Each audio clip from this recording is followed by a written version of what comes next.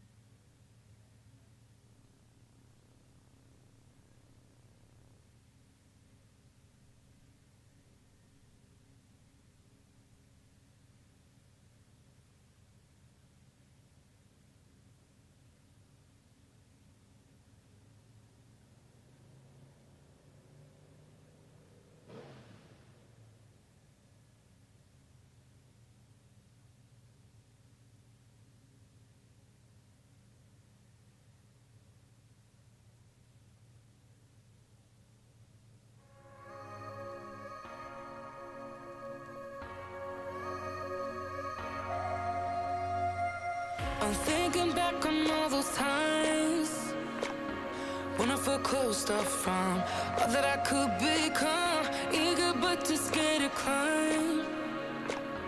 Wanted to please my friends, but it felt like the end of myself.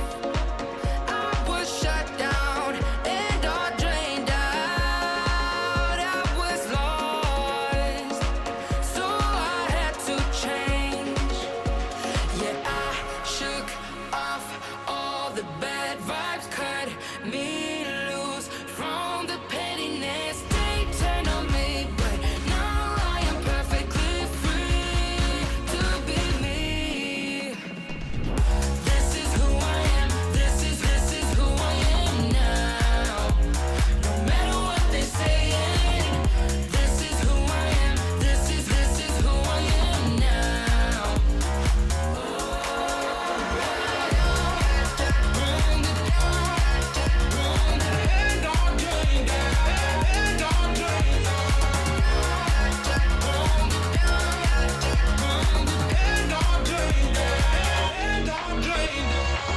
They think that I have lost my mind, that I'm not being true, but they don't have a clue. 'Cause this is me when I cut out all the shallowness and everything I suppressed to fit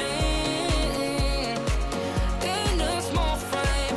But I won't play your game anymore, so I had to change. Yeah, I shook off all the bad vibes, cut me loose from the pettiness they turned on me. But now I am perfectly free to be me. This is who I am. This is who I am now.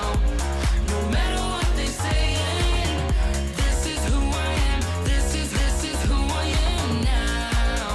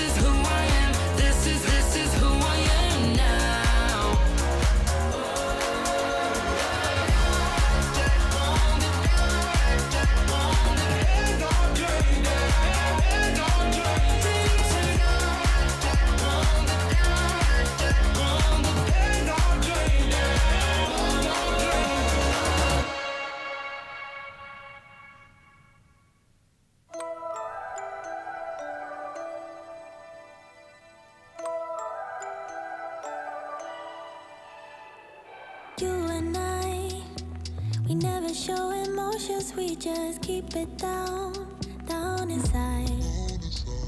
Yeah, you and I, both longing for expression for the things we like, but we stay quiet. Hold me now, tell me things, tell me all about how you feel. Just let yourself go. Say it loud, wake the world on the other side, make it real. Just let yourself go, just let go. Ooh, just let go. Oh yeah, just let go. Ooh, just let go. Just let yourself go. Let yourself be and you. We're holding back each other in the things we do. It's all so blue. Yeah, what if we could grow just like the flowers through the concrete? Just you and me. Hold me now, tell me things, tell me all about how you feel. Just let yourself go. Say it loud, wake the world on the other side, make it real. Just let yourself go, just let go. Ooh, just let go. Oh yeah, just let go. Ooh, just let go. Just let yourself go. Let yourself be and you. We're holding back each other in the things we do. It's all so blue. Yeah, what if we could grow just like the flowers through the concrete? Just you and me. Just let go.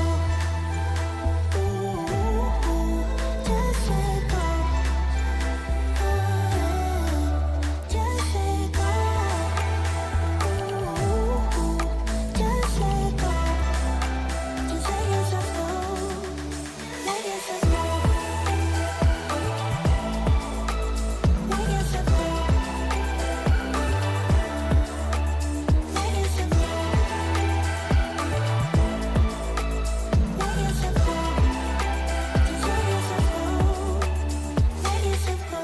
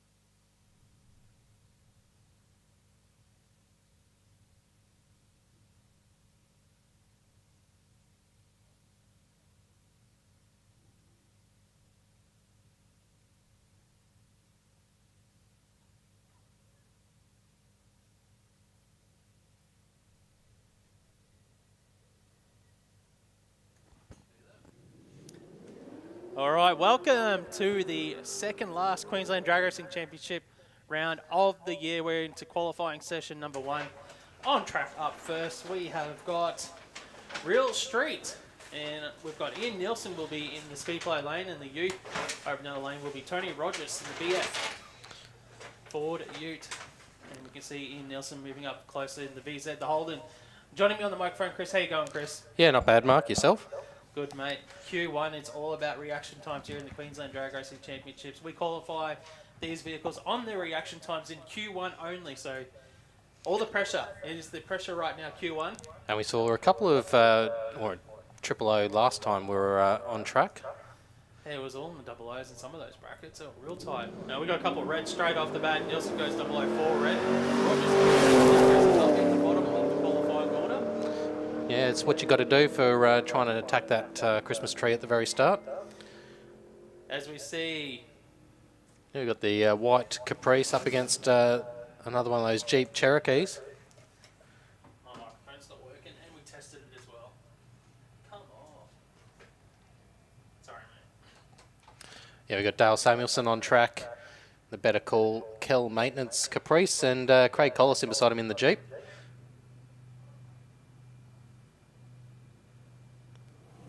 We see a 114 for Dale Samuelson and a 132 there for Craig Collis.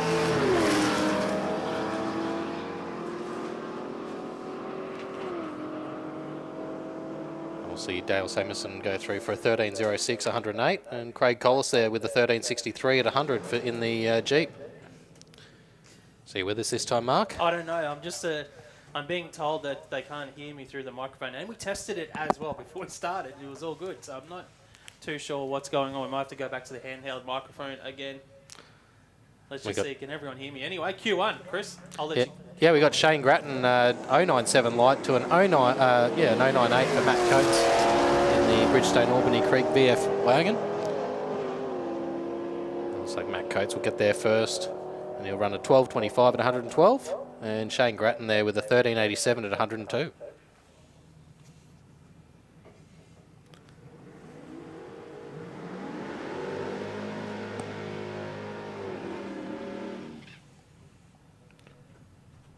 We see the Kingswood just on the screen, up against the bright orange Ford Capri.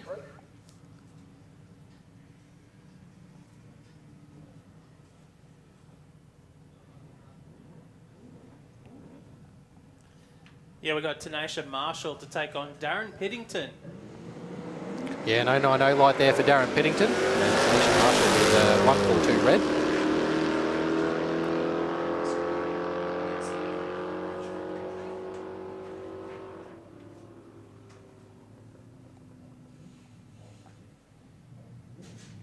Wade Moran in the SWC Automotive Blue Mustang on track, up against Andrew King in the Autobahn Hyperdome Ford Prefect.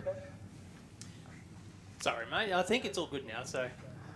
Well, problems resolved? I think so. Wade Moran, yeah, on track in the Mustang for SWC Automotive. Andrew King, we've got a red light for Wade Moran, a 149 Autobahn Hyperdome. Yeah, so we've got a couple of 004 reds so far. As we see, King go through for a 10.72, and Wade Moran an 11.72 beside him. Terry Glasby in the white Ford Fairlane in the Speedflow lane, up against Sean Taskus in the black and red Ford Capri. So far, the best light in Super Street is an 090 by Darren Piddington. That's currently a number 1 qualifier, and it drops this past Terry Glasby, goes from 0.4 to Sean Taskus, 0.59. Yeah, so another couple up into the higher parts of the qualifying order. Yeah, Taskus goes through from 11.19, 118 miles an hour, and Terry Glasby at 12.30 at 110 miles an hour. Next up, Troy Hutton in the Holden Ute to take on Craig Leighton, the Statesman for Aussie Diffs. It's coming through on the stream. Yeah, okay, it is. Yeah, Tyler said he sounded okay. Yeah, I just listened to myself on my phone. Yeah. 092 for Troy Hutton and an 033 for Craig Leighton.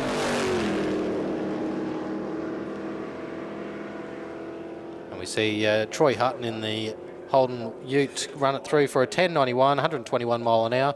And Craig Leighton there with an 11.81 at 115. Next up, it'll be Matt Francis in the panel van to take on William Coe in the XE Falcon. William Keogh there, already in full stage, waiting on Matt Francis now for Tuner Racing. Oh, bumps it in. 0.51 for Francis, 3.38 for William.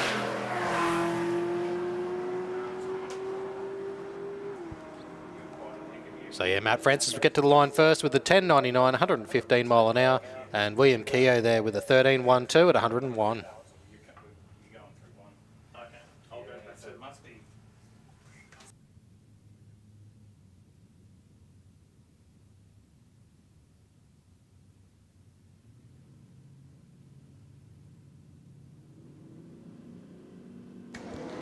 David Olsen there with an 083 light and 108 for Travis Greaves in the XD Falcon. And the XD will get there first at 10.86, 123 and 11.38 at 117 for David Olsen.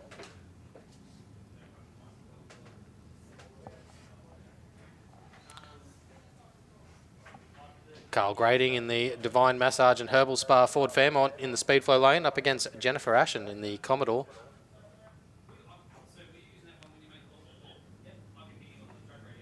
So all eyes on the reaction times at the moment for first round in qualifying. And it's a 102 for Carl Grading, 099 for Jennifer Ashen.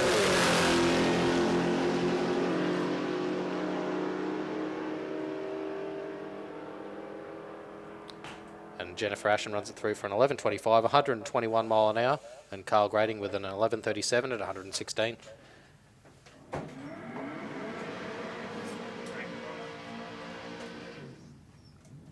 So Samantha Yilton in the BL Race Engines Commodore. Sorry, Chris, mate, we're just still checking out the sound. You're good? Let's see what happens. On track, Samantha Yilton in the Commodore take on Angela Holtz in the Monaro. Okay,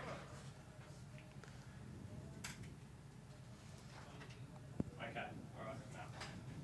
So it still sounds like you're not talking into that mic, it's coming through elsewhere. Yeah, it's like you're far away. Yeah. Yeah, so there's something wrong with that headset. So Samantha Yilton with a 001 light and a 399 red for Angela Holt. Yeah, great reaction time for Samantha Yilton there, 001. And we see it go through from 11.62, 119 miles an hour, 13.27. Yeah, that's way better on Angela the... Holt.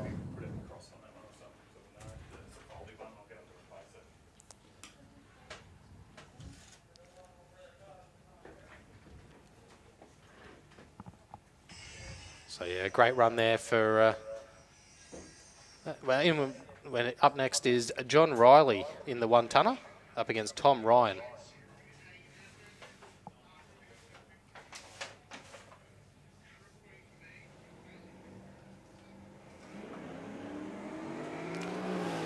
.047 for John Riley, 050 for Tom Ryan.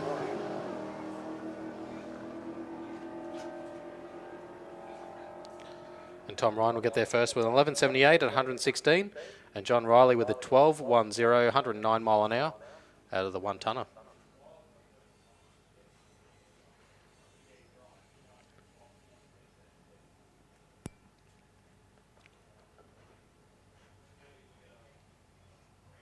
And looks like that'll bring to a close Super Street, and we'll be into some SuperFloor Junior Dragster. Can I get... So I need all Junior Dragster and Junior bikes to the staging lanes right now. Super Sedan and Modified, you should already have been there.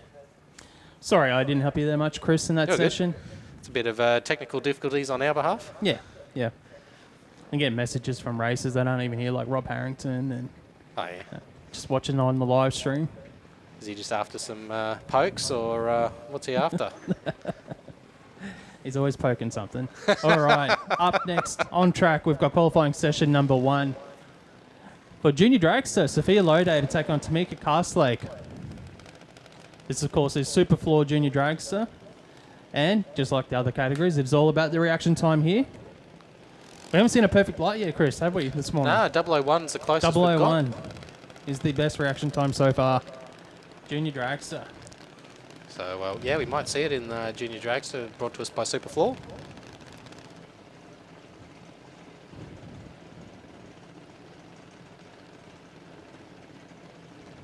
So, Sophia Lode, B Junior Dragster up against the A Junior of Tamika Castlake.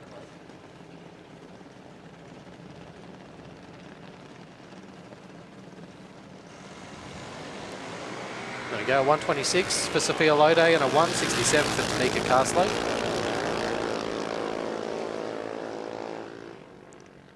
And an 864 for Lode at 74 mile an hour, and Tamika goes through for an 877 at 72 mile an hour. Next up, it'll be Chase Castlake will be in the speedway lane to take on Ryder Marsden over there in the Rocket lane. So Ryder Marsden, I think this might be Ryder's first actual race event, because I think he was licensing at the last QDRC. Sure was.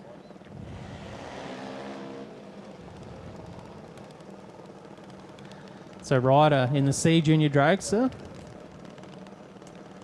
And Chase Castlake in the A JD.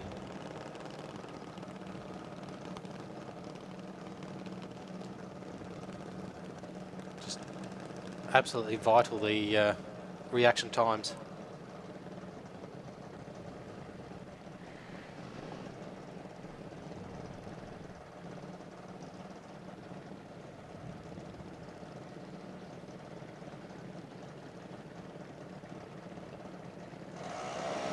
.077 for Chase Castlake, 047 red for Ryder Marsden. And Chase Castlake goes through for an 836 at 76 mile an hour. And Ryder Marsden a 1244 at 52 mile an hour.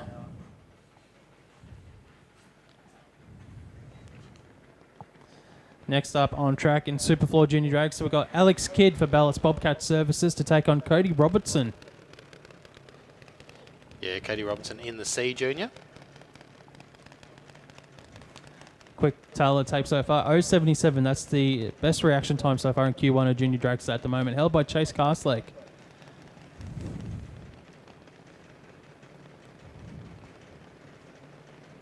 Just waiting on Alex to go into full stage. And a 124 for Alex Kidd, a 141 for Cody Robertson. Yeah, that'll put him in the middle of the field at the moment here in SuperFloor Junior Drag. So we watch Alex Kidd go through for an 844 at 75 mile an hour, and Cody Robertson 1173 at 54 mile an hour.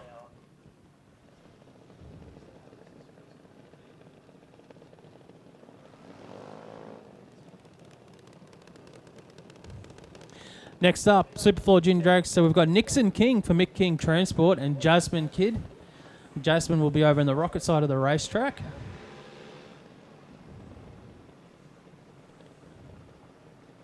So Jasmine running for Ballas Bobcat Services as well. As we see Nixon King, they're just doing a couple launches on track. Make sure everything's A-OK before he heads towards that staging area. And Jasmine Kidd just outside the pre-stage right now, about to move forward. Yes. See final adjustments on the idle there. So 077, that's still the reaction time to beat to get that number one spot.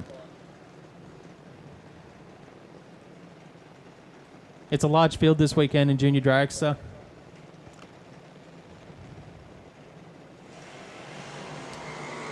There we go, 051 for Nixon King, 032 red for Jasmine Kidd. Yeah, so Nixon King will go to that number one spot at the moment in qualifying, goes through for an 811 at 79 miles an hour. Jasmine Kidd an 871 at 73 mile an hour. Can I get Top Sportsman to the lanes, please? Modified and Super Sedan, you need to be in the lanes ASAP. Top Sportsman, Modified and Super Sedan to the lanes. 8 cars down the track so far in qualifying for Junior Dragster. Next up, Paige King, running for Todd's Fiberglass Repairs to take on Tyler Bellett for the TBRE Performance Junior Dragster. We can see Tyler there, also getting final adjustments.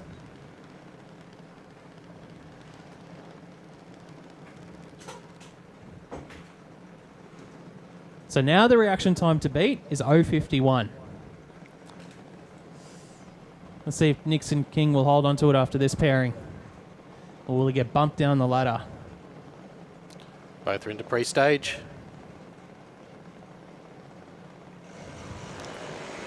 Oh, it's close. It's a red light for Paige King, 004 red. Tyler Ballard goes 194 on the green side of things. Tyler's the quicker of the two, goes 799, 83 mile an hour.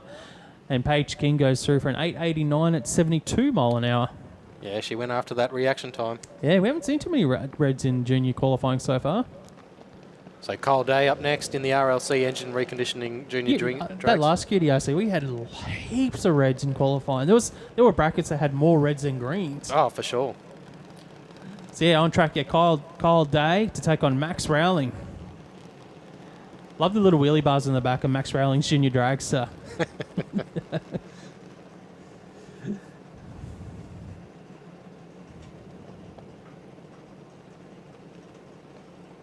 Yeah, you wouldn't have to do much maintenance on it. 096 to an 013 for Max Rowling, puts him straight up to the top. Yeah, we've got a new number one qualifier at the moment. Max Rowling from Tambourine goes through for a 768, the first of our double AJDs this morning at 84 miles an hour. Kyle Day goes through for an 855 for 75 mile an hour. So yeah, Max Rowling goes to that number one spot. Nixon King drops to number two. Chase Carslake is currently in the top three with an 077. So now the reaction time to beat on board is an 013. Next up to try and beat that will be Cody Sedmak to take on Isabella Hunter. We can see Cody Sedmak for JTS Racing. Nice graphics on the side of that junior there for Cody. Yeah, and Isabella there for Playfall, supporting her junior dragster.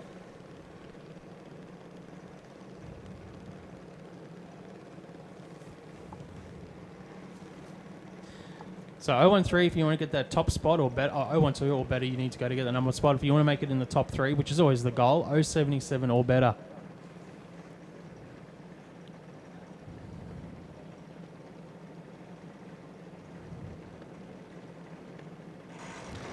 .029 didn't sound too good off the start line for Cody Sedmak, but a 282 there for Isabella Hunter.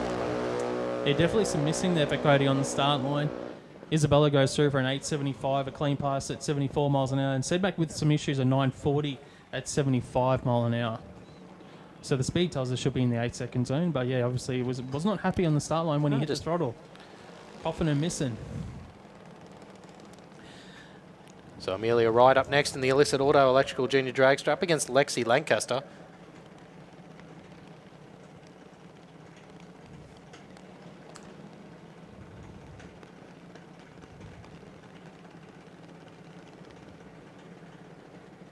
Yeah, Lexi,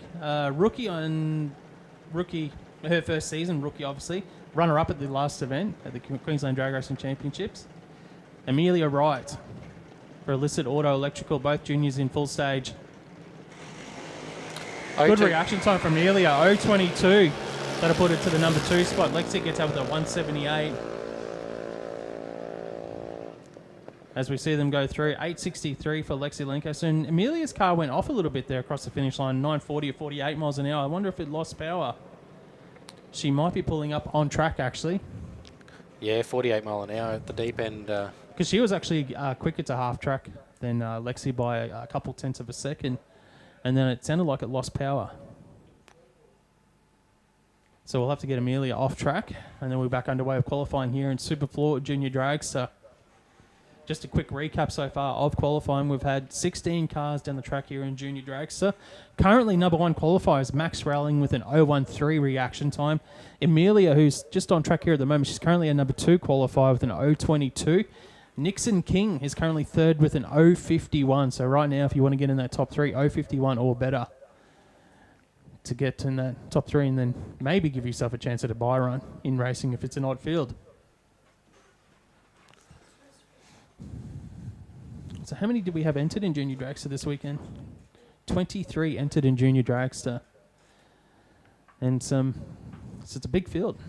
Yeah, it's been consistent through the QDRC rounds too for the field size of Junior Dragster. Actually, one thing I'm looking forward to today is a lot of the cars testing. So we've got a few of the pro teams here this weekend. We've got the top fueler, and Peter Zipris, he's here testing. And then we've also got a bunch of the pro alcohol cars as well. Obviously, they've got their first round of the championship, I think, next weekend in Sydney.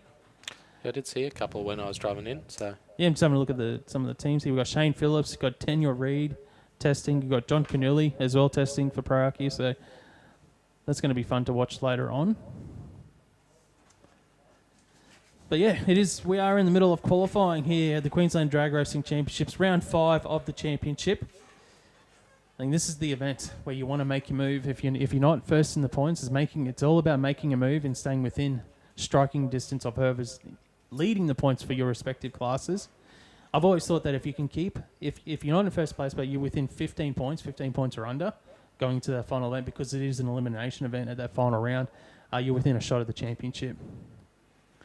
You know, it's a reasonable shot as well. So you still need things to fall your way, but you know, it's a shot. So what are we looking at with some of the points in the championship, Mark? We've got... well, we're in Junior Dragster at the moment, so let's have a look at that first. Chris, we'll go to the SuperFloor Junior Dragster Championship points. Currently leading the championship is Vance Pirano. We haven't seen him on track yet this morning. Yeah, with 81 points, and Nixon Canuli in just under. Yeah, Nixon Canuli second, Dakota Bray third. So I want to talk about that 15 points. If you're within 15 points going into the last event of the year, where there's a lot of points that you can make up, being eliminations. You're talking like right down to like near Paul. So you've got 1, 2, 3, 4, 5, 6, 7, 8. You know, you get 10 teams potentially within striking distance going into that final event. Yeah, it just shows you how close that field Yeah. of SuperFloor Junior Dragster is. Looks like we're back underway. So we've got Vance Pirano and Nixon Canuli on track. Well, number 1 and 2 in points. There we go. Timing perfect. So this is where you want that Well, it's critical qualifying position. Well, this is the sort of thing I like as a driver. Like, how do you replicate racing in qualifying to get the nerves and putting pressure on yourself? And this is one way to do it. Like when you line up against the team that's either first or second in the championship, and you want to put a good number on them and get inside their head a little bit. So who gets bragging rights here in qualifying? Will it be Nixon Canuli? Will it be Vance Pirano?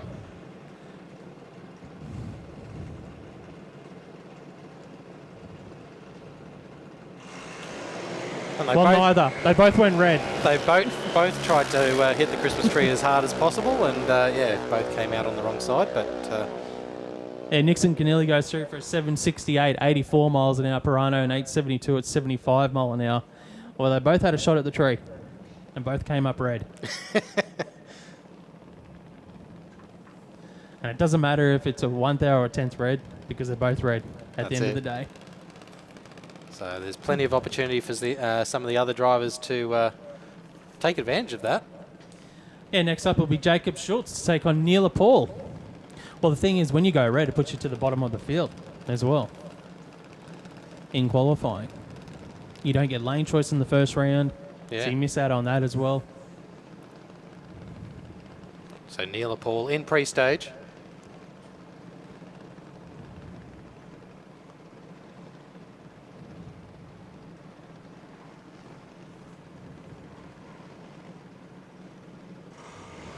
.109 there for Jacob Schultz, a 110 for Neil Paul.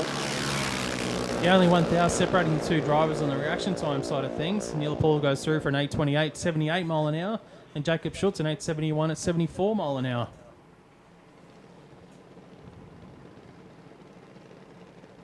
And the field keeps coming. Yeah, 20 of them so far. So if there is 23 in the field this weekend, well, we're about to see 21 and 22 on track. Yeah, so we got Nevaeh McDougall up against Carl Schultz.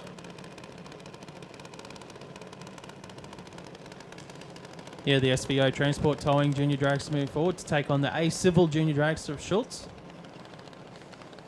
So the reaction time to beat as we get to the pointy end of Junior Dragster is 013 by Max Railing. So 012 or better will get you that number 1 spot.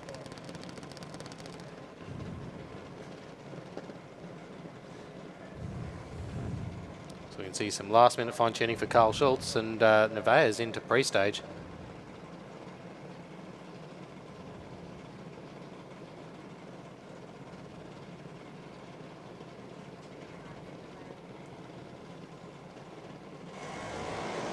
Oh, good light for Carl Schultz. It's not good enough for number 1, but an 024 puts you up in the top 3. Nevaeh McDougall goes 183 beside. And Schultz goes through for a 779 at 76 miles an hour. And Nevaeh McDougall an 884 at only 36 miles an hour. So it looks like Nevaeh might have backed off early there. Hopefully no issues for Nevaeh. Actually, Schultz might have backed off early too, only 76 mile an hour. 770 should be in the mid 80 mile an hour range. So looking at the qualifying, Schultz goes to number 3 with at 024. And we've got one junior left, Dakota Bray for Smith Transport. Last pass on track in SuperFloor Junior Dragster Q1. Can Dakota get that number 1 spot in qualifying? 012, that is the number we're looking for on the scoreboard.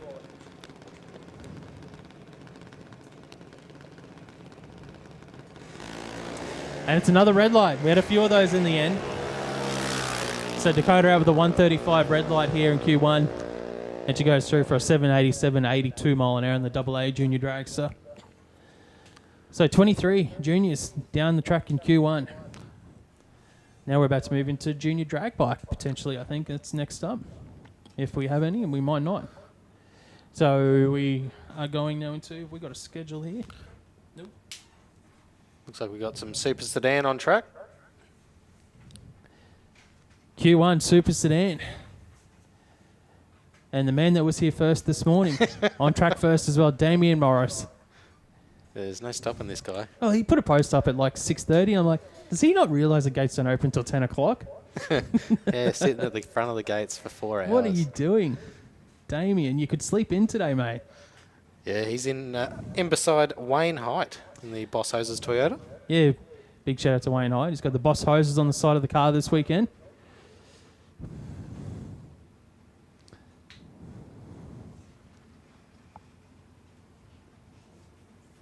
So we're just waiting for the junior dragsters to get off stage. Off track. And for the timing systems to be swapped over to the full Yeah. quarter mile.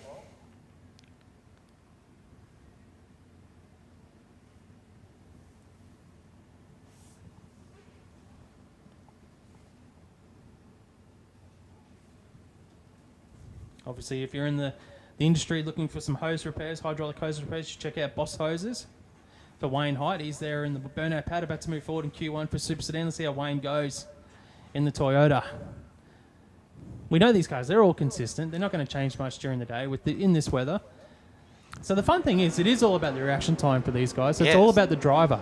That's all it. the pressure is on the driver right now. So the rest of the quarter mile doesn't really matter at the moment. Well, it does when they want the data for their diamonds, yeah. but right now, all they're thinking about is, I want to get that 00. I want to get a good reaction time, put myself in the top half of the field, get lane choice in round 1 of racing. So Damien Morris first into pre-stage.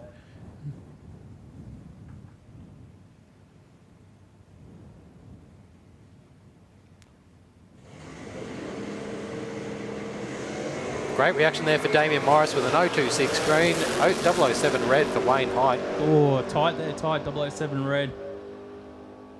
And Height goes through for a 940 at 141 miles an hour. Damien Morris and 994 at 134 mile an hour.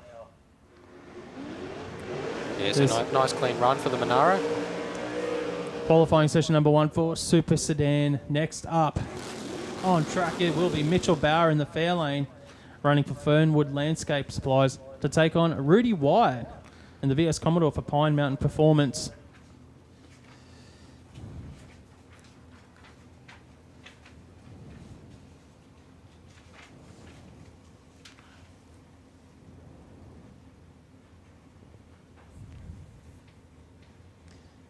So Rudy Wyatt won the opening round of the Queensland Drag Racing Championship, started the season really strong.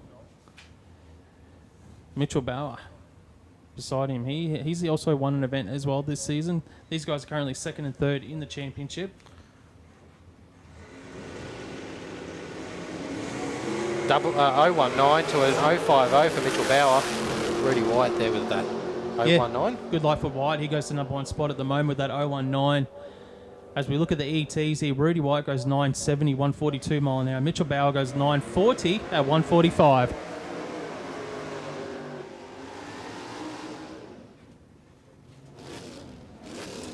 Next up on track, it's the man that won the last Queensland Drag Racing Championship in Super Sedan, Adam White in the VR Commodore. Yeah, in beside him is Phil Yulton in the BL Race Engines Tirana. So you got the VL to the left of screen, that's Adam White, Phil Yulton, the Tirana. In the lane beside him for BL Race Engines.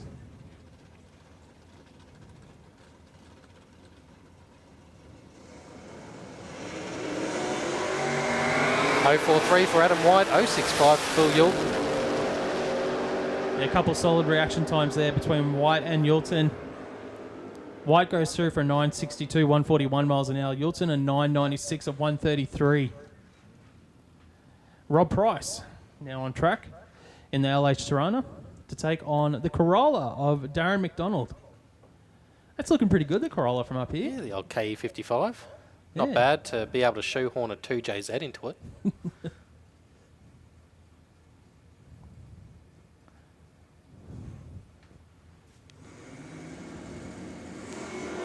014 for Bob Price and 1015 for Darren McDonald. Yeah, that 014 for Rob Price is going to put him to that number one spot in qualifying at the moment. Goes through for a 974, 140 miles an hour. And McDonald had some issues there in the Corolla at 1099, 131 miles an hour.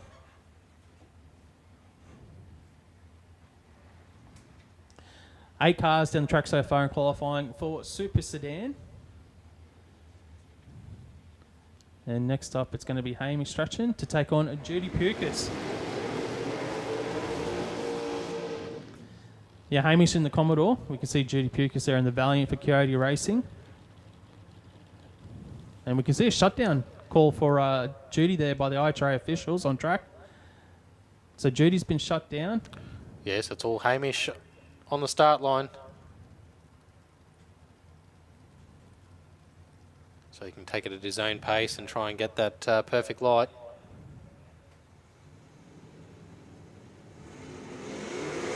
.006. Well, he's got the number one spot, 006. A lot of wheel spin. Yeah, Hamish had that last event as well, just on the head a couple times. And I think there'll be quite a few people having a lot of wheel spin off the start line with the heat. Yeah, 126 mile an hour there as he rolls through for Hamish at 1098. The track was pretty good, I must admit. That last event, it was mid-30s as well during the day. It was pretty good.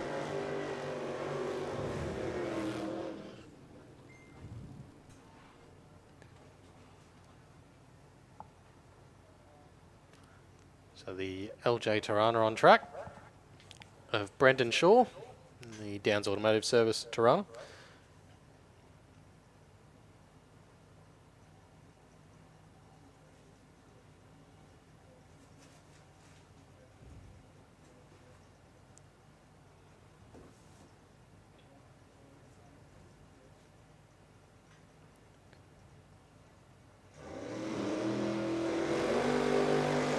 Perfect light for Brendan Shaw, 000. There you go, first of the day. Brendan Shaw will take that number one spot. That can't be taken off him. Yeah, that's a very nice run there. 945, 141 mile an hour with a 000 light. He'd be happy to put it back on the trailer, really, after that run. He'd won and done it. Yeah, he gets that number one spot, and I think it's an odd field as well for Super Sedan. And 9, I think, qualified in the end. So just our first call for testing to the lanes, please. Testing to the lanes, please. Top Sportsman, Outlaws, Modified Bike and Modified, you should be in the lanes as well. So testing to the lanes, Top Sportsman, Supercharged Outlaws, Modified Bike and Modified to the lanes, please.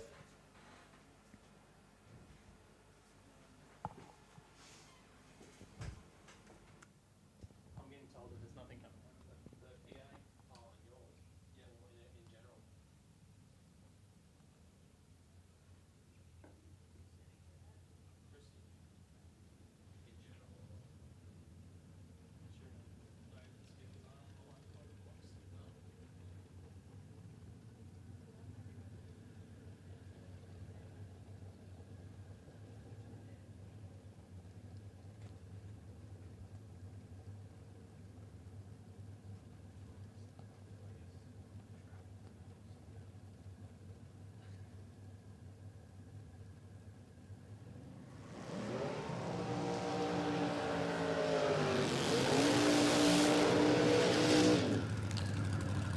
So we're into first round of Knijff Earthmoving Modified.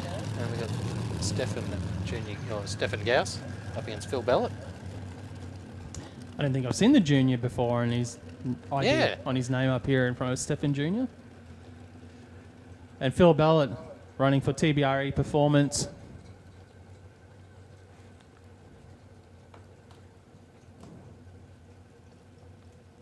Yeah, Stefan with the Simpson Race Products supporting his SCG Racing Parts dragster.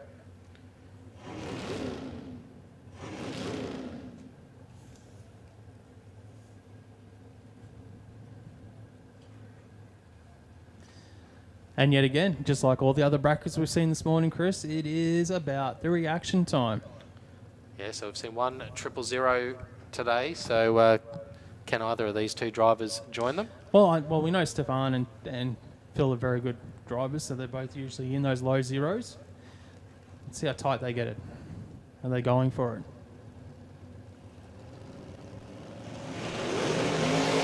.005 to Stefan Gauss and an 018 for Phil Bellett. So there you go. Stefan, 005 would have put him to number 1 spot, but he had issues there off the hit. We see Phil Bellett go through for a 785, 170 miles an hour, which is a good clean pass for Phil. Probably where he expected to be in these sort of conditions. can I get all testing, Top Sportsman, Supercharged Outlaws and Modified Bike to the lanes, please? Testing, Top Sportsman, Supercharged Outlaws and Mod Bike. You need to be in the lanes. It just sort of cut out, didn't it? I didn't hear anything untoward from Stefan's dragster. It launched and then just approaching that 330 and it just cut out on him. Yeah, I think it might have even been sooner than that, like just here, just after the 60 foot. Anyways, next up, it's Lucas Holtz in the Altered for Mad Dog Motorsports. Solo pass for Lucas.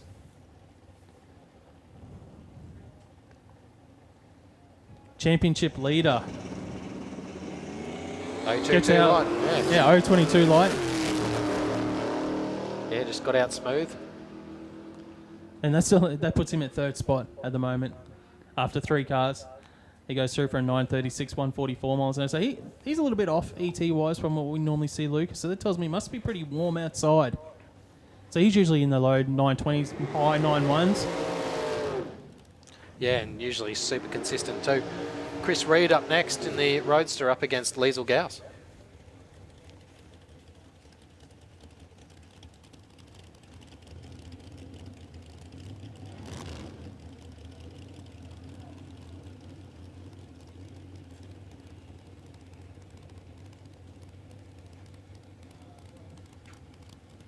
So Chris Reed on track with the 427 powered Roadster.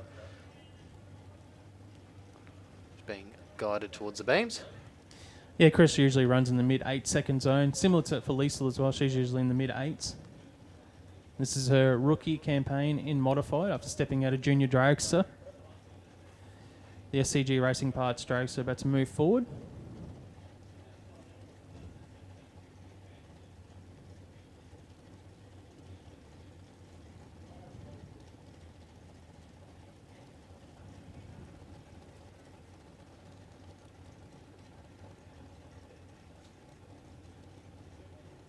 Reed into full stage. 016 for Reed, 010 for Liesl Gauss. How tight is Modified? With 5 cars down the track, 020 is the slowest reaction time so far. We see Chris Reed go through for an 851, Liesl Gauss an 867 at 151 miles an hour. But that's incredible when you look at the qualifying order so far in Modified. Stefan Gauss number 1 with a 005, Liesl Gauss number 2 with an 010, Chris Reed 3rd with an 016, Phil Bellett 4th with an 018, and Lucas Holtz, championship leader, the slowest of the lot at 022. Yeah, it's a very tight field and just shows you the sheer quality of the drivers in Knijff Earthmoving Modified. All right. Oh, Andrew Pinkstone getting a little bit sideways in the burnout in his dragster. What's going on there? The Pinky's toy dragster having a bit of fun. Yeah, just adding a bit of movement to the steering wheel just to... I don't know if I'd advise doing that in a dragster. I wonder if it kicked out on him and he was trying to straighten it up.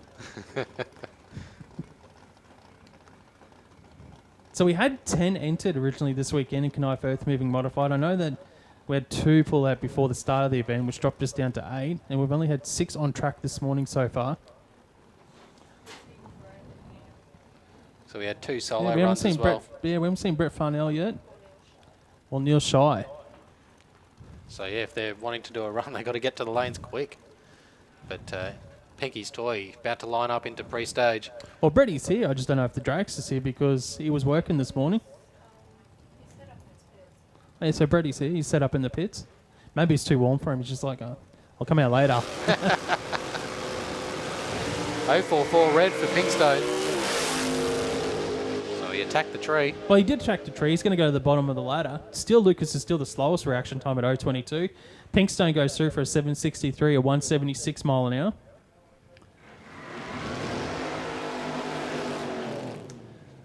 So that's Neil Shire in the front engine dragster. So that'll give us 7 in Knijff Earthmoving Modified.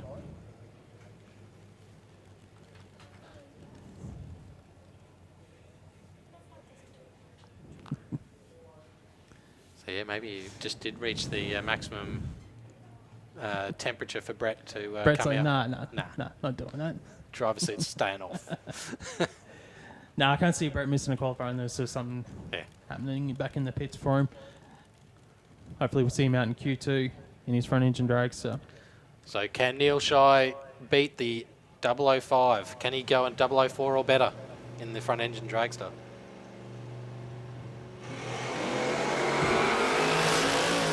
It's tight. 017. Modified putting on a show this morning here in Q1 reaction time side of things. Neil goes through for 892 at 149 miles an hour. So I think that puts him 4th in the list. Yeah, 017 I think we'll put him, actually I think I might put him 5th. 5th. Lucas 6 with an 022 and then Pinkstone with the red at 7. That's nuts. So that brings a close to qualifying. Knijff Earthmoving, slowest qualifying, 022 reaction time. Crazy. Moving now into qualifying session number 1 of Top Sportsman.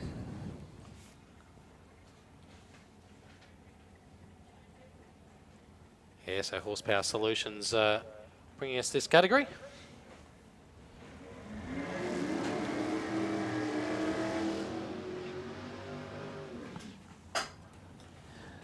That'll be Paul DeBlaine on track, taking on Patrick Barron.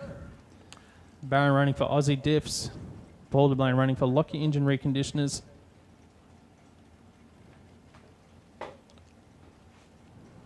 Who will we see with the better reaction time out of these two?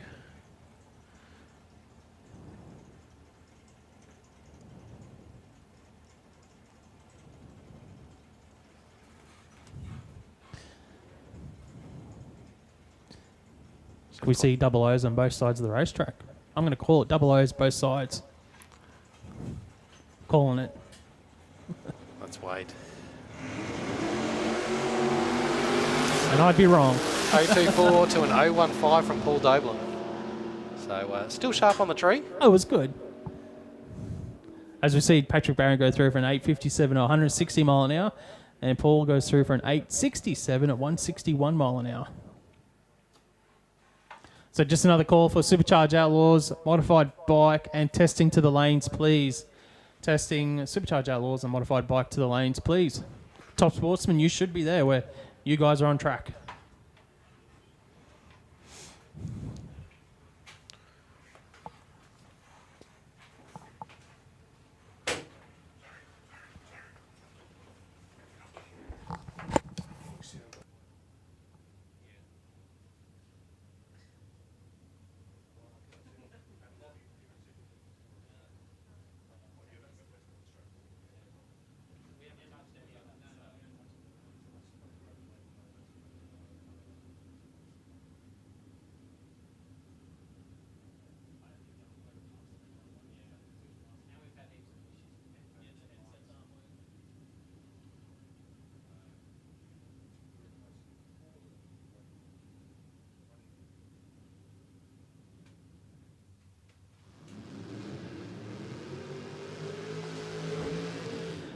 Next up, in Horsepower Solutions, Top Sportsman, Dave Goldie on a solo pass here.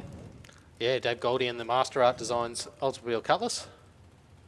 4th in the championship, Dave Goldie. Let's get the freebie, mate. Test it out.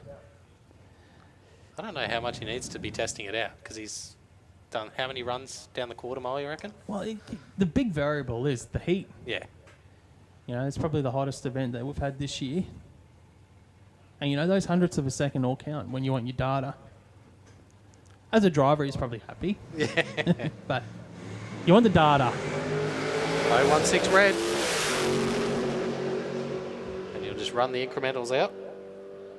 And 761, 182 mile an hour for Dave Goldie. Yeah, a little bit slower than I probably expected for Goldie there. Just that heat coming into play. Possibly, yeah.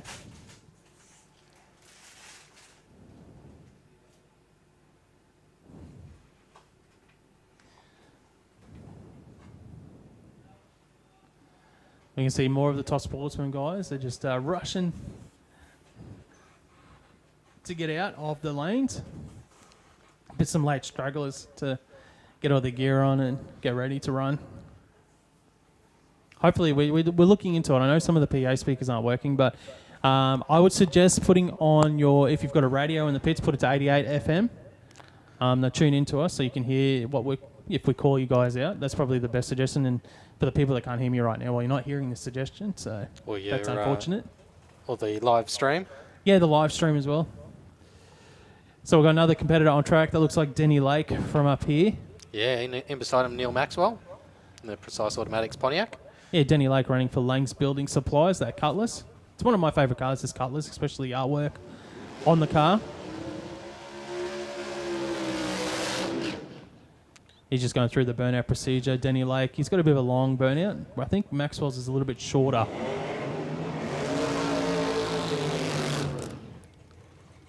It definitely has that deeper note out of the Pontiac. He's got some cubes on board, Neil Maxwell. Runs in the low 7s. So he usually runs around the 720, 730s, Neil Maxwell. But if it is as warm as we're thinking today, he might, I don't know, high 730, maybe a low 740, potentially. Yep. He's got 718 on the window.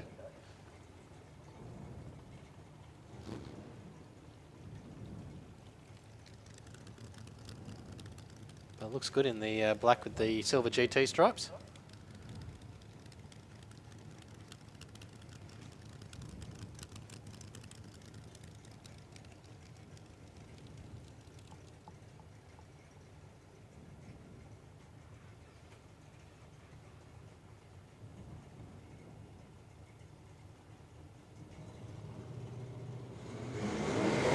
.090 for Neil Maxwell, 029 for Danny Lake. We see Neil Maxwell get there first with a 761, 184 mile an hour, and Danny Lake an 806, 169.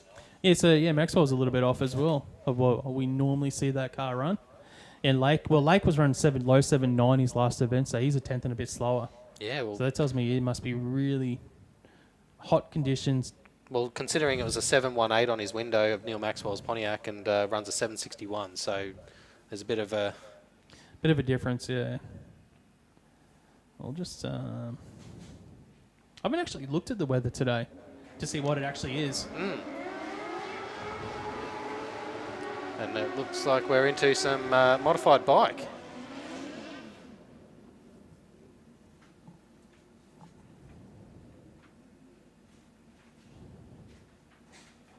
Oh yeah, going by the weather, it's about 500 or 600 slower than what it was last event. Yep. So that's why we're seeing a lot of cars going a lot slower. Yeah, so first up, Alex Redmond on the B mod bike up against Alan Annis on an A mod bike.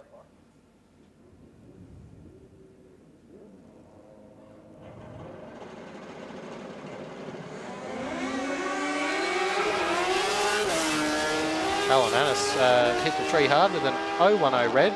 Alex Redmond with a 274. And Alan Annis runs it out for an 873, 152 mile an hour. And Redmond a 1021 at 137.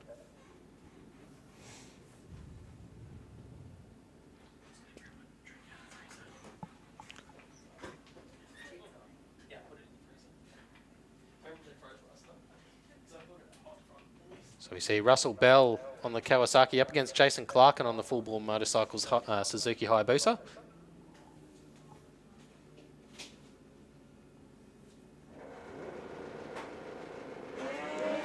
.078 light for Russell Bell, 082 red for Jason Clarkin. And the Kawasaki will get there first, a 903, 153 mile an hour, and Jason Clarkin with a 953 at 153.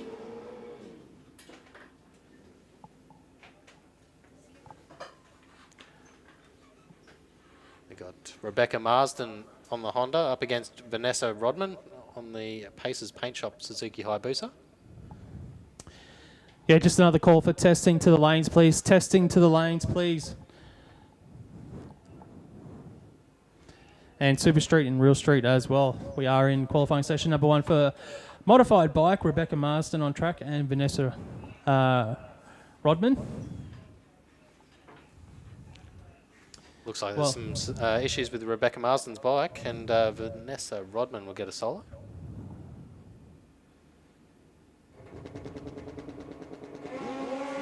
.009 red for Vanessa Rodman.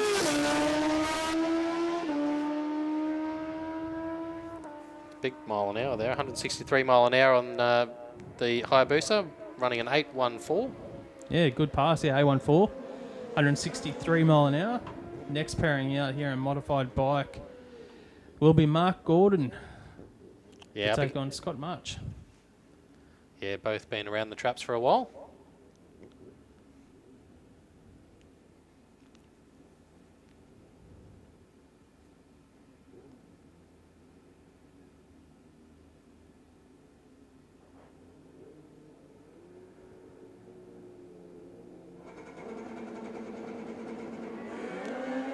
.008 for Scott March, 035 for Mark Gordon. It couldn't be much better than that on the tree. I was waiting for it, Mark. 902 at 149 miles an hour for Scott there. Mark Gordon goes through for a 1052 at 139 miles an hour. Yeah, so 008, they will put him in the number 1 spot for Scott March at the moment. Brian Elvizio for DeWalt Tools to take on Temi Goldthorpe. Goldthorpe, the champion, on track.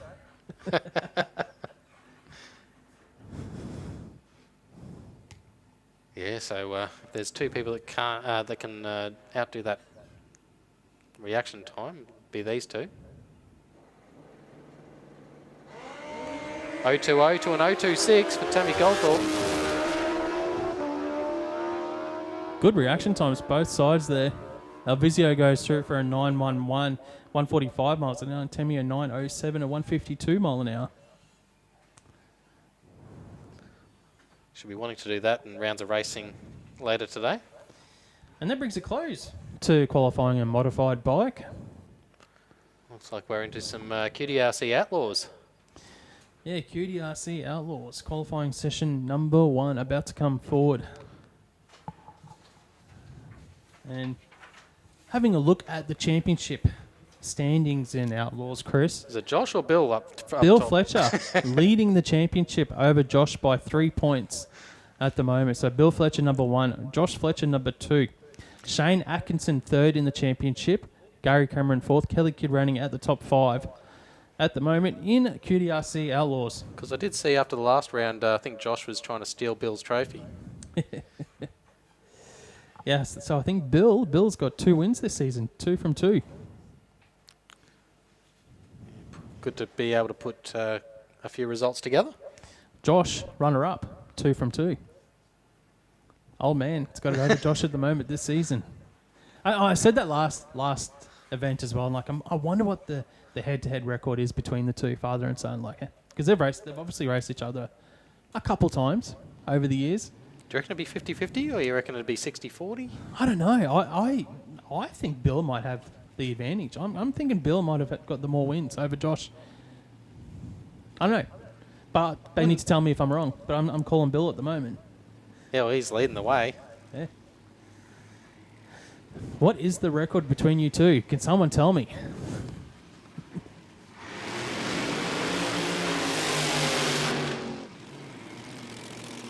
So Bill Fletcher just gone through the burnout procedure in his Styromax composite panels dragster.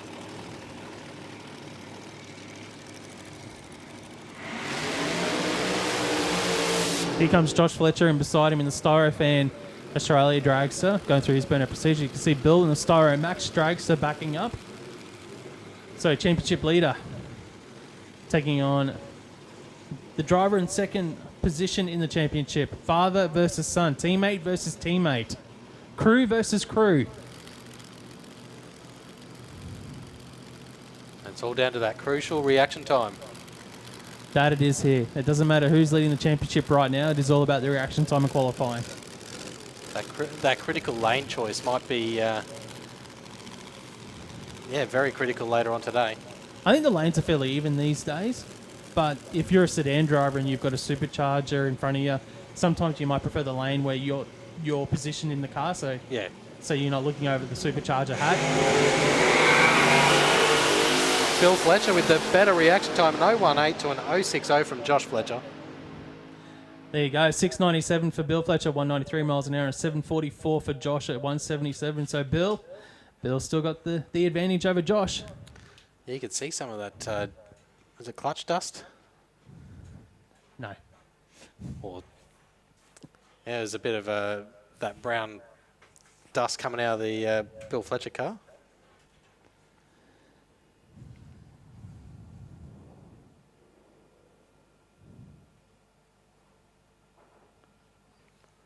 So first pairing down in QDRC Outlaws.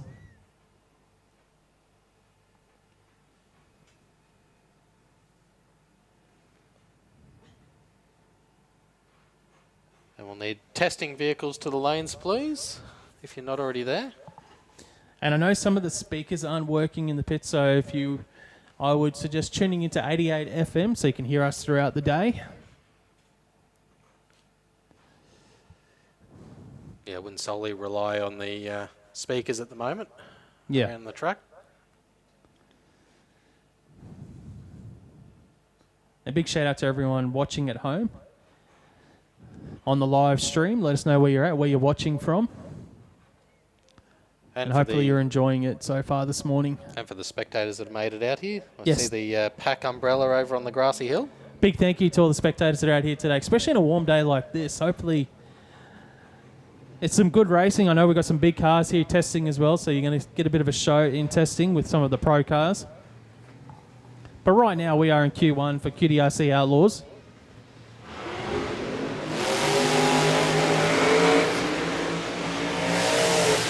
So if this is your first time seeing QDRC Outlaws here at Willowbank Raceway, so this is a class for all of our boosted cars. So when I say boosted, that's supercharged, turbocharged, nitrous, procharged. So it can be sedan, altered, funny car, you name it. And these are some of the wildest ones you'll see. Yeah, in it's a Outlaw. V8 as well. It's got to be a V8 too. So we've got Bart Bedrosian in the 23 T Altered in the Rocket Lane up against Gary Cameron in the another 23 Altered. It is a die your own class as well, so it is all about consistency. When we get to racing, the drivers will nominate a dial in, which we'll talk about more later on. But right now you've got altered versus altered. How cool is it to see altered versus altered on the racetrack? It's one of my favourite things, two supercharged altered side by side.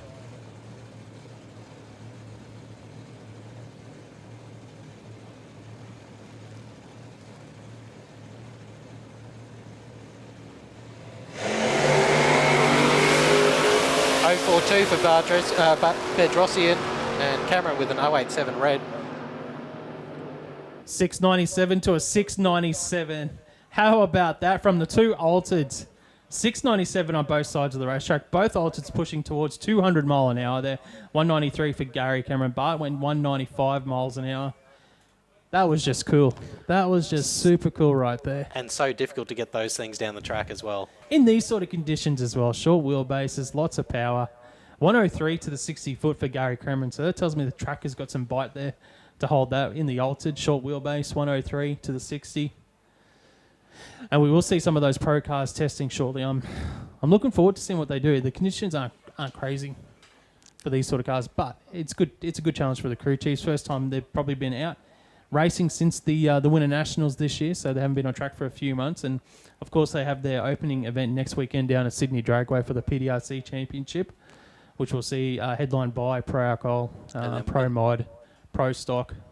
Yeah, and then we have some big meets at Willowbank in the new year. We do. We've got the New Year Nitro event coming up, the New Year event. Make sure you check out willowbankraceway.com.au. You can buy tickets. That'd be a great gift for someone. Get them some tickets for the New Year event here at Willowbank Raceway. And of course, we do have the final round of the Queensland Drag Racing Championships in December as well, where we'll crown our champions for the season. So check it out. And we've got street meets as well, test and tunes. We've got some themed test and tunes as well, which you can find all online at willowbankraceway.com.au. We are now moving into some testing, and it might be a bit of top fuel testing. Peter Gypris Yeah, in the Premier Hire top fuel dragster. So you'll hear him fire up very shortly. You can see Dave from Drag Photos down there taking plenty of snaps down there as well on the start line. So we had Peter Gypris. He was here a couple of weeks ago testing at the last QDRC event. They did some half-track launches. So it'll be interesting to see what they do here this weekend, if they go a bit further. I'm sure the first pass will be another checkout pass for the team.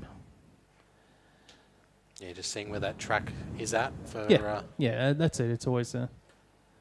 But these days, man, with all the data that they collect and the traction meters that they use on the track, so they sort of already know what sort of bite they've got. So they've got a good indication of what they can throw at the track before they even hit the track.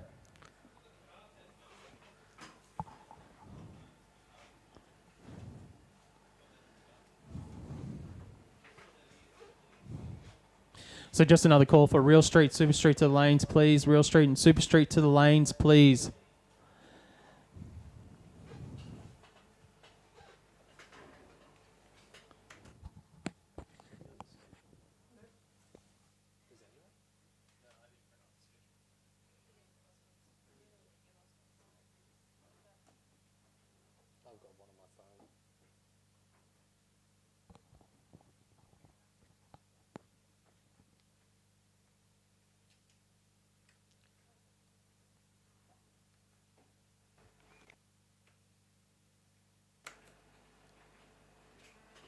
Yeah, so Real Street, Super Street, Junior Dragster, you'll need to be in the lanes as well with Junior Drag Bike Test as well.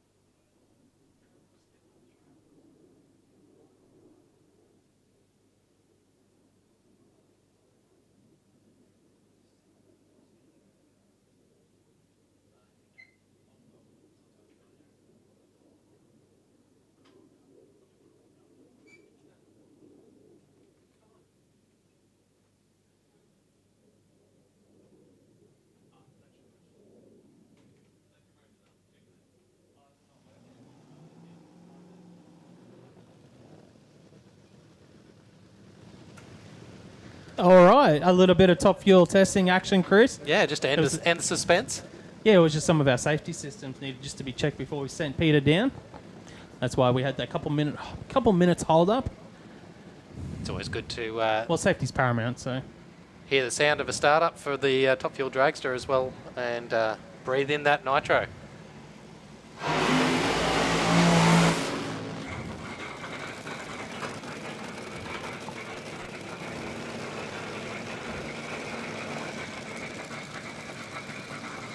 So Peter Gypris on track, Premier Hire, Top Fuel Dragster testing We'll see the Top Fuel Dragster here at Willowbank Raceway in the new year, January 10th and 11th for their event.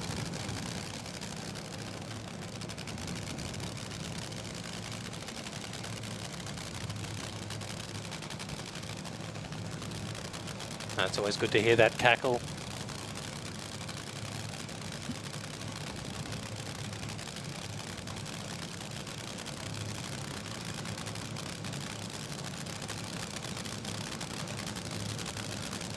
I think in these conditions, if you can get around an 850, 60 foot on a hot track like this, that's pretty good in this sort of weather. We'll have a look at Pete. I'm not sure what the plan is for the team and how far they're going to take this dragster out.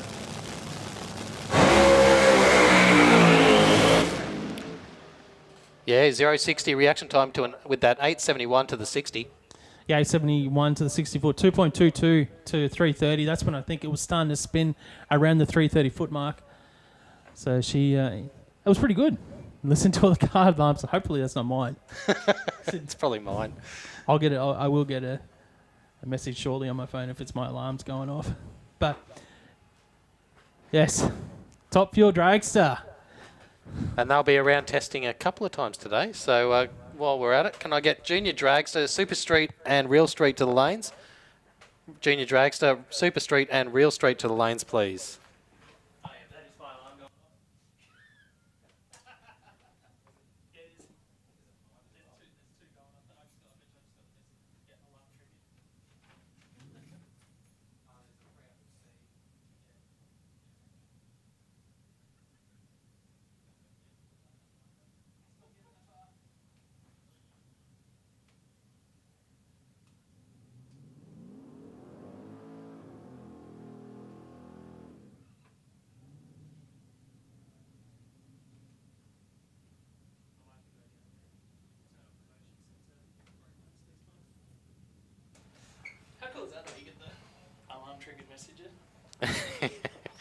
Yeah, so Mark's car alarm's still going. While we've got, looks like Joe Nicholson in the red Toyota on track doing some testing. Yeah, it's a good thing about commentary is you get a park nice and close to the tower. But if there's a Top Fuel Dragster launching, you've got the motion sensor alarms. Anyways, bit of testing in front of us. Yeah, picks the front wheel up.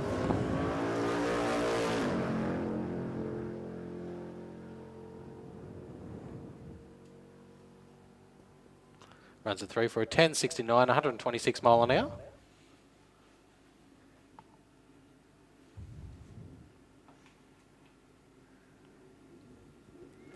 And Pete Farnell testing.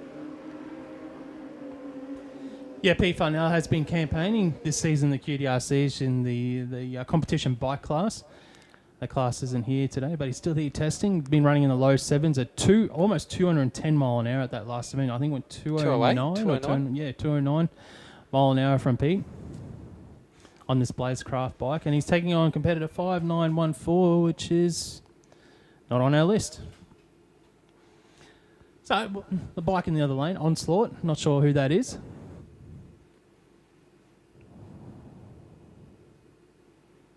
Actually, I don't know if I've seen that bike before, Onslaught.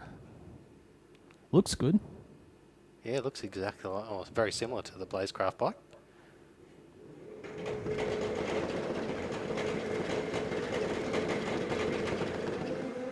.056 light for Farnell, 083 for Onslaught, and they back out. Still goes 790 at 133 miles an hour. Look, half track increments, 4.9 seconds for Pete, 4.78 for the bike beside Pete. That one was fast. That bike in the lane beside Pete, that was on a good number. Nearly 160 mile an hour half track. Yeah, so very cool. So they're throwing some big boost at those bikes. I think that looked like a planned shot off for both riders there. And we got more testing. It looks like Jai Schluter about to move forward.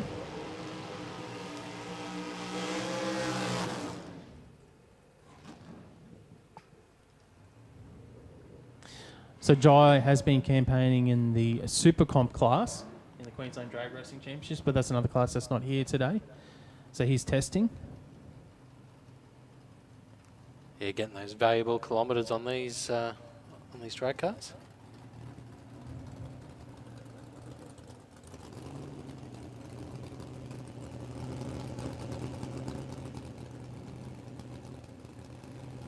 I'd be surprised if they did a full pass here. But you never know. A lot of these guys in testing will probably usually only take the half track or 1,000 foot and then button them off. Josh Schluter, you can see final adjustments on the wheelie bars there. It's a tuning tool for the cars as well. Because I guess once you've got the first half incrementals, it's basically just running. Pretty much, yeah. Look, for these sort of cars, once they get that to half track, you've got everything you need to know data-wise, unless you're doing something with the other end of the track with your system, your fuel system or something, and top end or... But a lot of the times, once you get to 800,000 foot, you've got everything you need to know from the pass, especially in testing. And with the revs on board that these guys are doing with these small blocks and that, like, you don't need to put them under any more stress than what they already are. Yeah, basically, even though you are shifting, it's a manually shifted car as well, so.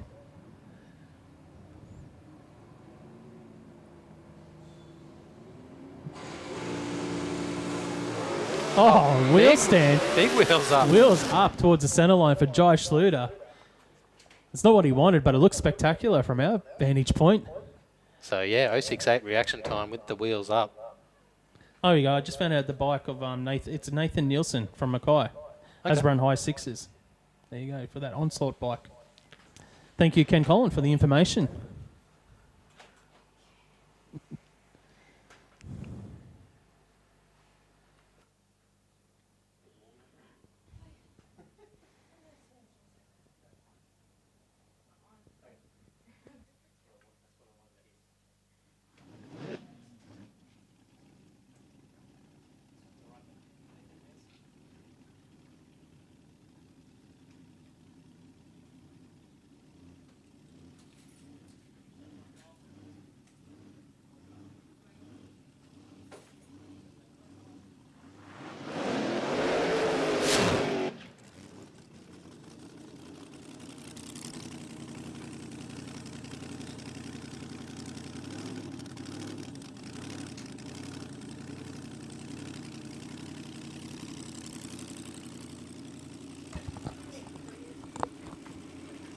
Yeah, so Mackenzie Garside on track.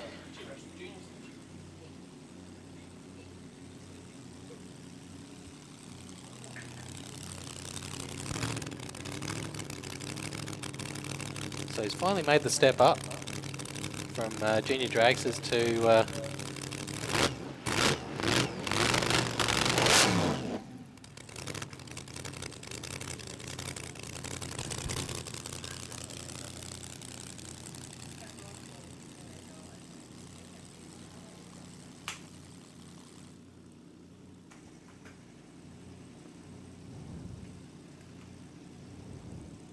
How's this for stepping up from Junior Dragster? yeah, 160 reaction time. Little supercharged dragster. Yeah, that's pretty cool. You race Junior Dragster, and that's what you can step up into from that. That's cool. A 912 at 103 miles an hour there for Mackenzie. Good pass. Just going through that licensing procedure for the team. And a good spot to do it in testing. I don't think we've seen any of the... well, we've seen one of the pro cars come out and take advantage of this first test session. And we've got 6 test sessions today that they can take advantage of. And you know what? A lot of these teams will actually look at the weather that's predicted already for Sydney next week. So they're going to look... They will look at what's predicted right now. And then they'll look at today and go, oh, is there a point of the day where we can get some data which will be similar weather to in Sydney next weekend? Yep. And being out at Eastern Creek, it's usually pretty hot in the middle of summer. They've had some warm days down there, I could tell you. It doesn't usually have much of a breeze out there either.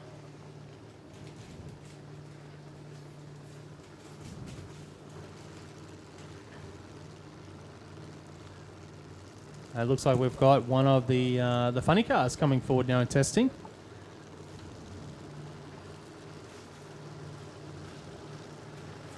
So Shane Phillips.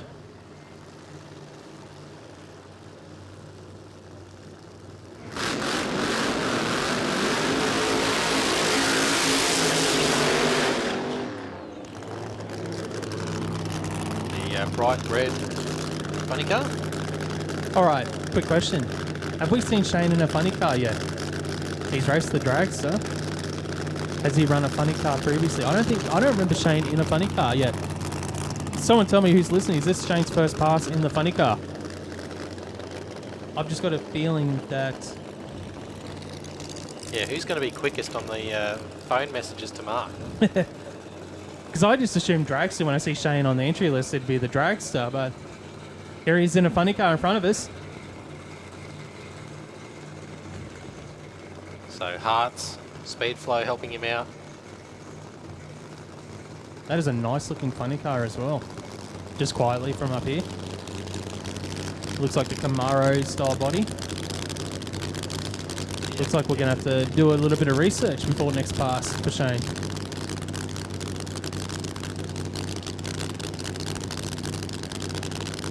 So we know Dad Gary was obviously campaigning the Altered at the Winter Nationals. The step back, how cool was that? I like that. That was potentially one of my favourite cars at that event. Like it was so cool seeing that Altered. I'm going to message Jess first time in the funny car. There you go.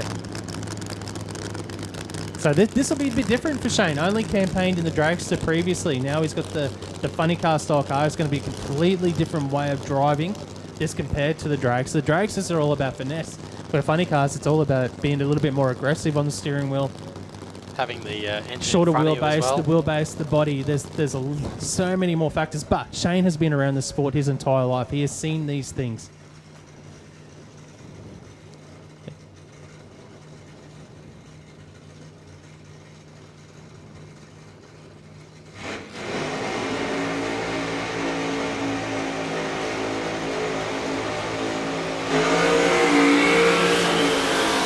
Nice and straight. 065 Wow. reaction time. 957 to the 60. That was perfect for a first pass in a funny car. That was really, really good from Shane Phillips there. 957 to the 60 foot. It went perfectly straight. Buttoned off just before half track there for Shane Phillips. That was impressive for his first ever drive in a funny car. So That was cool. and we'll see him get quicker and quicker.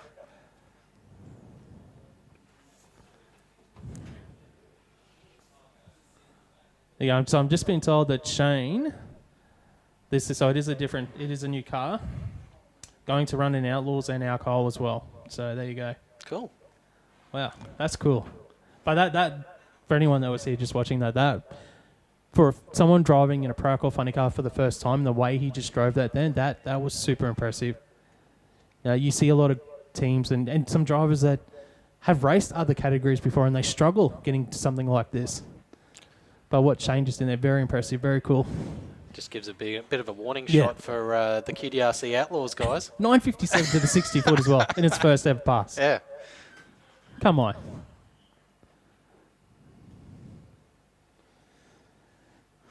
So what else? So it will be fun to see Shane out again later on.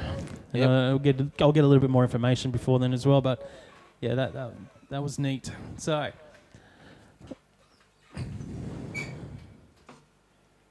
looks like we've got some more cars down there for testing. But looks like I can see Daniel Reed in the Dragster. Yeah, we've got a couple of other guys listed in the testing. So Raheem Tar and Jared Lamb.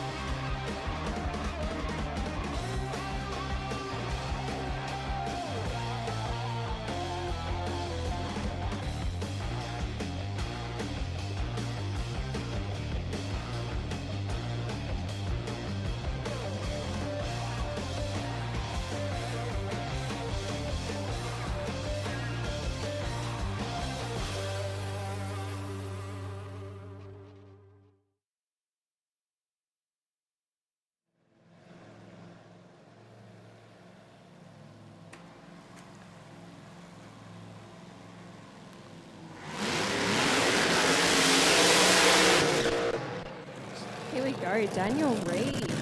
Always love to see the Reed name around the list. Yeah, haven't seen one of those for a while.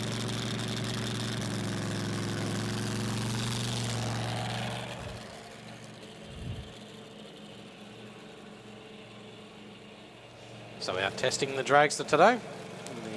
The All-Star Batteries AC Delco dragster. Oh, she'll be being pulled over. Something's not right.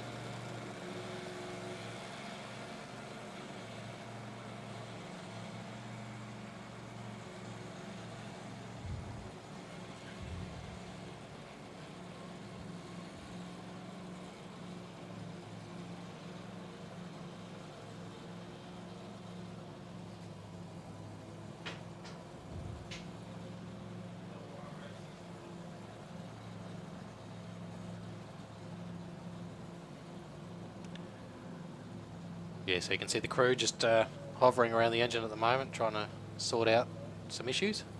Yeah, I've been told to shut off.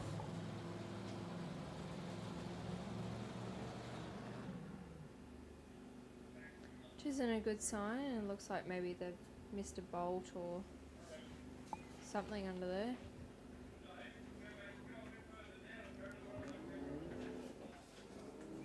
But that's testing. They'll be out later on today. Yeah, got some other chances to come out.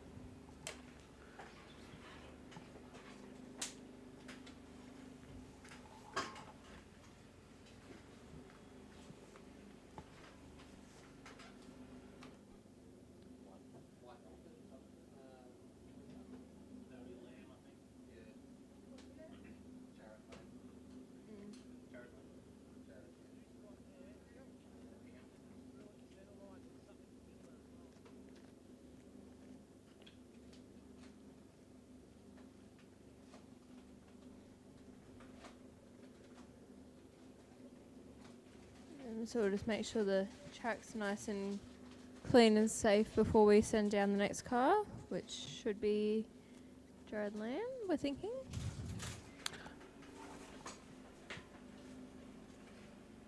Or Colin Lloyd.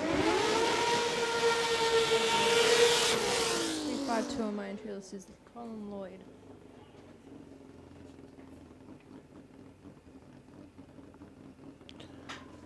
Yeah, so he's in the Pontiac Firebird.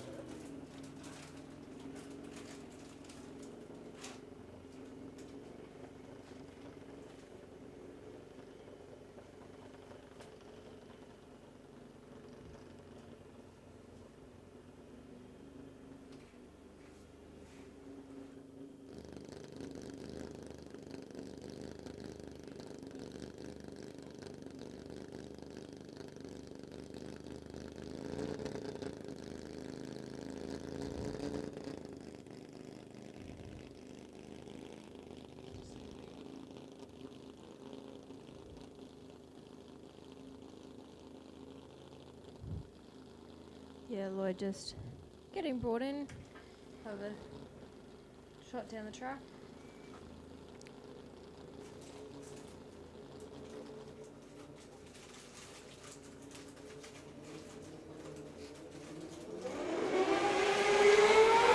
Great launch there for Colin Lloyd. Goes 5:66 reaction time, 1:08 to the 60 and 3:09 to the 3:30. Yeah, got off it just before the half track there.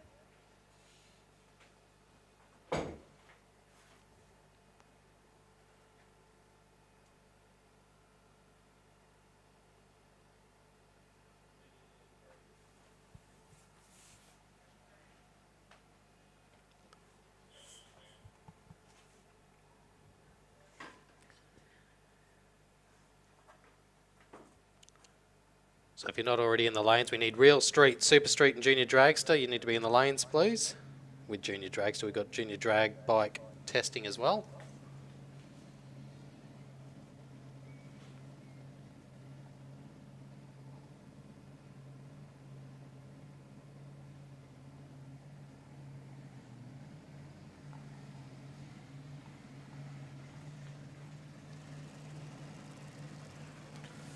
So here's Jared Lamb.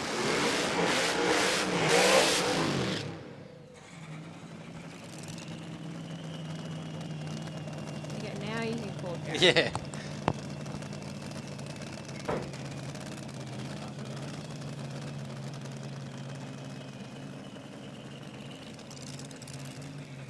Always good to see these on track, the big Altereds. You love your alters, don't you, Chris? Bit impartial to them, eh? Don't mind the short wheelbase and how lively they are down the quarter. Yeah.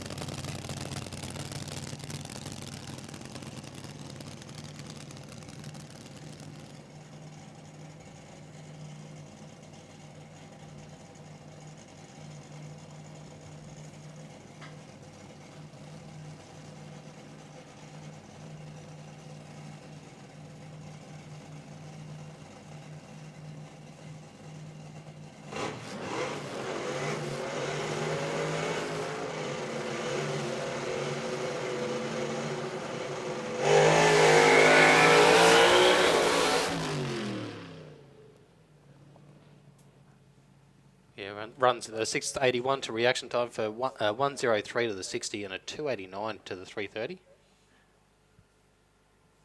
And rolls it through for a 937 at 91 mile an hour, so not representative run, but... And can I get junior drags to the lanes, please, if you're not already there? I know you juniors love watching your testing, especially with all the pro cars, but you need to get your cars to the Yeah. We love you, and we know you're having fun, but yeah. Or at least maybe just get mum and dad to tour around for you and meet them there. I know that was my trick.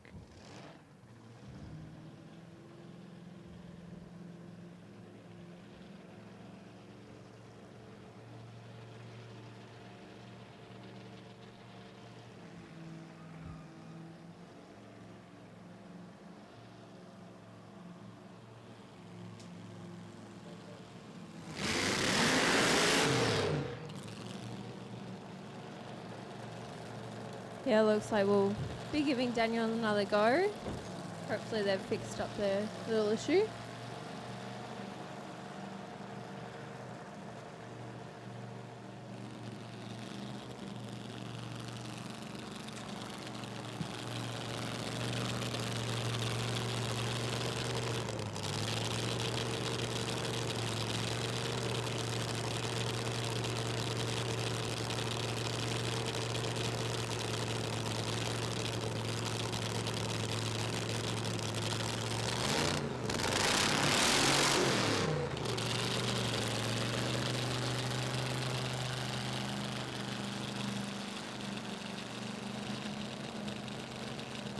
Always good to see the alcohol dragsters out on track.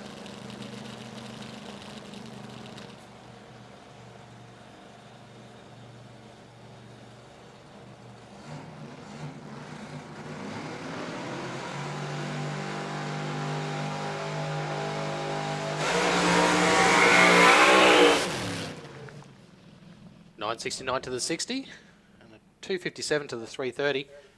You looked pretty good coming off the line there. Nice strong takeoff.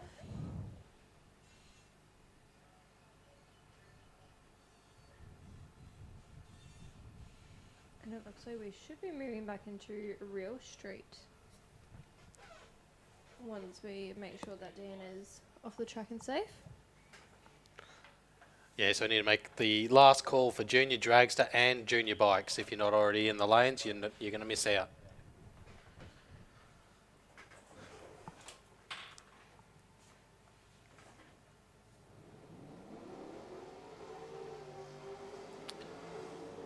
And we'll need Super Sedan as well if you're not already there. But Real Street on track. We've got Matt Coates up against Craig Collis. Collis in the Jeep Grand Cherokee up against Matt Coates in the Bridgestone Albany Creek VF wagon. Yeah, Craig 14 is candy shop has my favourite lollies ever. 089 reaction time for Matt Coates, 119 to Craig Collis. No Craig can do better than that. You see Matt Coates' VF Wagon's got the go, 12.1, 413 mile an hour, and a 13.50 at 101 there for Craig Collis in the Jeep Grand Cherokee. Yeah, Tony Rogers in the Speedflow lane and Dale Samuelson over in the Rocket lane.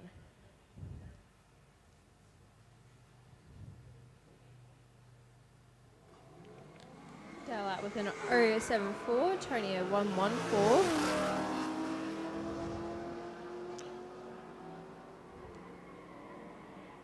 So the BF Ute has the win there, an 11.59, 124 mile an hour. And Dale Samuelson runs it through for a 12.85, 109 mile an hour. Ian Nielsen in the VZ Commodore up against Shane Grattan in the Hostile Customs BF Falcon.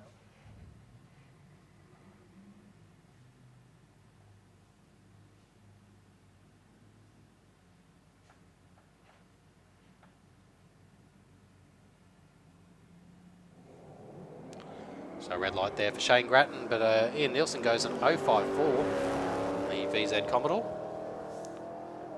Getting that red out of the way before racing starts. Yeah, definitely. And the Commodore goes 12.10, 114 mile an hour, and 13.72 at 103 there for Shane Grattan. And I always like to try and get a red out of the way in the qualifiers. It's less likely to red light in the rounds. And we're moving into Super Street, starting with Sean Taskis in the Speedflow lane in the Capri, and Andrew King in the Autobahn Hyperdome Perfect. Yeah, so this is qualifying 2 for Prime Science Speed Elec.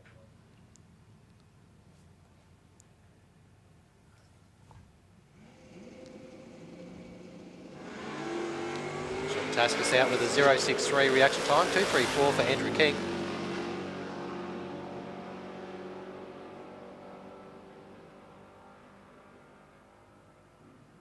Yeah, well, Sean will finish up at 11.14, Andrew a 11.25. So Tanisha Marshall in the RCE Performance Holden up against Samantha Yilton in the BL Race Engines Commodore. The Commodore in the Rocket lane, in the Speedflow lane, we got the old Premier of Tanisha Marshall. The Holden, as our screen says. Yeah, Holden Premier.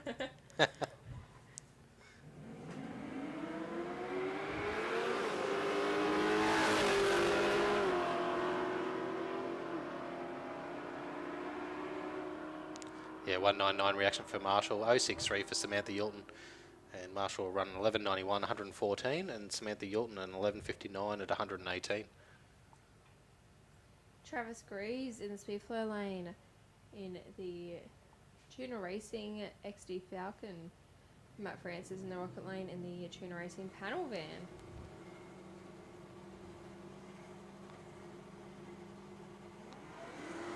.061 light to Matt Francis, 002 for Travis Greaves. Really wishing he did that in qualifier 1. Yeah, we're waiting for him in quali 1. And Travis Greaves a 10.86, 124 mile an hour, and a 10.87 at 124 for Matt Francis. And William Keogh up next in the XE Falcon, up against Wade Moran in the SWC Automotive Mustang.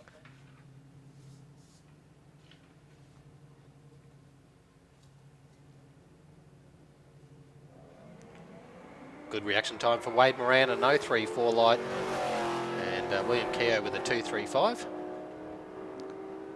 See that Mustang get there first on this occasion. Runs it through for an 11.73, 116 mile an hour, and a 13.49 at 98 mile an hour for William Keogh in the XE Falcon. We can see Troy Hutton on the live stream up against Carl Grading in the Fairmont.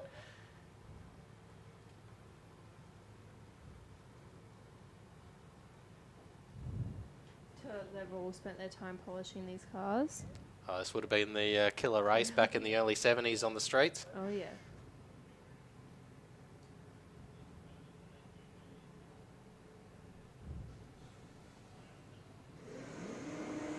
145 reaction for grading. 074 for Troy Hutton in the ute.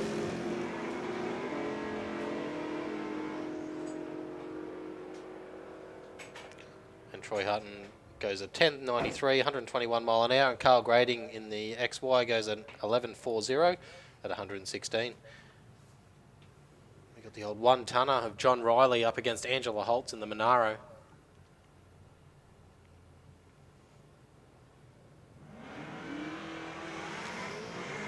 A lot of wheel spin there for Holtz off the start line with a 9.2 red, and 0.14 for John Riley. Yeah, Andrew's having some problems with the same thing at the last one. I think it's the last couple of, the last two meets that Angela's had some issues with the new Monaro.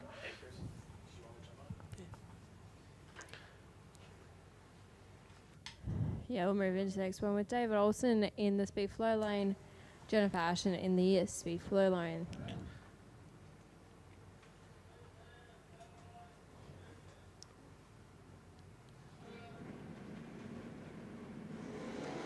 .016 to a 006 from Jennifer Ashton. I think a lot of these Super Street races are wishing you would qualify one at the moment. With I these reckon. lights. They've done really sharp tree this time around, and 11.26, 121 mile an hour, and 11.39, 117 there for David Olsen. Craig Lane in the speed flow lane in the Statesman. Terry Glasby in the fair lane over in the far lane, also known as the Rocket Lane. Terry's probably listening to the live stream right now going, oh my god, she's at it again. I don't care.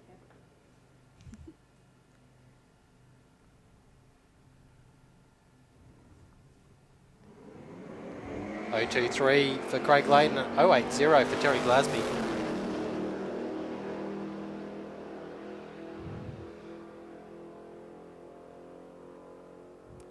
The Statesman gets there first, 11.86, 115 mile an hour, and Terry Glasby goes at 12.17, 110. And we'll be finishing off with Tommy Ryan in the speed flow lane.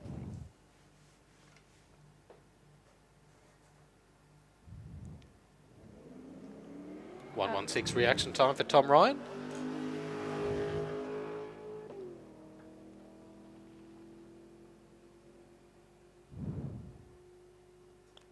Runs it through for an 11.70, 117 mile an hour, bringing a close to prime sign speed Elec Super Street. And I'll hand over to Mark Allen. It looks like we should be moving into Junior Dragster.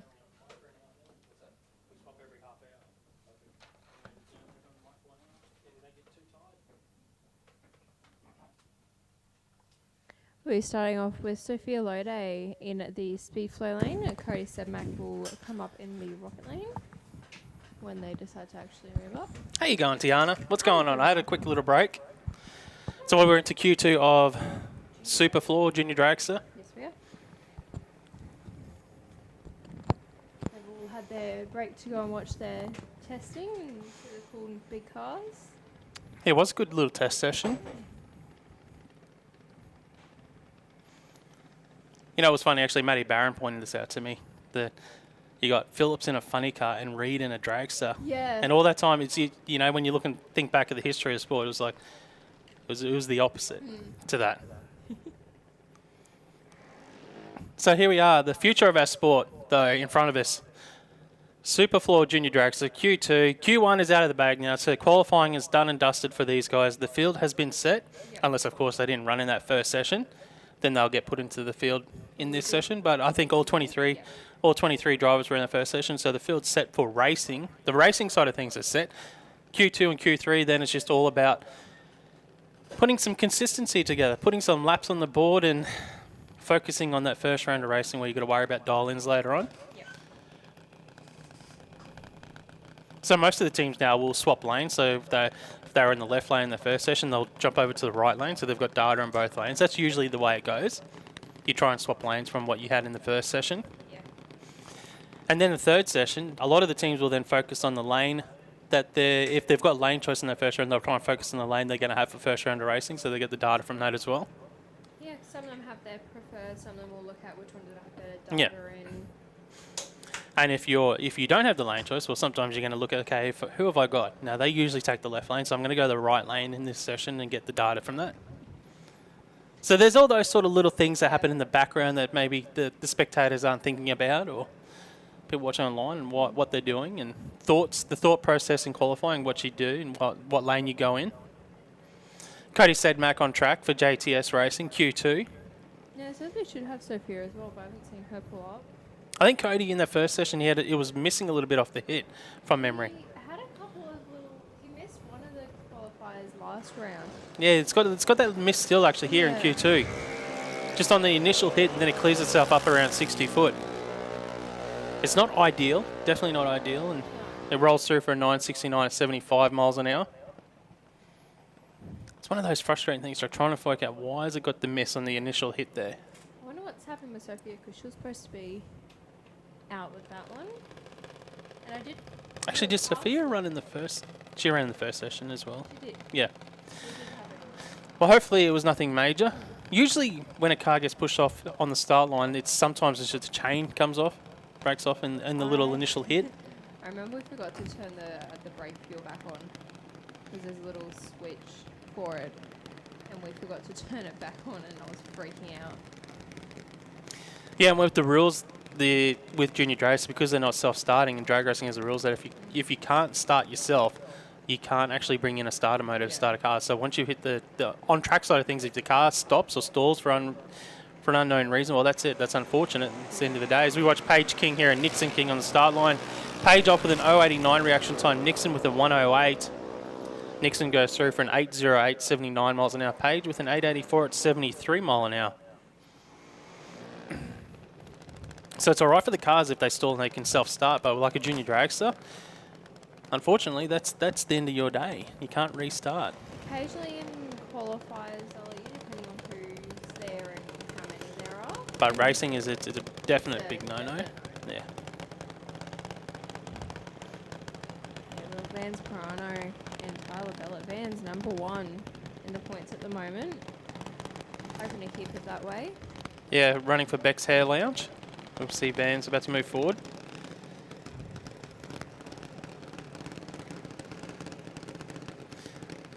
Taking on Tyler Bellett for TBRE Performance.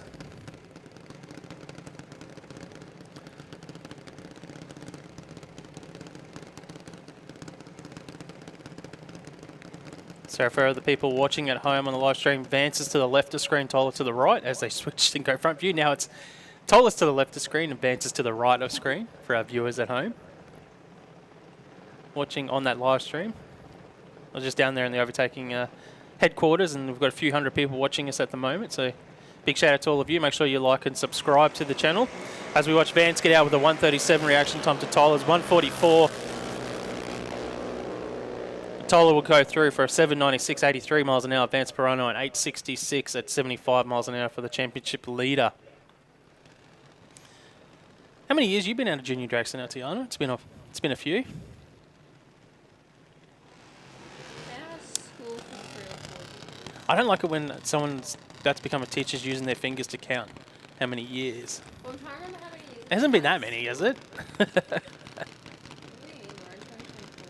Yeah. What, 4 years, 5 years for you? I graduated in 21, but I finished in grade 11. So Oh, yeah. it's been long enough. It's been a while. Yeah. Jasmine Kidd now to take on Alex Kidd on track. Alex gets out with an 089 reaction challenge. Jasmine goes 152 on the tree. Alex is the quicker of the two juniors here. He goes through for an 841, 76 miles an hour. Jasmine an 866 at 74 mile an hour. Yeah, well, Alex will be chased in the championship this year, being his last year. Is it Alex's last year already? He's not that old already, is he? He is, No way. unfortunately. Oh my, that makes me feel You old. and I would remember when Kelly was pregnant with him, and That's crazy. and Jasmine having been around modifieds and all that.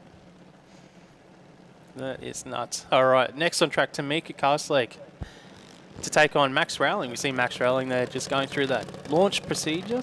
They always like to do that little launch before they go on stage. And Tamika getting final adjustments on the idle there by Dad. Well, Tamika's dad's now got a modified Altu that he can race in modified. Yeah, I had some problems did at the warm-ups and didn't end up getting to race winter nuts. I think Yeah. that was the last time I saw the Alta come out. Max Rowling of the 021 reaction time. Tamika a 187. Rowling for Rowling Repairs goes through for a 767 at 84 miles an hour, and Tamika an 864 at 74 mile an hour. You can see Carl Day over here in the speed flow lane and chase cars like over in the rocket lane. All right, just another call for Top Sportsman Modified to the lanes, please. Top Sportsman and Modified to the lanes, please. You're right, Kyle Day, running in SuperFloor Junior Dragster, qualifying session number 2. He'll be taking on Chase Castlake in the Blue Junior, about to move forward. Yeah, Ashley's getting the exercise out for today. Yeah. Oh, anyone that's outside today is getting the exercise. Oh, yeah. You just have to walk 100 metres and you're going to lose a kilo in that heat outside today. That's what I should be doing. Couple laps up and down here. 003, nailed the tree, Chase Castlake. A 203 for Kyle Day. Yeah, Chase knows how to cut a light, and he'll finish up with an 834 Card 8 and 856. It's one of those things like, why couldn't I do that in Q1? I needed that in Yeah, Q1. there were a couple on Super Street that were cutting like 00 lights, and I'm like, oh, sorry, we should do that.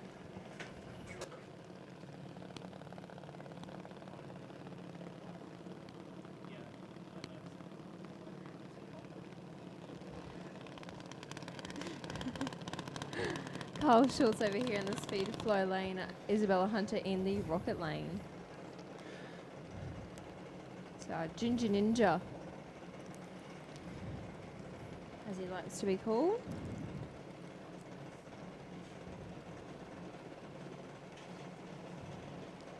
Both juniors in pre-stage.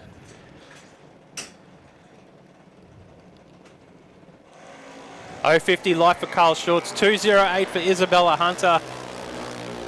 Carl Schultz in that AA Junior Dragster, that new class in Junior Dragster this weekend, 766, 85 miles an hour, and Isabella Hunter 840 at 75 miles an hour. Yeah, so they introduced AA Junior Dragster for our older junior drivers now, so they can run as quick as 7.60 seconds now.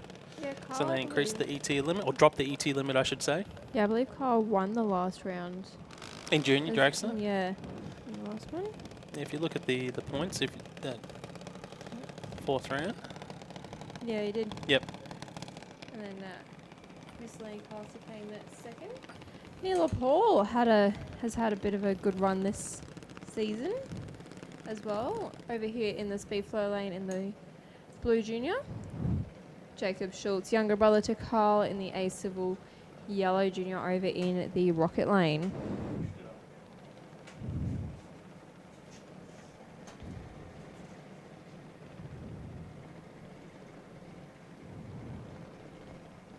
Yeah, Neela taking a win in the September meet. She's out with an 099 and 010 for Jacob.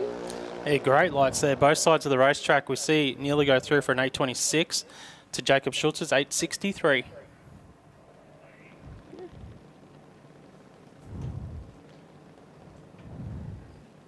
Nixon Canuli over here in the speed flow lane, Nevaeh McDougall in the Rocket Lane.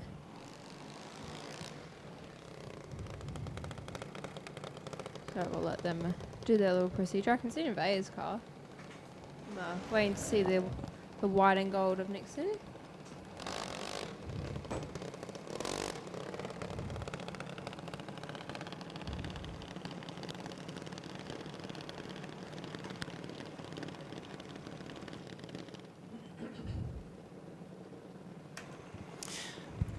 You can see both juniors now just outside that pre-stage area.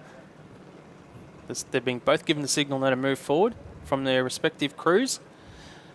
It's always interesting seeing the different procedures that they go through. Like Nevaeh, they're like pointing to the tree like, off you go, and Nixon's mum just there like, yeah, off you go. Have fun. A 008 red there for Nixon Canelli. 119 clean green for Nevaeh McDougall.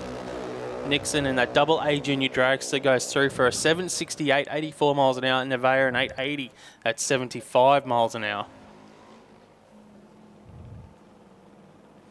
They're doing well, the juniors, this qualifier.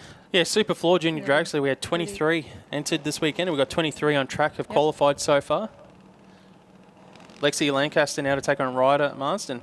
2 rookies in their rookie campaign seasons. Yeah, unfortunately, we don't get any dress ups this time. No, I'm sure they're happy. No, Sorry. can you imagine in the costumes that they had last event here today? Actually, it was hot last event as well. Yeah. It was in the 30s. Yeah, the costumes didn't last very long. Yeah, Ryder Marsden, son to Luke Marsden. Obviously campaigns in Pracol and Supercharged Outlaws over the years. Crew chief and Top Fuel Dragster as well. So a bit of pedigree there. Ryder out with a 152 reaction time. Lexi Lancaster 291. And Lexi goes through for an 862, 76 miles an hour. Ryder Marsden a 1222, a 52 mile an hour.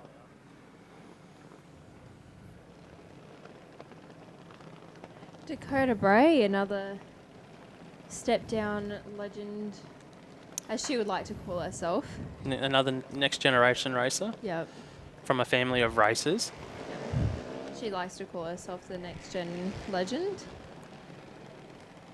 Amelia Wright over in the Rocket Lane. Well, she's done all right, Dakota. She's won some big events in Junior Dragster. Bit hard to miss the car as well. The bright white and fluoro pink.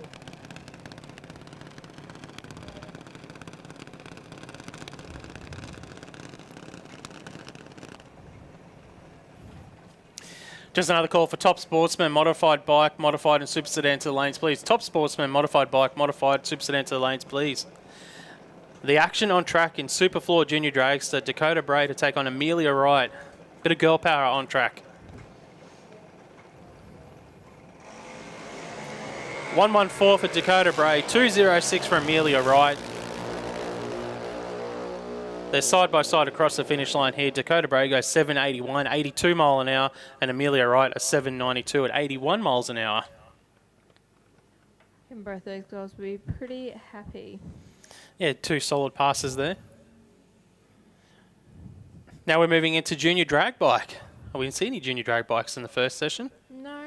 Just another, it's an exhibition bracket again this weekend as the class is sort of still in its infancy. Well, technically, these boys are just testing. Their counting is testing. Yeah. But we put them down with the juniors so we don't have to open the gate, close the gate, open the gate, close the gate a bit later on. But the 2 backup boys are making the most out of... Yeah, they were here a couple of weeks ago testing as well. It's one of those things that once we get enough bikes in the class, that they'll have a category here at the Queensland Drag Racing Championships. But in these early stages, when you've only got, 4 or 5 riders licensed. I think we had 12 of them at the Winter Nationals. Yeah. I got to work with them at the Winter Nationals, as I usually do. Yeah, you get those few travellers that's come down from outside a lot of of them the come up local from area. Banarabi, and I believe there is a race meet at Banarabi this weekend as well. Yeah, Jaden Badcock goes through for a 9:44 there, and Kai with a 10:95. So just another call for Top Sportsman, Modified Bike, Modified and Super Sedan to the lanes, please. And that brings a close to Q2 for SuperFloor Junior Dragster. One more qualifying session left for those kids, and then we'll be into racing later on. Yep.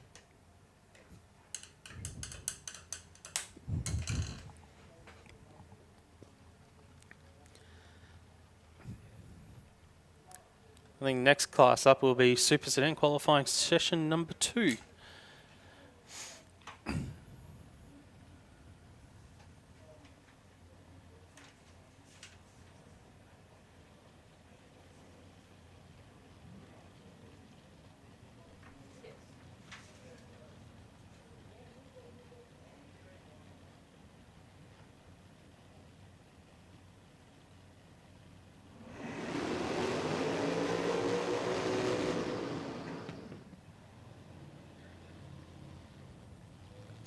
And first up, we've got Damien Morris on track.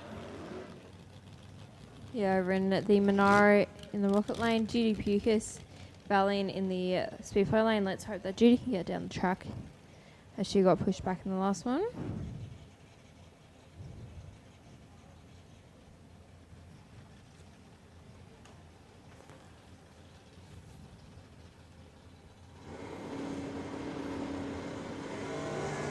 032 for Damien Morris. Judy gets out the 612 in the Valiant.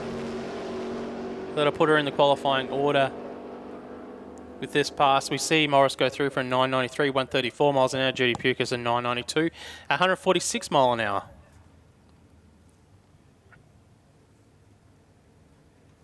Yeah, I reckon she'll be happy getting down the track and getting that time.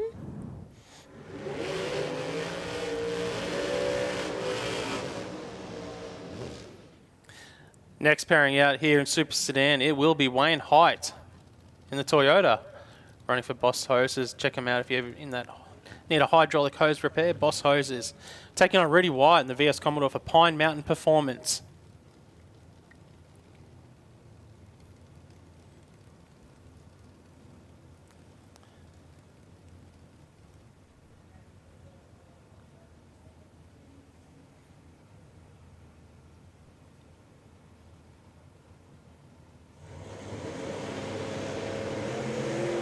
.038 live for Rudy White. .083 for Wayne Height. And across the finish line, we see Wayne Height goes a 949, 141 miles an hour, and Rudy White a 966, a 142 mile an hour. If you only just joined us, we're in the middle qualifying here for the Queensland Drag Racing Championships. This is the second last round of the championship here today. All these teams looking to either nip away at the championship leaders' point leads that they might have, or trying to extend their championship lead if they're number one in the points. Mitchell Bauer on track here, Q2 for Super Sedan. One of those guys in the hunt for the championship right now in Super Sedan. The Fairlane for Fernwood Landscape Supplies will be on a solo pass here.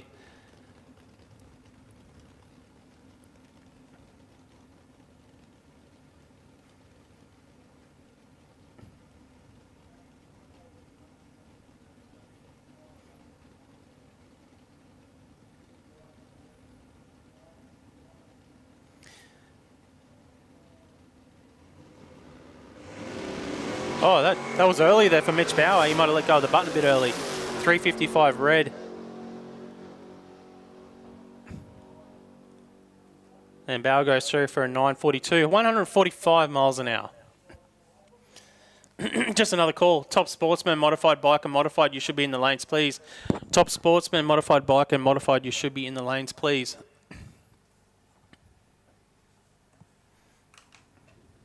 I've got some people from down New South Wales messaging, saying that they were watching on from down there, which I always like to hear.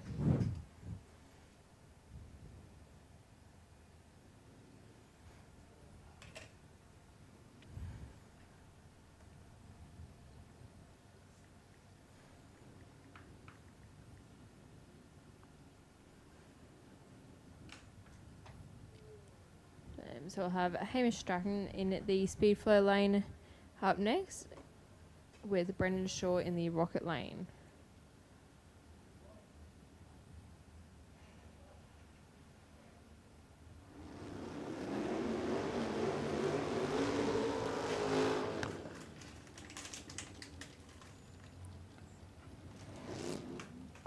Yes, sure, it was our number one qualifier.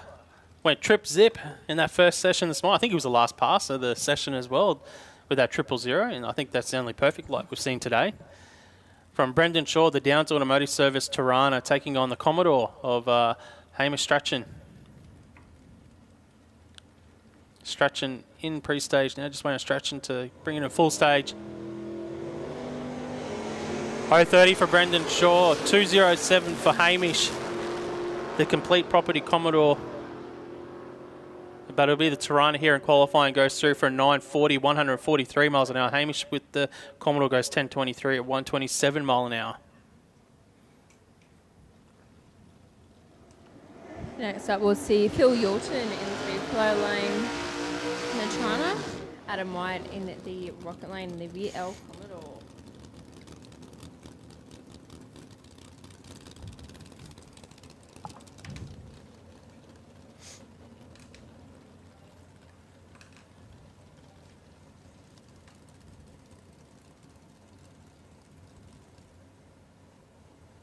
As we know, Adam did it pretty well in the last round of QDRC. Did all right. Yeah, just Came did away well. home with the win. Yeah. The dub. Oh, 001 for Adam White, 042 for Phil Yulton. Adam White continuing on the strong form that he had at the last event, 9:58 at 142 miles an hour. Yulton in the Tirana, he goes through for 9:89, 134 mile an hour. Next up, yeah. Adam was heading towards that wall for a little bit. Yeah, well, when he first moved launched. when he launched. He went towards the centre line. He was probably just drifting it back in. Yeah. Next up, we got the Tirana of Rob Price to take on the Corolla of Darren McDonald. So Price in the white Tirana.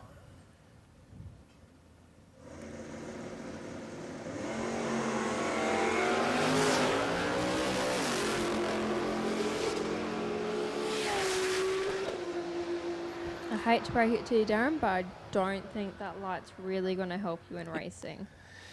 Yeah, 9:43 for McDonald there at 140 miles an hour. Rob Price goes through for a 9:64 at 142 mile an hour. Yeah, I think Darren was just making sure everything was right Yeah. before he launched. Yeah, we just need to do a call for Top Sportsman, Supercharged Outlaw, Modified Bike, and Modified. So Top Sportsman, Supercharged Outlaw, Modified, and Modified Bike, please.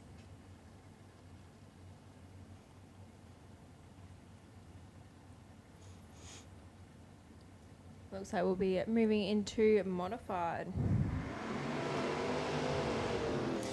That'll be Neil Shy on track in the front engine dragster to take on the rear engine dragster of Stefan Gauss.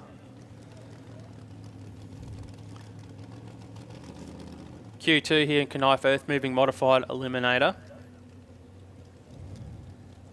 Actually, Stefan had some issues in the first session. It launched strong and then just lost power just after a 60 foot. Yeah. So this pass, it was a good reaction time though. I think went 005 from memory. But great for the reaction time. But this pass is about getting to the other end of the track. You want no issues. You want some numbers on the board. Because you don't want to go into Q3 without putting a full lap on under your belt, you know? Yeah, especially in the fact that Stefan hasn't raced in a little while as well, missing the last QDRC.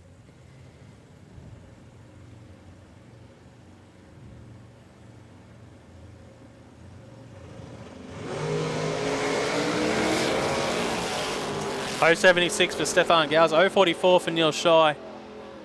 And Stefan goes through for a 746, 181 miles an hour, and Neil goes through for a 976, 111 miles an hour. Yeah, so Stefan was probably down a little bit on what we've seen the dragster run, because I know it dipped into the 720s with this new combo at the last event that we saw it here at Willowbank Raceway. Yeah. But today is hot. The conditions are terrible for making horsepower today, and it's about 3,000 foot of air here today at Willowbank Raceway, which means there's not much oxygen content in the air for the engine to make power. Next up, Chris Reed in the Roadster. Got his first win in Modified this season, which I didn't realise. I didn't realise he had a lot of runner-ups. Yeah. But his first win this season in Modified, so that was really cool to see for Chris Reed, the CR Engineering Roadster, backing up. Taking on Liesl Gauss in the blue dragster here. Both these cars run in the mid 8 second zone.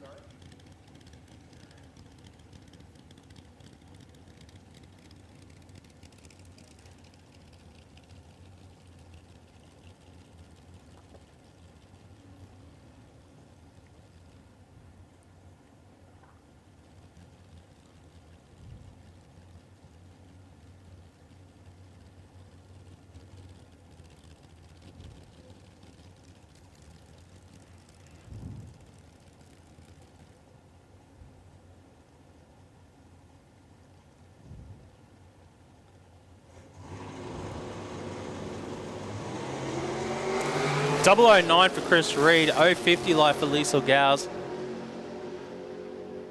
The Roadster of Chris Reed will go through for an 846, 156 miles an hour. Liesl goes 865 at 151 miles an hour. I noticed Liesl Dragster just making a lot of movement in stage when she gets up on the tram space. It's big rocking there, yeah. It's one thing you want. You definitely want the dragsters to be nice and still when you stage. You don't want that rocking.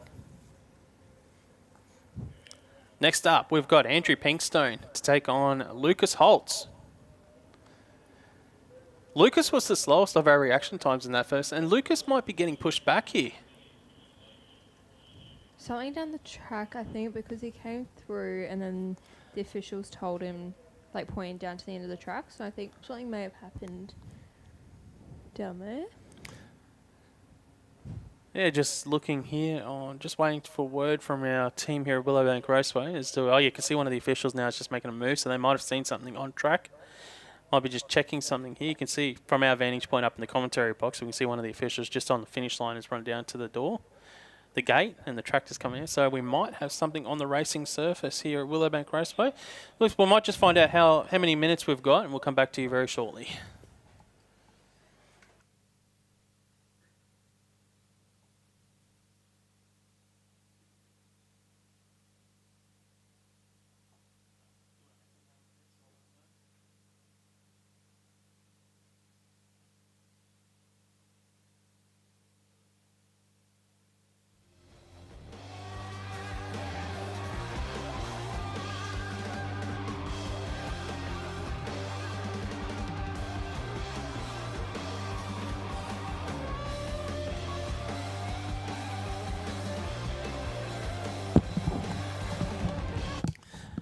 Okay, I've just been given word. We do have a little bit of oil on the racing surface here and just on the finish line, so it's probably going to be about 10-15 minute cleanup.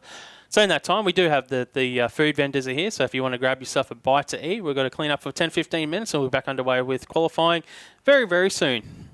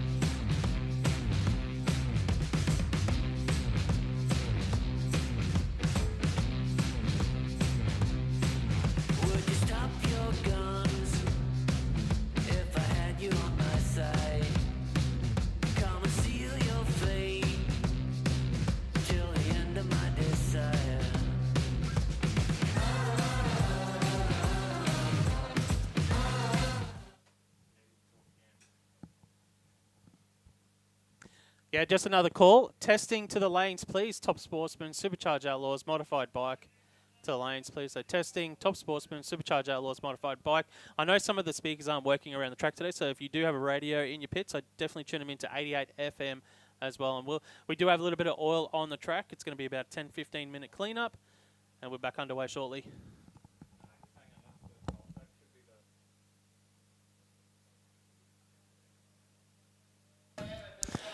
And just a call, if you guys didn't hear me, we do have a little bit of oil on track, so it'll be 10-15 minutes to clean up, and then we'll be back underway very, very shortly. That's fine. So it's this. So it's in that box. It's either in the box or.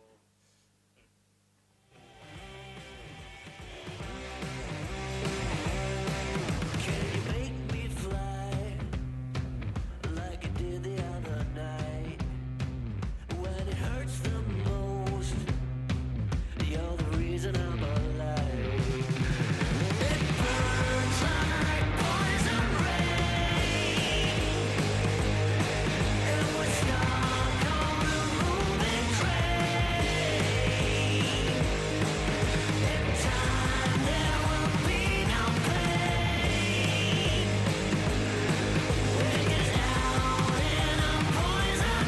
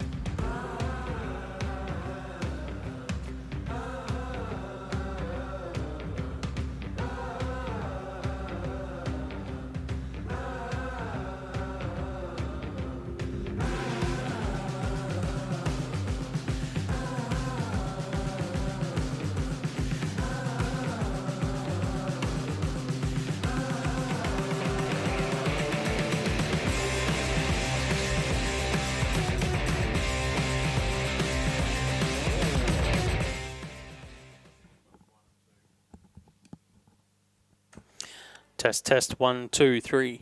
Testing 1 2 3.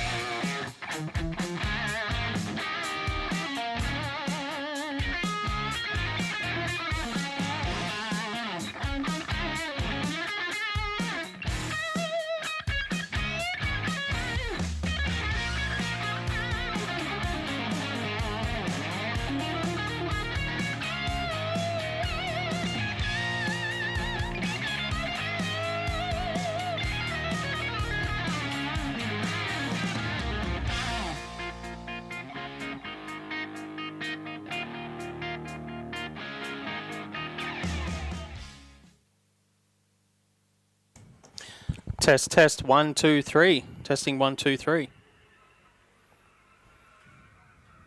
yep, that's it. Again, yeah, I can hear myself.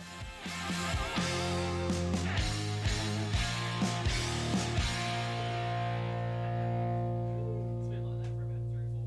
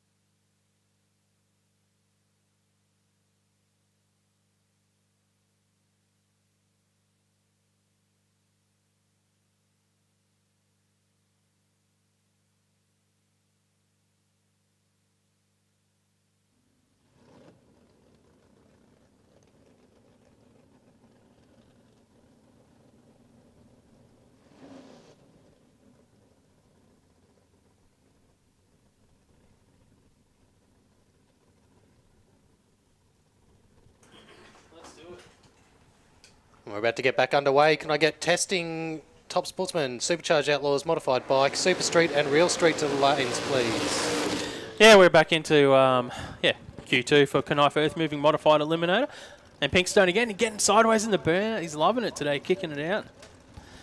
It's Andrew Pinkstone, Lucas Holtz on track. We had a little bit of oil on track. It's Pink lead. Now we're back into qualifying. And Lucas Holtz, the championship leader in Modified. So basically, he has got a little bit of a lead, Lucas. So a lot of the teams that are within striking distance, being the second last event of the season, it is at that point now where you want to take away points from Lucas if you're not, in the championship grand scheme of things. Ran a 9:40 elapsed time in that first session. I see he's got 9:38 on the side of the altered here this time around for Lucas Holtz. I think that's probably what he's going to run around in those 9:30s. Here, the sun has been blocked out by a bit of cloud cover. Yeah, red light there for Holtz, 014 red, 016 for Andrew Pinkstone. Well, that could have happened last round. It would have been perfect for him. Runs it through for a 770, 174 mile an hour, and 9:33 at 145 there for Lucas Holtz. Yeah, Pinkstone was actually bouncing a bit down track there.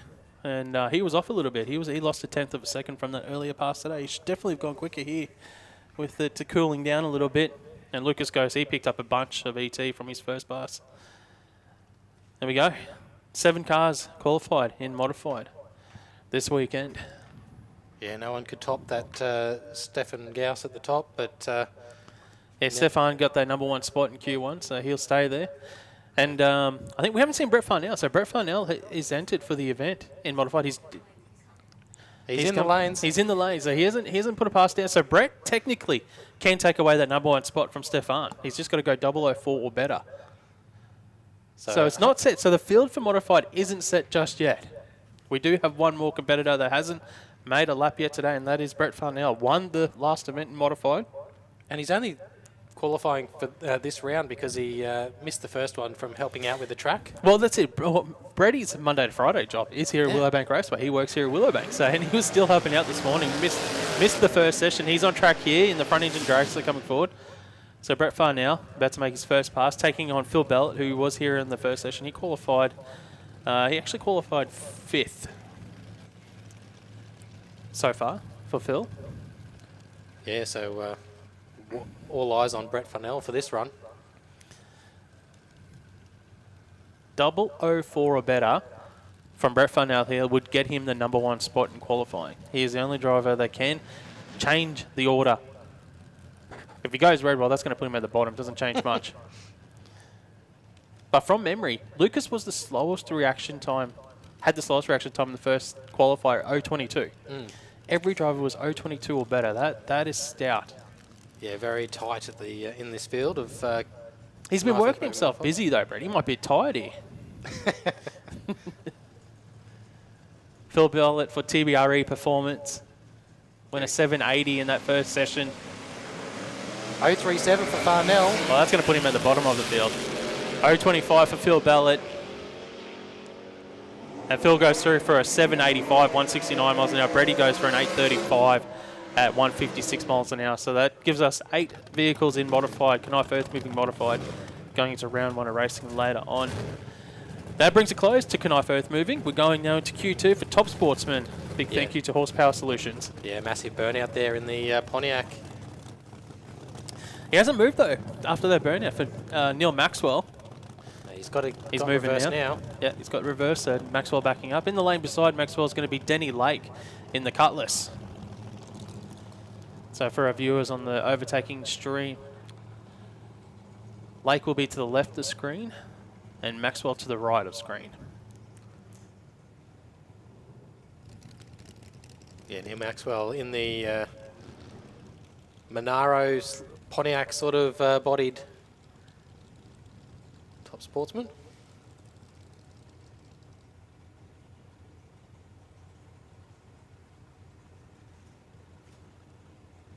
Now I think Maxwell went 760 in Q1, which I thought was a little bit off his normal pace. There's some issues there for Maxwell. That wasn't clean at all. Yeah, a bit of a double bite at the track off the start line, but Lake goes through and runs it out the door with an 804, 170 mile an hour. Yeah, Denny Lake very consistent. He was 8 zeros on that first pass as well this morning, or This afternoon, I should say. It was after lunch. We had Q1. And Maxwell rolls through for a 14-second pass. But yeah, there was issues with Maxwell there on the hit. So I don't know what would have caused that to... Yeah, it was weird because it wasn't under power from up here. It didn't look. It wasn't spinning. Interesting one. So, yeah, he'll have lots to look at when he gets back into the pits. Yeah, next up here in Top Sportsman, we will have Patrick Barron, Fozzie Diffs in the Beretta, moving forward. Yeah, so can I get all testing, Supercharged Outlaws, Modified Bike, Super Street and Real Street to the lanes, please. Testing, Supercharged Outlaws, Modified Bike, Super Street and Real Street. You need to be in the lanes. Yeah, in the lane beside Patrick Barron, we've got Dave Goldie in the Cutlass for Master Art Designs.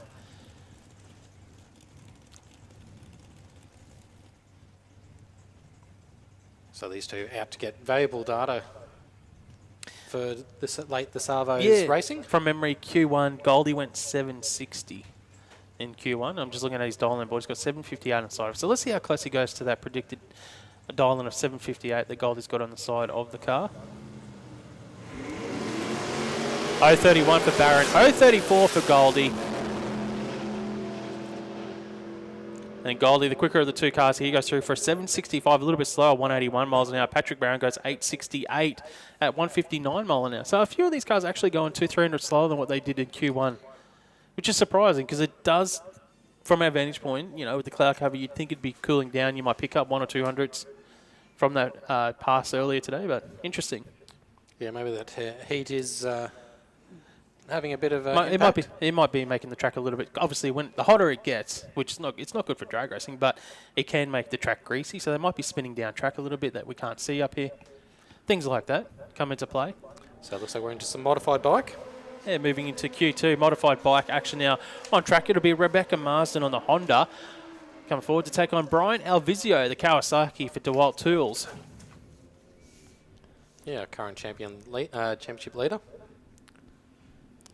Yeah, he's one of those guys. He's got a giant lead. When you're talking leads in a championship, like if you have a 30-point lead halfway through the season, yeah, you're doing pretty well. Well, that's almost unbeatable if he keeps a 30-point lead going into that final event.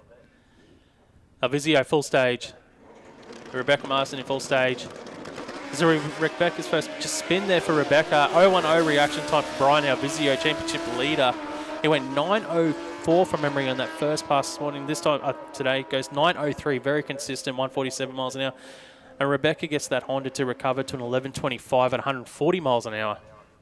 So yeah, Alvizio very consistent 9.0s here today so far in Q1 and Q2. And that's why he's the championship leader at the moment, man. 0-1-0 on the tree. Yeah, it's very hard to beat, especially on a when you're mucking around with bike clutches and things like that. Jason Clark and on track up against Vanessa Roadman. Roadman on the extended swing arm Hayabusa. Yeah, it was quick this morning, Vanessa. From memory, it was like an 8.16 in Q1 for Vanessa. Very quick. Vanessa had a great reaction time. 0.67 that Hayabusa for Pace's Paint Shop.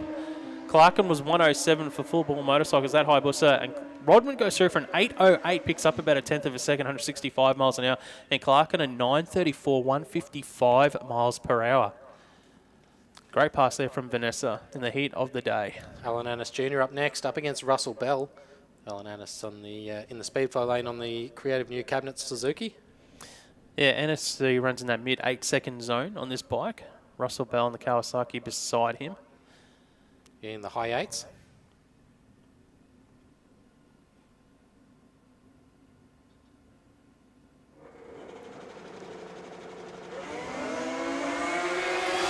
So the advantage of Alan Annis on the start line with that 135 to the 60. Yeah, Annis goes through for an 8.72, 159 miles an hour. Bell goes 8.97, 150 miles an hour. Good reaction time from Russell Bell as well, 0.47 on the tree. One to watch out later on. Very consistent. Next up, Scott Much to take on Alex Redmond. Much had a great reaction time in that first qualifying session from memory. I think he actually took out the #1 spot. So he's the #1 qualifier. Can't be changed now. For Pro Cycle Dyno, that's Suzuki to take on Alex Redmond. Redmond with support from mum and dad. I love that. Yeah, 0.15 for Scott Much, so he's got that bike and reaction time thing dialed in. 0.61 for Alex Redmond. And Much goes 008, then 015, backs it up. 898 on the finish line as well, 149 miles an hour. Redmond 1022, 131. Yeah, that's good. Scott Much, one to watch out in racing. Yeah, he might be able to take it to Brian Alvicio later on. Well, that's the thing, you know. That it's a different ball game when you're talking qualifying to racing like that. That's killer. But I want to see you do that in racing as well. Yeah, yeah. Back it up. That's the hard part. Tammy Goldthorpe knows all about that, and on the Powerhouse Dyno tuning Suzuki, and she's up against Mark Gordon. Tammy Goldthorpe with an 023 reaction, Mark Gordon with an 022 red. Yeah. Goldthorpe gets there first and runs a 9 flat, 154 mile an hour, and a 10-1-2, 142 there for Mark Gordon. Yeah, Tammy very consistent. Well, she was, I think, a 901 or 902 or something from memory in that first qualifier. So 900 here. That very consistent from Tammy as normal. Great light as well. 023. You'll be happy to finish off Q2 with those sort of numbers here in modified bike. And just another call for our testing vehicles, Supercharged Outlaws, Super Street and Real Street to the lanes, please. Well, QDRC Outlaws. Well, they should be on track. Should be on track. So. Yeah, we just need Super Street and Real Street to the lanes.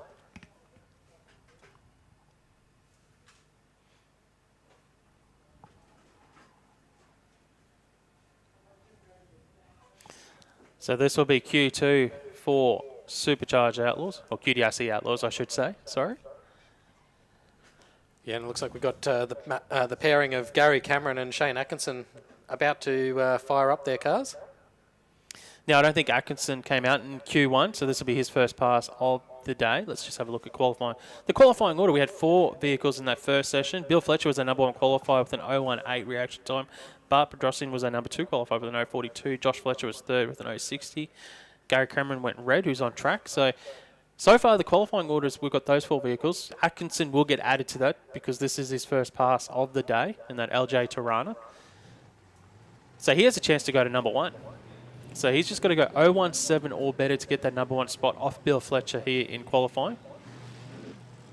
And what's the benefits of getting number 1 in qualifying? And this is the way that we do our Queensland Drag Racing Championships. Well, if it is an odd number field, well, you will get the solo pass in first round of racing. But unlike traditional qualifying, lane choice usually goes to the driver with the quicker ET in qualifying in that first round. Well, it actually goes to the person with the better reaction time. So you might be the slower car, but you can get lane choice because you were the higher qualified vehicle. So that's the other reason why it is advantageous to get that good reaction time in qualifying. So you can get lane choice and the potential to get that solo pass if there is one.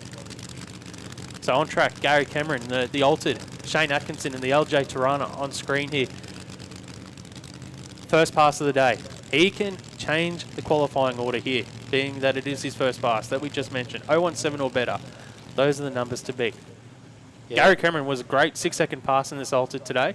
That was a great run. Remember, it was a 690. And both wild, short wheel-based handfuls of cars with the big blown engines in front. So let's see, can Shane Atkinson rattle off a reaction? A 158 for Shane Atkinson, 008 for Gary Cameron. Yeah, Cameron needed that in Q1. Cameron in the Ultimate will go through for a 706, 192 miles an hour. Atkinson goes 767, 181 miles an hour.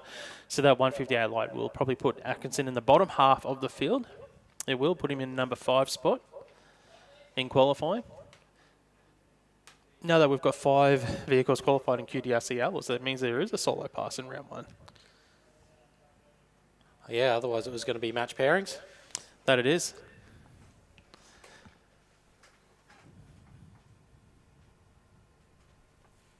Yeah, it's quite a tight field when you looked at the top 4 with a .06 reaction time as your last qualifier. So... Yeah. So what's that 500 spread between number 1 through to 4 in qualifying, based off that reaction time side of things? Yeah, Gary Cameron's. Gary Cameron's obviously improved. He improved, but you can't change the qualifying order. Yeah, so Bill Fletcher is our number 1 qualifier in QDRC Outlaws. That 018 reaction time. And we'll. I'm not sure if we got any more coming out in this session. It wasn't too much of a turnaround for him. There was that little stoppage that would have given him a little bit more time to know, but we've got the altered down there of Bart Bedrossi. yeah, Bart Podrosian, yeah. Oh, we've just been told we've got a car that's just gone deep. So there'll So be a we'll just have to get the race car off the track, and then we'll be back underway of qualifying very, very shortly. So it'll take a couple minutes.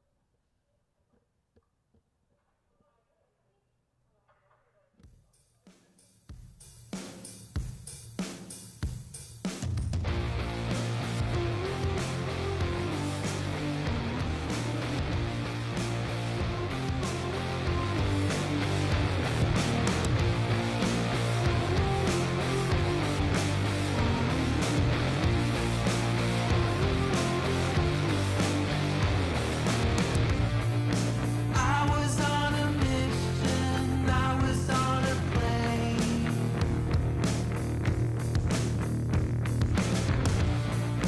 This is my transmission, I know I sound insane.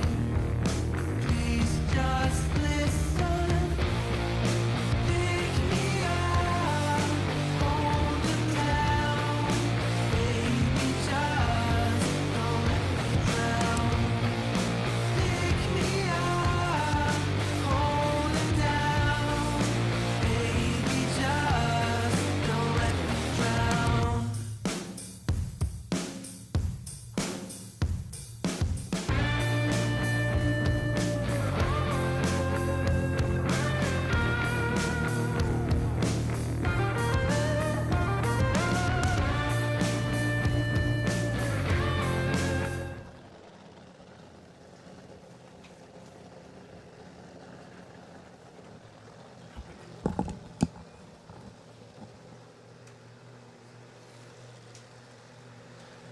All right, there we go.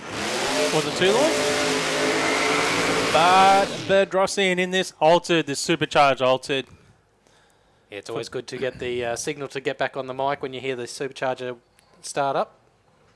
Yeah, he's running for Bart's Automotive. Now he ran a great, I think it was 6.97 in Q1. It was a great side-by-side race with Gary Cameron in the other altered. He's on a solo pass this time around though. Still valuable data for him to go into future rounds. Yeah, I think that they only have the 2 qualifiers from for the QDRC Outlaws, and they go into round 1 later on.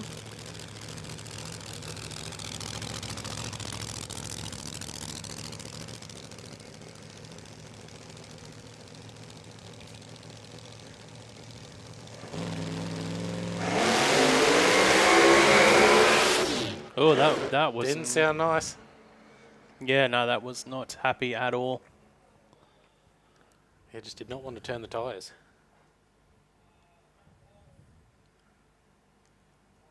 Yeah, that was a weird one. I'm just processing what it could have been. Because it had drive. There's a lot of revs. Yeah, a lot of revs, but Yeah. no wheel speed.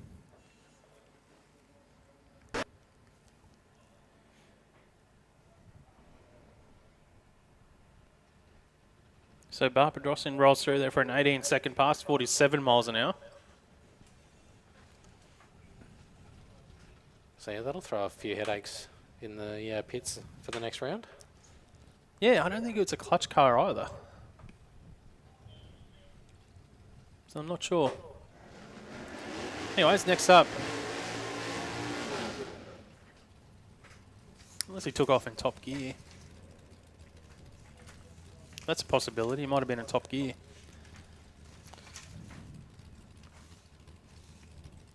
And then the trans brake button doesn't work on the start line if it's in top gear. That's why it rolls through. Yeah, so into some more testing vehicles. Oh, yeah, we've got a ute down there on track. Is that... it's one of our SuperComp competitors, 9219, which is Rahim Tar. Yeah, so his first time out for today. A little bit of a pedal there off the hit. Yeah, 097 light. Yeah, campaigns in SuperComp, one of our index classes here. It's not happening today. So 995, 137 miles an hour for Rahim Tar.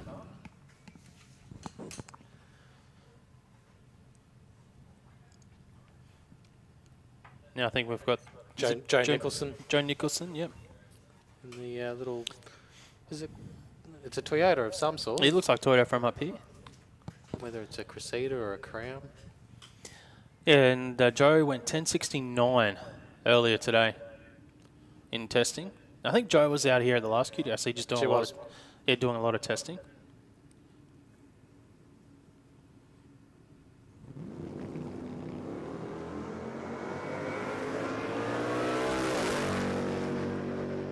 Yeah, good launch and a nice straight run. Yeah, Joe goes through for, oh, that's quick, 998, 137 miles an hour. That's a bit of a jump up. Yeah, a bit more ET. Picked up about 0.7 of a second there. And here we go. This is what we were Actually, earlier. I got a bit of information about the Onslaught bike from Ken Collin. Yeah, Nathan Nielsen Yeah. on the bike. Yeah, so he won Extreme Bike at the Winters this year. Has run into the high sixes. And we know P. Farnell on the lane beside him. He's been campaigning here at Willowbank the last few events in Comp Bike. This is a very low 7-second bike at well over 200 miles an hour already for the rookie rider. Yeah, well, we see side by side 200 plus. Possibly. I don't know if they're looking at full lap passes today.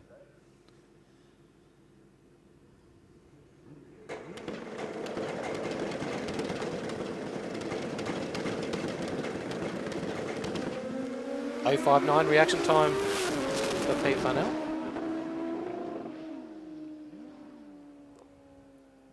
Yeah, 781, 123 miles an hour there for Nathan Nielsen. And P. Farnell rolls through for a 13.18 at 60 miles an hour. Yeah, 60 foot was down a little bit for Pete, 139 that time around. You can see Nathan Nielsen at, with the 157 mile an hour at half track, I think it was. Yeah. So. He probably looking at putting on 50 mile an hour in the back half, so...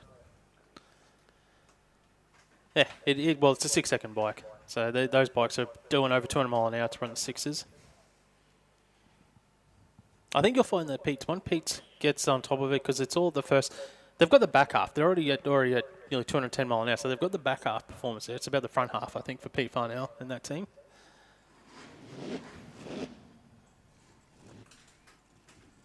And that'll naturally improve the back half as well, if they can get the first half correct. But those sort of bikes, the extreme bikes, are very temperamental. Yeah, And it's all about the power management for them as well. And then at over 200 mile an hour, then you've got the big task of trying to pull it up at the deep Yeah, end. that's the other task as well, yes, that's right. And now we've got Mackenzie Garside in a new Supercharged Outlaws Dragster.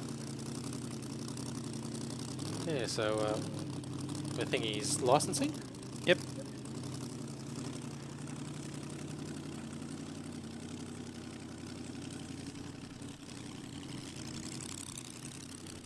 So it's not a bad step up from Junior Dragster, is it, Mark? Yeah, that's what I was saying earlier today. How cool is it, stepping up into a Supercharged Outlaws Dragster? Because you never put a blower on yours. Nah, no. Well, my car was set up for nitrous. So it was a top dragster, ran with nitrous in the States. Yep. Actually ran sixes, but we never ran with the nitrous over here. Yep.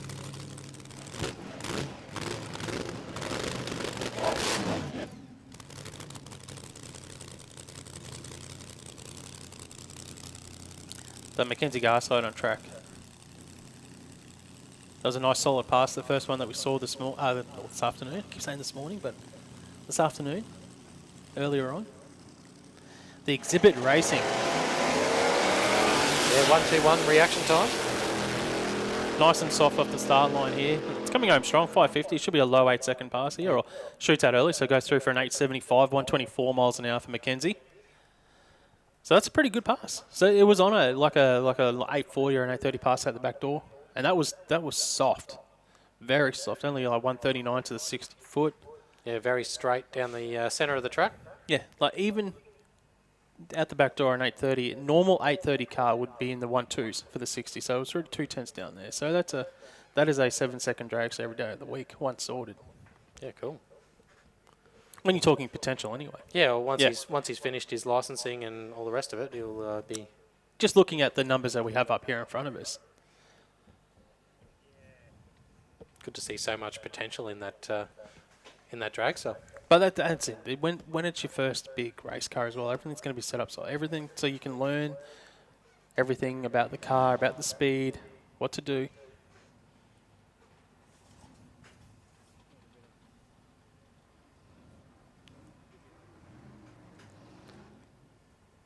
So we are in the middle of testing. I'm just having a look at the lanes. I can see at least one Paracore funny car down there, and that's John Canooly's. You can see John Canooly's funny car there in the lanes. Josh Luder. But on track though, in front of us, Josh Luder. He was only out here 2 weeks ago racing, competing in SuperComp. Well, there's no SuperComp bracket for this event, so he's, you know what, let's do some testing.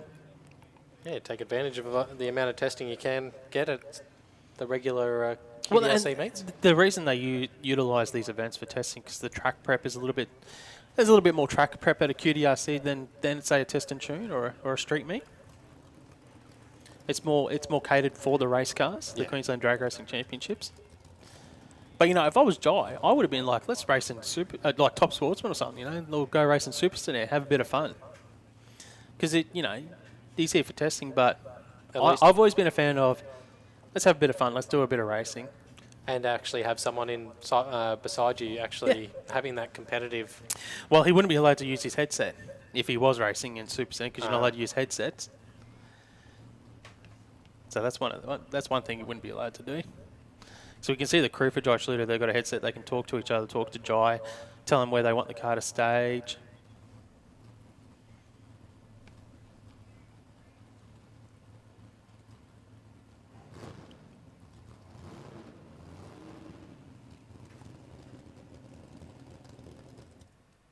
Oh, he's lost fire. Oh, yeah, it just lost fire.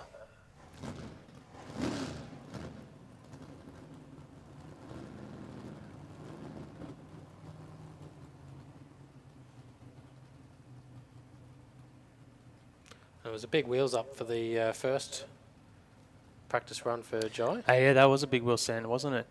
Yeah, I've forgotten about that. That was cool. I'm sure Jai, the team didn't want to have that happen, but for us watching, it was awesome. But it was spectacular. It was just like his old Mustang. He used to pop up on the back wheels all the time.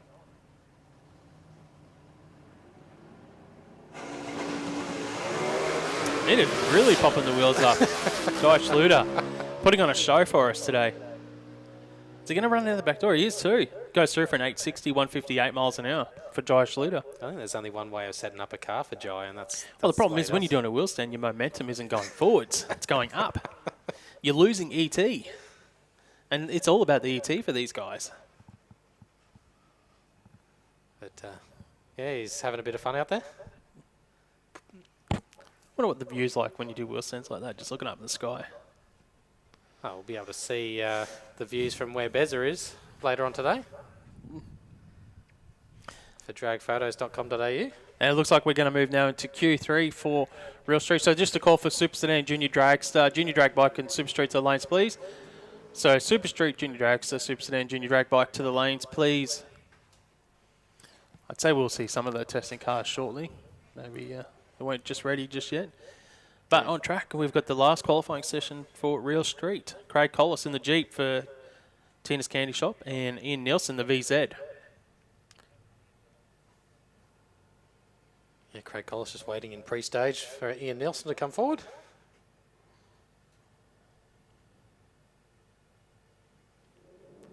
And a red light there for Craig Collis, 020 red to an 033 from Ian Nielsen. Looks like the VZ's well past the Jeep Grand Cherokee. And Nielsen will get there first with a 12.06 at 114 and a 13.41 at 102 there for Collis. The Dragon on track now. Matt Coates, the VF, the Wagon, to take on Dale Samuelson in the Caprice. Just a bit of tyre smoke. Yeah, nice burnouts from the cars. Here in Real Street, it's a Dale running for Better Call Carl Maintenance. And Matt Coates with support from Bridgestone at Albany Creek. So he must have a few Bridgestones waiting for him for the next round.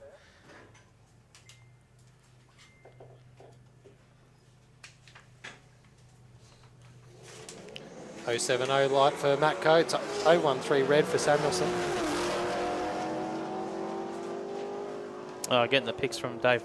Dave Reed had drag photos already of Schluter picking the wheels up. Great shots.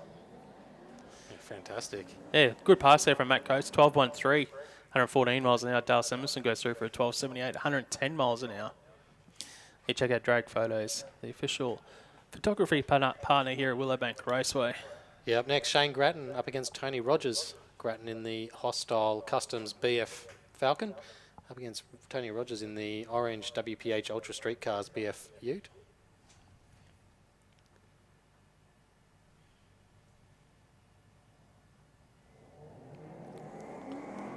.216 reaction for Shane Grattan, 344 for Tony Rogers.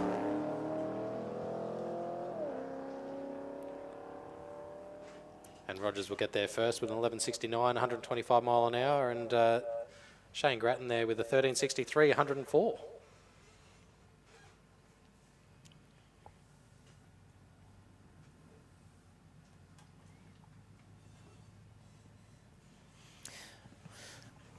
That might be it for Real Street. We're going to move into Q3 now for Prime Science Speed Elec Super Street. Yeah, you can see a few Ford Capris and what was the early times Autobahn? The Ford Prefect of Andrew King up against Sean Taskus.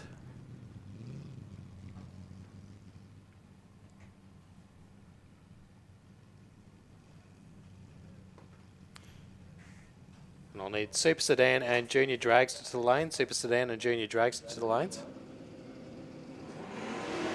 024 for King, 028 for Taskus. This, of course, is Q3 for Prime Science Speed Elec Super Street. Next time out here will be round one of racing for these competitors. We see Taskus go through for an 11.14, 120 miles an hour, and King an 11.26, 119 miles an hour. Then there's not too much of a time between this third qualifying session and round one of racing. So pretty much what these guys run here in Q3 is what you'd expect to be running in round one of racing. Yeah, same conditions. So Darren Pittington on track in the orange Capri up against John Riley in the one-tonner. Yeah, Riley up in 037 clean green. There's a red from Pittington on the start line. And Pittington will go through first. Runs at 11.27, 121 miles an hour. Riley an 11.99, 111 miles an hour. So we've got the Holden Ute up against the XD Falcon. Troy Hutton up against Travis Greaves. Yeah, Hutton running for TH Tiling and Waterproofing. And Greaves, the tuner racing team over there in that XD Falcon. 393 cubes on board for Greaves in that XD. Oh, he's gone a deep stage. It was sort of dragging it through on the stall. Gets out with an 086 red there for Travis Greaves. Troy Hutton now with a 247 green. And Greaves goes through for a 1091. 125 miles an hour. Hutton a 1082 at 123 miles an hour. William Coe now in the XE Falcon to take on Samantha Yulton for BL Race Engines in the Commodore. Yeah, and the XE looks great with the Challengers, the old wheels. So in your mind, you're already thinking about round one of racing at this point where if the car does everything it's meant to on this pass, you'd think round one, you're going to be within 100th of a second of what you go on this run. Yeah, 088 reaction for Yulton, 153 for Keogh. So you think the dial-in's going to be around, you see Yulton go through an 11.57, so you think that Yulton's probably going to be like an 11.56 or an 11.55 dial in round one, and William Coe goes through for a 13.60 99 miles an hour. It's a little bit slow there for William, actually. Off a bit. So how many tenths do you reckon it's down today for track conditions? From last meeting, it's about 10 lower in the weather. Yeah, okay. Yeah. So Tanisha Marshall on track in the RCE Performance Holden Premier, up against Wade Moran in the Mustang. Yeah, Moreno out the 017 red, Marshall 182 on the clean side.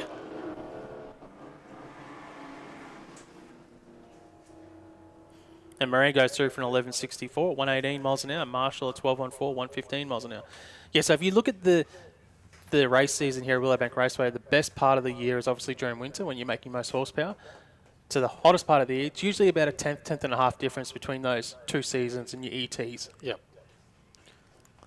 Depending on your setup as well. Yeah, so we got Matt Francis on track in the Tuna Racing Holden panel van up against Jennifer Ashen in the gold Holden Commodore. 016 red for Matt Francis in the panel van, 409 for Jennifer Ashen.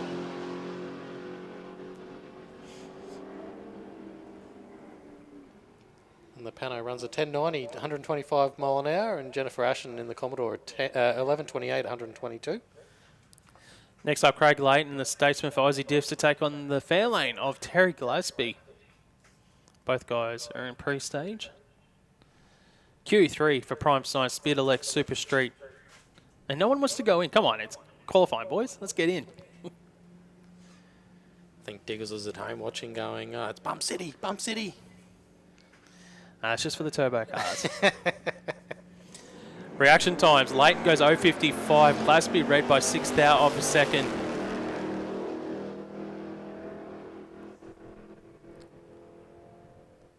I think Leighton will get there first. 1181, 116 mile an hour, and Gillespie at 1203, 112. And I'll need to get all modified and super sedan to the lanes. Modified and super sedan, you need to be in the lanes now. Next up in Prime Science, Speed Elec Super Street, David Olsen, the Holden. It's taking the Monaro of Angela Holtz for Mad Dog Motorsports. You can see the ute there of David Olsen. 400 cubes on board of the ute. Yeah, and Angela Holtz has had a few issues with the Monaro, so hopefully they've resolved those. Well, that's it. You want Q3 to be a nice, clean pass. You take a bit of confidence going into round 1 of racing. Good light there, 149 for Holtz. A 679 for Olsen. That's what we call a bit of a doozy, a bit of a sleeper. A bit of a giveaway. Yeah, you don't want to be doing that in racing. Olsen's been racing for a long time. We see Olsen go through 1150 at 118 miles an hour. Angela Holtz 1128 at 123 miles an hour in that Monaro. Tom Ryan in the Holden Ute up against Carl Grading in the Divine Massage and Herbal Spa Ford Fairmont.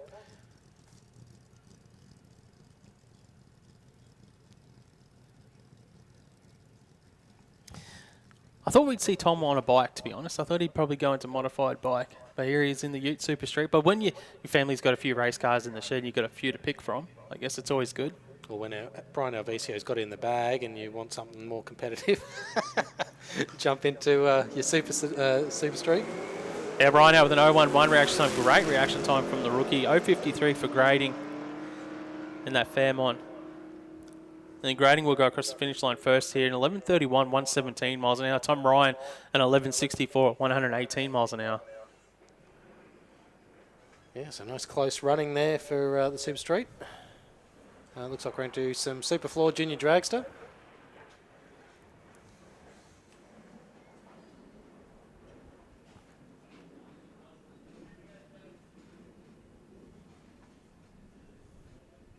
And we had big qualifying of 23 Junior Dragsters earlier on today. Yeah, it's the biggest field here this weekend in the Queensland Drag Racing Championships. Round 5 of the championship. And it's very tight at the top of Junior Dragster when you're talking the championship here. Yeah. You can't look at the qualifying because it's all...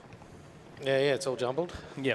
So Nixon Cannulli to take on Carl Schultz here in the first pairing of a SuperFloor Junior Dragster. It is their final session before we get into round 1 of racing. And just like their counterparts that we just seen in Super Street and Real Street, it is this qualifying pass will set the tone for what they do in round 1. Yeah, and first up, 2 AA Junior Dragsters. So they got the extra ET. In the grand scheme of things, in qualifying, this is probably the most important pass of the day, is Q3, because of its close proximity to that first round of racing. So it's the pass that you're going to look back on for the dialing. Yeah. So that's probably why it's the most important. The first qualifier is obviously important because that's what seeds you, but in the grand scheme of things, this is definitely the session that is vital. Yeah, well, this gives you the momentum to go into the next round. Well, that's it. It's not the momentum, but it's the data that you get from this pass, because this pass is what you're going to probably base your dialing off. Yeah. So Carl Schultz, the double A junior dragster. Nixon Knijff also on a double A junior dragster.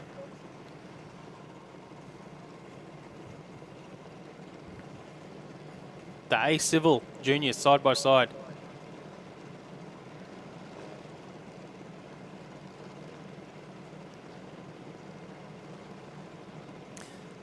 A bit of a staging duel here in qualifying again. I think these guys are good mates off the track. You'll see Nixon, he's just bumped his in.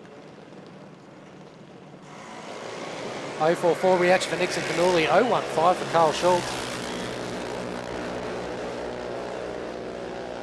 Carl Schultz gets there first with a 765, 85 mile an hour, and Nixon Knijff there with a 767, 84 mile an hour. So nice, good, clean runs out of both the AA junior dragsters.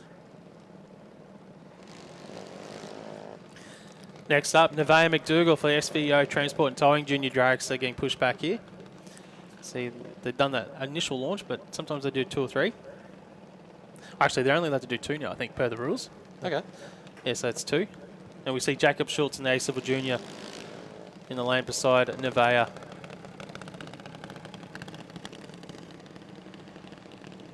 You can see Jacob Schultz there. He's in the B Junior Dragster. Means he's between the age of 11 and 12 years old for our BJD competitors. The AJDs are 13 and up. Yeah, and they've upped the times that you can do for the AA juniors as well. I think that's the 15 and over from memory now. So Nevaeh out with a 111 red. Jacob goes 069 on the good side of the tree. And Jacob goes through for an 851, 76 miles an hour. Nevaeh an 872 at 76 mile an hour. So Nixon King up next in the Mick King Transport Junior Dragster up against Jasmine Kidd in the Bellett's Bobcat Service Junior Dragster.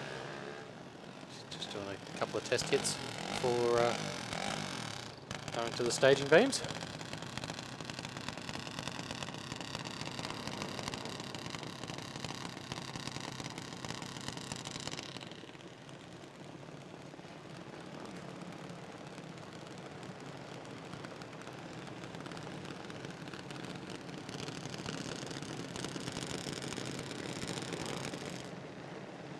Yeah, Mick King Transport Junior Dragster, Nixon King just moving forward. SuperFloor Junior Dragster qualifying session number 3. I think we might have lost one of the competitors in junior because I noticed that the qualifying orders dropped down to 22 now in the field. 012 reaction for Nixon King. He runs it through for a 798 at 80 mile an hour. And Jasmine Kidd with an 866 at 74. So a couple of good representative runs to give them that valuable information leading into the first round of racing. Yeah, next up it'll be Alex Kidd and the Bellett's Bobcat Services Junior Dragster to take on Tyler Bella for TBRE Performance. You can see Tyler moving forward. Guidance from Dad just behind the junior there. Well, it's cousin versus cousin here on track.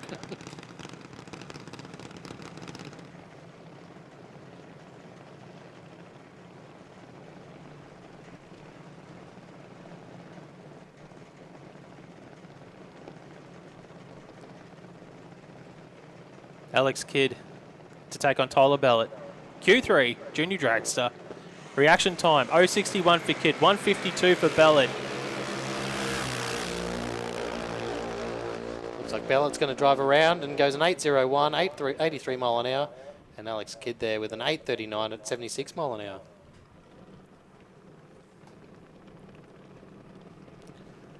And Vance Pirano up next against Isabella Hunter. Isabella racing for Playful. Yeah, Vance Pirano for Beck's Hair Lounge. Well, it's not something I have to worry about these days. Just the beard. Yep, just the beard these days. Getting old, losing my hair. That's what happens when you have multiple kids. The problem was I started losing it in high school. Thanks, Dad, for these great genes.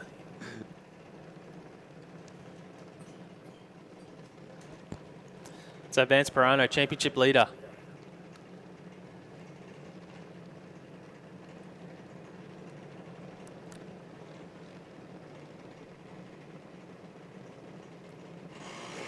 Oh, great reaction time from Vance there. 004, shut the door. A 320 for Isabella Hunter.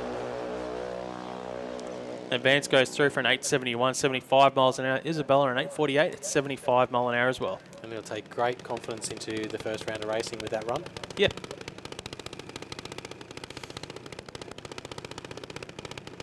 You see the West Side Collision Centre Junior Dragster of Sophia Lode on track. Going up against Max Rowling.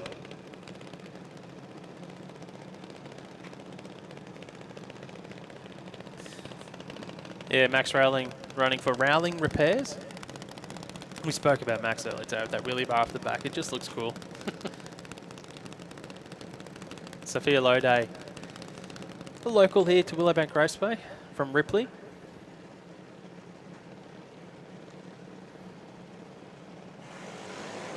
A 122 light there for Max Rowling. 233 for Sophia Lode. And Rowling, the AA Junior Dragster, goes 768, 84 miles an hour. Sophia Lode goes 869 at 74 miles an hour as well.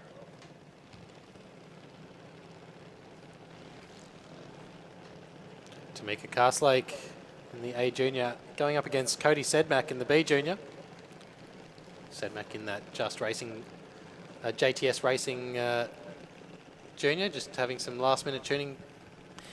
Yeah, well, the thing with Cody in those first two sessions today, it was missing a lot on the initial hit off the start line. Then it clears up about, I don't know, 10, 15 metres off the start line, clears up and it's fine. But that initial hit has been a little bit rough for the team. So hopefully they've got it sorted here and it's a nice clean hit. Did you ever have that sort of issue with your Yeah, Junior back it's in the day? just sometimes a carby issue, you know, fuel mixture. So you change around the jets, change things, change your idle. Yeah, just being spark plug sometimes, you know, things like that. But it's changed now. Technology's changed since I raced Junior Drags. Yeah.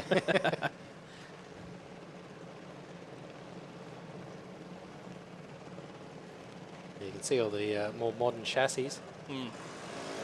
Well, it was definitely cleaner though for Cody. Got out strong 190 with the 60 push, so it should be his quickest pass of the day. Both drivers go red on the tree. And Cody Sedmak an 863 at 76 miles an hour. Tamika an 872 at 73 miles an hour. But that's the reliever when you haven't got down the track in Q1 and Q2, and that's why I said Q3 is so important. And that's it. That's the sort of thing you go back to. Yes, thank God. It's good. It's good for racing. Don't touch it. We have a number on the board. Let's use that for first round of racing. I need Super Sedan, Modified Bike, and Top Sportsman. You need to be in the lanes ASAP. Super Sedan, Modified Bike, and Top Sportsman. You need to be in the lanes. Just need to make a call. Paul Terrence, if you're still here, Paul Terrence. Something of yours has been left in at the catering, the food van. So Paul Terrence, if you're still here, we've got something of yours up here in the tower. So if you look in your pocket and you're missing something, Paul Terrence, it's up here in the tower. And we've got your photo, so you can't just come up and say you're Paul Terrence. So Paul Terrence, we've got your wallet. That's what I'm saying. So Lexi Lancaster up against Neela Paul, and Lexi, great lights. 861, 76 mile an hour, and an 814 at 80 for Neela Paul. Next up, Chase Castlake to take on Amelia Wright. You know, I think if I had the last name Wright and I was a kid, I'd be like, all the time, I'd be like, I'm right. Yeah. Don't try and argue with me. I'm right. I'm literally right. Unless you can't stick to a dial in.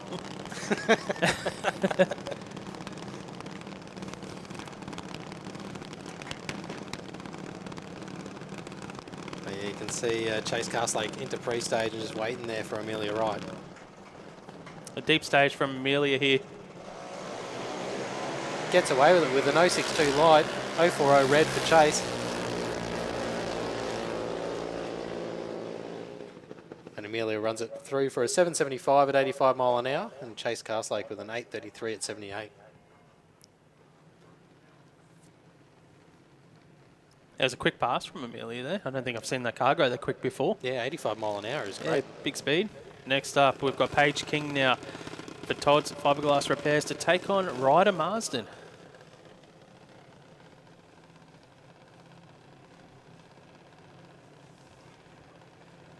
Yeah, I don't know what the quickest mile an hour is out of a junior dragster, like a double A junior. Well, the thing is that the speeds probably aren't going to increase too much with the new class because they're already all running mid-80s anyway. It's all because they get slowed down off the start and then they come home strong. So it's more the 60 foots which you're going to see big improvements on with the opening it up to the 760. But yeah, I think you're going to just see around that 84, 85 miles an hour. Yeah.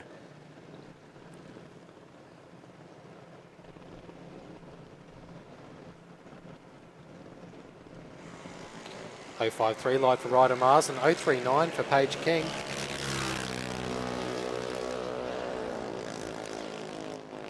Paige King runs it through for an 884, 73 mile an hour, and Ryder Marsden with a 1231 at a 54 mile an hour.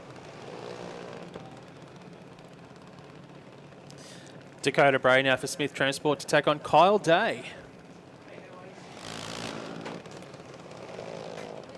And it's two of the newer junior dragsters.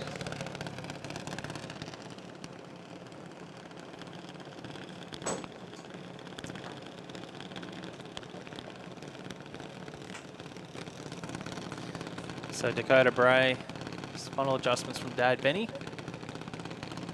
He's happy with the idle now. Into stage they go. SuperFloor Junior Dragster, final qualifying session. Final pairing for Junior Dragster here. Dakota Bray, 012. Kyle Day, 094. And Dakota Bray will go through for a 782 at 83 miles an hour. Kyle Day goes 854 at 75 miles an hour. Looks like we're into a junior bike. Junior drag bike now. Just our exhibition bracket this weekend, testing for the kids. Yeah, so they were out testing a couple of weeks ago of the previous round. Yeah, Jaden Badcock will be in the Speedflow lane here at Willowbank Raceway. Kai Badcock will be in the rocket side. So Kai on the white bike, Jaden on the blue bike. Both these guys running for Pro Cycle Dyno and tuning.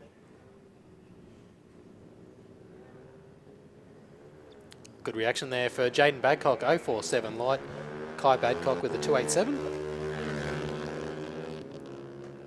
You see Jaden runs it through for a 944 at 71 mile an hour. And Kai Badcock with a 1059 at 62 mile an hour.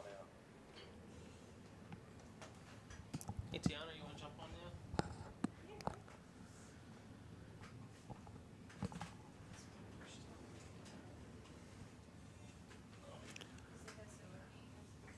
And looks like we're into some Super Sedan. So I'll need modified bike and top sportsman. You need to be in the lanes. Modified bike and top sportsman. You need to be in the lanes.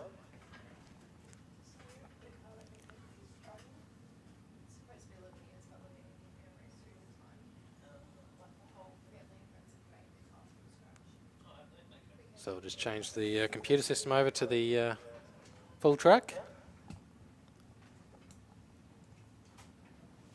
And welcome, Tiana. Hello.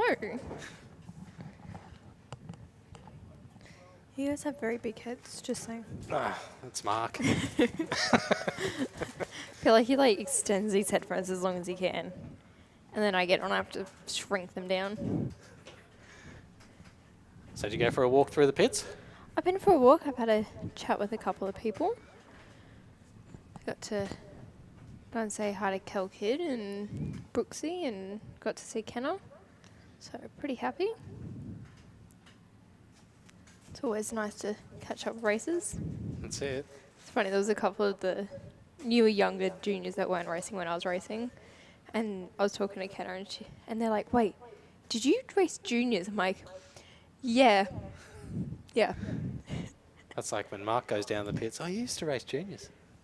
Then they just go, "No, you're too old." Maybe they were dinosaurs back then. Oh, and I can see it, Damien, slowly pulling up. Yeah, looks like Slowly. we're getting underway with some super sedan action. We got Damien Morris on track in the Morris Painting Solutions Monaro up against Rob Price in the Pine Mountain Performance LH Tirana. Yeah, yeah. What about Q3?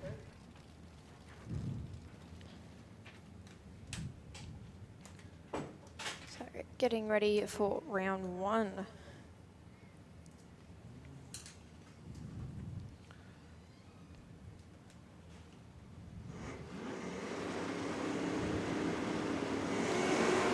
Bit of wheel spin there for Damien Morris, an 0.95 reaction time for Morris and an 0.51 for Rob Price. And that Tirana is just moving.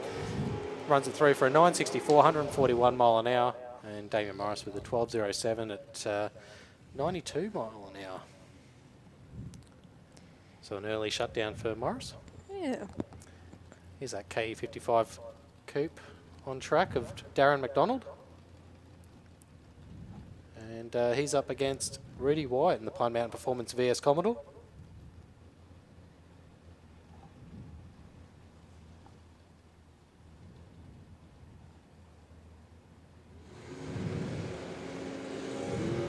.014 light for Rudy Wyatt, 361 for Darren McDonald in the Corolla. See the 2JZ in the Corolla coming back at him, but not enough. 10.13, 133 mile an hour. And Rudy White, 965 at 142. I reckon they'll both be pretty happy. Yeah, good clean runs. Just need to sharpen up on the reaction times, but that's about it. Brendan Shaw in the Downs Automotive Services Tirana up against Mitchell Bauer in the Fernwood Landscape Fairlane.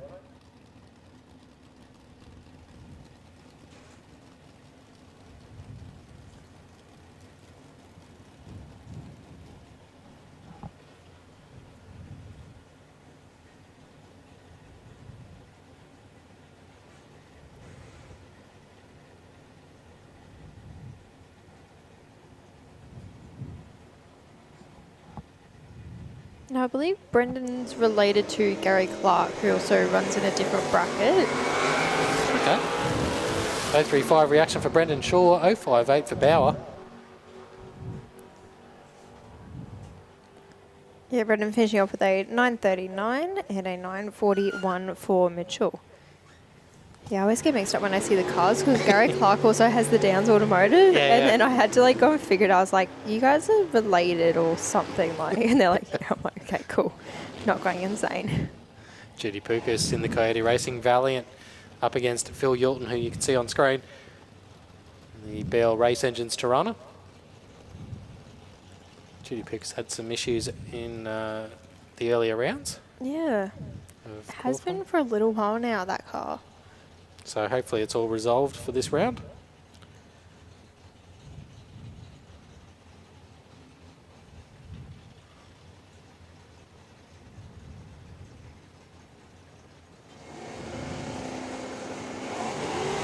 Red light for Phil Yulton, 003 red, but an 039 for Judy Pukas. And that Valiant's coming on strong.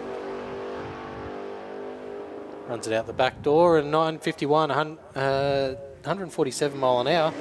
And Phil Yulton there with a 989, 134. I reckon Judy will be very happy with that run, getting it down. Didn't seem to have many problems. Yeah, that's it. Nice clean run leading up to the first round of racing. And it looks like we've got Hamish Strachan on track in the Complete Property Commodore up against Adam White in the JR Stevens VL Commodore. So VK versus VL.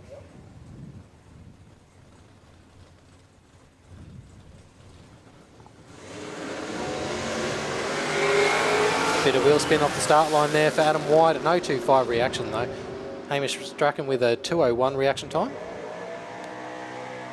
Yeah, Adam will finish up with a 953 at 143 miles per hour. Hamish a 981 on at 136. And we'll finish off with Wayne Height in the Boss Hoses Toyota down there.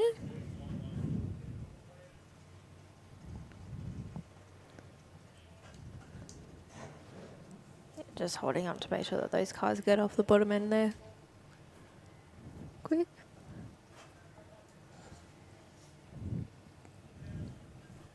So we do have an odd amount of super sedans racing today, so Yeah, it's a good field size. yep, nice 11.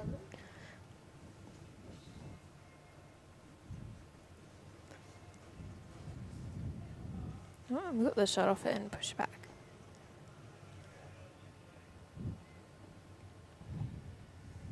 And we have track walkers down by the finish line.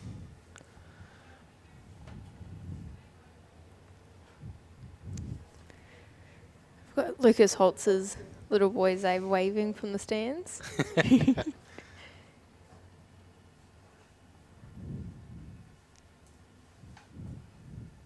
we'll see what the track walkers spot down in the deep end.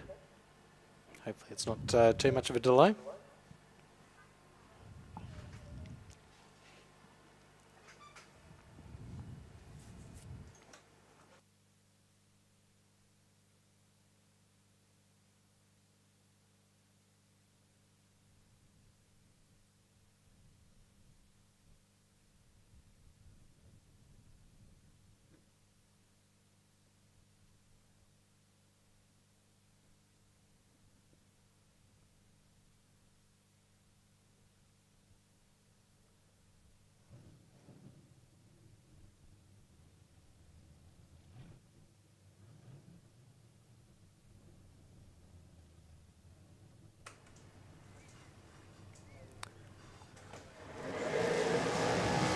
So it looks like we'll get another go of Wayne Height through the burnout procedure in the Boss Hoses Toyota. Yeah.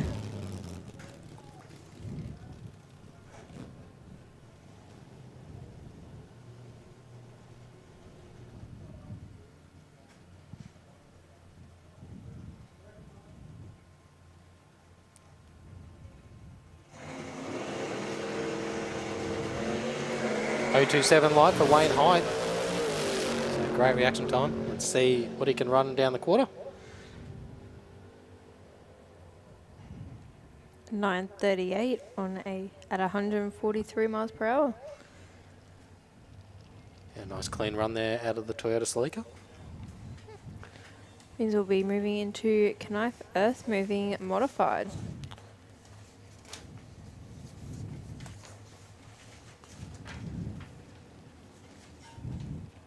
So we've got 8 races in Modified this weekend. Yeah, and the last chance of getting valuable information and data from for round 1. Yeah, so we're starting off with the siblings. Liesel over here in the speedplay lane, Stefan over in the rocket lane. And both have been really consistent and the reaction time. Yeah, so Liesel looks like she's having trouble coming back. So we've had Jacob, who's helping with Stefan, run over to the other side, look over and go, there's no dragster there.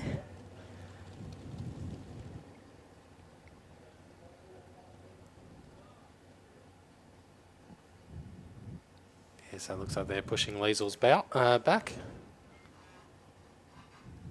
Yeah, Stefan's just sitting there like, what is happening? This is my sister. I want to go and help.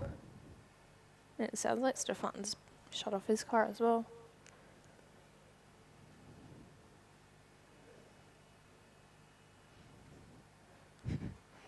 Jacob is very much dead right now.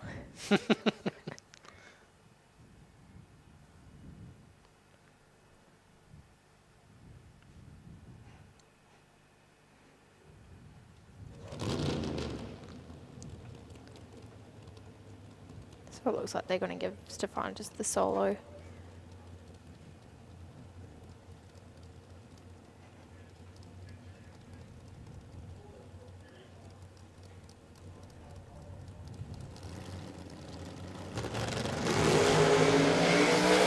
1:0:43. Yeah, with a 1:11 to the 60. Runs at 3 for a 7:44, 181 mile an hour.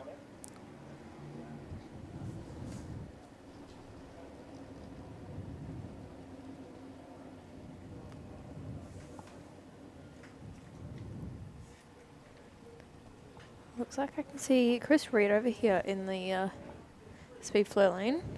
Yeah, up against Pinky's toy.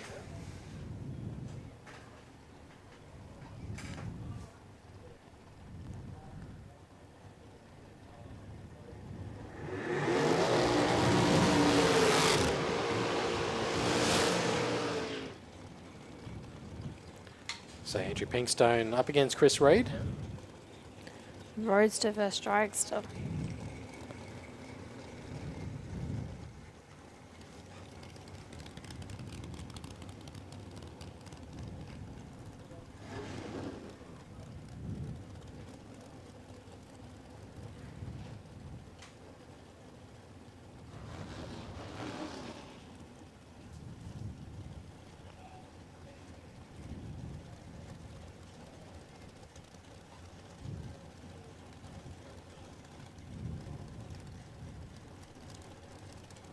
So Chris Reed's got 8:45 on the board. We'll have to see how close he can go to that in this round of practice. Yeah. Or quali. And Pinky's toy beside him. Red both sides of the tree. 010 red for Andrew Pinkstone. 201 red for Chris Reed.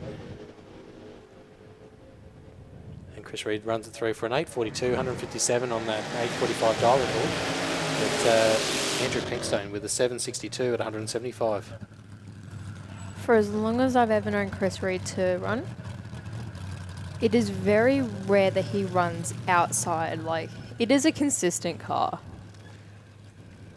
And, well, we know he's been running for many years. Yeah, that's it. Yeah, Brett Farnell on track. The Team Bray Racing front engine dragster up against Phil Bellett in the TBRE Performance Dragster.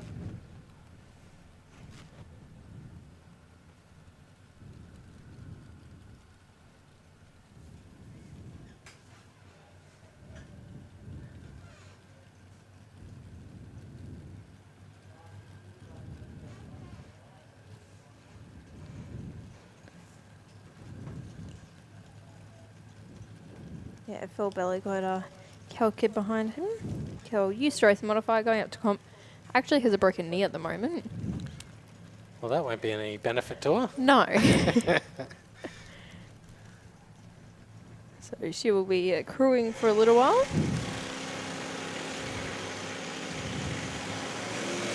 .096 reaction for Brett Farnell. 084 for Phil Bellett. No catching Phil Bellett there. He runs it through for a 782, 170 mile an hour.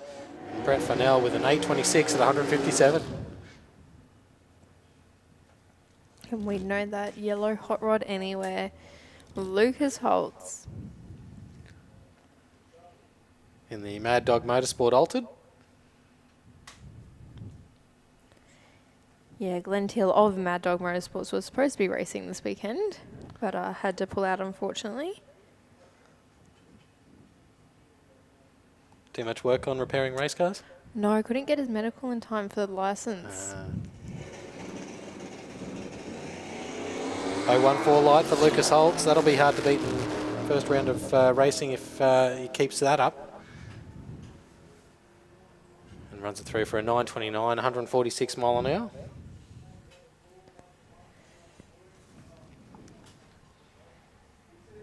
Yeah, well, we know what Lucas is capable of.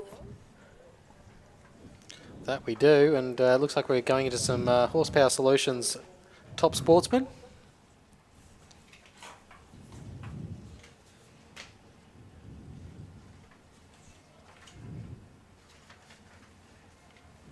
So we can see Patrick Barron there in the Aussie Diffs Chevy Beretta, just waiting in beside Paul Doblin in the Lockyer Engine BF Cobra.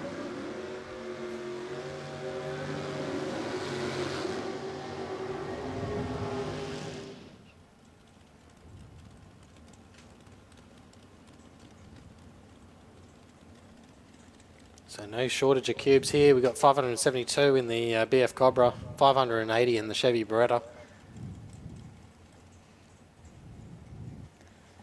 Yeah, well, Patrick, having had both of his boys in the car, Matt and Tim have a go. He went, my car, give it back. You've had your fun. Give it back. So what did he do? Relegate him back to the street series?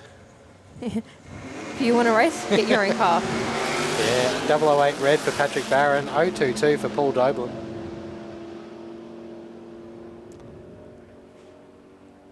Well, Paul finishing off there in 872 at 157. Patrick in 869 at 158.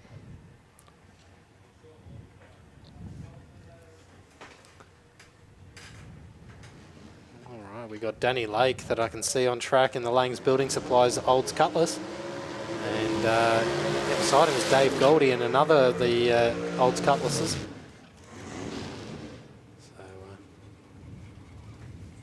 the orange one of Dave Goldie, the black and purple one of Danny Lake.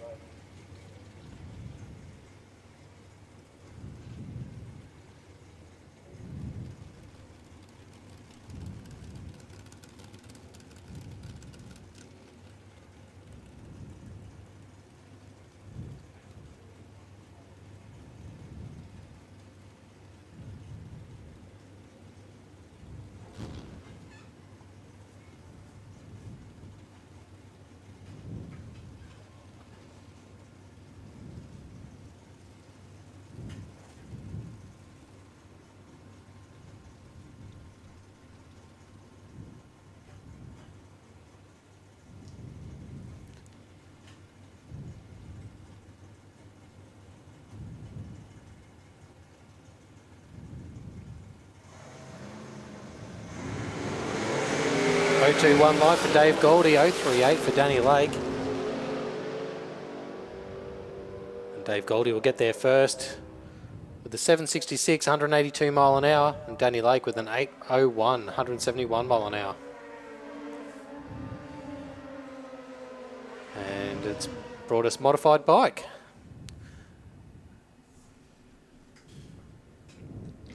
So we need there'll be testing vehicles to the lanes, please. Yeah, well, modified bike starting off with Rebecca Marsden in the Speedflow lane, Alan Annis Jr. in the Rocket lane.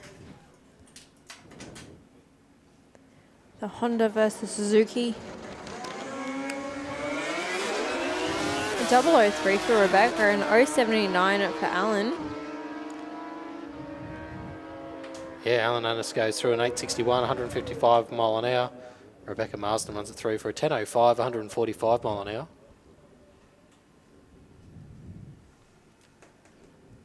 Scott Munch in the Speedflow lane, Jason Clarkin in the Rocket lane.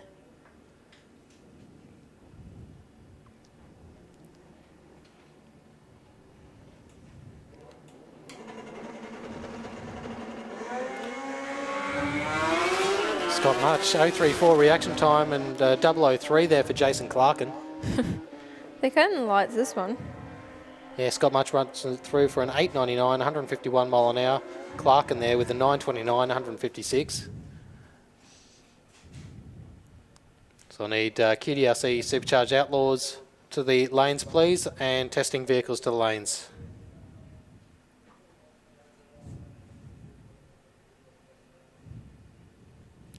So we got Brian Alvezio on track up against Mark Gordon.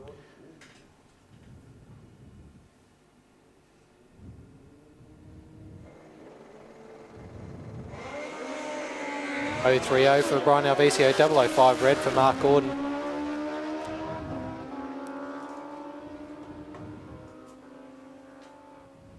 And Alvezio runs it through 904, 148 mile an hour, 1007, 143 for Mark Gordon. I just got a message that the dizzy cap broke on Liesel's car. Well, that's no good. That may be a bit of a hard task to find another one of those in time, but on track we've got Tammy Goldthorpe, the Powerhouse Dyno tuning Suzuki. That looks like a solo run.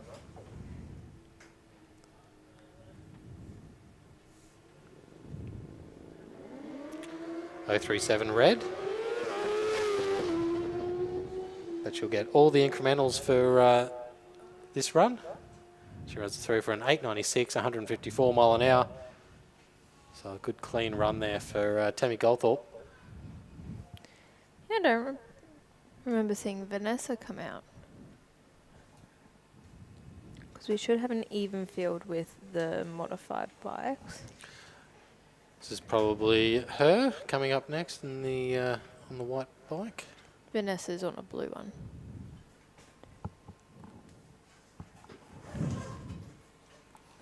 Vanessa will be over here in the speed flow lane, Russell Bell in the rocket lane. Yeah, so Russell Bell on that white Kawasaki. Vanessa on the Pacers Paint Shop blue Suzuki Hayabusa. Yeah, Vanessa from Mackay. So Vanessa has a bit of a travel coming down, but does love racing at Willowbank. Get to chat to her quite often.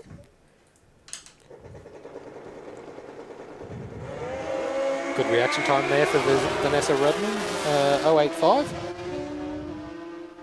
It's a nice quick pass on the Hayabusa. Runs it through for an 803, 172 mile an hour. And Russell Bell, an 895, 151 on the Kawasaki.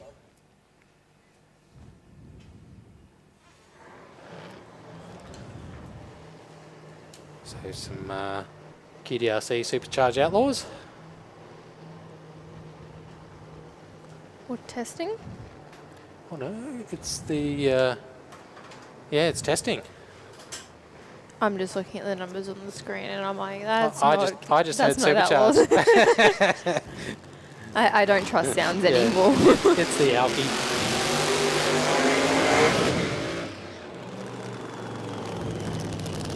Yeah, the Alki of John Cannulli.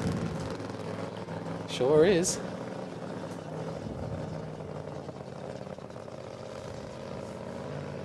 And being testing, you don't know if they're going to do a full track, half track, just start line. Yep. You go any which way. That's it. But they all put on a good show. You can't go wrong with a good funny car. So Cannulli in the Olympus Loaders funny car.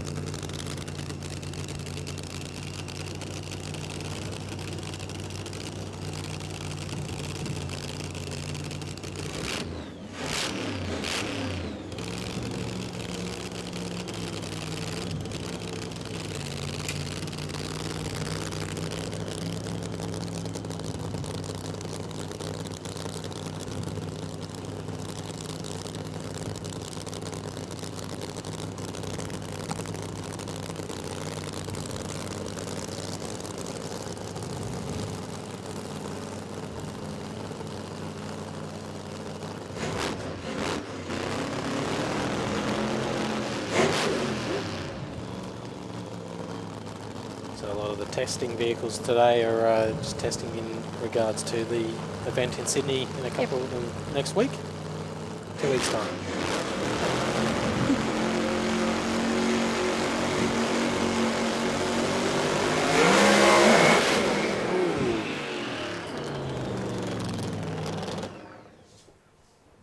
A 2:37 reaction time, and then a lot of wheel spin, and then a lot of revs.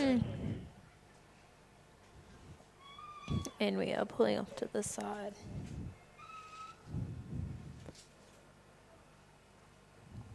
So I reckon it'll take us a couple minutes to get that car off the track. We'll Yeah, we'll come back once the car is all cleared.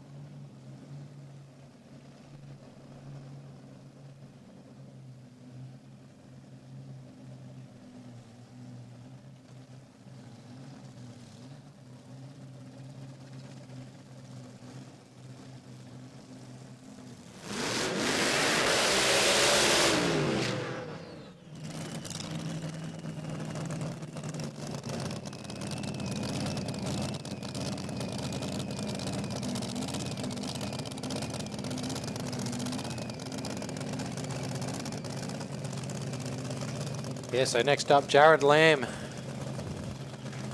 undertaking testing in the Altered. His previous run, a non-representative 9.3.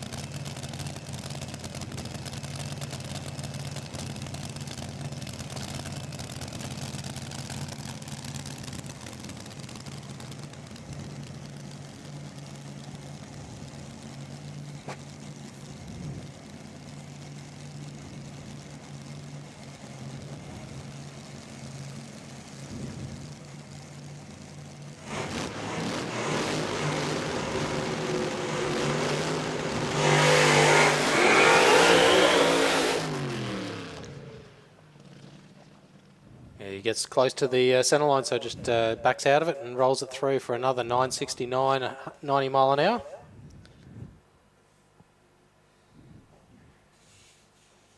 So a bit of tyre shake off the start line in the Altered. Yeah.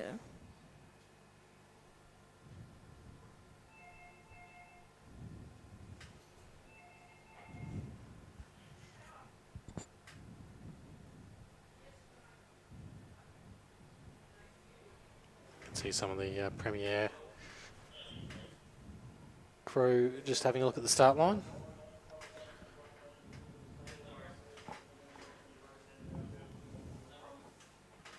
And I did see the top fueler coming around the coming around into the lanes.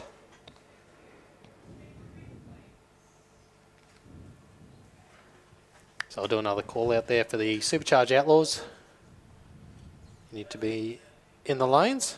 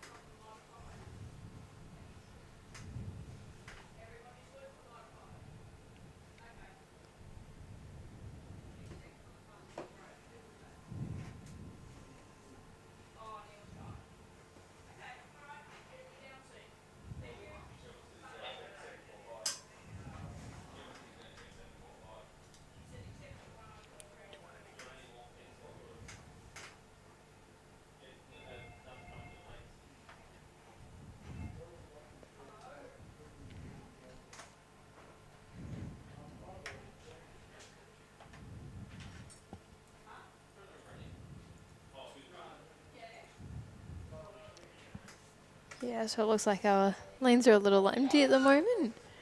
I think we're getting the Supercharged Outlaws will be up soon.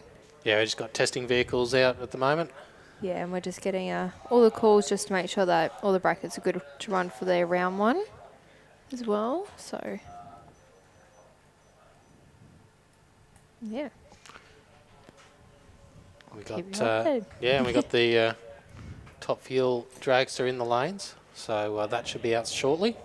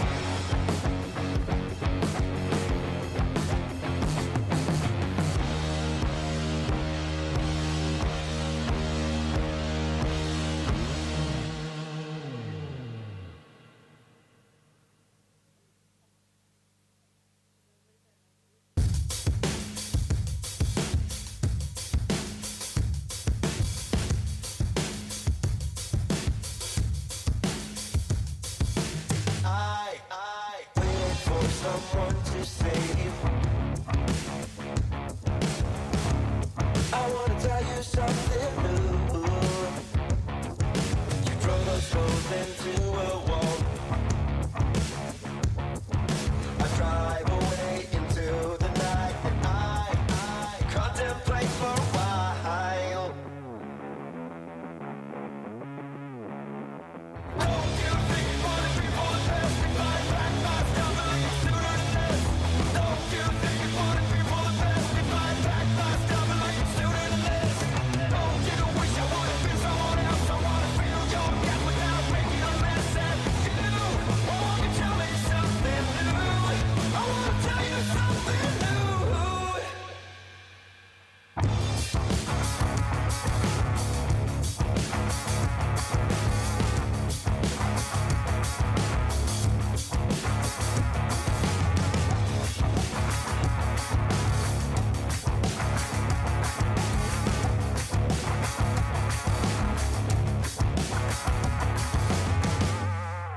I wish you all the best I can, and I stop myself for a while. I'm saying things I don't believe. The panic's rising up in you. Won't you tell me something new? Don't you think you wanna be for the best? We fight back, fight down, believe sooner than this. Don't you think you wanna be for the best? We fight back, fight down, believe sooner than this. Don't you wish I would've been someone else? I wanna feel your gap without making a mess at you. Won't you tell me something new? I wanna tell you something new.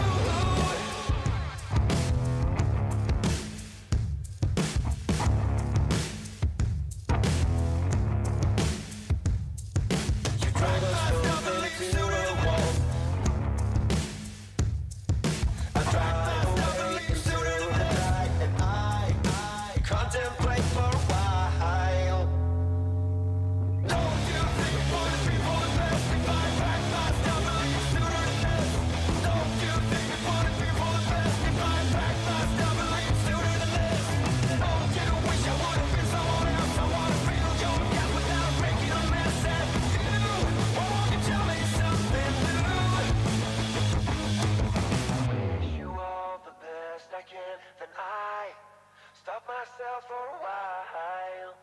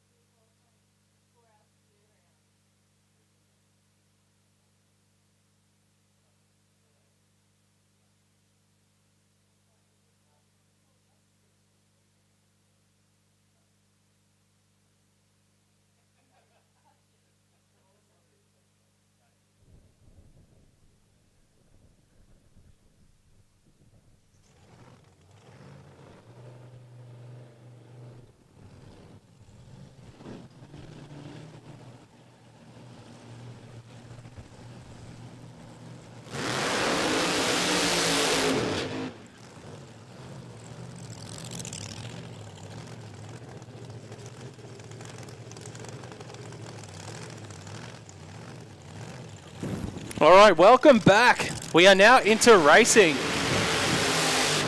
Round 1 for our QDRC Outlaws Championship is the 5th round of the championship. Championship leader on start line as well, Bill Fletcher, to take on Shane Atkinson.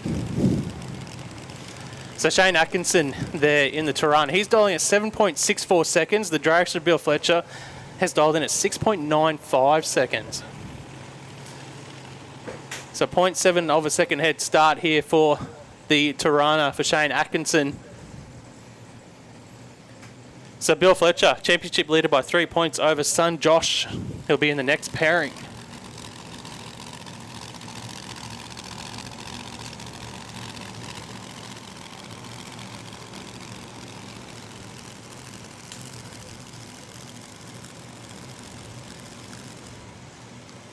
So round 1, QDRC Outlaws. Fletcher's in pre-stage. Fletcher's full stage, running on Atkinson now. Atkinson's out with an 0.55 light tour, 181, 10th and a half advantage to the Tirana. Will he put the championship leader on the trail in first round? He does. He goes 7.72 on his 7.64 for the win. Bill Fletcher breaks out with a 6.92 on his 6.95. So number 1 of the points, Fletcher loses here in round 1. Atkinson with a great reaction time gets the win by 8 thousandths of a second across the finish line there. That is a great race to start off round 1 of QDRC Outlaws. And an upset as well, Tiana. Yeah. I didn't know what to do. You just got so into that. I'm just sitting here. I'm That's like, what I I'm do. going to let It's you have what I your do. moment. Let me have the moment. You It's can what have I your do. moment. But yeah, Bill Fletcher, 181 on the tree to an 0.55 from Atkinson. So we could have, well, that makes it a bit of a mix-up here in Outlaws here in round 1 because that gives Josh Fletcher a chance now to get some points on his dad here. So Bill has won the 2 opening rounds of the championship in Outlaws.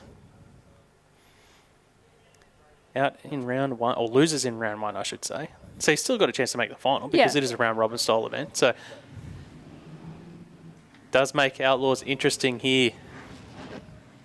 So the next pairing in QDRC Outlaws, it's going to be Josh Fletcher, second in the championship in the Styrofan Australia Dragster. He'll be taking on the alternate of Gary Cameron for a Garbett Property Management. So Gary Cameron in that altered, he's going to be dialing at 6.95 seconds.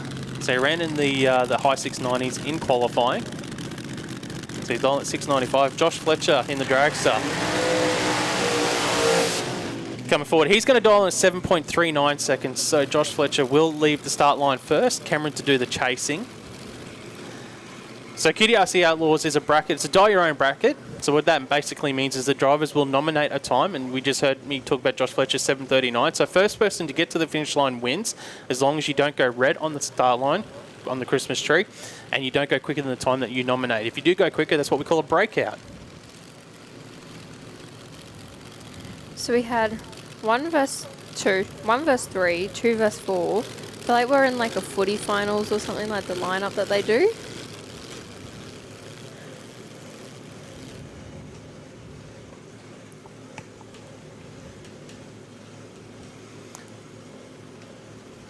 Could we see 2 upsets here in round 1 of Outlaws? We see Josh, he just looked across in the lane beside him, visors down.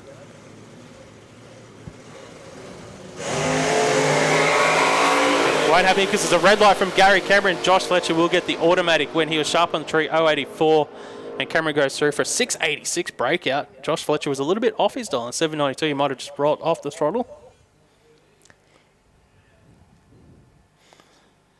So Josh Fletcher gets the win here in round 1. Yeah, can we just do a call for Real Street, Super Street, and Junior Dragster? Real Street, Super Street, and Junior Dragster. Can you come to the lanes, please? I say Josh would have seen that he'd won that race, so he just shoots out early, take it a bit easier on the team.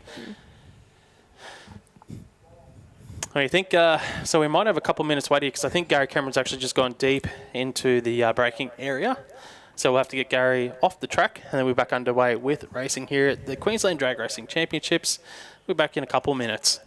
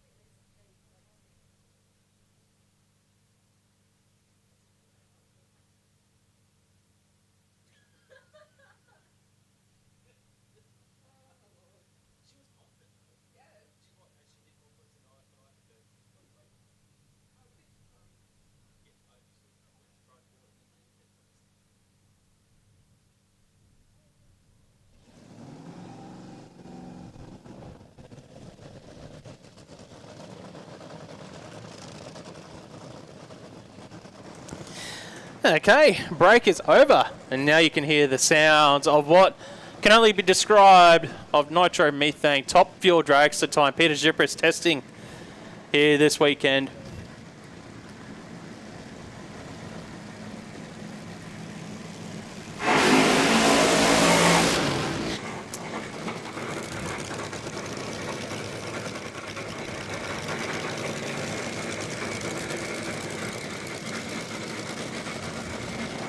So Peter Zipris in the Premier Hire top fuel dragster, Newline supported dragster. Getting in, as I said, testing for before the next event here at Willowbank Raceway for the National Drag Racing Championships here in January. Check out willowbankraceway.com.au where you can get purchase tickets for the event.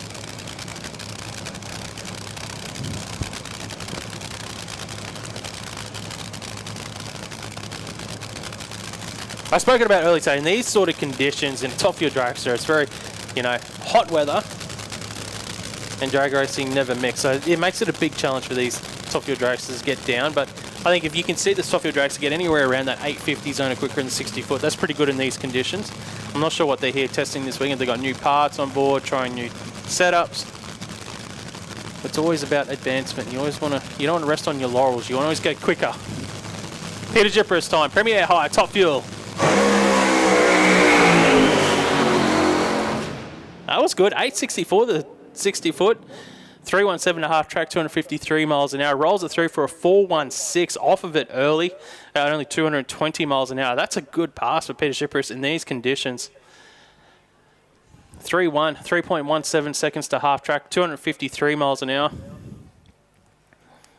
So it probably would have been in the, I'm guessing maybe in the 390s over the 1,000 foot out the back door for Peter Zipris there. But yeah, solid pass for the team. 860 to the 60 foot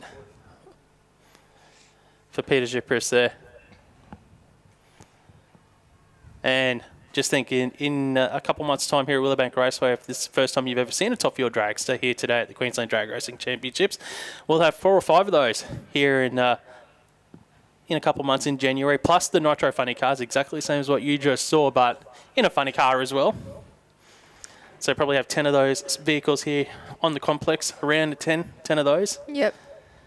You definitely don't want to miss out. And I think I said it earlier today, like, that's a pretty good Christmas gift for someone. Just nudge, nudge, You got a partner that likes the drags, well, then, there's a big event coming up in January. Or even if they just don't like it and you do, just... Yeah, present for yourself. Yeah. That's a good idea. Yeah. It's a great idea, Tiana. I was thinking completely of you when I got you these tickets. Yep. Yeah. Next up, there's another one of our professional race teams here this weekend. Daniel Reid in the dragster. For All-Star Batteries, AC Delco campaigns in the Pro Alcohol category.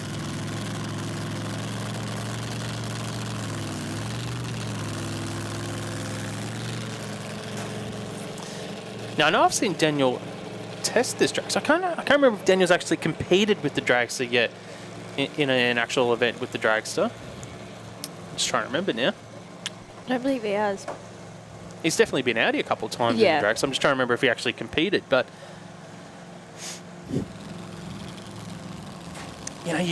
when you call a lot of events and they start to intertwine in the memories and test events and race events, and it's always hard to remember every person's passes and what they've done and what events they've competed at. So Daniel Reid testing here this weekend.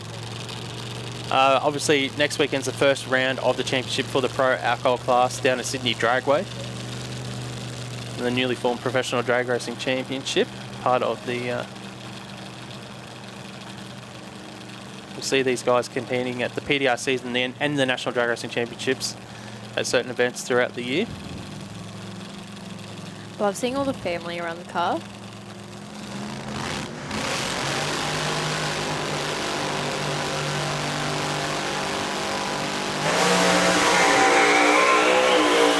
That's good, 963 to 60 foot. Bit of haze there across the finish line. Still goes 570. It shoots out early, 230 miles an hour. So Daniel Reid, 963 to the 60 foot, 371 to half track, 203 mile an hour at half track for the people playing at home. and rolls through, buttons it off for a 570 at only 232 miles an hour. So it probably would have been a mid 560 out the back door for Daniel Reed there. And he did it easy. Like it looked like a soft, easy pass. It might have had a little bit of shaker on 60 foot that he drove through. But that was just a nice clean pass for Daniel Reed in the Dragster.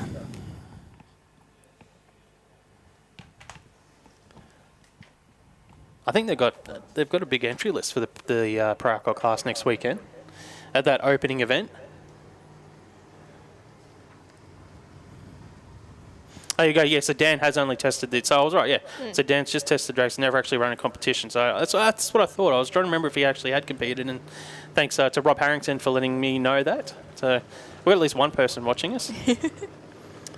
I know we've got at least two. So Rob's got some new parts for his Slammer as well, sitting at home. So it'll be interesting to see how Rob goes when he gets his Slammer back out with the new Go Fast parts. Well, he's not here now, so we don't need... Should be He's here not testing. that important. We got another funny car. This time it's going to be Shane Phillips. Also, another one of the teams that competes in Pro Alcohol. And that first pass today, that was really impressive for Shane in his first pass in a funny car.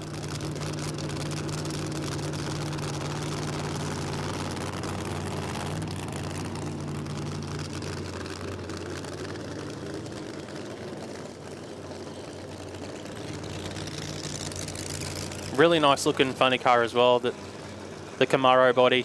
So I've been told, I haven't confirmed with Shane, but I've been told that he's going to probably compete in Outlaws and Pro Alcohol with this car.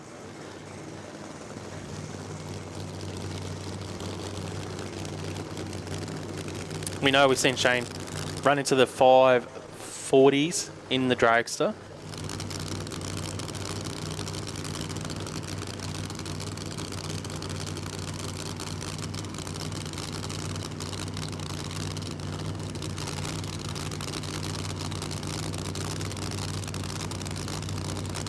So I haven't spoken to Shane. Like, I'm assuming it's the same combo out of the Dragster. I'm not too sure. I'll have to get that confirmed later on.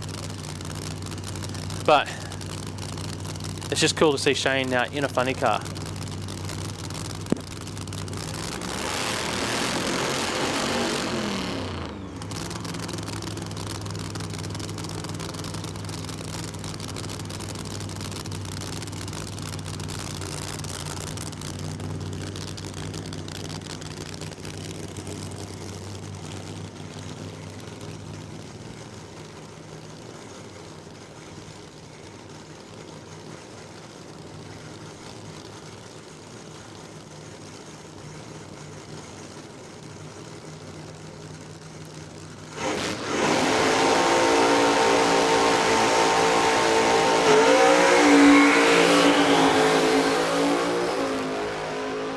Shane Phillips in the front. It goes 563, 254 miles an hour. Shane Phillips goes 563, 254 miles an hour. Great pass there from Shane Phillips, straight down the middle. That was great. Like, honestly, I haven't got words to describe it, but that's just cool to see someone just first full pass in a funny car, a Pro Alcohol funny car, shifting gears. I know he's done it with the Dragster and all that, but it's still a different beast. It is the way they get manhandled is completely different to a Dragster, and that has just been really impressive from Shane Phillips there. 563. The 60 foot was 950, and there was 3.7 seconds to half track at 204 miles an hour. For all I know, there's a lot of people at home that like to know those sort of numbers.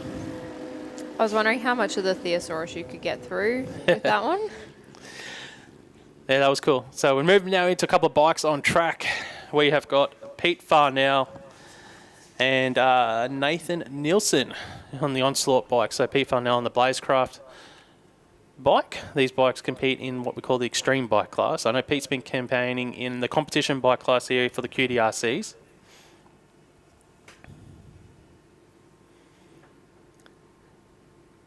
So these are potentially 2 6-second. Oh, well, the Onslaught bike of Nielsen's already running the 6s, but Pete Farnell's definitely got the potential there as well.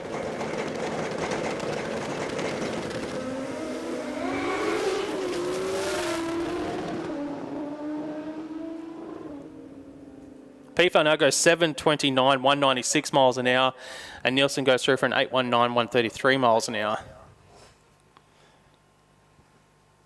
So another good pass there from Pete Farnell, still learning the bike. 7:29. I'm just wondering if he rolled off the throttle a little bit there before the finish line. So he has run into the 200s. So just another call for Real Street, Super Street and Junior Dragster to the lanes, please. Real Street, Super Street and Junior Dragster to the lanes, please.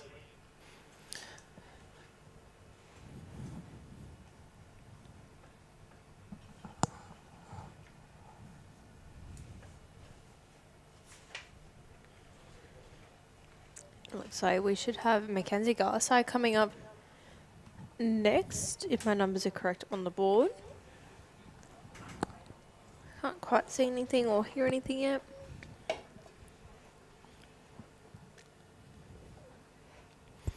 So you know a little bit about this track. So you were saying earlier before that they built this track over the last couple of years? Yeah, so they've built this car completely Yep. all by themselves, family and friends. Mackenzie, the driver himself, did all the fabrications. That's cool. Even Yep. the paint job is all done by Yep. family and friends. In-house, yeah, that's In-house, awesome. Yep. in their shed that they've got. They've got this huge shed up the back of their house, and it's all been done by themselves. They didn't go and get anyone external, which I think is pretty amazing. So the exact opposite of what I do is what you're saying. Yeah. That I need to get help from everyone. And I can't do anything in the shed myself. Yep. But yeah, as we know, Mackenzie did used to race in juniors. I used to race Mackenzie myself and his older sister Lavinia. Yep. So is Lavinia going to get a drive as well? A steer of the dragster? I reckon so. You think so? I reckon so. Okay. I don't know how I'd go if I had to share my race car with my sister. I mean, Lavinia is the older one, so I think she'd be like, I'm older, I get dibs. But I did hear she needs to get a new race suit before she can step into a new car, so Okay. yeah. So what you're saying is Mackenzie's going to try and hold off on telling it, like, you don't need your suit just yet. Is that what you're saying? Yeah, like he's yeah, going to be yeah. in the background like, no, you don't need it just Now yet. Just save hold up off. so you can Save get your that more money. expensive Yeah, wait one, yeah. wait another 6 months before you get it. Just Yeah. save your money because it might be cheaper in 6 months. You don't want to get in this car. It's really bad, you know? Yeah. There's a few things I need to check. There we go, Mackenzie Garside on track, going through the licensing procedure. So basically, everyone that starts in drag racing, doesn't matter what bracket you're in, you've got to go through what we call the licensing procedure. So there's a few steps to the licensing procedure that ITRA, the officials, go through with the drivers, even before you get on the track. But once you're on the track, it basically, depending what the ITRA officials want, what you want to do, you'll have your launch and half pass. And once they're happy that you've done that correctly, then you get signed off and then you're allowed to go to your full pass. And then you can go into competition and compete against other racers. Which is the fun part. That's the fun part, getting to race your mates.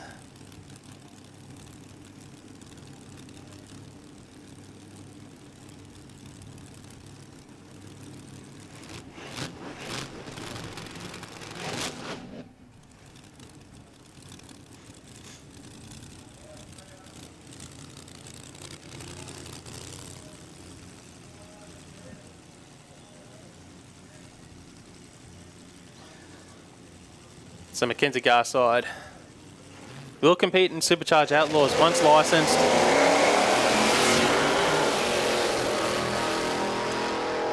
Doing it nice and easy, nice and straight for Mackenzie. Goes across the finish line, still goes 8.70 seconds, 138 miles an hour.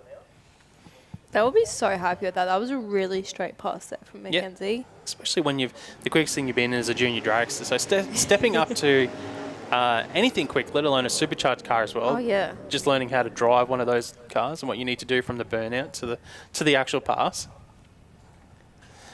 So now we are moving into, it looks like some more testing actually.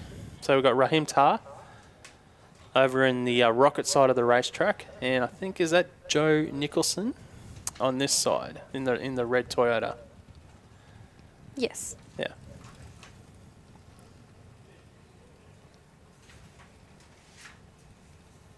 So Joe was testing at the last QDRC as well, from memory. I haven't met Joe, so I don't know if it's a guy or a girl, because Joe can be both.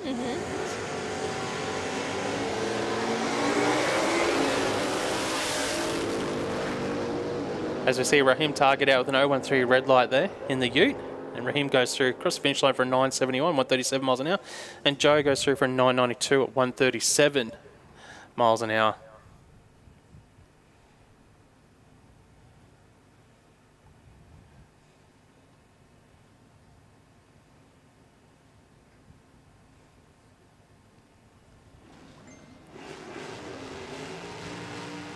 There we go. Joe is a female. There we go. Thanks, Dave. Read drag photos. And that's one of the things. Sometimes when you don't meet every driver out here when you're in the commentary box, and then you get a name that can be either way, female or male.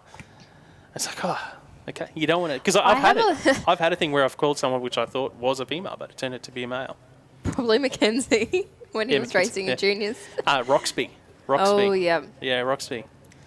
Coultis on the bike. And it's funny as well, like when races come up to you, like I get it a lot at the street series because you're calling the name to the car or the number to the car, but you don't always know what they look like. And when they come up and they're when they got a helmet on, it's very hard yeah, to... and they're just like, hey, Tiana, how you going? I'm like, yeah, I'm good. And I'd be standing there like, Terry, who am I talking to? Super Sedan, you need to be in the lanes, please. So Real Street, Super Street, Junior Dragster, and Super Sedan to the lanes, please.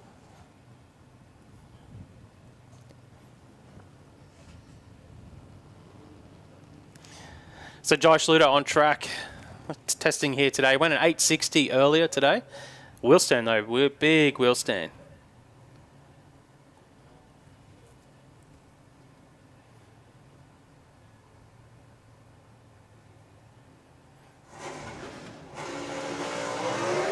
Still picking the wheels up as well for Josh Luder.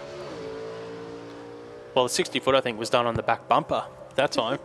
He goes through for an 860 again at 157 miles an hour. But I think that ET could pick up a little bit if he wasn't doing those big wheel stands. Probably. But they do look pretty cool. Shake of the head from drag photos. They agree. And we'll be moving into Junior Dragster, SuperFloor Junior Dragster. So this will be round one, and obviously Junior Dragster Championship implications. It's tied at the top of Junior Dragster. Let's do a quick recap of the championship here at the moment. Vance Pirano is currently the championship leader on 81 points. Nixon Connolly second on 76 points, so 5 points separating 1 and 2 just a round of racing. The Dakota Bray is third, tied third with Dakota's Chase Castlake and Carl Schultz as well. So that's our top 5 in the championship. But honestly, depending on how results go this weekend, like anyone, I think inside the top 10 or 12, depending on how they go this weekend, will be in with a shot at that final round next month here in December for the crowning of our Queensland drag racing champions. So up first, Jasmine Kidd and Kyle Day will be on track first.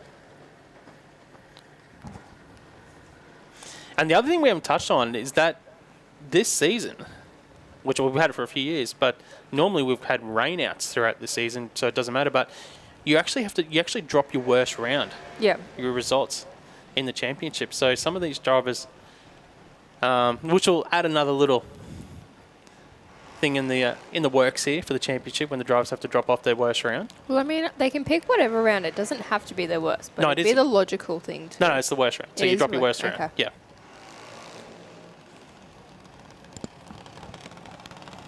So Jasmine Dutton at an 864, Kyle at an 852.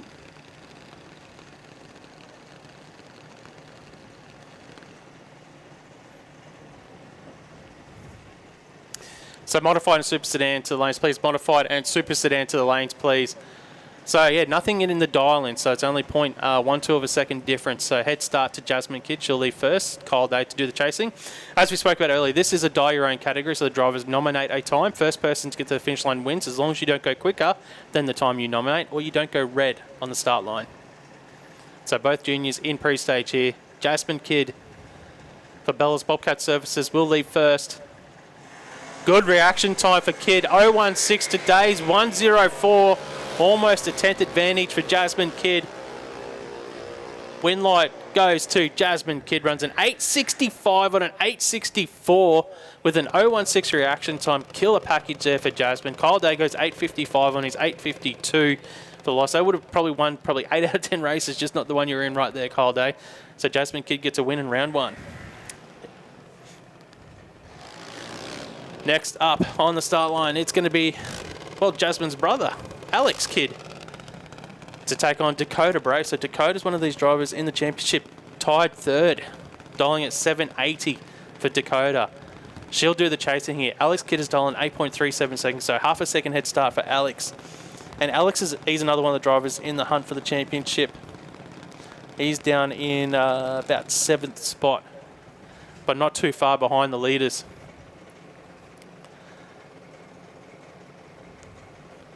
So it's a critical race for both drivers. Alex out with a 111, but Dakota Bray with the hole shot, 017 on the tree. And the win light will go to Dakota. A great pass as well. 781 on a 780. Alex Kidd goes 838 on his 837. It's just all in the reaction time there for Dakota Bray. 017 gets the win. Tell you what, the first 2 laps we've had here, Jasmine going 16 on the tree, banging the dial in. Dakota goes 17 on the tree, bangs the dial in. That is some impressive racing. And the competitors they were against did good laps as well. They tough race. Next up, Sophia Loday to take on Tyler Bellett. So Loday is dialing 8.67 seconds in the Westside Collision Centre Junior Dragster. The TBRE Performance Junior of Tyler Bellett's dialing 7.96. So just over half a second head start for Sophia.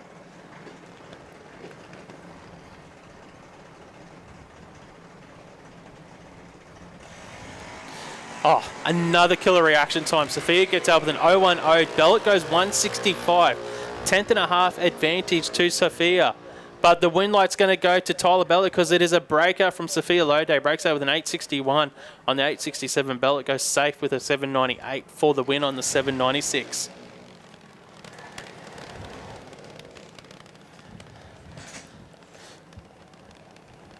SuperFloor Junior Dragster, round 1 of racing. Amelia Wright on track, dialing at 7.85 seconds to take on Nevaeh McDougall in the lane beside. So Nevaeh is dialing at 8.69 seconds. Amelia will do the chasing here. You'll see the SVO Transport and Towing Junior Dragster of Nevaeh McDougall. So just under 1 second head start for Nevaeh, getting guided into stage by her crew. How nervous were you in round 1 of racing, Tiana, when it comes to round 1 in juniors? Nervous. You're always nervous? Well, the automatic win will go to Amelia Wright here because Nevaeh has left the dreaded cherry on the start line. And Amelia goes 789 on the 785. Nevaeh goes 872 at 76 miles an hour. So you're one of the drivers who used to get pretty nervous in round 1? I used to get nervous, but I also... I know, I was raised by Dad to always just, it's my race, just have fun. I was never like a really serious competitive racer. Yeah, I would say that about you because I would always go, oh, what was you like? And you're like, I don't know. I don't know. You definitely. How'd you go? Good? Good. What did you do? I don't know. What was you like? I don't know. Then how do you know you went well? I had fun. That's it. Next up, we've got the rookie racer, Ryder Marston, to take on Neela Paul. So Neela has done all right this season. Yeah, she's been She got a win. been hard. Yeah, in the 3rd round of the championship, got a win. So this is Ryder's first ever race. Goes 011 on the tree. How about that for your first ever lap in Junior Dragster? You go 011. Neela Paul goes 080 on the tree. So the rookie in his first ever race has got 700s advantage here. But the win light is going to go to Neela Paul with an 814 on the 813. Ryder Marston goes 1241 on the 1225. But killer reaction time from the youngster in his first ever race. And Neela Paul gets the win. That was cool. That was cool. Oh, yeah. That's something you're going to remember your whole life. Going 011 on your first ever lap. Like, that's nerves of steel right there. Next up, Chase Castlake to take on Cody Sedmak. Sedmak for JDS Racing, dialing at 8.58 seconds there. So Cody, he had issues on Q1 and Q2. Got it all together in Q3 for his first clean pass of the day. Castlake in the lane beside him, dialing 832. So 0.2 of a second head start here for Cody.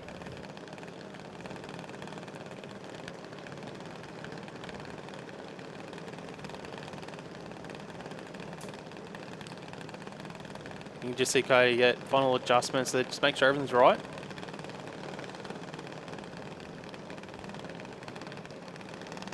There we go. Been given the signal now to get into stage here, Cody. So both drivers are in pre-stage. Sun is setting here at Willowbank Raceway, round 1, SuperFloor Junior Dragster. Cody out with an 090 light, but Chase Carslake is a little bit better with an 042. It's going to come down to the dial-ins here. Carslake gets the win, goes 835 on his 832. Sadmak goes 864 on the 858. So 800ths of a second win margin there for Chase Carslake in round 1.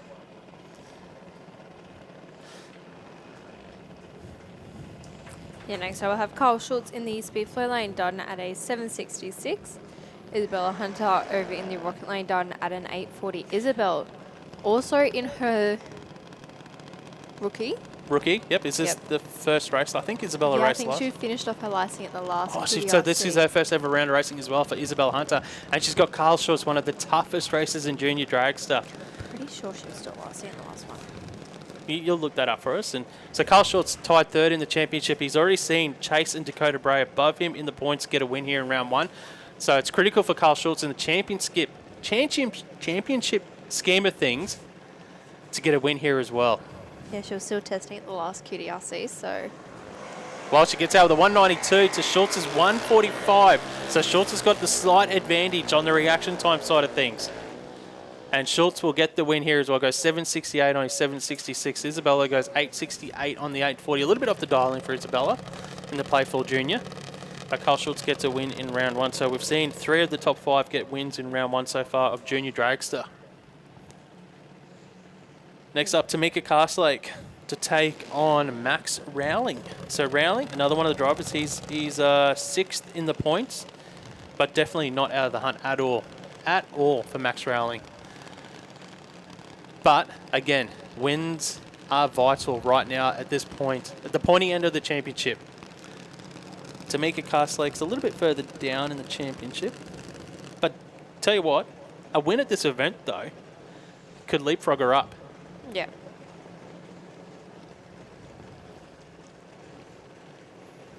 Oh, good light. 019 for Tamika. 092 for Rowling. Tamika with 700ths advantage. But it's going to be a breakout. This time it's on Tamika's side. Rowling gets the win. A 767 safe on his 765. And Tamika goes 865 on the 868.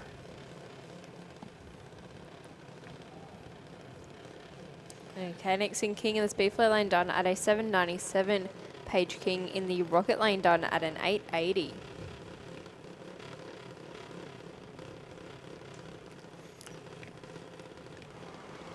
So Paige is definitely in the hunt for the championship as well.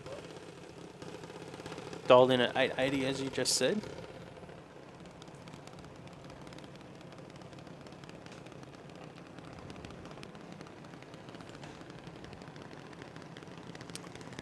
Nixon King, Paige King. So is this brother versus sister in round 1? I don't know whether they're siblings or cousins or... Potentially, yeah. Well, let's see what happens. Well, it's going to be a I King. asked someone at the last QDRC. Well, Paige is going to get the win here because Nixon's gone red on the start line. They might not even be related at all. Hey, I did ask someone at the last one, but do you think I remember what the answer was? 900 for Paige King gets the win here due to the red light from Nixon. Nixon was actually a little bit closer to dialing. Probably kicking himself now when you'll see that time card. A 799 on that 797. Okay, SuperFloor Junior Dragster. Man, there has been some really killer laps in this first round of racing. Okay, another one in the championship. Nixon Canuli. The 4 drivers below Nixon have all got a win in round 1 in the championship. Nixon is dialing at 767. Lexi Lancaster, the rookie. They got runner-up at the last event in the Kitson Freighters Junior Dragster, dialing at 8.60 seconds. So almost a 1 second head start for Lexi. Nixon for A Civil, just coming into stage here.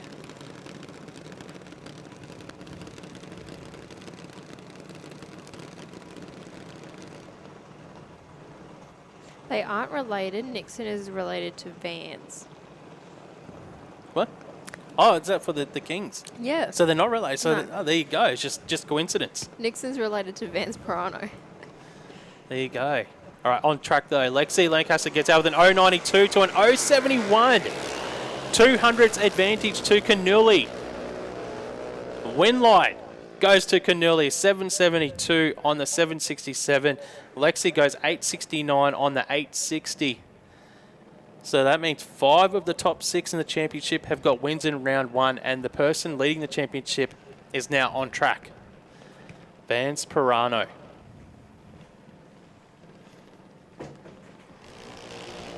How good is Junior Dragster? In this situation, the pointy end of the season, everyone under pressure getting wins here in round 1. Vance Pirano, $866 to take on Jacob Schultz, the A Civil Junior Dragster, dolling at $856. So Vance will get the head start. Jacob, there'll be a lot of drivers watching this race here because Jacob's actually in the hunt as well.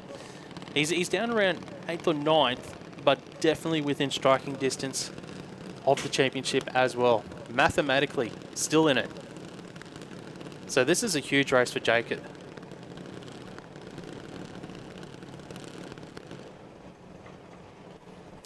Vance Pirano, number 1 in the points, to leave first. And he's red lit here. Vance Pirano has red lit with 10th hour red. Jacob Schultz red lights as well, but Vance was the first to do it. So Jacob Schultz goes through for the win, 857 on the 856, and Vance is going to be kicking himself because he just went dead on with a 0 on the dial-in, 866 with a 0 on his 866 dial-in. Unfortunately, red light here, so this has just opened up SuperFloor Junior Dragster Championship wide open here in round 1. And that was the final pairing in SuperFloor Junior Dragster. Yeah, so Cody Robertson didn't come out. Yeah, I noticed that the field went from 23 to 22. Yeah. So yeah, Cody might have did some damage in qualifying. Yeah. So we're going to move into our exhibition bracket / testing for the junior drag bikes. They've got dial-ins on the side. So it will be Jaden Badcock in the Speedflow lane on the blue Pro Cycle Dyno motorbike to take on Kai Badcock for the Pro Cycle tuning bike, dialing 1040. So 1 second head start for Kai on the white bike. So we'll see Kai leave first. To the left of screen for the people watching at home on overtaking stream. It's a 272 light for Kai and 032 for Jaden. Great reaction time for Jaden. And the win light is going to go to Jaden, a 978 on the 940 dial and safe for the win. And Kai runs an 1100 on the 1040. And that brings a close to our junior dragster competition.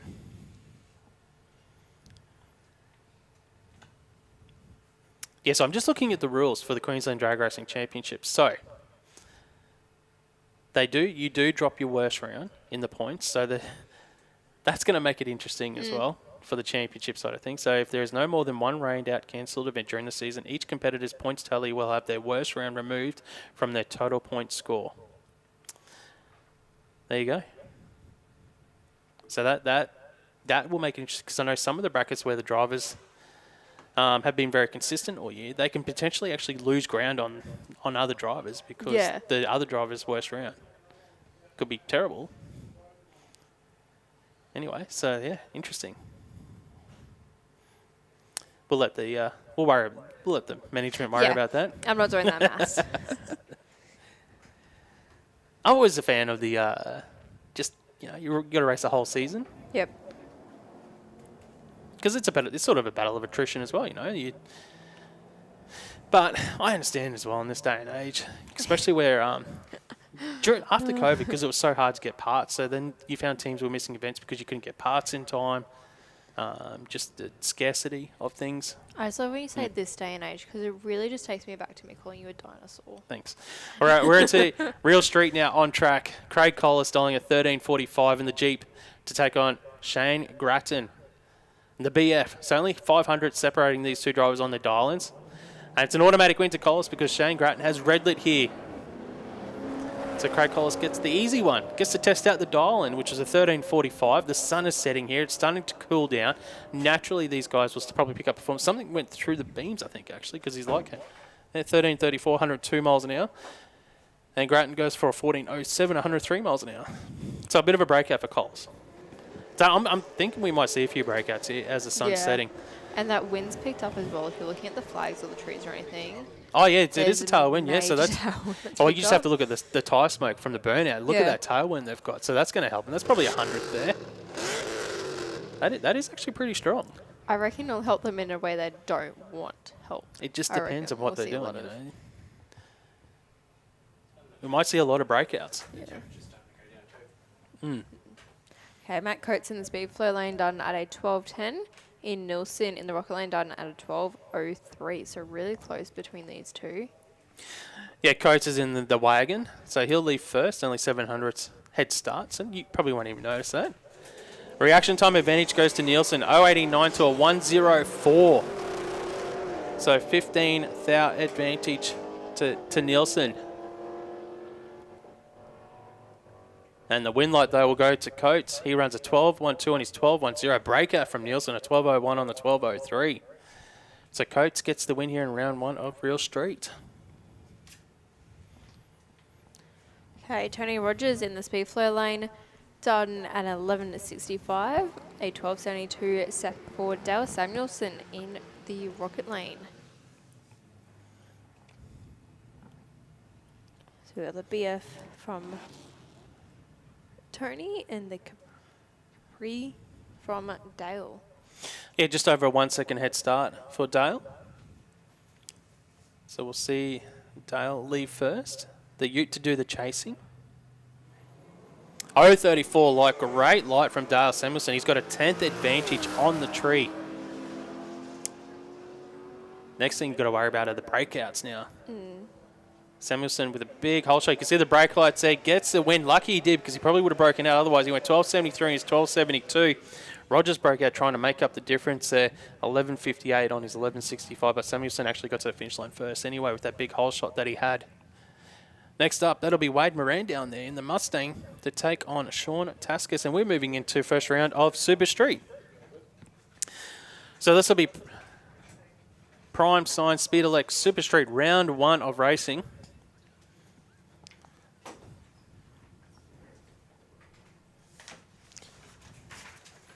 Hey Mark, how you going, mate? What I'll do is I'll take the entry list off of town. I'll tick off the drivers that win for us, so we can keep Excellent. track of it. Yeah, so Battle of the Fords. yeah, Battle of the Fords. It's Super Street round 1. It's another die your own class for anyone watching at home if you haven't seen this. So basically, the drivers, as per the other brackets, they nominate dial in. First to the finish line wins as long as you don't go quicker than that nominated time. Yeah, so Sean Taskus there with the 0.43 reaction time, picks up the front wheel. And up against Wade Moran, another good reaction time there, an 0.27. So very close across the line with a double breakout win going to Sean Taskus. An 11.05 on an 11.06. And Wade Moran with an 11.62 on an 11.63. Yeah, double breakout. Oh, wow. So, yeah, Moran broke out by 7 thou. Taskus broke out by 3 thou. Nothing in it. Yeah, Moran got to the finish line first as well. That's a tough race right there. Only by, what, 4,000? 40? Yeah. Moran got there first by 200s. 200s. Yeah. Tom Ryan up next in the Black Holden Ute up against Andrew King in the Autobahn Hyperdome Ford Prefect. Dial-ins. Ryan has dialed in 11.59 in the Ute, and the Prefect has dialed 11.16. So, slight head start for the Ute. He's been sharp on the tree so far in qualifying, Tom Ryan. 1.17 here. He's got 0.4 of a second advantage because Andrew King's gone 5.22 in drag racing terms. That's a bit of a That's eternity. that's a bit of a snooze, yeah. Tom Ryan gets there first with an 11.69, 108 mile an hour on an 11.59. And Andrew King with an 11.14 on 11.16, just trying too hard to chase down. Yeah, he broke out there as well. Yeah, so yeah, Ryan got there first by 0.3 of a second. Next out, we've got Matt Francis now in the panel van, dialing at 10.83 seconds. That's a quick panel van, isn't it? To take on William Keogh. Keogh's dialed in at a 12.90. So what's that 2 second head start?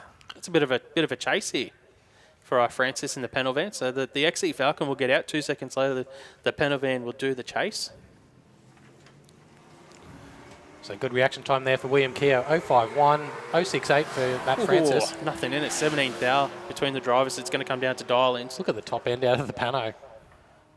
And looks like it's already passed the XE, slowing down and gets the win. 11:35 at 93.63 mile an hour. And on his 10.83, William Keogh a 13.80 on a 12.90. Yeah, he ran off a little bit there at the finish line for William. He had the whole shot, but unfortunately, you got to have both ends sorted. So you got to be close to dialing, along with the good reaction times to get the wins. John Riley, solo. That's what you want in round 1 of racing. 11.90 dialing for John Riley. And he can take as much time as he needs to get that reaction time as well. And there you go, an 0.21 light. Tough light, tough reaction time. So it's good practice run for his next round. Well, that's it. The good thing is it's a freebie, so you can test that dial-in out right across 11.92. That's solid. You'll be happy with that. 20 on the tree, 92 on a 90 as well for the dial-in. Yeah, you don't even have to adjust anything. Yeah, we are in round 1 of Prime Sign, Elec Super Street. Next pairing out, Samantha Yulton in the Commodore for BL Race Engines, dialing at 11.56. Yeah, in against Troy Hutton in the TH Tiling and Waterproofing Holden Ute. He's dialing at 10.81, so it's a 0.7 of a second head start for Samantha Yulton almost.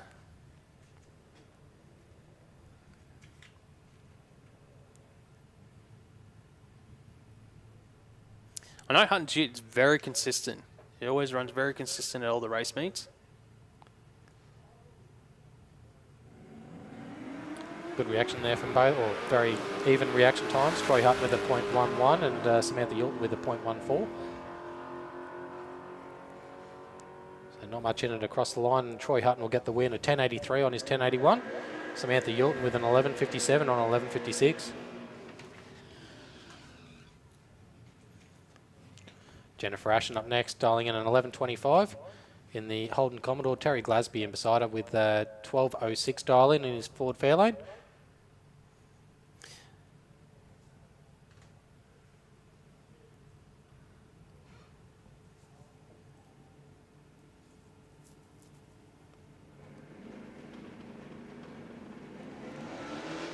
Oh, red light there for Jennifer Ashen.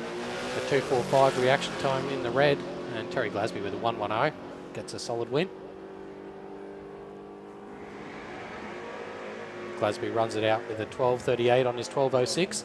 And Ashen runs an 11.15 on 11.25. So hey, yeah, Glasby was a little bit off his dial line, but Jenny was well under hers. So it was a big breakout by a tenth of a second, even though I know she had the red light on the start line. But interesting, next pairing out. We got Angela Holtz in the Monaro to take on Darren Piddington. So Piddington's dialing 11.18, Holtz is 11.20, almost a heads-up race. Reaction time advantage to Piddington by a tenth and a half, 0.52 to a 2.05. can the Ford Capri hold on? And Darren does 11.31 on his 11.18 dial in. And Angela Holtz with a 11.21 on 11.20. Yeah, Holtz was closer to the dial-in, but obviously the reaction time there, the advantage that Piddington had was enough to get the win by 300ths. Craig Leighton up next in the Aussie Diff Statesman up against Carl Grading. So Leighton dialing in an 11.56 in the Statesman. Carl Grading dialing in 11.30 in the Ford Fairlane, Fairmont. Yeah, so Leighton will leave first at that 11.76 dial-in the Statesman for Aussie Diffs. So just over one light on the Christmas tree advantage. Head start.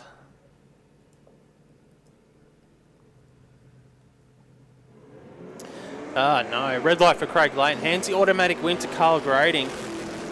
Yeah, Carl Grading in an 0.69 light. And he'll get the win with a 11.29 on his 11.30. So he gets the breakout win there. And 11.83 at 116 on the 11.76 for Craig Leighton.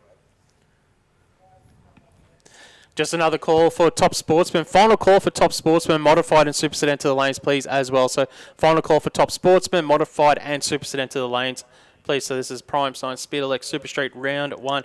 Tanisha Marshall on track to take on David Olsen in the next pairing. Olsen will be running in the Holden, the Ute, and Marshall. Yeah, in the Holden Premier. Yep. just looking at the championship for Speed Elec Prime Sign Super Street. So Taskus had a bit of a lead on second place Wayne Nippers and Piddington. So he had a bit of a start there. Yeah, well, we just saw Darren Piddington run as well Yeah, Piddington. in the orange Capri. And he got a win as well, so. Marshall, 11.85 dial in. Running for RCE Performance. Olsen, 11.37, so almost a half a second head start for Tenacia. Oh, good light, 0.91. It's got the whole shot over Olsen's 2.48. It'll be a hard task to get this one tonner past the... oh, he's in the wall. So David Olsen's, something's happened to the ute there, and it's tagged the wall just after half track for David Olsen there. So Marshall goes through for the win, but all eyes obviously are on David Olsen at the moment in the ute. I just looked down as that's happened, so I haven't actually seen what happened there. I'm guessing at that point of the racetrack, Super Street cars are usually fine, so I'm guessing something might have got under the wheels there for David Olsen. Yeah, so we'll have all our emergency vehicles go out and attend to that one.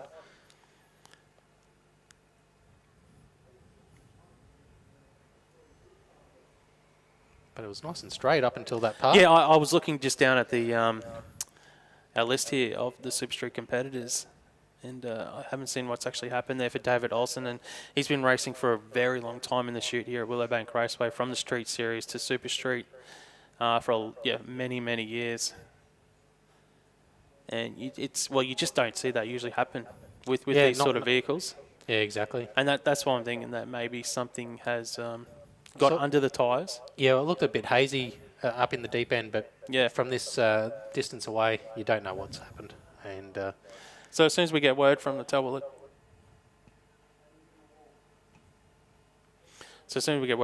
let you know how David is.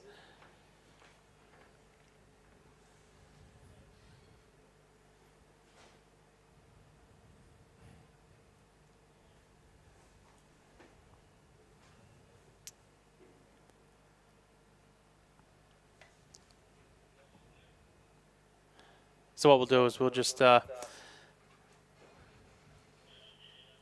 for a few minutes here. We'll just get everything sorted with David Olsen on track, and then we'll be back here very shortly and let you know what's going on.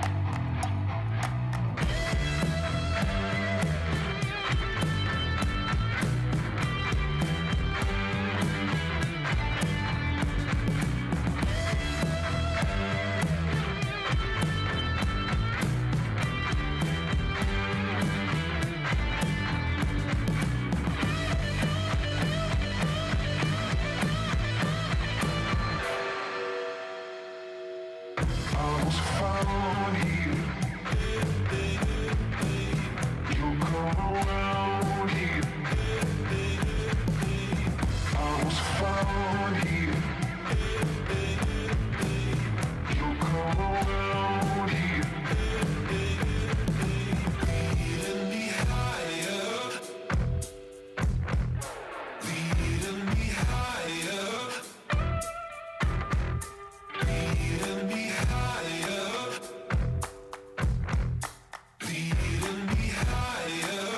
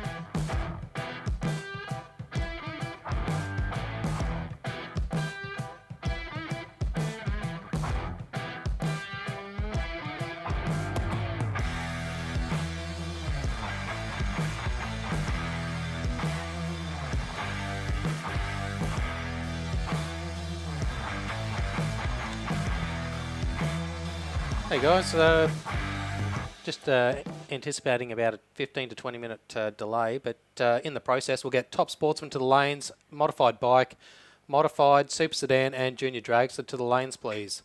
Top Sportsman, Modified Bike, Modified, Super Sedan and Junior Dragster to the lanes.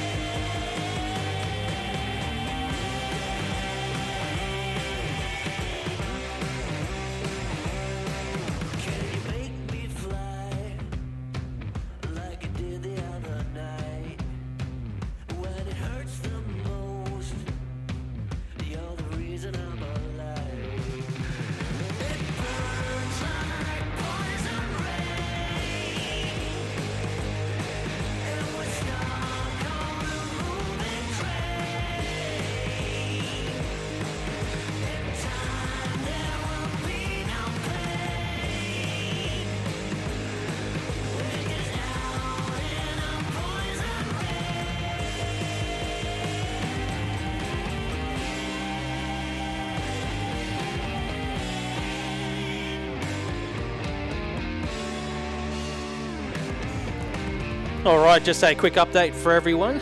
Obviously, you would have seen that we had to clean the track there. We had a bit of oil on the track, and just to make sure everyone was A-OK, which they are. So they're all being treated, and hopefully everything will be sweet. But in the meantime, we'll be back underway with some racing in about 5 to 10 minutes. So if all the competitors want to get back to the cars, we're probably getting underway in about 5 to 10 minutes. Yeah, we just need these tractors and golf buggies back up the start line. Yep, and we'll be back underway very, very shortly here at the Queensland Drag Racing Championships.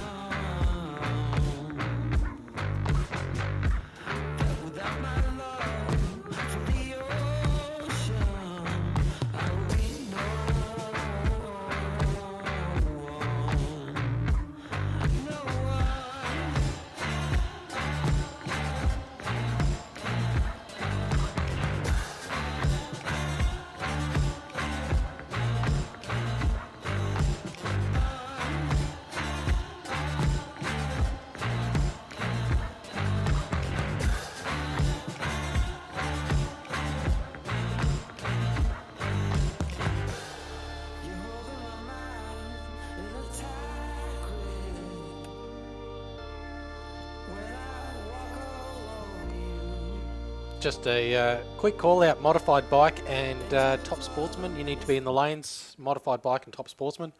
Make sure all you guys are there.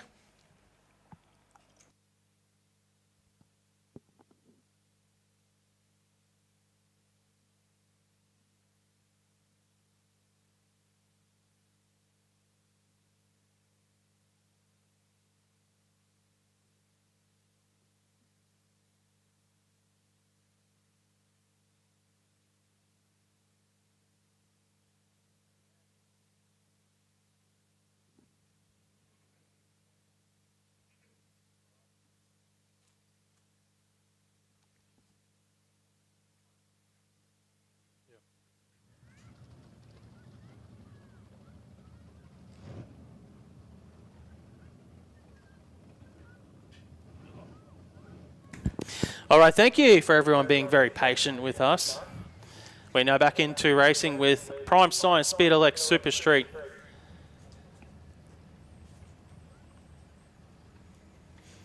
But yeah, David Olsen was okay. So after that incident up against the wall there, just had to get all the oil cleaned up. Yeah, so it's Super Sedan with Wayne Height and Damien Morris. We just finished off Super Street, so we're moving now into, as you said, Super Sedan.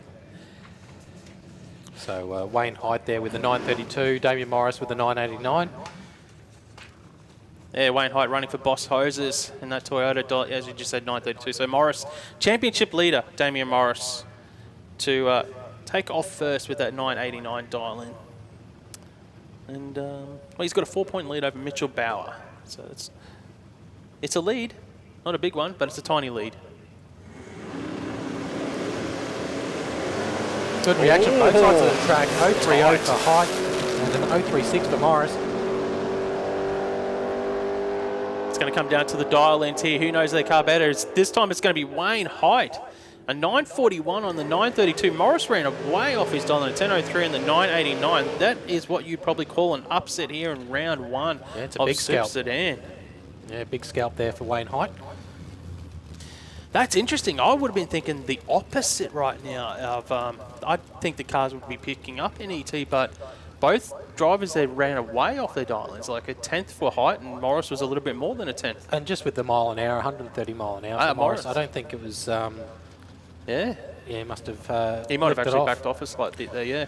Rudy White up next with a 963 dial in the Pine Mountain Performance VS Commodore. And he's up against Darren McDonald in the KE55 Coupe. Well, this is the person that can really take a chance here at the lead of Morris with a win, and that would be Rudy White. Oh, big moves there for Darren McDonald. He went red on the start line, so it's an automatic win for Rudy White here. Gets to test out that 963 dial and goes 9. See, that was what I was expecting, some breakouts here. A 958 on the 963, so he broke out by half a tenth, so that's a big breakout. And McDonald went a 987, but he had issues on the start line there, Chris, didn't he? Oh, for sure, and you can see that the weather conditions and how the temperature drop is improving on those ETs. Adam White up next, and he's looks like he's got a solo dreamy. run, so we'll see if he can test that 945 dial in.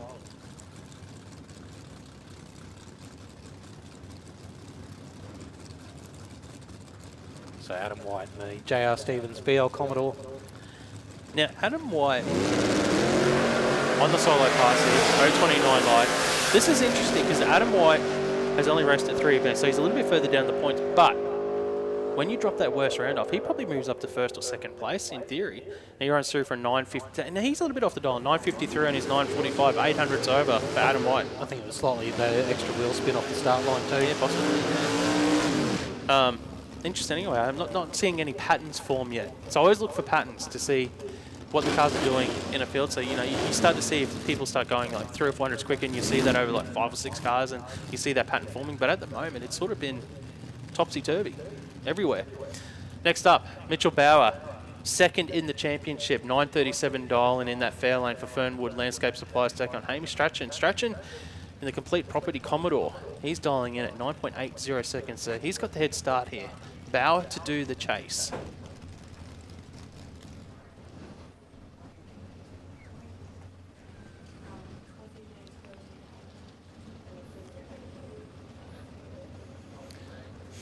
So Hamish Strachan in pre-stage, now waiting on Bauer. Morris had a loss in round 1, so Bauer's got a chance here to make up some points. 0.66 for Strachan, 0.59 for Bauer, 7th out advantage Bauer.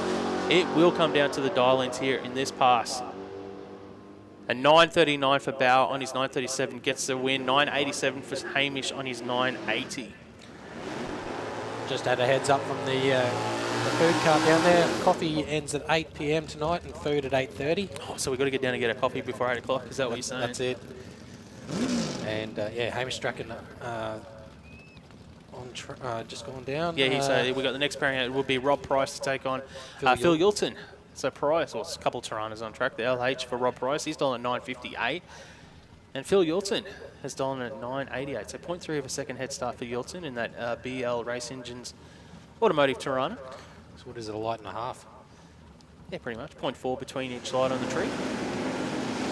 Good light, 0.16 to Price's 2.19. So Yulton has a huge advantage on his side of the racetrack, 2/10 over Price.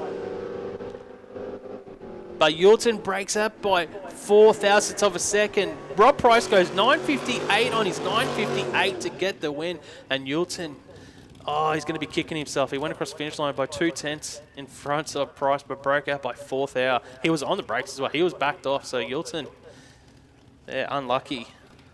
Brendan Shaw up next in the little Tirana, the Downs Automotive Services Tirana, dialing at a 9.35 with a solo run. Mr. Trip Zip himself, Brendan Shaw, #1 qualifier, the only perfect light in qualifying.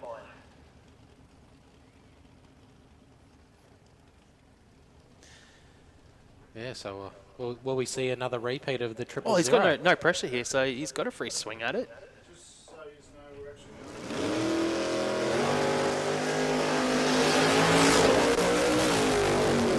0.43 light for sure, so it's not what we saw in qualifying, but it's an automatic win here.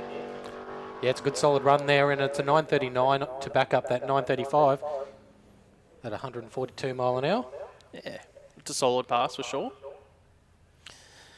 So yeah, we'll be shuffling the schedule a bit just to bring this juniors. Yeah, because obviously the junior dragsters do have a curfew. They have to be off track by, I think, 10 p.m. So we're going to put the juniors through, I think, after short. So we're going to bring out round 2 of SuperFloor Junior Dragster. Now, round 1 was some good racing from memory. In round 1 of Junior Dragster, 5 of the top 6 in the points got a win. Yes, that's super tight in the top end of the field. Yeah. What was interesting was that the one driver in that top 6 that didn't get a win was the championship leader in Vance Piranha. So he's back under a bit of pressure now, obviously, because he'll need to get a win this round of racing. But with the way the points are set up for Junior Dragster, it is going to be really exciting in that final event next month here in December, and whoever gets crowned champion, because they're, honest to God, like mathematically, you're probably looking at 10 drivers that could potentially have a shot at the championship depending on how the results go tonight. Because it is very hard to gain a lot of points. It is. You can't gain too many at the traditional QDRCs where it's a round robin format. But at that final event where it's the elimination and you can get 5 or 6 rounds of racing, you can potentially pick up 25 points on a competitor. So that's why the maths are simple. If you're racing tonight, keep yourself within 10 or 15 points of the leaders and you've got a shot, honestly. You do. And here's our number 1 in the championship so far, Vance Piranha, up against Kyle Day. Yeah, out first here.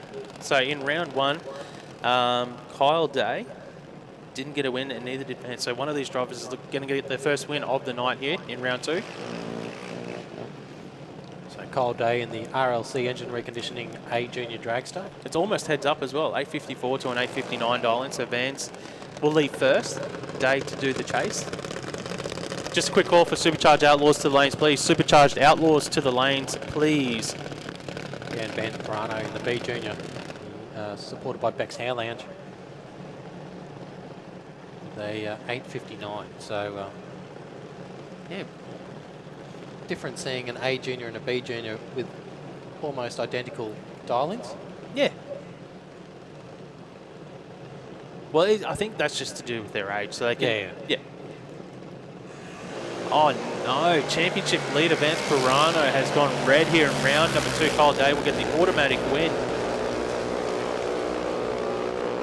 Kyle Day was 0.74 on the tree and took it through. Oh, we haven't got any times up here.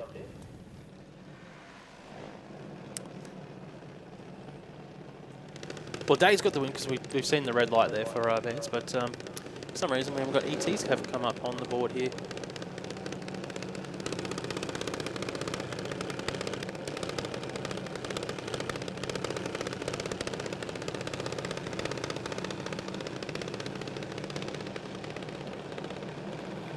It's all happening here at Willowbank Raceway. Round 2 of SuperFloor Junior Dragster. Sophia Lowday to tack on Max Rowling now. Lowday's dialing at 8.56. Rowling's a 7.66. So it's a big almost, chase. Yeah, almost 1 second head start here for Lowday. Round 1, Lowday had a loss. Rowling had a win. And Rowling's one of those drivers in the hunt of the championship that we spoke about. I know, we've been given the shutdown signal, so something's going on here. We've got some gremlins. So I'm just waiting now to hear back from race control to see what's happening. We might be just down for a couple of minutes while they check something out.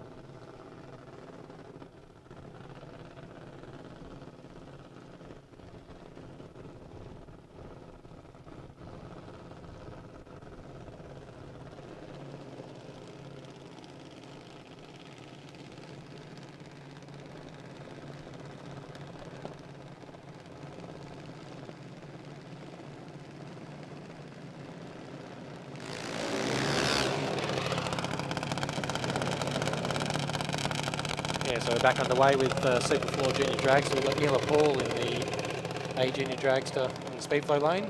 Dakota Bray in beside her, dialing in a 778 in the Smith Transport Junior. Okay, yeah, Dakota. Third in the championship for Junior Dragster. Neil Paul had a win early on in the season, also there in the hunt as well. It is, and because Vans is probably having the event he doesn't want to be reminded about at the moment, it's really opening the door up and closing the gap down on everyone. Yeah, because he also fell back in a few months in the October round as well. Okay, Neil Paul, Dakota Bray. Neela will leave first. Reaction times, let's go. Neela goes 166, Bray goes 151. Advantage Bray at the moment by 15th of a second. But the win light's going to go to Neela Paul, goes 816 on an 814. Dakota was a little bit off her dial on a 784 and a 778. Win margin of 200ths of a second there for Neela Paul. Gets the W done, so that's 2 from 2 for Neela. And Dakota Bray goes 1 from 2. Yeah, we can see Cody in the JTS Racing Junior going forward. Dialing in an 862. Nixon King there with a 797 dialing in the Nick King Transport Junior Dragster. So one of these drivers is going to get their first win of the night here.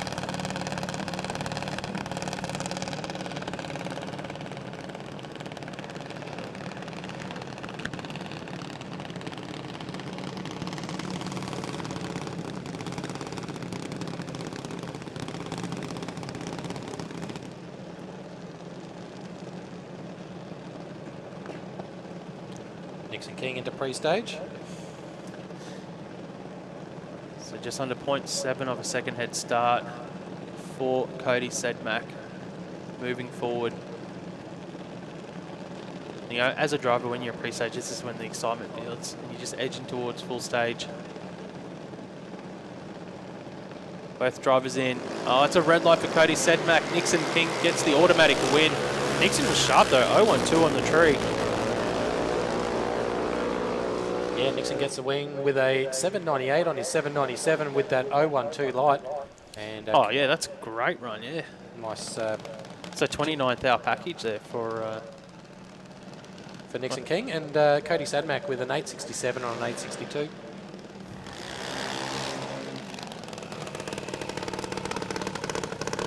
Jasmine Kidd up next, dialing in an 862, and Chase Castlake with an 832. 310s in it.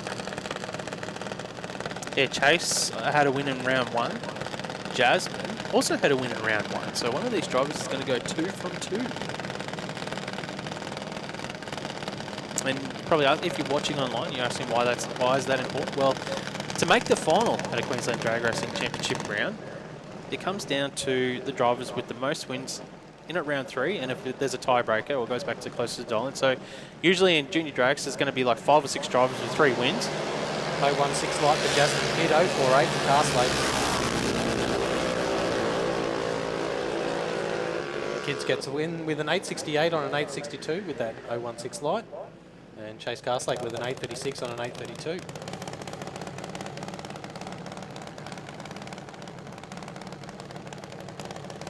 Yeah, so you're saying with the... Yeah, so that's it, basically. So when we get to that third round of racing, there's probably usually like 10 or 12 drivers with 2 wins going into that third round of racing. We usually end up with 5 or 6 with 3 wins. And then we obviously go back to the count back, and it's close to dial-in for the 2 drivers that get through to the final.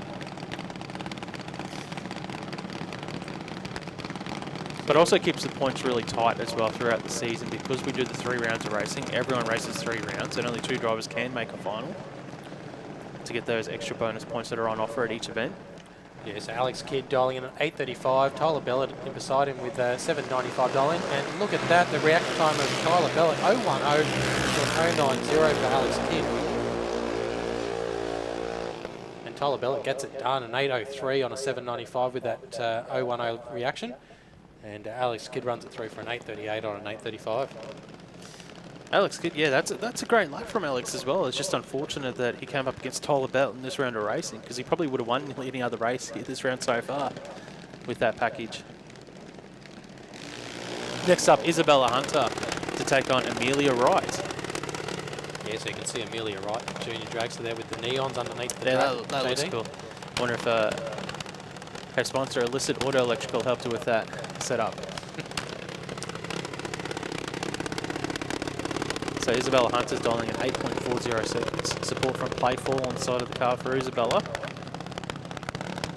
So in round 1, Isabella had a loss and Amelia, let's have a look. Amelia had a win, so Amelia's looking to go 2 from 2 here. But I don't see Isabella. Is this a solo pass? It might be. Yeah, so that'll be 2 from 2.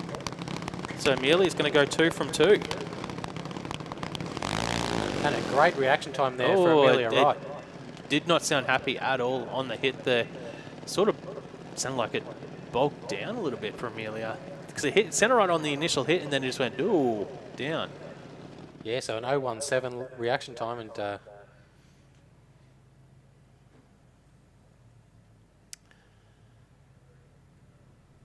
So they'll have to get the clutch belt off so it can move. Yeah, for the junior. So we'll see. Hopefully, fingers crossed for Amelia that there isn't any sort of major issues, because she has gone 2 from 2 in racing so far.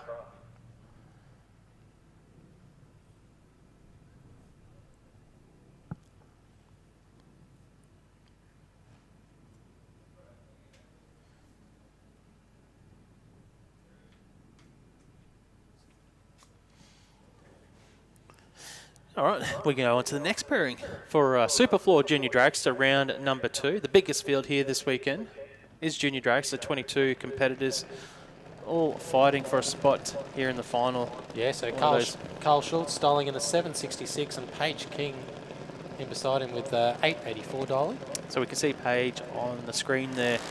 884 dial-in for Paige. So little headlights on the front of Paige's Junior as well.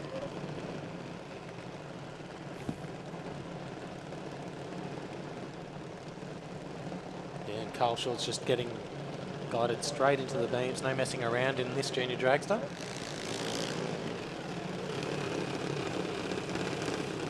Yeah, the A-Civil JD of Carl Schultz, they're ready to go, ready to rock and roll. So Carl in round 1, let's have a look at Carl. He had a win in round 1. Paige King also had a win in round 1. Carl Schultz currently sitting in 5th in the championship. He tied 3rd for Carl. But he does have a chance now to go in front of Chase and Dakota, because both Chase and Dakota lost in this round of racing. Yeah. So he could go to outright 3rd. And Paige King is about 8th in the championship with all the tied results. Oh, tight on the tree here. Paige King got the slight hole shot. 0.85 to a 1.13 for Schultz. But Schultz will get the win with a 7.67 on the 7.66. Paige was a little bit off the dial in 8.92 and an 8.84. And Carl Schultz gets a win here in round number 2 by 0.04 of a second. Yeah, super close racing here in Junior Dragster. Tamika Castlake up against Nixon Cannuli. Now, Tamika in round 1 did not get a win. Nixon Cannuli did get a win. So Nixon has a real strong opportunity now to potentially leapfrog Vance in the championship at this event, because if he goes 2 from 2, and Vance has gone none from 2 so far. So there is a chance, there's a possibility. At the end of the night, we could have a new championship leader. Is it 3 points per race? Well, you get 5 points for a win and 3 for a loss. 3 for a loss. 3 for a loss, yeah. Or 2 for a loss, sorry, 2. 2 for a loss. Yep.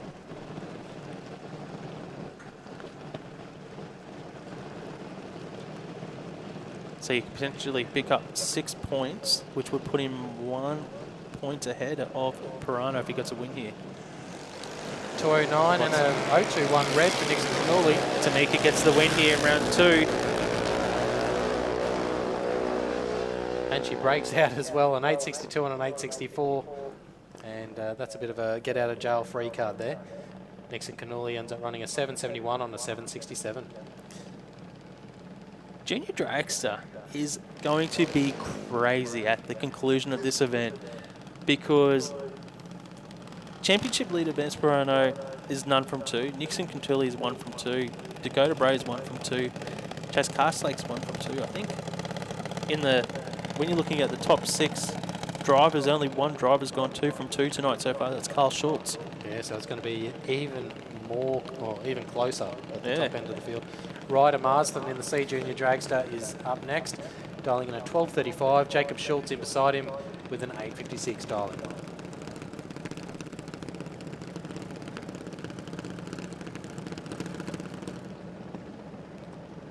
So this is a bit of a chase. Almost 4 seconds head start for Ryder Marsden. Tell you what, the rookie in his first ever event almost picked up a W in his first ever race. He's a little bit slow on the reaction time this time, 3.36 compared to that 0.1 that we saw earlier this evening. Jacob Schultz, 0.95. So Schultz has got a couple of tenths advantage up his sleeve in his junior. Just has to make sure he doesn't break out, and he doesn't. Gets the win, an 8.61 on an 8.56 with that 0.95 reaction time. Ryder Marsden with a 12.46 on a 12.35.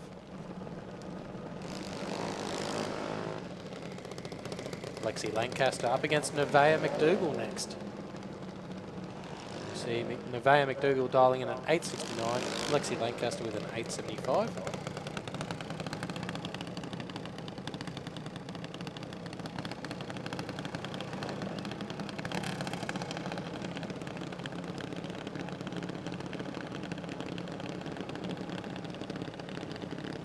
So we see Lexi Lancaster and the Junior Dragster on screen. I love the artwork on the side with the Harley Quinn. That looks cool. So almost a heads-up race. 600s between the two dial-ins. Ah, no, it's a red light from Lexi. Hands the automatic win to Nevaeh McDougall. Yeah, Nevaeh McDougall, a 2.25 reaction time, and gets the win with an 8.74 and an 8.69. And Lexi breaks out as well, an 8.68 on an 8.75 with an 0.24 red. Yeah, the double whammy. Red light breakout. May as well throw everything at it for the run if you've already red lit your way out. Up next, Sophia Lode dialing in an 8.56. And Max Rowling. All right, so this is the another rerun. No, this is yeah, they were on track earlier. That's when we had the issues. So Sophia Lode, almost 1 second head start just for Sophia. Now Rowling he had a win in round 1, so he could potentially be joining Carl Schultz as only one of our 2 drivers in the top 6 to get 2 from 2 to start the event. And Max is in that more pocket money junior dragster in the rocket lane. How much more pocket money do you really need? As much as you can get. Well, Max Rowling's going to get the double up. He's gone 2 from 2 as well. Gets the automatic win due to a red light from Sophia Lode. You might have used some of that pocket money and given it to Sophia.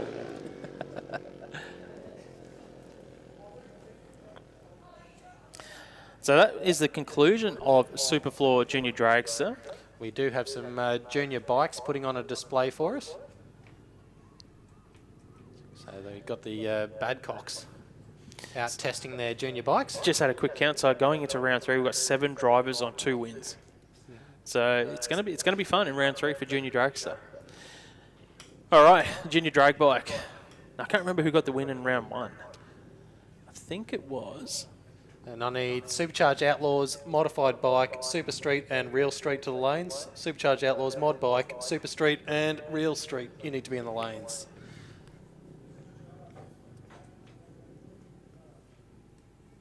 So yeah, we got Jaden Badcock in the Speedflow lane for Pro Cycle Dyno. He's on the blue bike. And Kai Badcock in beside him on the Pro Cycle Tuning junior bike as well, on the red and white bike.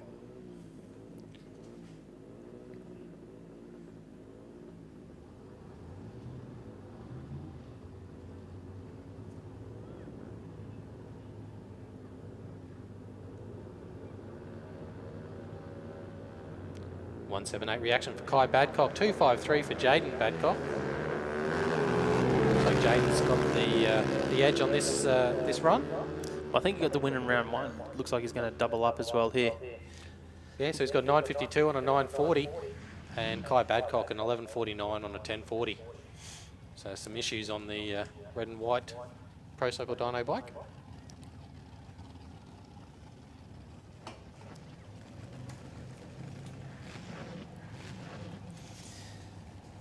Okay, then that brings a close to our kids. We're going to move now into Knijff Earthmoving Modified Eliminator. Round 1 for these guys. Yeah, so we see Chris Reed on track. And I wonder who's going to be in beside him.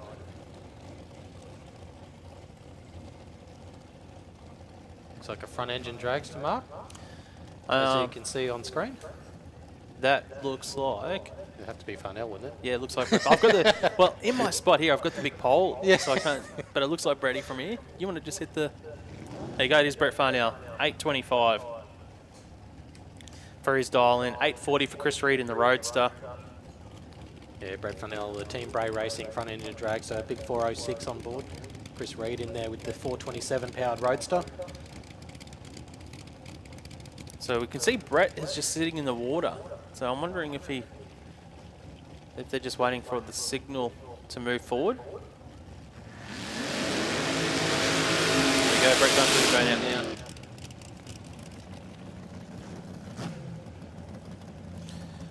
So Brett has done at 8.25 seconds. So the Roadster of Chris Reed will get the head start with that 8.40 dial in. So Brett won the last round in Modified. So he's hit a bit of form. He's in a little bit of a purple patch. Chris Reed has also won an event this season in Modified. Yeah, it's good to see both of these drivers in some good form. They're both chasing down Lucas Holtz, who's currently leading the championship. Brett is currently second, Reed is third. So it's second versus third on the track here in round 1 of Knijff Earthmoving Modified Eliminator. Implications everywhere. And great reaction time for Chris Reed, an 050 line, 117 for Brett Farnell. There, Reed's out in front at the moment, and he gets the win, goes 8.42 on his 8.40 dial, and Farnell goes 8.30 on the 8.25. So Reed gets a win in round 1 over Brett Farnell. And now we've got Liesl Gauss dialing in an 8.59 and up against Lucas Holtz, our current championship leader. Yeah, Lucas is currently leading the Modified Championship. He's been to 3 finals, got 1 win, 2 runner-ups so far. It's not a bad start to the season. Yeah, Mr. 3 Consistent. 3 finals out of 4 events. Considering how sharp this field is, especially with reaction times and the overall package of each of these guys' cars, like it's phenomenal how sharp they are. Just need testing and Super Street to the lanes, please. Testing and Super Street to the lanes, please. But on track now, Lucas Holtz, 9.22 dial in. Liesl to do the chasing, 8.59 dial in.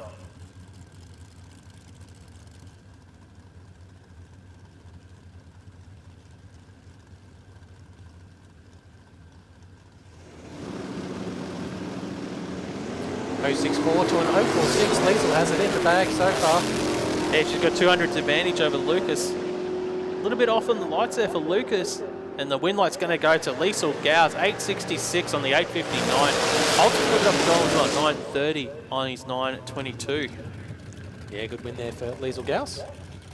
Up next, Phil Bellett in the TBRE Performance Junior Dragster up against Andrew Pinkstone in Pinky's toy. It's a championship leader, upset in round 1 with a loss. But in saying that, second in the points had a loss as well. So Chris Reed, only driver in the top 3 to get a win. But here we go, we've got 4th in the championship, Andrew Pinkstone on track, taking on Phil Bellett. So Bellett stole is 7.79 in the white dragster. Well, Phil Bellett's in 5th as well. So Yeah, go 4th and 5th.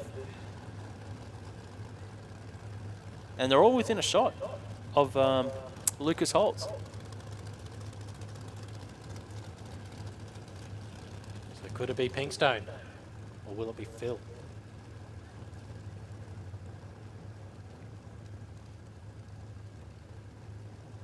Both drivers into pre-stage. Very meticulous with their staging there. You can see how they're just slowly edging the dragsters in. Whole shot to Pinkstone, 37 on the tree to a 62, almost 300's advantage. Yeah, neck and neck across the finish line, and the win goes to Andrew Pinkstone with a 7.63 on a 7.57. And look at the margin The across win the margin, finish line. 3/1000 of a second across the finish line. That was twice. very close in that last round. Just forgot to write down the top there. So it was Pinkstone got the win there, didn't he? And Yep. it was against Phil Bell. Bell. So Stefan Gauss up next, dialing in a 7:23. Looks like he's got a solo run. Yeah, he was our #1 qualifier. Went that 0:05 from memory in that first run. So no Neil Shy. I think Neil Shy qualified in modified, but hasn't fronted here in round 1 of racing. So Stefan with the solo. The perks of qualifying really well.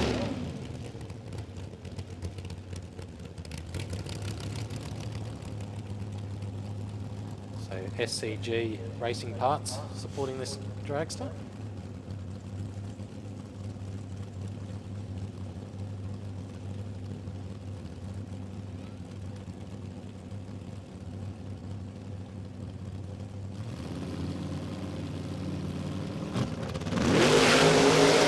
Great reaction time there, an 0.63. And a nice clean run, a 7:45 on a 7:23. Yeah, a little bit off the dial in there for our Stefan. A 7:45 on the 7:23. 180 miles an hour. But it's a win in round 1. So would you think it's going to run quicker in the next round, or what would you go through, Mark? Well, for this? I don't know. I don't even know if that 7:23 was correct. He might have actually had 7:43 on the car because he only ran 7:40s in qualifying. So and no matter what, I don't think he's going to be dialing at 7:23 next round if that was correct. I'd say to be in the 7:40s. But Yeah. yeah. Don't know. But it's hard to say when you're up here because you don't know what they're doing to the car. He might have had some issues. They might have done some changes in the pits, thinking that it would step up. So there's all those sort of variables that we don't know from up here in the comp block. But I'm the sort of person that is, once I get into racing, I don't touch it. Yeah. Change the dialing, don't change the car. Yeah, next up That's we my got... word of advice for anyone in bracket racing. Change the dialing, don't change the car. So Horsepower Solutions bringing us Top Sportsman. And we got Dave Goldie on track in the orange and white Oldsmobile colours up against Patrick Barron in the Chevy Beretta. And we see Patrick Barron going straight into pre-stage, waiting on Goldie. Barron second in the championship, Goldie fourth. Round 1 of Top Sportsman. 028 reaction for Barron, 059 for Goldie. Goldie's over towards the centre line a little bit here in the cartless. It looks like Barron's well out in front at the moment and does get the win, 871 on his 868. Goldie goes 789. I wouldn't be surprised if Goldie actually pedalled early on because he got right over to the centre line there. And Barron gets a win here in round 1. We see Danny Lake going through the burnout routine, his 797 dial-in, and Paul Doblin in beside him. But haven't seen Paul go through the burnout routine yet. I think you find Paul's a little bit shorter, so he pulls up just before the pre-stage area on his burnout procedure. Paul Doblin going through the burnout.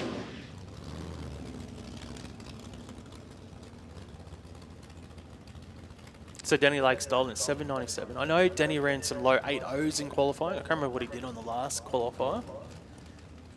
But that's definitely quicker than what I seen him go today in the heat. So I assumed that he'd be probably running around this area anyway, now that it's getting a bit cooler. So DeBlane will leave first in the Cobra Ute, 866 dial in. And Paul is our championship leader, Denny Lake third. So 1v3 in round 1. Can Lake claw back some points on Paul Doblin? He will, and he hasn't moved either. Denny Lake did not move. He's accepted the He's got the light. win, automatic win. DeBlane will roll through there after going red on the tree. 034 red, that's a big red. I wonder if he just had a bit of a flinch there in stage. Would Paul DeBlane there, but the win will go to Denny Lake here in round 1.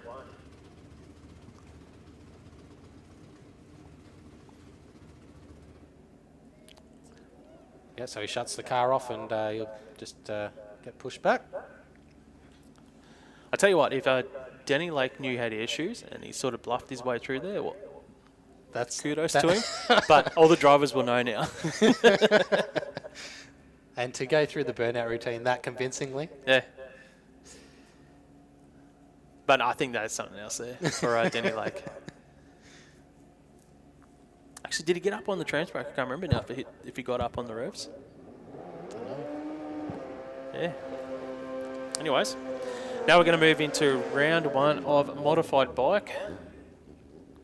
Yeah, so we got Scott Much on track with an 895 dialing.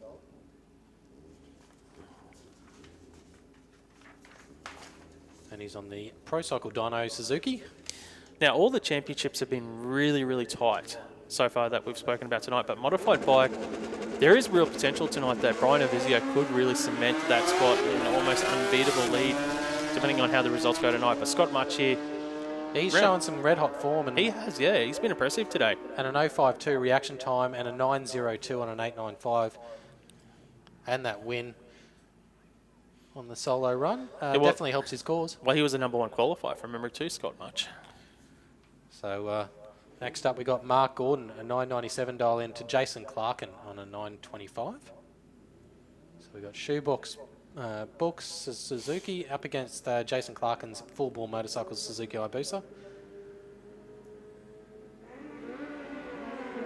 And nearly identical reaction. 1,000 between the two drivers on reaction times. Gordon, the advantage, if you want to call the 1,000 advantage, which it technically is, but Clarkin gets the win with a 9.36 on the 9.29. Gordon runs a little bit off the dial in a 10.15 on his 9.97. Rebecca Marsden up next. 9.82 dial in to Russell Bell on the Kawasaki with an 8.93.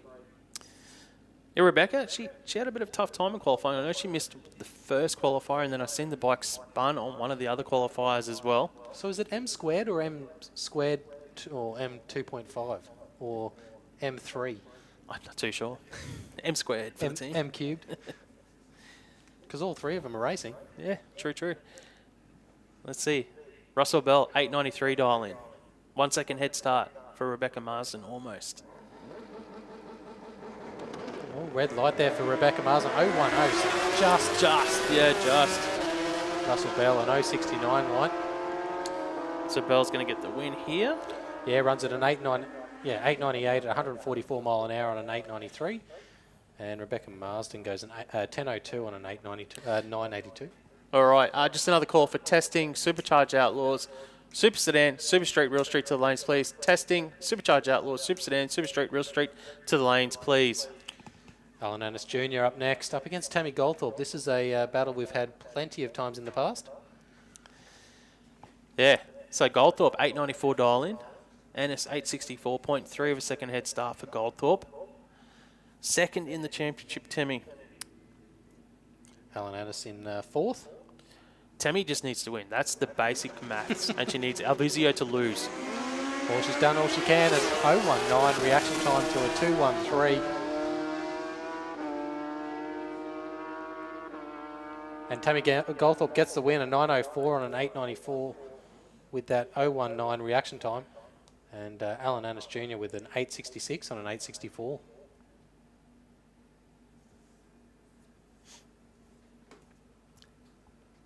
So that's the maths. Right now for Tammy Goldthorpe, it is just win, and you need Brian Alvizio to lose. That is it for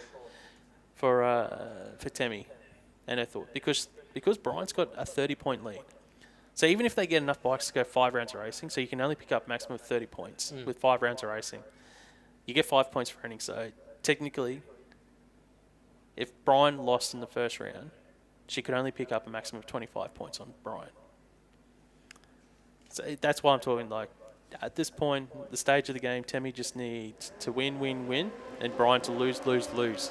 And we're speaking of the man right now. He's on track. And it's always good to be the one that's getting hunted down. There's some more variables to talk about at the moment, because the riders do need to drop their worst round. So that will change it up a little bit. But 30 points is a lot to rein back in. Yeah. And Brian Alvizio with a 9.02 dial in, Vanessa Rodman with an 8.01 dial in. That's going to be a big chase.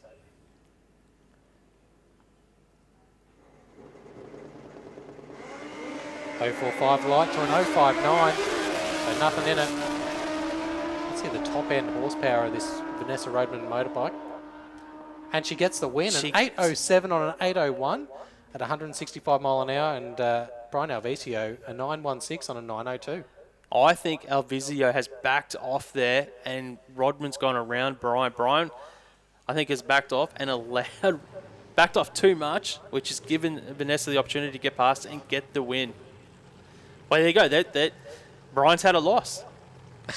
He's had a loss. I don't know. That might even be his first loss in a round of racing this whole season, because he's made every final. Yeah, because he's gone 3 from 3 at every event. Incredible. So now we're into some QDRC Outlaws, and we've got Josh Fletcher up against Shane Atkinson.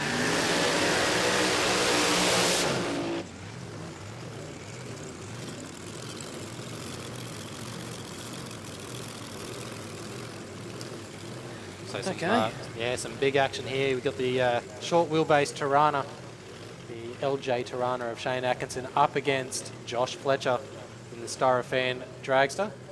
So these guys both had a win in round 1. Josh Fletcher take on Shane Atkinson. Josh doesn't do too much chasing in Outlaws, but he's chasing this time around.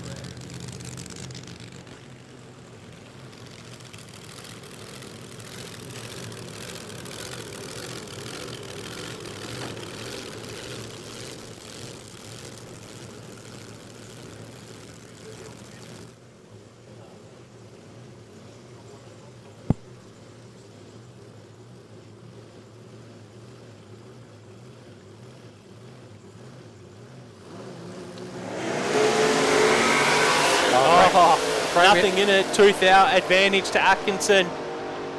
The win light will go to Josh Fletcher though. 740 on the 735. Atkinson goes 771 on his 764. A little bit off the dial in for Shane. Allows Josh to sneak by 200ths of a second to get the win. Yeah, nice and close there for both drivers. Yeah, great race there. 061 for Atkinson on the tree. 063 for Fletcher. Fletcher was 500ths over the dial in. Atkinson was 700ths over the dial in. Looks like you can see some funny cars moving around out the back for the next round of testing, but I think we got Bill Fletcher just waiting.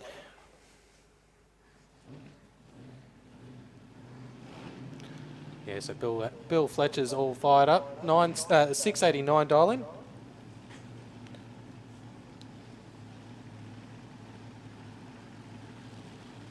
And here we see on screen Gary Cameron in the Outlaw.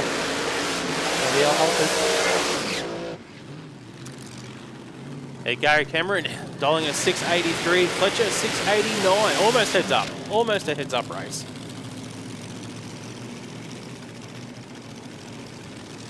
This will be a wild ride for Gary Cameron. It always is. It is a wild ride. Anytime this altered gets on the track. This is a 6-second shopping trolley. With the short wheelbase that it's got. And we know how quick a shopping trolley pivots around. That's it. This is a 300km/h shopping trolley. And you know what shopping trolleys are like when you're trying to go straight. You just want those wheels to steer properly. Want to veer everywhere.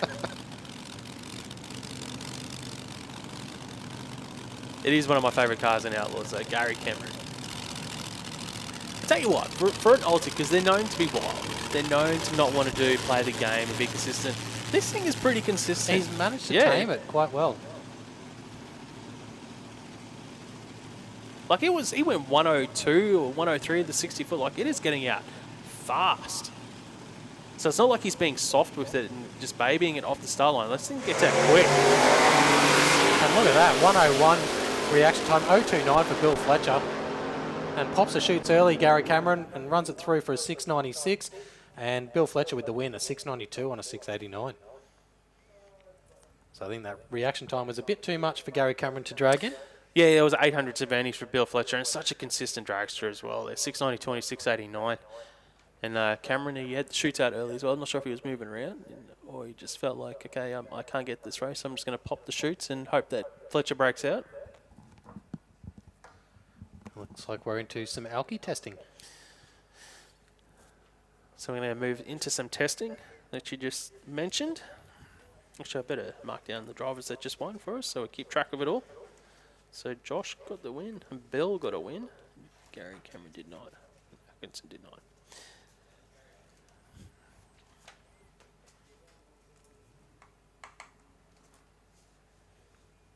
Yeah, looked like Shane Phillips. Is it the red funny car again? Well, it had the body up, but yeah. See, we've got competitor 8690, so let's have a look. He's got a, Yep, that'll be Shane Phillips. he's got a dragster in beside him. Wonder if they're going to go side by side this time, or if they're just going to go solo passes. Yeah, so you got the Alki dragster up against the Alki funny car. Be good to see a side-by-side pass. Yeah, that'd be nice to see. Yeah, we've got a few of the pro cars here testing today. Obviously, the Pro Alki guys have got their first round of the championship next weekend at Sydney Dragway. So you're not going down for it, Mark? No, mate, I didn't get the invite. Oh, Just Rusty's lost my number. hate that. But tonight's testing's gone pretty well so far. I think, I'm just trying from memory. Shane went 570. 5.7. Was it 570 or 560 with the shoots out earlier? Mm. Daniel was the same in the dragster. He was a 560 as well. Off of it early from memory. A lot's happened in the last few hours to remember everyone's ETs. Yeah. Normally, I'd keep notes on everything. Well, you can see on screen, you're 563. Oh, you go. Yeah, 563 for Sure. Shane. 254 mile an hour. Yep, 254. But it's been really cool to watch Shane and the way he's handled the funny car. It's been, honestly, a dream start for someone in a funny car. Like, I don't know how, from his perspective, but from my vantage point up here in the commentary box, if I was thinking about a dream debut event with a funny car, getting my licensing and hoping that everything went smooth, like it has been from my vantage point. Looking up here, the way that he's taken to the funny car has just been impressive. And to run a 563 in licensing? Second pass. It went 563. And it was straight. It was perfect. But if you He, want... honest to God, looked like he'd been running this car for 10 years. And those passes, like it just... You know, you see a lot of guys that struggle with the staging routine, staging these sort of cars, bring them up on revs, edging them into stage, shifting down track as well, getting everything like that right.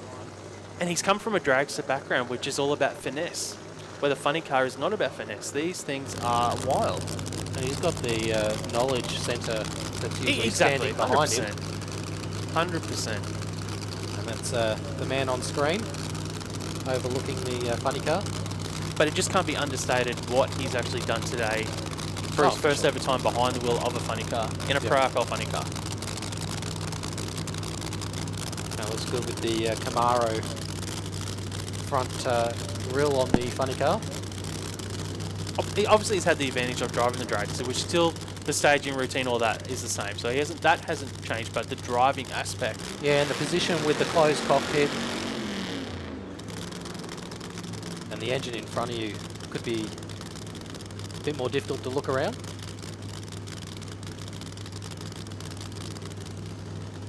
I must admit, I get more nervous for funny car drivers going to a dragster than a dragster driver going to a funny car, because the dragsters are all about finesse, and if you've only ever driven a funny car going to a dragster, and you can be too aggressive on the steering wheel, which gets a little bit hairy down track, but going from the dragster to the funny car, I think is probably easier than from the funny car to a dragster, if you know what I'm saying.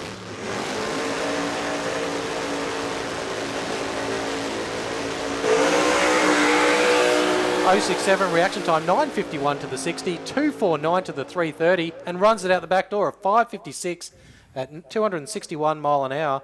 It's a great pass from Shane Phillips. Great run, yeah, from Shane. 5.56, 261 miles an hour.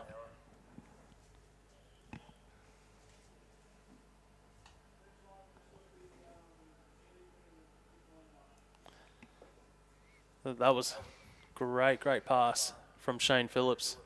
I missed the increments. They went off our screen too quickly. I saw the 950 to 60 foot. What was the half track? Did you see the half track? I saw In it the speed? in a flash of a second when I was calling it, but But yeah, that's an awesome time to back up that previous run. Yeah.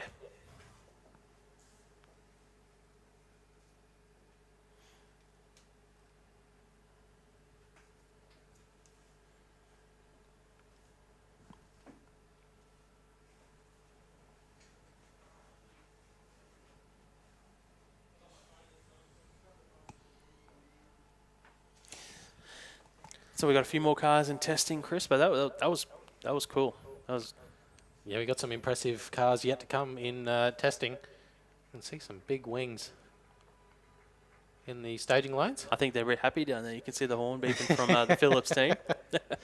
And it's good to see the fans actually coming out. Well, and, I must admit, this is probably for a QDRC. It's thanks for sticking around because we didn't have racing there for about an hour. So we appreciate all you guys staying around, sticking around in the grandstand.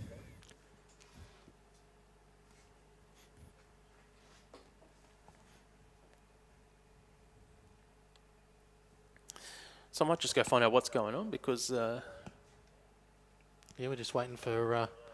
they're just checking anything on the track. I'm not too sure, but... Yeah, we got a couple of... we got an Alki dragster waiting. And we got a couple of track walkers down the deep end. So we're just checking the track surface before we go any further.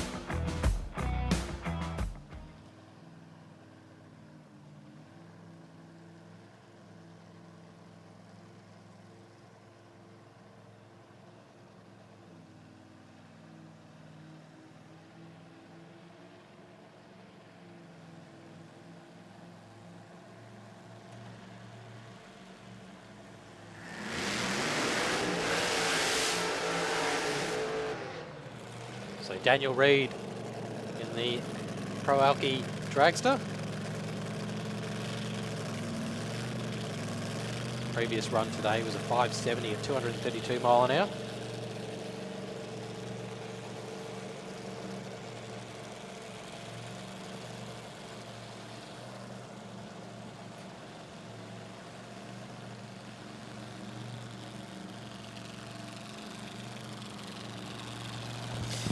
Yeah, 570, and he was off of it early, but I think it would have been around like a mid 560, like a 66 or a 65 out the back door potentially for Daniel Reid. Now we just seen the step up that Phillips did from his earlier pass today. That just shows you how the conditions have changed from the heat of the day.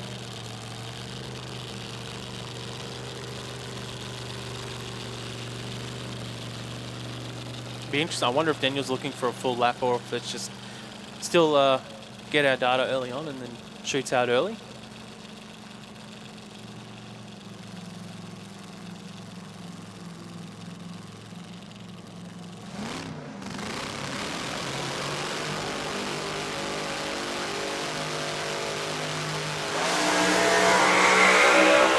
Yeah, 370 reaction time, 976 to the 60. Oh, how about a 558, 256 mile an hour? And I think he was sort of dragging through the beams as well, so he probably killed a tiny bit of ET there as he was dragging through the beams. It was only 976 to the 60 foot, so that tells me he was down a little bit. But a 558, 256, great lap from Daniel Reid in the dragster. Yeah, so those two guys are going to be right up the pointy end for down in Sydney next weekend. Yeah, I wonder if they're both campaigning down there. That'd be interesting to know. But yeah, I think Daniel probably killed a tiny bit of it. He might have been in the 57s, 557, if it wasn't dragging through the beams.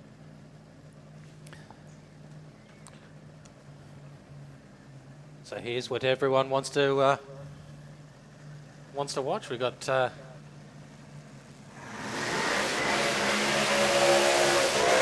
being supercharged altered.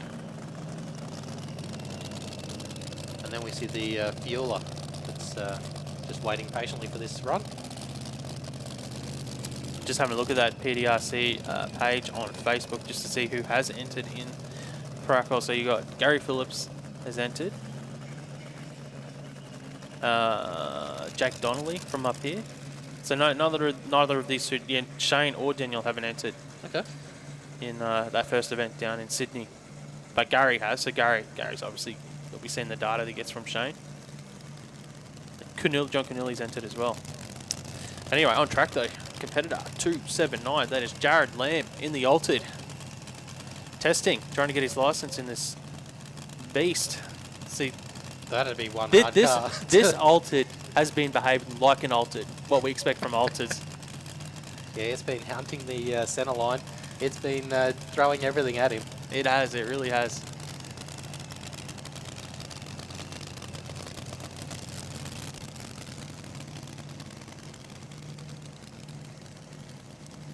So I think Jared's probably going to campaign this more in competition in the AA Ultra class. Just looking at the above his race number, you can see the AA/A. So that tells me he's going to probably campaign a AA Ultra. So it'll be in the low sixes, potentially high fives.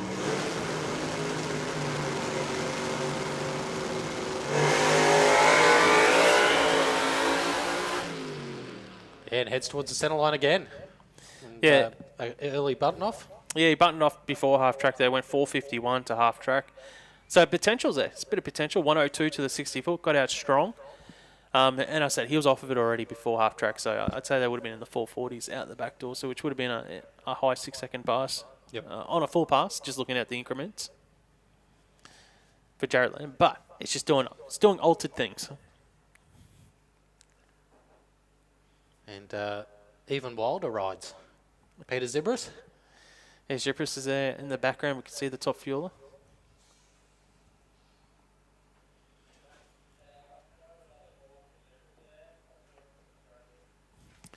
So just a call for Super Sedan to the lanes, please. Super Sedan, Super Street and Real Street to the lanes, please. Super Sedan, Super Street, Real Street to the lanes, please. If you're not there, you're going to miss out.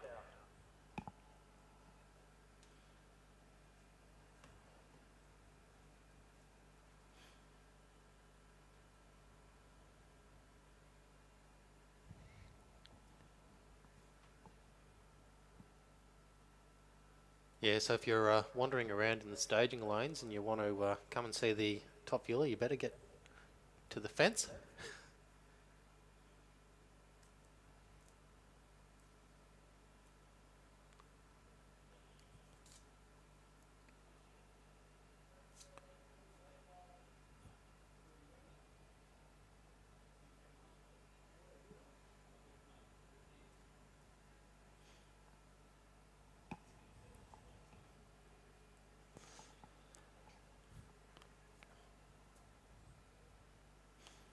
So we're not too far from getting back underway with a bit of testing here at the Queensland Drag Racing Championships. We can see Peter Zipris there in the background.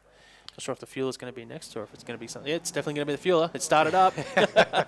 And look at that fuel just leaching into the air. You can see it on the screen.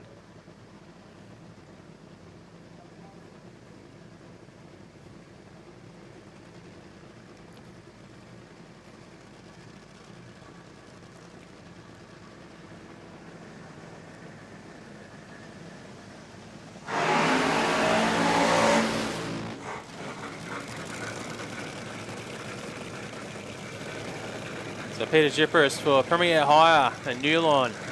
Top fuel dragster testing. He's done a few laps here in the last couple of weeks at Willowbank Raceway, getting himself prepared for the next round of the championship that's going to be here at Willowbank Raceway in January. Yeah, we've been lucky to see him testing a couple of meets lately. Taking full advantage of the track prep that's on offer. Yeah, he went early on today. He went 4:16 with the shootout. It probably would have been like a mid 390 pass out the back door. Just looking at the increments. So Peter Zipris, final adjustments from the team. So I've just been told today they're not really going to be looking for full passes, just here to test. But he took it almost to the finish line on that last run.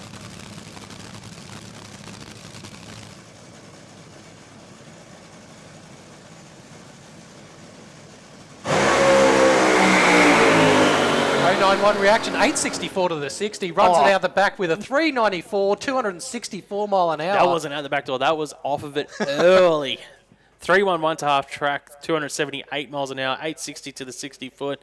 Shootout early, he was down 50 odd mile an hour. So that probably would have been maybe dipped into the 380s. Because you don't lose too much ET when you're traveling at that speed. Yeah. ET-wise, you might be down 50 mile an hour, but you're only talking hundredths of a second that you lose. So it might have been a very low 390 or maybe dipped into the 380s, like a 389 or something. But you don't lose too much ET when you're traveling at that sort of speed. But, nice, but that's promising, man. These nice conditions, and straight. Yeah, straight. The dragster was sound. It did everything that it's meant to do. But yeah, that was a good run. Oh, my alarm's going off again, so I just got a warning that my car alarm's going off. So Pete, thanks for that, mate. I'll go sort my car out. Yeah.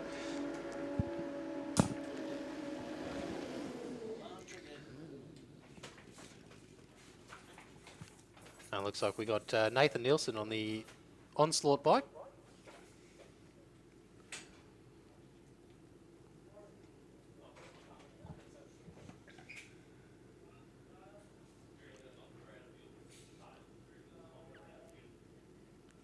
And he's up against Pete Farnell on the Blazecraft 200 plus mile an hour bike.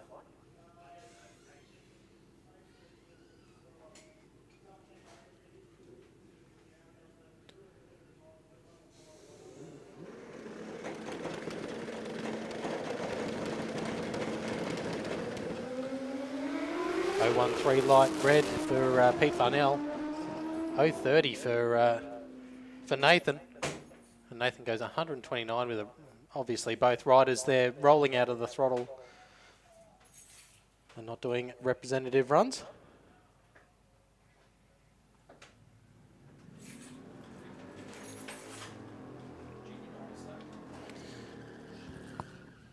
We got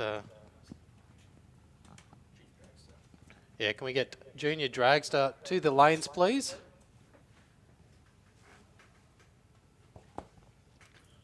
So We need Super Sedan, Junior Dragster, Super Street and Real Street. If you're not already in the lanes, you need to be there. We got the red Corolla. All right, my alarm is now fixed. The red Corolla in testing. And it's Joe Nicholson. Yeah, Joe Nicholson, yeah. Wonder if we'll see Joe at the next QDRC in one of the other, in a bracket, doing a bit of racing. Virus, so it must be a Corona.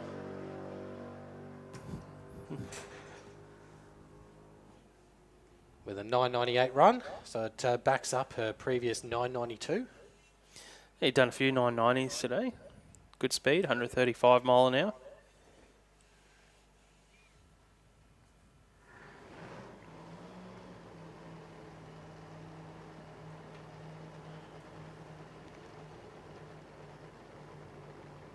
There you go, another alcohol funny car. He's out testing.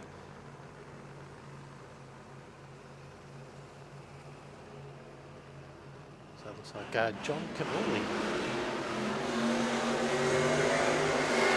You're correct, mate. John Cannulli. They're trying to read down the entrant list. Yeah, so he was out earlier today. Had some issues just on the hit, and didn't get a lap in.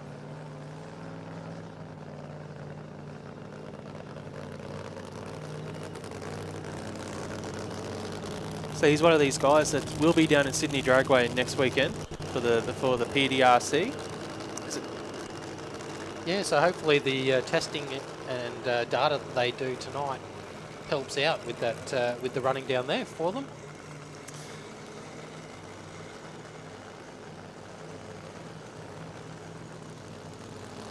Yeah, 15th and 16th of November for the first round of the Pro Drag Racing Championship down in Sydney. You got Pro Stock, Pro Alki, Pro Mod, Pro Bike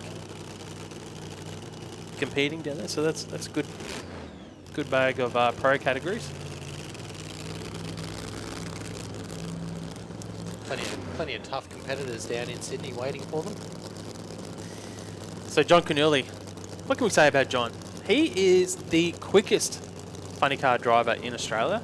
Has gone 5.35 seconds.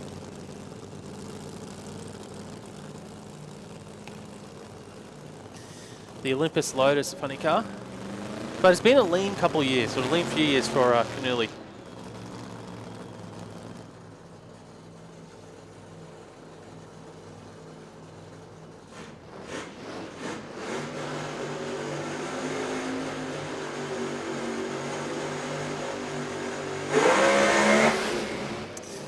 Ooh, just a little bit too much power there, up and spin. Yeah, 2, For 3, John? 3 reaction, and then 1, 0, Sounded 3, strong just though. It sounded real strong. Not as many revs as the last run. It looked like he might have had a bit of shake actually now looking down the track from up here. Yeah, 103 to the 64, but it was already, he was up in spin. Yeah. It looks like he might have had a bit of shake and then up into spin. But it sounded strong. Real clean, real strong.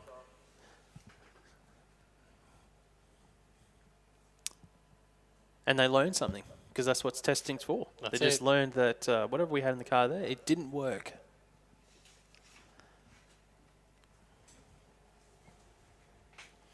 So just another call for Super Sedan, Junior Dragster, Super Street, Real Street. You guys should be in the lanes. And if you want to see any of the action from today, be sure to have a look at dragphotos.com.au. There's plenty of photos to go through. Yeah, and obviously we're on Overtaking Lane as well, the live Yep, stream on live stream. YouTube. So you got to always, if you're real Rewatch keen, it. rewatch it. If you're Listen to us again. I must admit, I did actually go back and had to watch a few of the passes at that last one.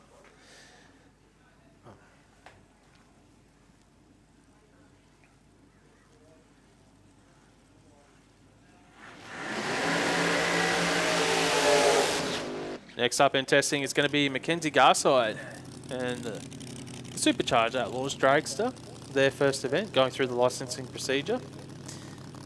It's been running some mid 8-second passes today. Very, very lazy, very easy, very soft. Not bad for a home-built drag car. Yeah. Yeah, from what Tiana was saying today. Yeah, they built this in their shed at home and did it all themselves. All the fabrication works, the chassis. So that's pretty cool. And to have something that goes that straight out of the box. Yeah, testament to the team. Yeah.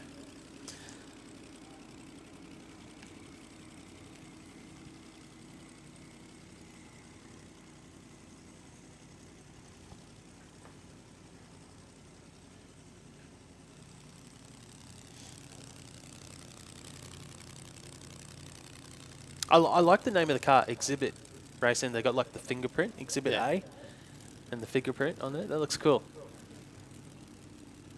I think all race cars should have names.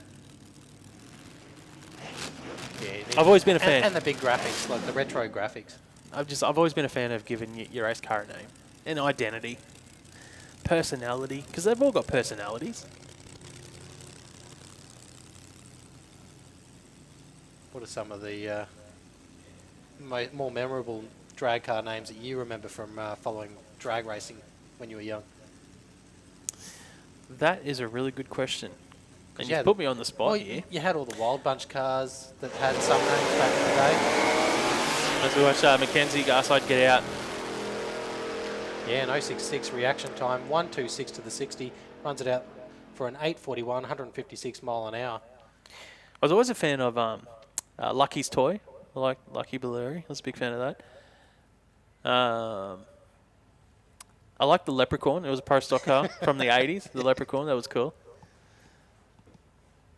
Just thinking else. But yeah, a lot of them have just started like hiding out in garages somewhere, like they just haven't. You know what I like now is Brett White in Pro Hockey, and they call theirs Carlos. I like that one.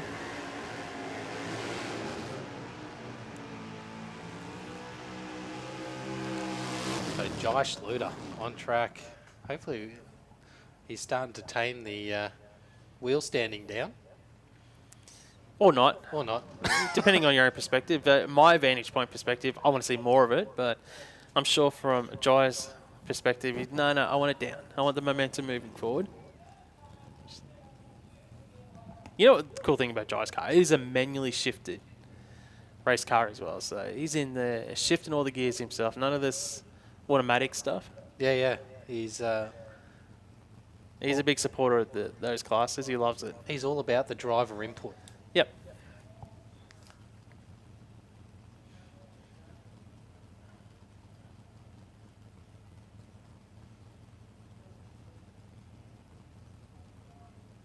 So basically, if we were on the school bus, Jai would be at the back because he's the cool guy, and I'm at the front because I'm not the cool guy with my conformist dragster with an automatic 2-speed glide. You sure Jai's not trying to drive the bus on the back wheels? Pretty much. So I'm at the front just looking back and like, look at all those cool guys down the back.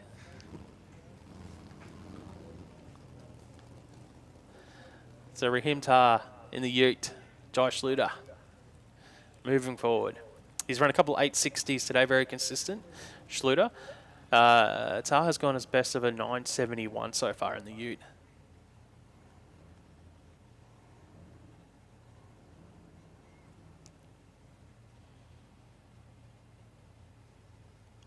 Yeah, so if you want wild drag car action, this is Josh Schluter's blue Cavalier is the one to keep an eye on.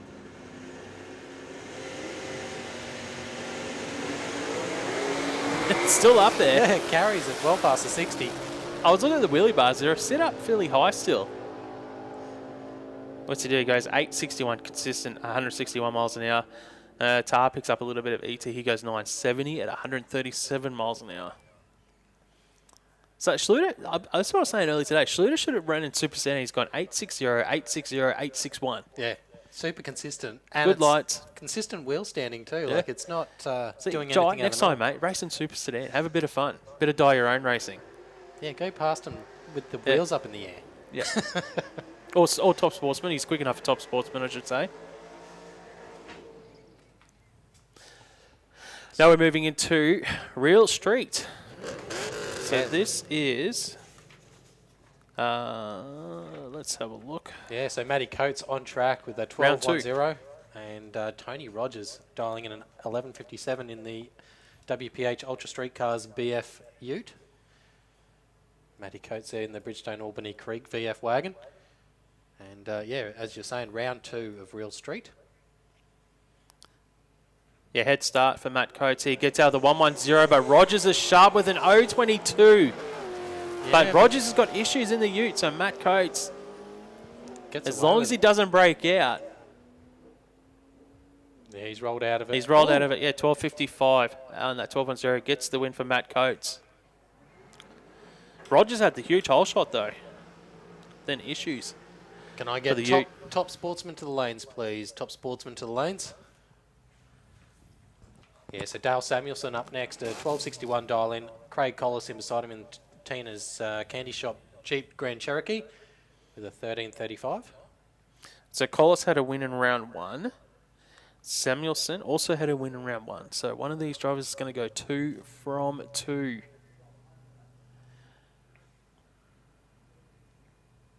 Wonder if they're thinking about breakouts in the back of their mind now that's cooling down. 0.76 for Collis, 2.15 for Dale.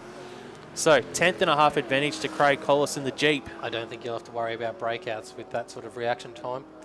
Well, you never know. You never know what's going to happen. We see brake lights here, and the win light will go to Craig Collis. 13.42 on the 13.35. Safe for the win. Dale was a little bit closer to the dial, and he went 12.64 on that 12.61. And the cars keep coming. Shane Grattan in the Hostile Customs BF Falcon up against Ian Nielsen in the VZ Commodore.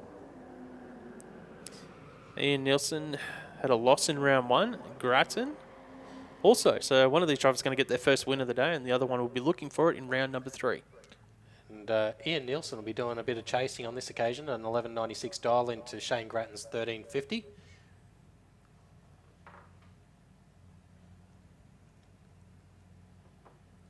So we'll see if the Commodore has the legs. Ford versus Holden. Who you got? What are you thinking, mate? Who's going to get the first win? Is it going to be the Ford or the Holden? I think it will be the Commodore, You think so? You think the Holden? but obviously it's all down on the start line. Well, the Ford's got a good light. The Holden's almost identical. 0.40s, both sides of the racetrack. 43 for Grattan, 47 for Nielsen. It's going to come down to the dial-in.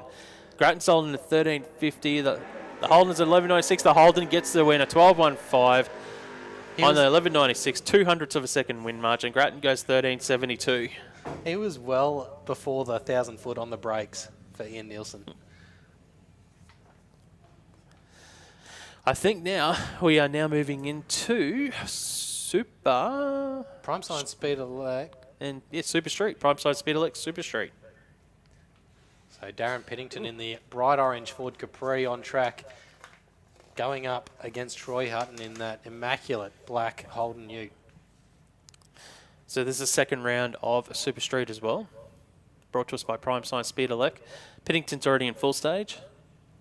Came into the event third in the championship. Great reaction times from both drivers. Darren Piddington with an 0.23, 0.21 for Troy Hutton. Hutton had a win in round 1. Piddington also had a win in round 1. And Hutton's going to get a win in round 2. Goes 10.88 on his 10.79 for the win. Piddington goes 11.28 on his 11.18. Yeah, 0.12 between them across the finish line. Sean Taskus dialing in 11.0 in the 477 Garage and Tuning Ford Capri up against Tanisha Marshall in the RCE Performance Holden Premier. Taskus, currently leading the Prime Science Speed Elec Super Street Championship, has got a huge hole shot over Marshall here, 0.38 to a 2.17. Yeah, The they're Capri for 4.7 Garage and Tuning in the box seat at the moment and gets the win. Yeah, an 11.12, 120 mile an hour on that 11.0 dial into Sean Taskus. Gets the win, an 11.85 on 11.85 for Tanisha Marshall. Just let down with that reaction time. Pretty much, yeah, dead on. 11.85 and 11.85 for Tanisha. That's a great run. Unfortunately, the reaction time they're undoing there. Next up, Samantha Yulton for BL Race Engines in the Commodore to take on Jenny Ashton. So it's the new Commodore versus the old Commodore. Ashton dialing 11.15, Yulton 11.53.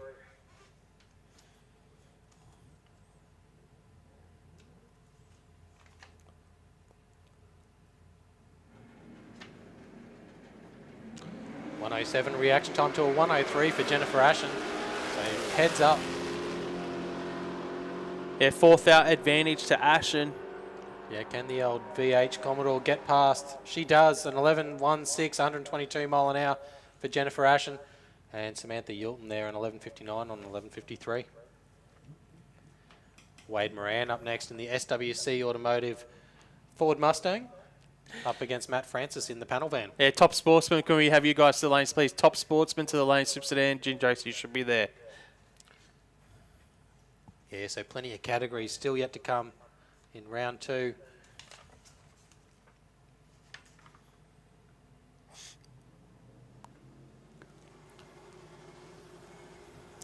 Look at the front suspension just moving quite a bit on the old panel van.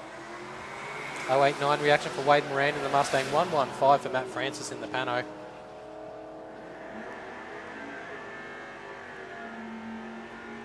And the panel van gets there first, a 1088 on a 1080 at 119 mile an hour, and Wade Moran with an 1167 on an 1155.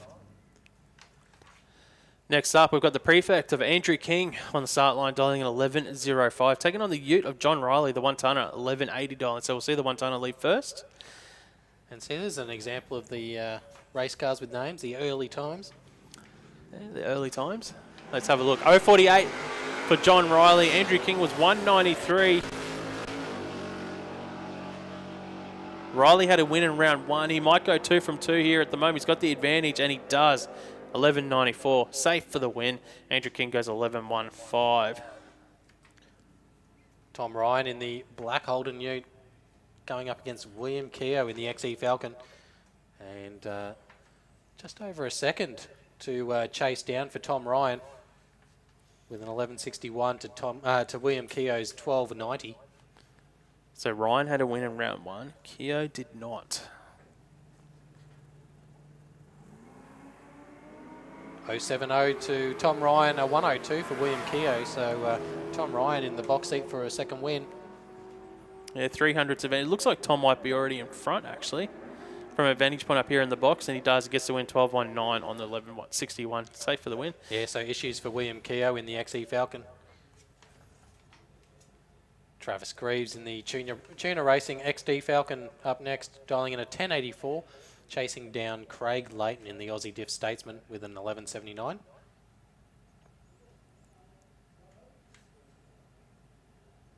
Oh, I don't have Travis down as doing or passing round 1. Must have missed him. Whoops. I think he qualified in round 2. No, I'm talking for racing. Oh, okay. Because I just keep a track of who wins, just so we know going into round 3 who's in chance with getting in a final. 088 reaction for Travis Greaves. 031 for Craig Leighton. At 1,000 foot, Leighton just in front at the moment, and Leighton gets the win. Yeah, Travis Greaves breaks out at 1078 on a 1084. Big breakout.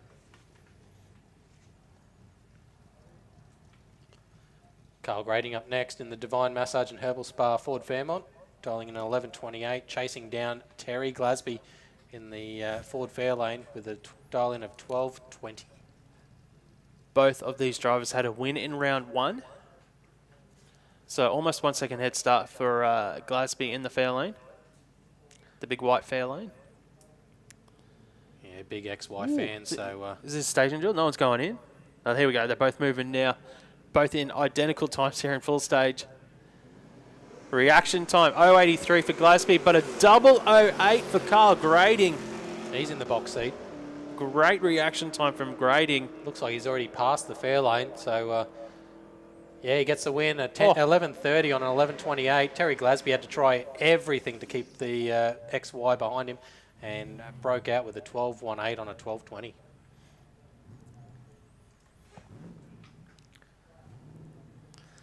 So Angela Holtz will get the automatic win here with a bye run to finish off Prime Sign Speed Elec Super Street. 11.14, the dial in on the Monaro.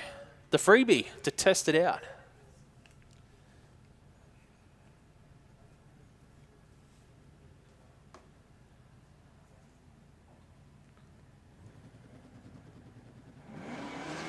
.255 reaction time, so how close can she run to this 11.14?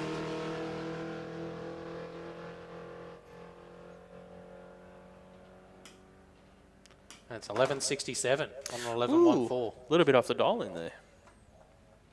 Wonder if it spun a bit for Angela Holtz. So Top Sportsman, Modified Bike and Modified to the lanes, please. Top Sportsman, Modified Bike and Modified to the lanes, please. As we now move into round 2 of Super Sedan. Yeah, we can see the K55 on screen. And that's Darren McDonald. Total Mechanical Lismore Corolla, powered by a 2JZ. And he's going up against Rob Price in the Pine Mountain Performance LH Tirana hatchback. So McDonald had some issues in that first round of racing. He made a bit of a move towards the wall and all that. Rob Price had a win in round 1 in the LH Tirana. Red light there for Darren McDonald, left a bit early, 0.45 red to an 0.93 from Rob Price. Well, Rob Price is going to go 2 from 2. Rolls it through for 9.57 on that 9.55. That's safe for the win. McDonald goes 9.63 on the 9.50.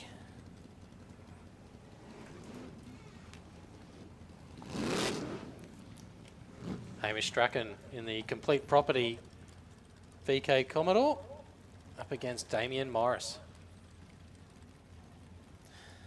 So Morris had a loss in round 1. The championship leader had an L first up. So did Hamish as well. So both these drivers looking for their first win today.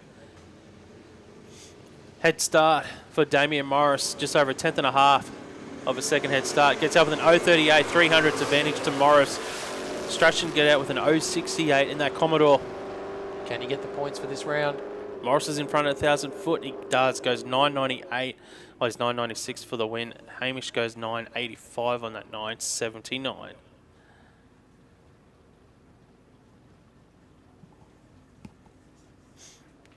So Brendan Shaw in the Downs Automotive Services Tirana up against Phil Yulton in the BL Race Engines Tirana.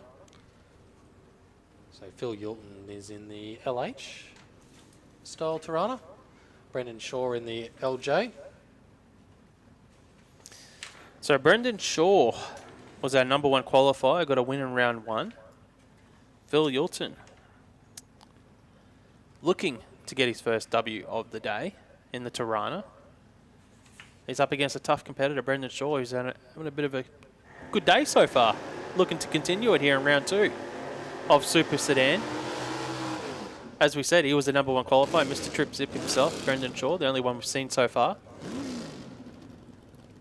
Yeah, always good to be able to carry that momentum into racing. And he has. He's been really good today. So Yulton's got a tough matchup here in round 2 of Super Sedan. The BL Race Engines Tirana, Yulton. He's going to have to be sharp on the tree. We've seen Brendan Shaw has been a killer.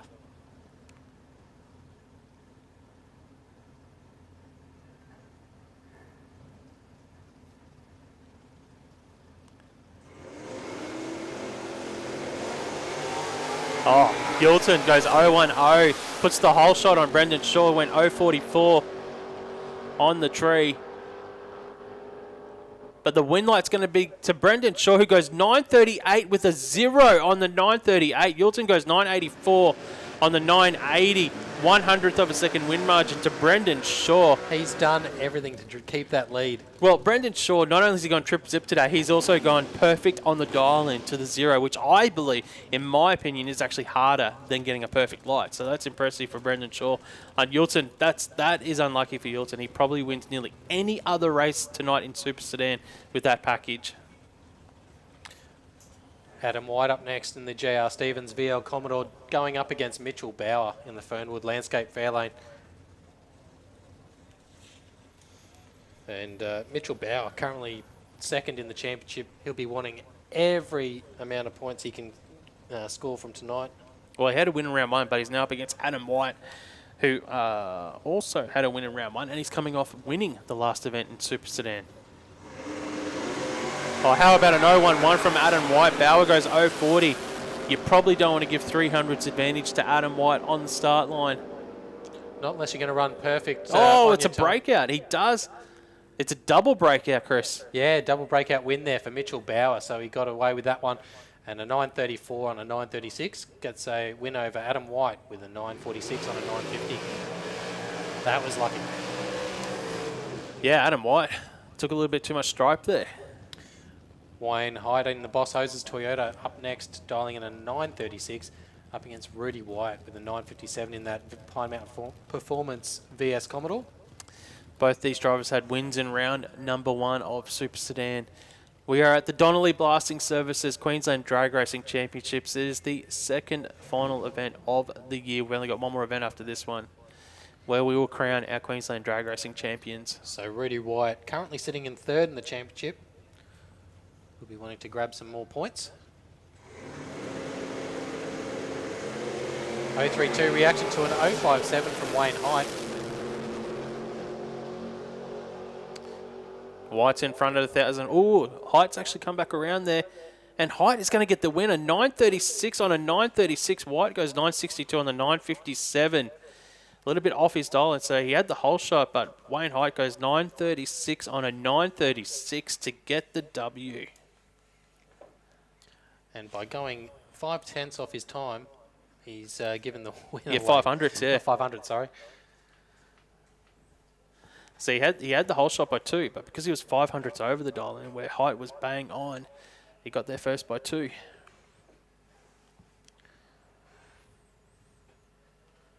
So it looks like we're going into some SuperFloor Junior Dragster. And we had...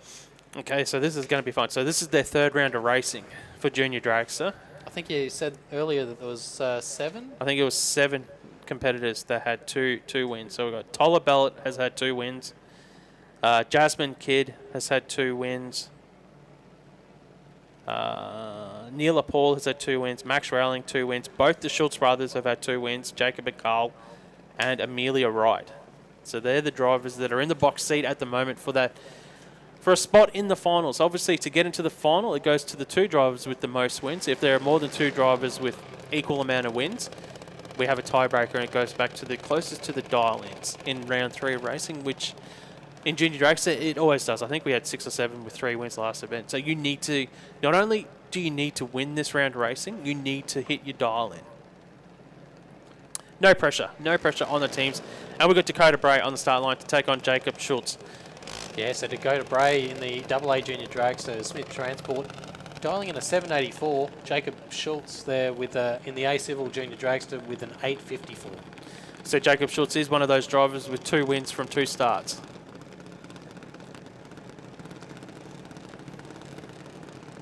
If there's someone that's very competitive, it's definitely Dakota Bray. Anyone with the last name Bray is competitive.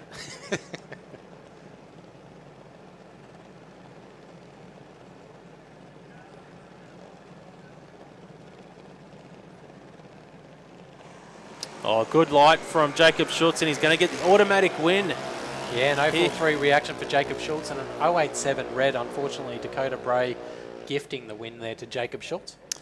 And Jacob Schultz goes 8.59, he's 8.54, so he's a little bit off the dial, so he's 54 over his dial, 0.54 for Jacob, so I'll write that down. So 0.54 over the dial in for Jacob Schultz. So he's got the 3 wins though. That's the first thing he needed. Gets the W. Next up, well, this is going to potentially give us the next driver with 3 wins, Carl Schultz. Yeah, currently sitting 3rd in the championship. So he's on 2 wins. Cody Sedmak's looking for his first win of the day.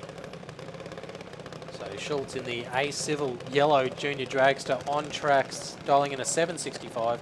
Cody Sedmak in the JTS Green and Black Junior Dragster, dialing in an 867. All right, just another quick call. Top Sportsman, Supercharged Outlaws, Modified Bike, Modified to the lanes, please. So Top Sportsman, Supercharged Outlaws, Modified Bike, Modified to the lanes, please. To the lanes, please. All right, Carl Schultz. Can he join his brother with 3 wins? He's already into pre-stage. So we can see Cody's team, they just giving a last-minute tune-up. Yep.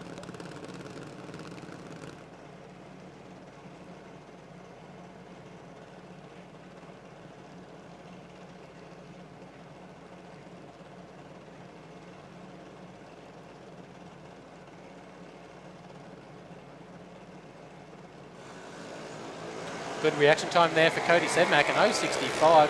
Carl Schultz with a 157. Looks like Schultz has passed him already, a 765 on a 765, but Cody Sedmak with the win, an 872 on an 867. Yeah, unfortunately, Carl there was a little bit slow on the reaction times to Cody's 065, so he was a 10th behind on the start line. He was closer to the dial in, but Sedmak, whole shot win. Neil Paul up next, an 815 dial in the JD Race Cars Junior in the Speedflow lane, and Tyler Bellett, 797 dial in the TBRE Performance Junior Dragster. Well, here you go. No matter what, we're going to get a driver here with 3 wins, because both these drivers have got 2 Ws so far today. So one of them's going to join Jacob Schultz with 3 wins here. Neil Paul, 815 dial in, will leave first in the blue junior dragster. Tyler Bellett, 797 dial in to do the chase. Red light there for Tyler Bellett, 081 red. Neil Paul with a 158 reaction time. So she gets the automatic win, goes to 3 wins, Neil Paul, and what's she run? An 816 on an 815. That's a great run. Yeah, so she's with a 2. 012 over the dial in.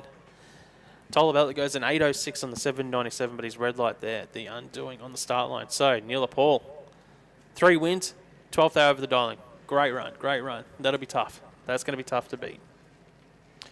Yeah, Paige King in the B Junior Dragster dialing in an 890 in the Todd's Fiberglass Repairs Junior, up against Amelia Wright. And you can see Amelia Wright on screen with the neons underneath the junior.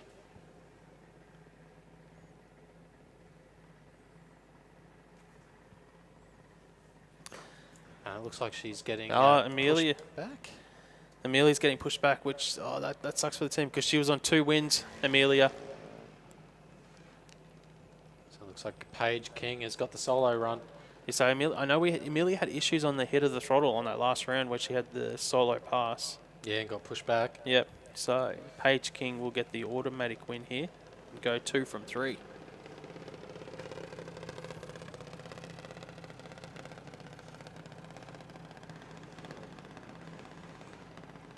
So how close can Paige King run to that 890? Well, unfortunately, because we've already got 2 drivers with 3 wins, Paige can't make the final, but it gives her points in the championship, which is the main thing, the win.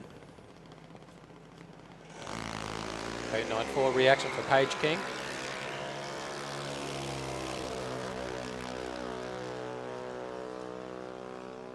And she goes 8912 on that 890.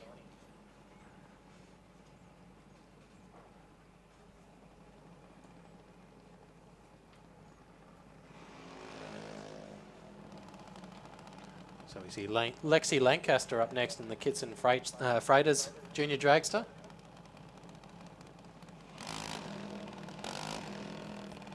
Couple of test hits. Well, she's got a solo pass here for Lexi. So this will give her first win of the day. It's good to have a few points in the bag with the solo run. Just another call for Modified to the lanes, please. Modified, we need you guys in the lanes, please. Yeah. Well, Lexi, she's coming off her first ever final. Won't be there this weekend, but it's a win here in round number 3. Yeah, deep staged as well. So 147 reaction time.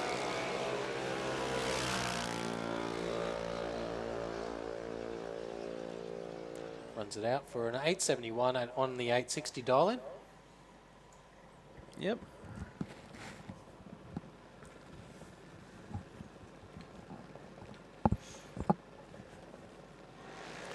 Next up in SuperFloor Junior Dragster is going to be Kyle Day to take on Ryder Marsden. Yeah, Kyle Day in the A Junior Dragster, an 854 dial in. Ryder Marsden in the C Junior Dragster, just because of that age bracket, dials in a 1242. So a bit of a chase here for Kyle Day.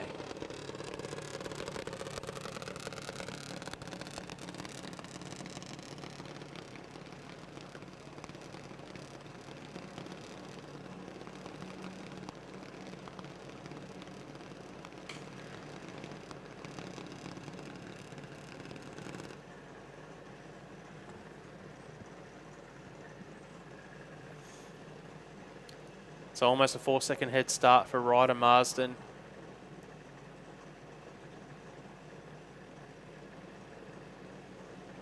.227 reaction time for Ryder Marsden. And a 190 for Kyle Day. Yeah, so Kyle's got a 300s advantage on the reaction time side of things. And gets the win, runs an 8.54, and his 8.54 rider goes 12.51 on his 12.42.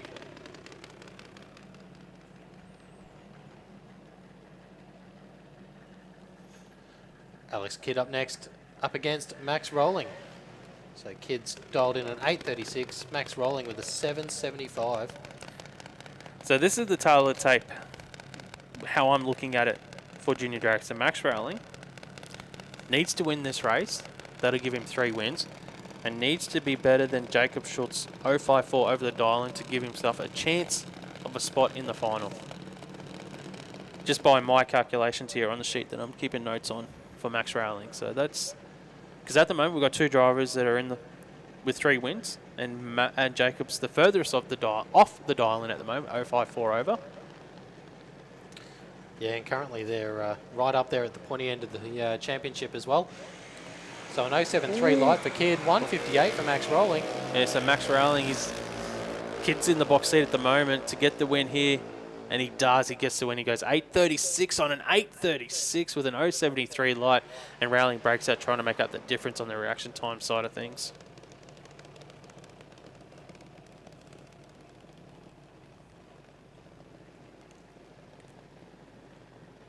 Up next, Nixon King in the A Junior Dragster, supported by Mick King Transport, dialing in a 7.97.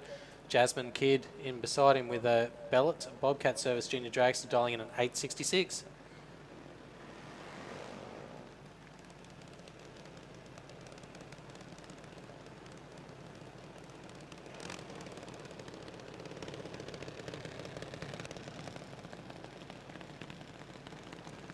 See both crew just guiding the Junior Dragsters into the towards the beams.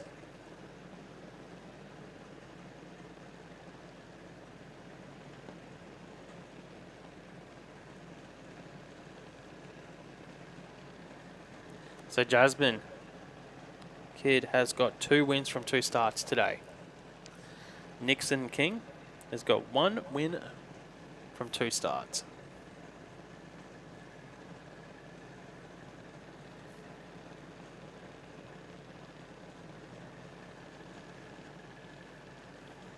No one wants to go on stage at the moment. Yeah, both drivers are in now. Jasmine gets the automatic win here because King has gone red on the start line, so Jasmine will go 3 from 3. It's now all about the dial-in. Jasmine will go 8.67 on an 8.66. So Jasmine is 0.18 over the dial-in. So 0.18. So now we've seen Neela Paul and Jasmine Kidd both go 12 and 18 thousandths over their dial-ins respectively with 3 wins, going by my records here. Tamika Castlake up next in the A Junior Dragster, dialing in an 8.64, up against Nevaeh McDougall with an 8.71.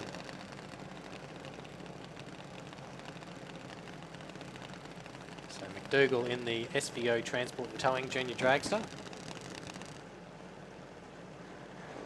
Tamika Castlake in the Maroon Junior Dragster.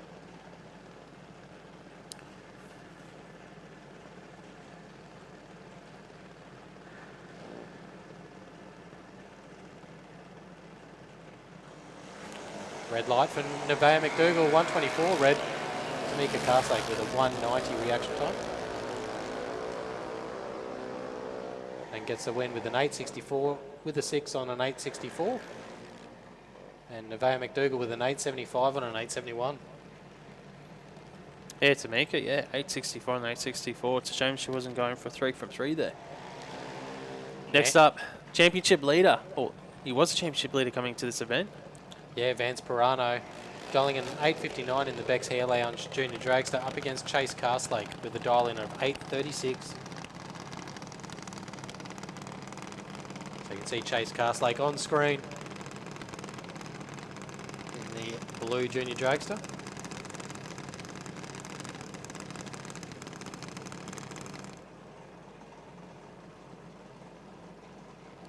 And both of these guys were first and third in the championship before this event.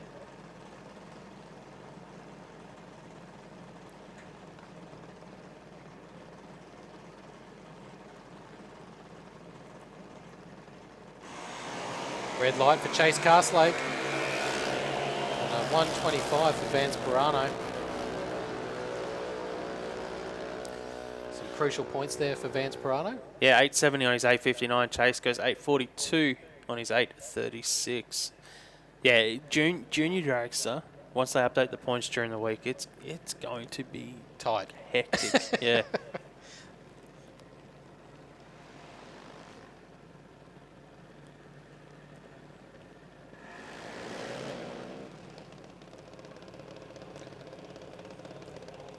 So Nixon Canuli in the AA Junior Dragster dialing in a 770 up against Sophia Lode in the B Junior Dragster with an 875.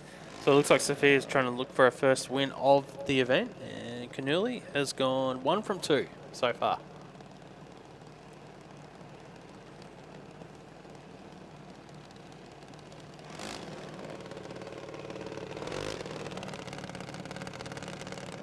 So Nixon Canuli just after some points to consolidate his position in the championship.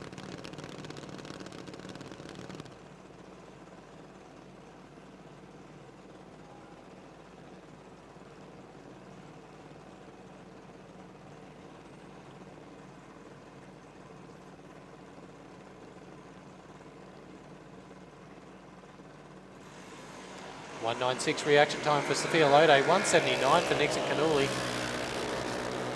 Yeah, not much between the reaction time side of things, and the win light will go to Nixon Canuli, 771 on his 770. Sophia Lode actually broke out there with an 872 on the 875. And some junior bike action up next. Just a call for testing, please, to the lanes. Testing to the lanes. Modified, you should be there. Modified bike and Outlaws. So we got the Jaden Badcock and Kai Badcock on track in the junior bikes.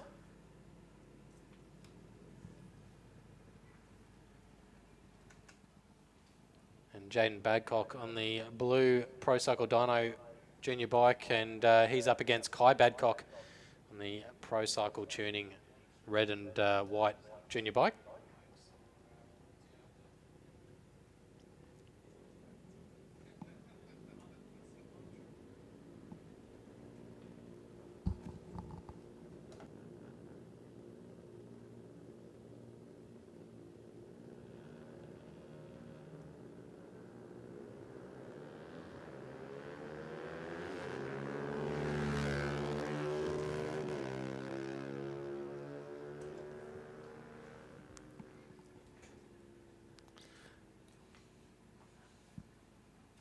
Yeah, so some good runs there for the Badcocks on their junior bikes.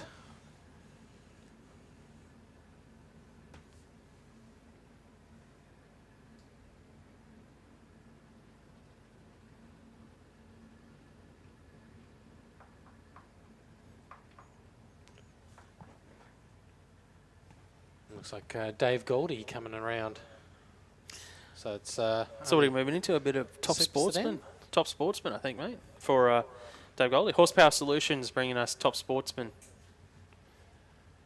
Yeah, so yeah, definitely top sportsman. okay. So the live stream's wrong.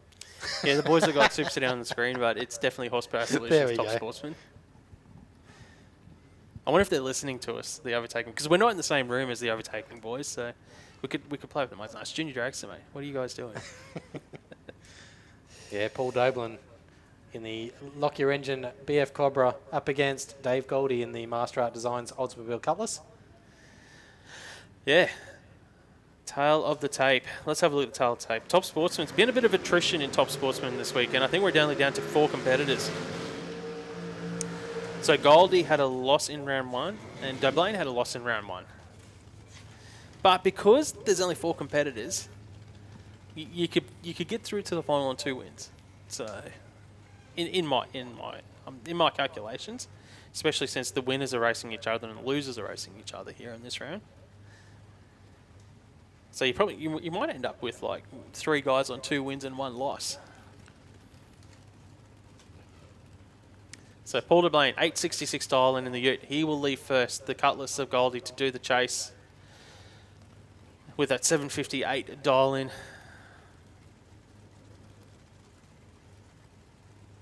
These guys are sharp on the tree.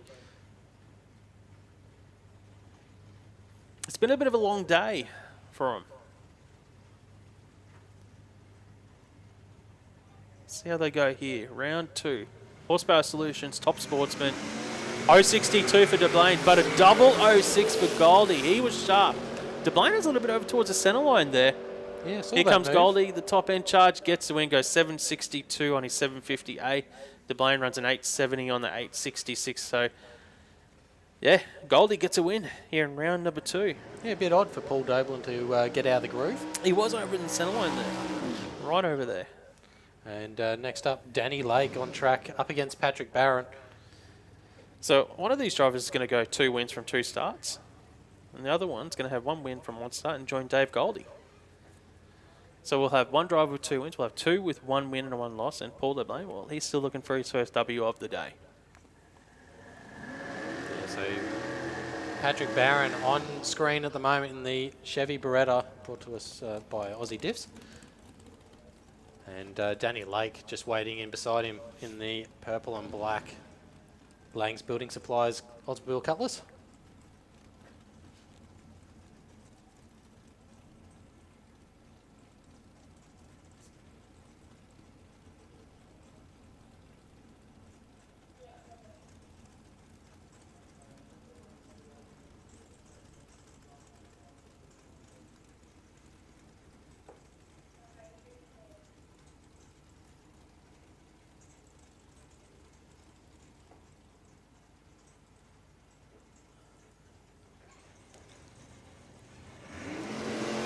Oh for 1 reaction, 048 for Lake.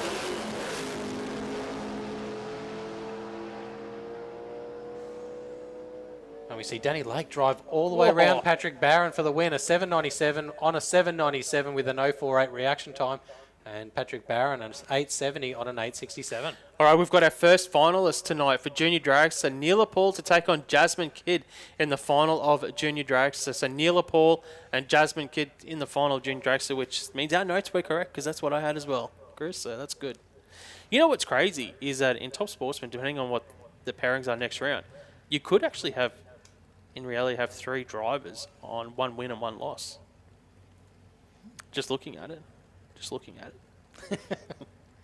Because if Danny Lake takes, let's say Danny Lake takes on Goldie and gets a win, he goes 3 from 3. Goldie then finishes 1 from 3. If DeBlane races Barron and gets a win, he gets his first win of the day. Then you've got 3 drivers with 1 win and 2 losses. Oh. I don't know what the pairings are, but there's potential there. Mark Allen, the numbers man. Yeah. It'd just be interesting if that was the case, that you had 3 drivers on 1 win and 1 loss. So Paul DeBlane, depending on the pairings next round, could potentially still have a shot at getting into the final of Top Sportsman.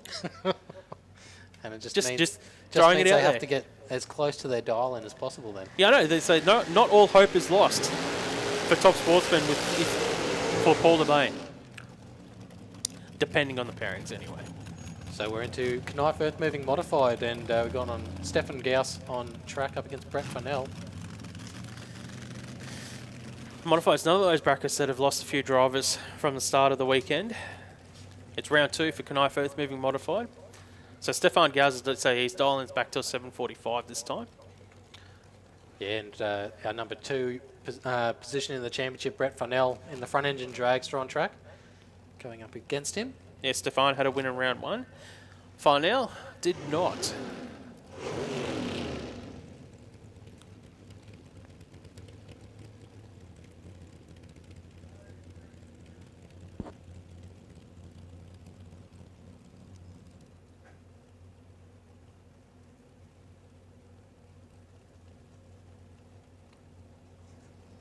So Stefan Gauss chasing down Brett Farnell, a 745 to an 829.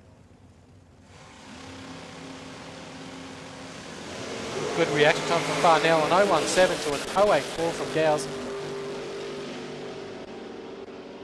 Does Farnell have enough to hold on? He does, an 830 on an 829 for Farnell, and Stefan Gauss with a 746 on a 745. Yeah, so Stefan was slightly closer to his dial in, but Brett Farnell had the huge hole shot there, 017 to an 084, which allowed him to sneak by and get the win there in that front engine dragster. So there you go. Brett Farnell goes 1 win, 1 loss. Stefan goes 1 win, 1 loss as well. So next up, in Knijff Earthmoving Modified Eliminer, I can see Andrew Pinkstone on track. See how he goes in this burnout, because he has been kicking out a little bit sideways in these burnouts today for Andrew Pinkstone. I think he's just putting a show on for the crowd. Is he? I wouldn't recommend it. In a dragster. I think that's his straightest burnout of the day.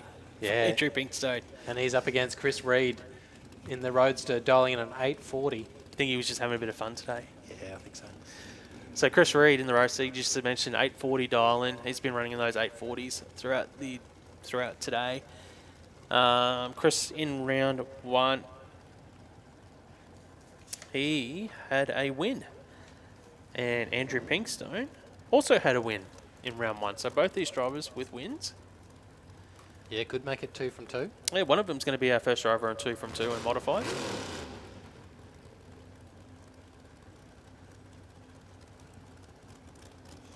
That's Pinkstone. Pinkstone's up there in the championship as well. So is Reed.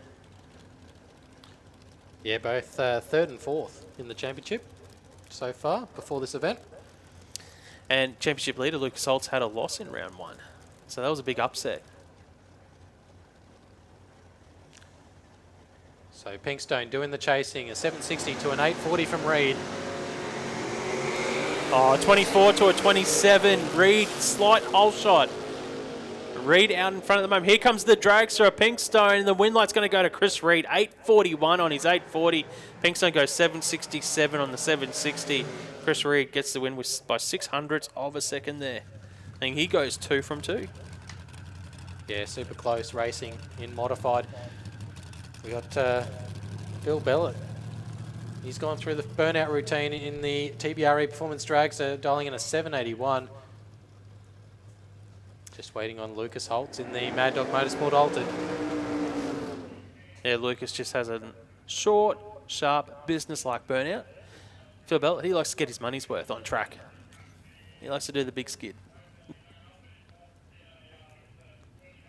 But yeah, championship leader before this event, Lucas Holtz.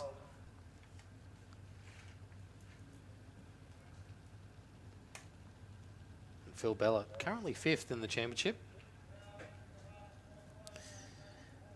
Both of these drivers looking to get their first win of the day.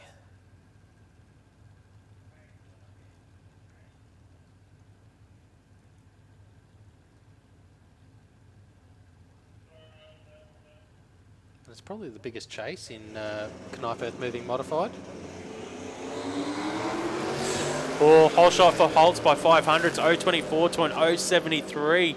Here comes the dragster. Phil Bellett, has he got enough legs? He doesn't.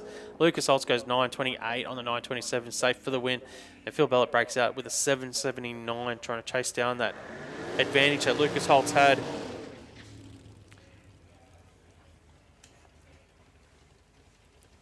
Looks like we got Liesl Gauss on track in the SCG Racing Parts Dragster. So Liesl Gets a solo run. solo pass, and that'll give her 2 from 2. So she joins Chris Reed in round 3 as the only 2 drivers with 2 wins in Modified. So it's going to be a bit of an open field in round 3.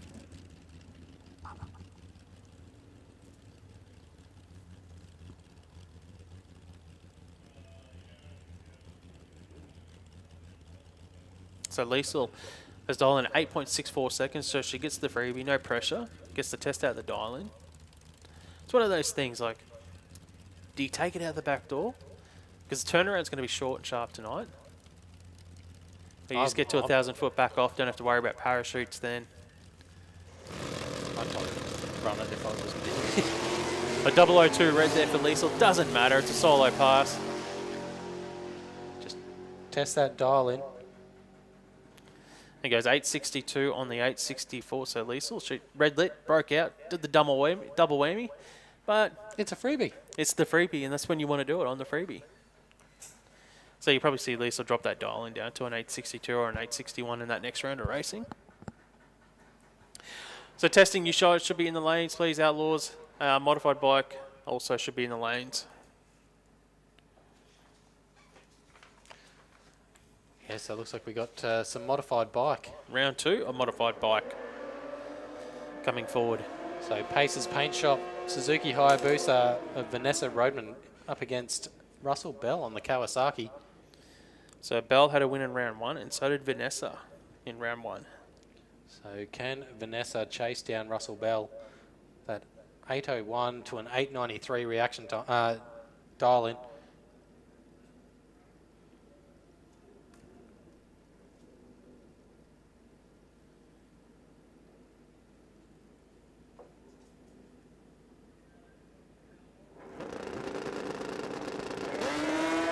.084 light for Russell Bell, 104 for Rodman. Yeah, not much in it. 200's advantage to Bell. And he's going to get the win. 893 on an 893 for the win. 801 on an 801 for Vanessa. That will killer runs both sides of the racetrack. Yeah, just all on the reaction time. So Russell Bell, 2 from 2. Scott March on the Pro Cycle Dyno Suzuki up against Alan Annis Jr. on the Creative New Cabinet Suzuki. And pretty close on the dial-ins, an 895 to an 865.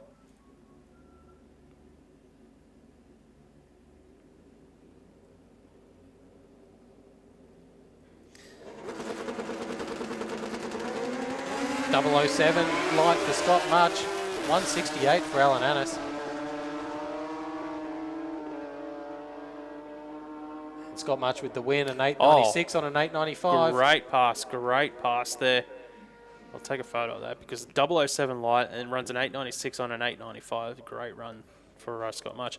And since we're in bikes, I've just got word that Damien Muscat down at the bend at the bike race down there on his Top Fuel motorcycle just went 5.80 seconds on his Top Fuel motorcycle. Only the second rider to go 5 seconds in Australia. How incredible is that? 5.80 seconds over the quarter mile on a bike. So Mark Gordon up next, a 999 up against Rebecca Marsden on a 990. Reaction time advantage to Rebecca Marsden with that 136 reaction time. But Mark Gordon with the win at 10.13 on a 999. And Rebecca Marsden runs it through for a 10.23 on that 990. Yeah, that's pretty killer down at the That's bend. crazy. Yeah, that is absolutely nice. So Damien Muscat's gone 5.800 looking at the ET now on the Dragway page. That's incredible. Jason Clark on the full ball motorcycle Suzuki Hayabusa dialing in a 929, going up against Tammy Goldthorpe on the 897 dial in with the Powerhouse Dyno Tuning Suzuki. 027 light for Goldthorpe, 039 for Clarkin.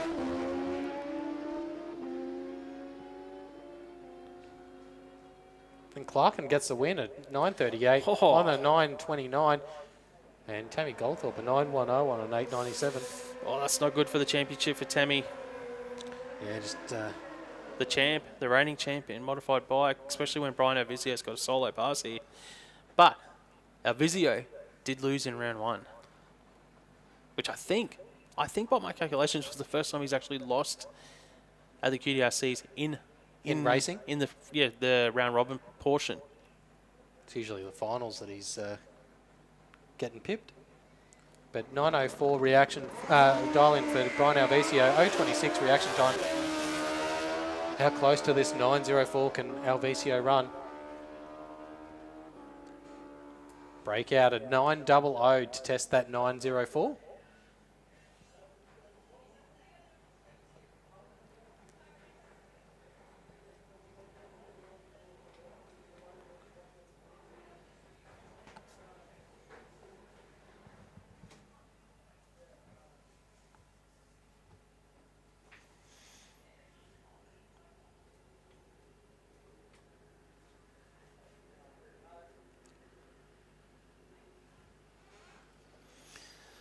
All right, so that brings a close to modified bike round number 2.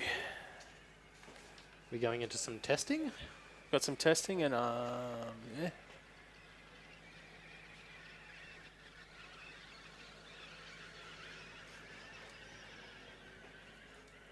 Just had a look at my watch. No, the food vans are closed now, so I missed that. Yeah, sorry, no coffee or food for you. Yeah, I was just like, a bit peckish. Might go get something to nibble on, but nope, missed that.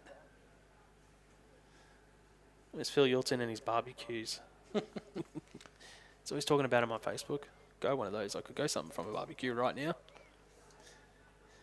Okay, so we are just quick rub of the racetrack. We'll have a couple minutes break and then we'll be back underway here with more racing at the Donnelly Blasting Services Queensland Drag Racing Championships.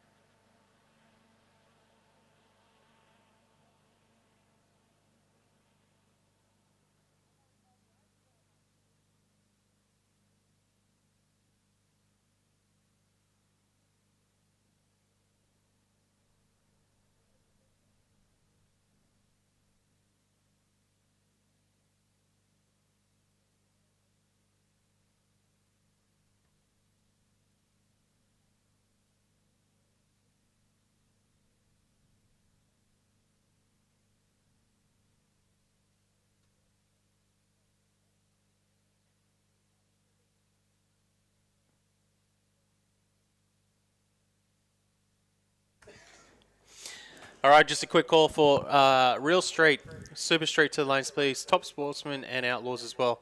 So Top Sportsman, Outlaws, Super Street, Real Street to the lanes, please.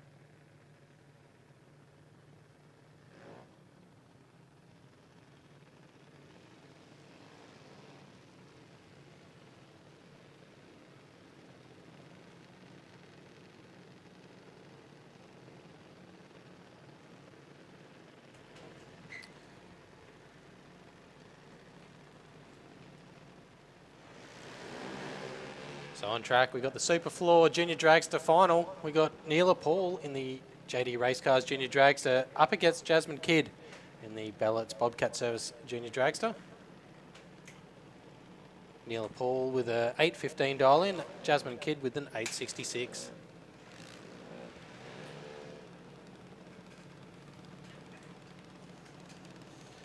Welcome back, Mark.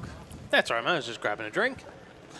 So the final of SuperFloor Junior Dragster. Neela Paul in her second final of the season. And this will be Jasmine's first final this season, I'm pretty sure.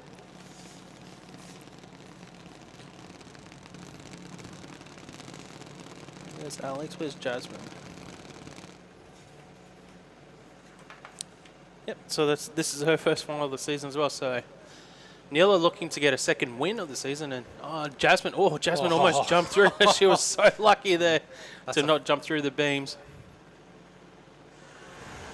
157 reaction for Jasmine Kidd, 095 for Paul. So Neela's got the slight hole shot advantage at the moment, and is going to get the win. 817 and an 815. Jasmine goes 871 on the 866, and Neela Paul gets her second win of the season in Junior Dragster.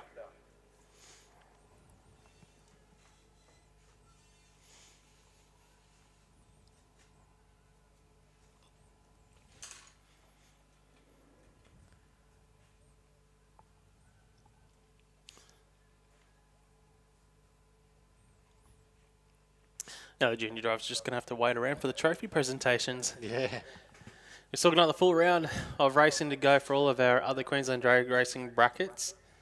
as well as some testing. I think we're going to move into some testing shortly. We've got Outlaws will be up next.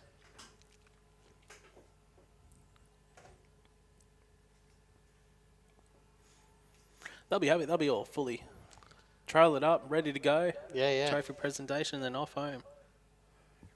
Yeah, it'd be a race to the highway. So we are going now into round number 3 of Outlaws. Let's have a look at the tail of the tape so far in Outlaws. As what we got? So Josh Fletcher has had 2 wins. Dad Bill and Shane Atkinson have got 1 win and 1 loss respectively.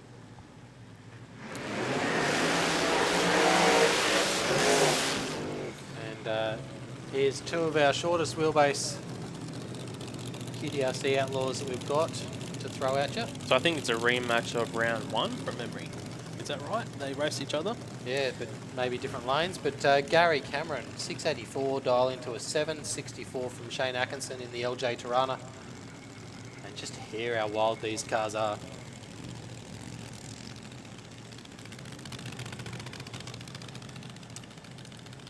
Tell you what, if Gary Cameron gets a win here, that means he'll have 1 win, 2 losses. Shane Atkinson would have 1 win, 2 losses. Bill and Josh have to race each other. If Josh beats Bill, that means we'd have 3 drivers, 1 win and 2 losses. Just that conundrum that I was talking about in Top Sportsman. So then it comes down to the closest to that ET. So what I'm saying is that even though Gary Cameron hasn't had a win today, if he gets a win here, he has a shot.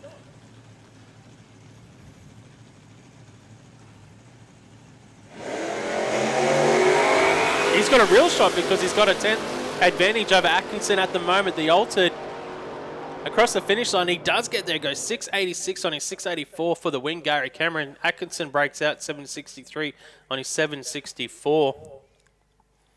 And there's your car alarm again, Mark. Nah, that's not mine. I'll get a message if it is mine. Because that get messages, text messages to your phone when the alarm goes off. So let's just talk about this now. So Gary Cameron gets his first win of the night. He's 0-2-1 over the dial-in.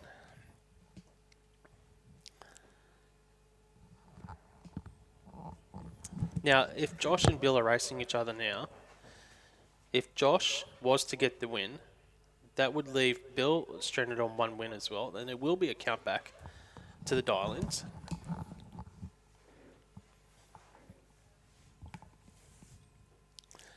There you go. So there's a little bit of drama here in Supercharged Outlaws. Yeah, we'll have to see what the next pairing can throw at us.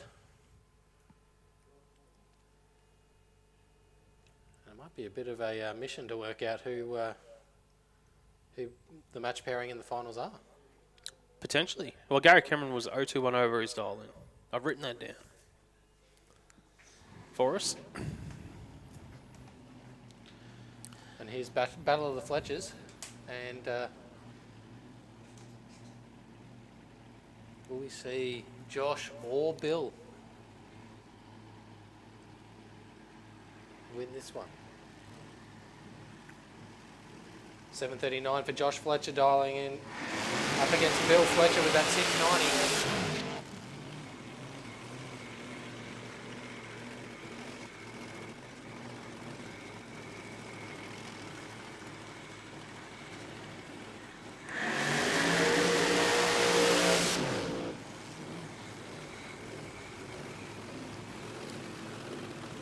So Josh to take on Bill. Styro Max against Styro Fan. Josh, 2 wins from 2 starts today. Can he make it a clean sweep and go 3 from 3? And that means he would have beaten his dad twice in racing today already. He's just making up for last time. There's another storyline here that if Josh wins, and then Bill is somehow closest to his dial and he goes through to the final, Josh could have beaten him 3 times today. There's another storyline there for you. If they were both to make it through to the final.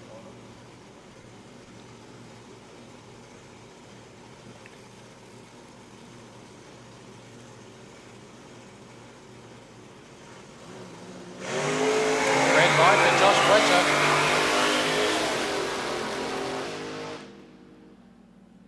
another win there for Bill Fletcher, a 786 on a 690. Josh Fletcher with a 791 on a 739.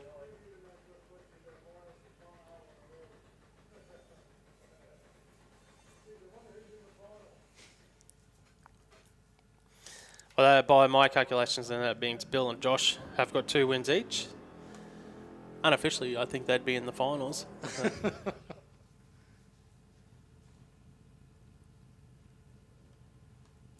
Part of me wanted to see all those storylines fold out that I was talking about. So I sort of wanted Josh to win that one, I'll be honest. Just to see that, you know, the storyline of then 3 drivers with 1 win each, and that would have been cool. So now we got Wasn't to be. We got the coronavirus on track. It's Joe Nicholson in the Corona.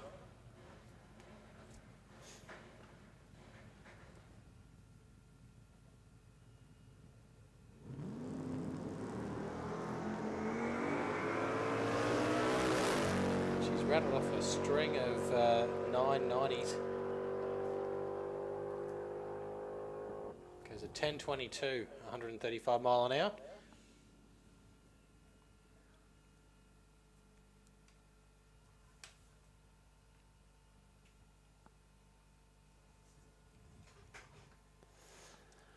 So into more testing. It looks like we might have the bike next of Pete Farnell in testing. Actually, I've just been given word for our finalists in Outlaws. It'll be Bill Fletcher and Josh Fletcher in the final of Outlaws. So I'll have to do a quick turnaround. Yeah, well, they both buttoned it off as well, so Yeah. no shoots. They should be able to turn around pretty quickly. Looks like the Blaze Craft bike. Yeah, Pete Farnell on track. Testing has run a best of a 7:29 today.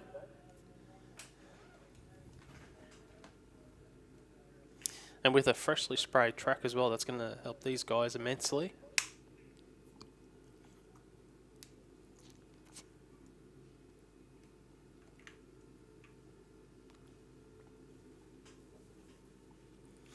My bad, I forgot to turn my microphone off then as I took a slope. So, yeah, I wonder if it'll be up we above got- that 200 mile an hour mark on this run. Yeah, I think they're just struggling with the power in the middle part of the racetrack and just keeping it the rear tyre planted.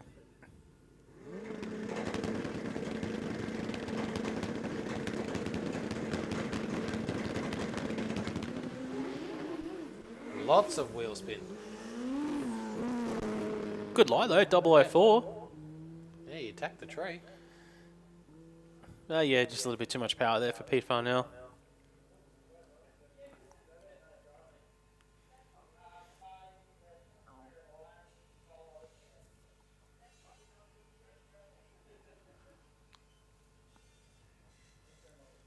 Just a bit slower than the run down the bend. Yeah, that's super impressive. If you hadn't heard yet, anyone listening in, that Damien Musker went 5.80 seconds at the bend on his top fuel motorcycle. So that's Crazy second times. rider in Australia to go into the 5-second zone, but he's officially the quickest though at 5.80 seconds. That's insane on a bike. You know what's crazy, and I always laugh when I think about the top fuel motorcycles, that you think about like a modified dragster, they've got all those safety features. You've got to have the 5-point harness, the helmet, all that, the neck brace. Then you get top fuel motorcycle, which, you know, potentially it's 2 seconds quicker than them, but no harness. And None of those And you things. want to be able to bail off if you... No roll cage. Yeah. Probably safer to bail off one of those things than... I often think about how hard my dragster hits me on the launch, and then I think top fuel motorcycles, which, you know, they're 60 foot in the low 1.0s, and you know, 0 to 100 kilometers an hour in probably less than a second, and holding on. It's an impressive feat. Yeah, and there'd only be a handful of people that'd be willing to jump on the back of one of those things. I'd give it a go, but it'd probably take me about 1,300 passes before I did a full length pass, because I'd be like just a meter at a time. So okay, there's a meter. I'll go a meter further next one. I think by the time it started up, I'd be off it. Yeah. Yeah, I like my roll cage. in my harness. And the fact the engine's behind me as well, it's not underneath me. I don't have to wear Right next to your I don't chest. need to wear a bulletproof vest like those guys. Yeah, crazy bits of gear those. And you see how big they are. Like That's the thing. You need to manhandle them. Like, you wouldn't be able to lean over far, or I wouldn't be able to lean over far enough to get any. I'm probably big enough. Unfortunately, Yeah. the pro bike riders maybe not. Those guys like to cut weight on those bikes. Yeah, no, it's super cool, especially Especially in so much Australia. respect for them as well. Yeah.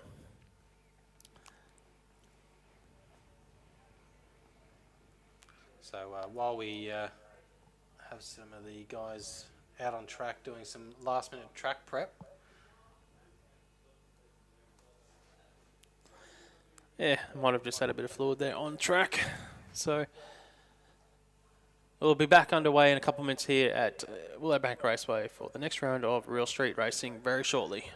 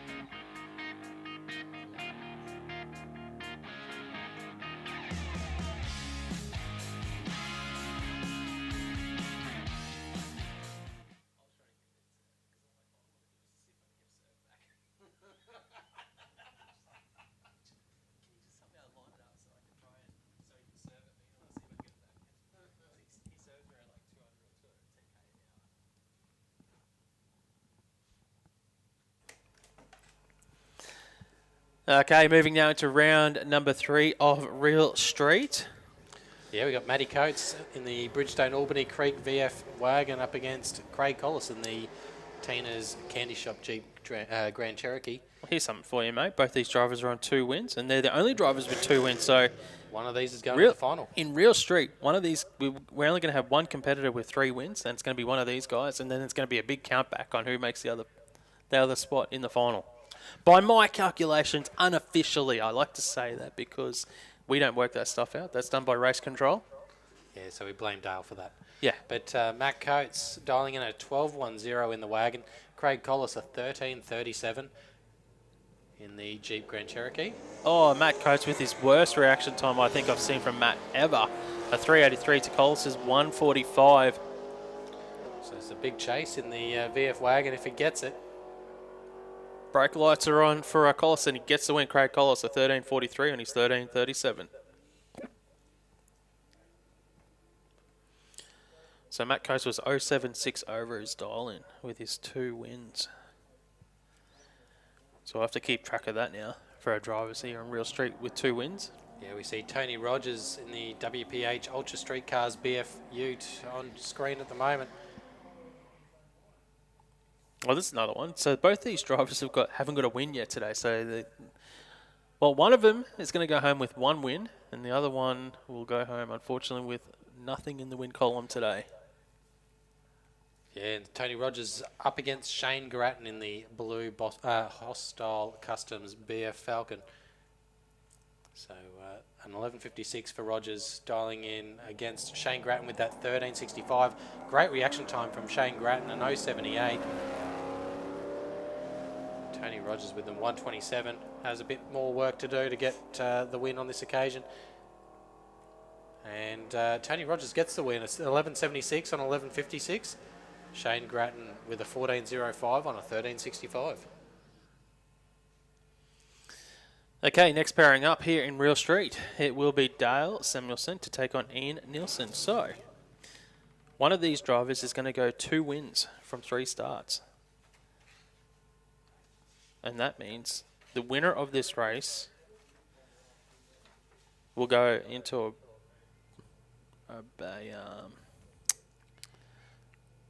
runoff with Matt Coates. So it'll be whoever has the closest to the dial in between the winner of this race and Matt Coates who gets through to the final. So, well, we know that Ian Nielsen has got the W, so he's going to go 2 from 3. Now it's all about the dial in for Ian Nielsen.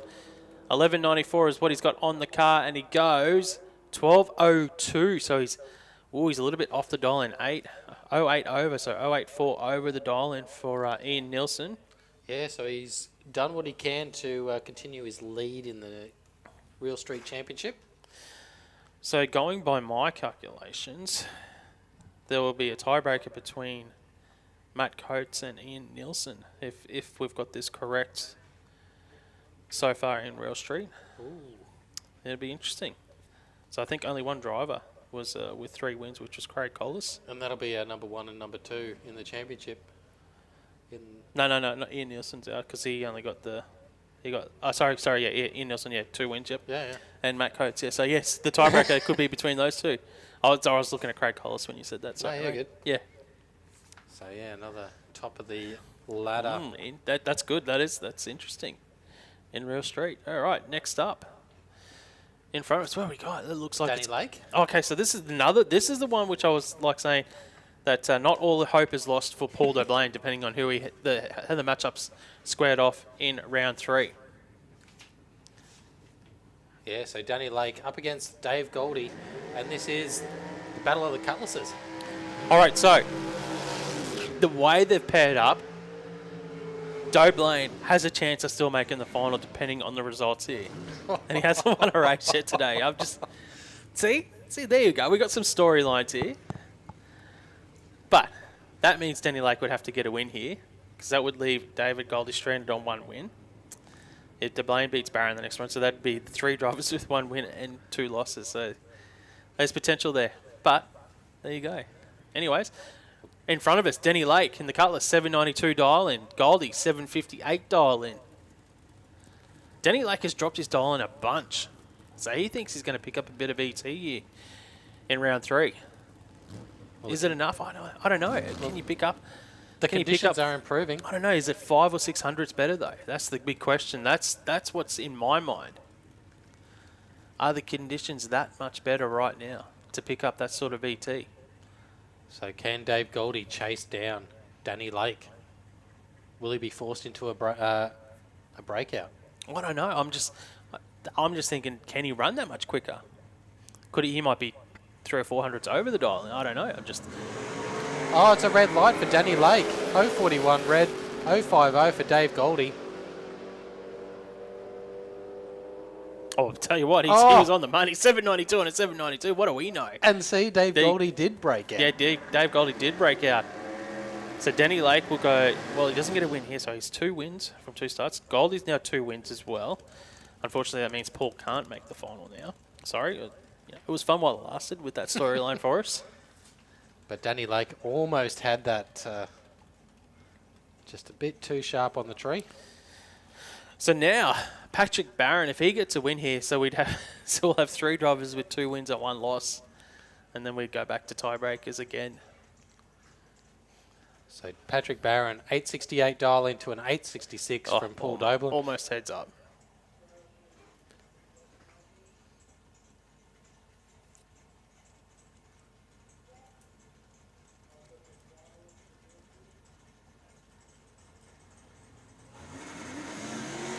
Oh 045 reaction for Doblin, 118. Something's happened there to Barron's car on the start line. And Paul Doblin gets the win, an 877 with that 866 dial-in. And unfortunately, Patrick Barron having issues on the start line. It didn't go anywhere, did it, for Patrick Barron? Well, going by the calcs, then that means there's only 2 drivers with 2 wins in Top Sportsman. We'll find out from Race Control once they give us the official results. But we do have some more finalists here officially for Real Street. Matt Coates and Craig Collis in the final of Real Street. So Matt Coates, Craig Collis in the final of Real Street. We need Super Sedan Modified and Modified Bike to lanes, please. Super Sedan Modified Bike to lanes. It's your final call. If you're not there, you don't get to race.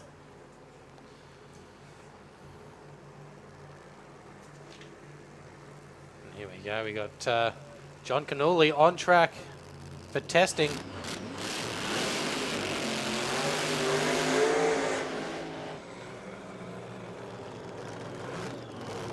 It's always good to see the pro alcohol funny cars on track.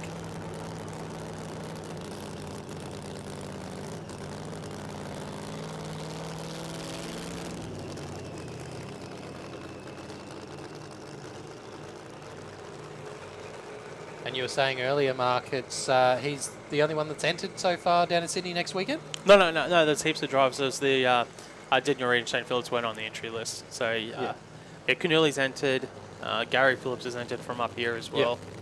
I think there was about 8 or 10. Jake Donnelly's also entered for down to Sydney as well. So we've got a few of the local pro competitors going down to Sydney for that first round of the championship. But the only one that's testing out here. Oh, the only one testing for that event next yeah. weekend is Cannulli. Yes, you are correct there.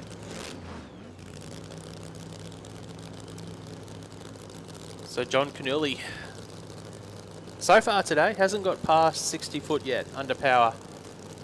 Had some issues on one of the runs early on. Then the second pass, it sounded really strong, but went up in spin just around the Christmas tree. Had a bit of shake and then into spin.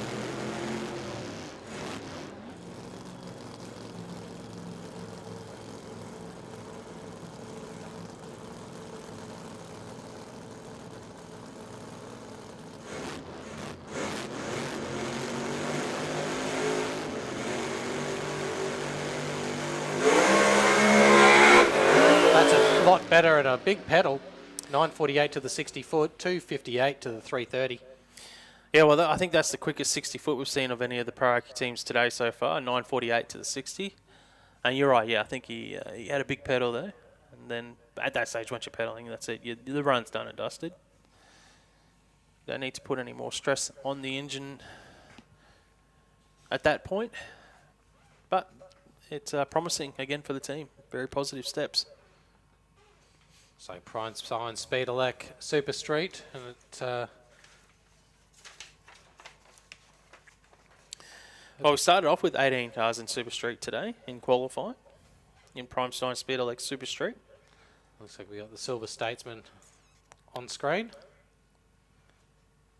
Yeah, that will be Craig Layton. Yeah, all the way from Willowbank, New South Wales in the Aussie Diff Statesman. Taking on Andrew King in the Prefect for Autobarn Hyperdome. Okay, Layton has got 1 win and 1 loss. Andrew King. He is he's looking for his first win of the day. Can it happen here in round 3 against Craig Layton? Well, it looks like Layton is moving forward. Is he on a solo pass here? It looks like Layton might have a solo run to start us off here in round 3 of Prime Stein Speed Elec Super Street. Yeah, there goes the early times, taking the slip road. So Layton with a 2:03 reaction time. So I do have some more finalists that I can announce, Chris. Look at that time, 11:79 on an 11:79. That's the second one we've seen tonight. Dead on with a 0 for Craig Layton. Great run there. So we do have our finalists for Top Sportsman. It will be Denny Lake and David Goldie in the final of Top Sportsman. So Denny Lake and Dave Goldie in the final of Top Sportsman.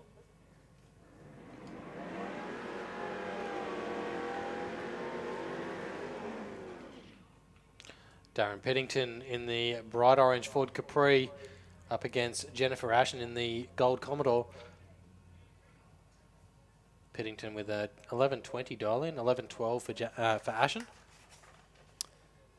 So Piddington's 1 win and 1 loss, and Ashen is also the same, 1 win, 1 loss. Yeah, currently 2nd and 3rd in the championship for points.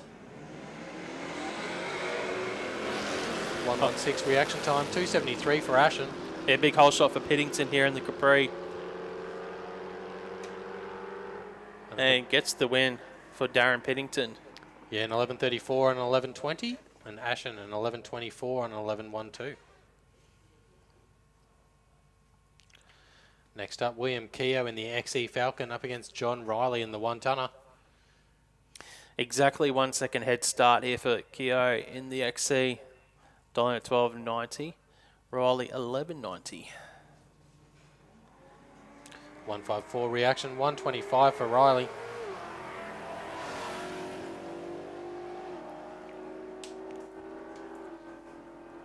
So we see the 1-tonner slightly ahead.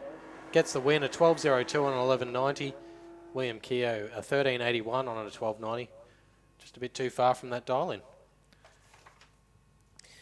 Well, Riley goes 3 from 3, so he's the first of our Prime Stein Speed Elec races to go 3 wins from 3 starts. Matt Francis up next in the Tuner Racing red Holden panel van, going up against Tanisha Marshall in the RCE Performance Holden Premier. So Francis has the opportunity here to also go 3 from 3. Oh, I tell you what, he's rocking in out of stage in the panel van. He's got the whole shot, 0.41 to an 0.94, so 500s advantage for Matt Francis in the panel van. And the panel van gets the win at 10.89 on the 10.79. Yeah, the rockin' will continue with that panel van of Matt Francis. We see Travis Greaves up next in the Tuner Racing XD Falcon up against Terry Glasby in the Ford Fairlane.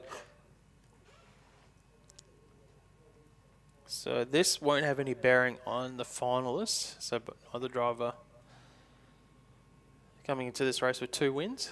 Bit of a chase here for Travis Greaves, a 10.84 to that 12.13. And great reaction time for Terry Glasby in the Fairlane, 0.69 to a 1.40. Yeah, so 700s advantage to the Fairlane. He's out in front and it's a breakout, double breakout, both sides of the racetrack. Travis Greaves with the lesser of the 2 getting the win. Sean Taskus in the 477 Garage and Tuning Ford Capri, dialing in 11.08, up against Angela Holtz in the Holden Monaro, dialing in an 11.14. Well, Taskus is already in full stage. He's got 2 wins so far today, so he could be our 3rd driver to get 3 wins if he was to get a win here against Angela Holtz. 178 reaction time for Holtz, up against the 231 from Taskus. It looks like Taskus is actually already in front of Holtz. but breaks out too quick. 11.04 and he's 11.08. Takes the loss there. Angel Hotz will get the win here in round 3. Had to try and drive around Angela Holtz on that occasion. Carl Grading up next in the Ford Fairmont, dialing in 11.28. Samantha Yilton dialing in 11.58 in the BL Race Engines Commodore.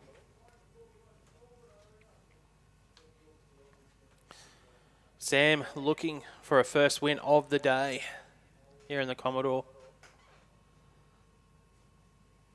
Carl Grading looking to go 3 from 3.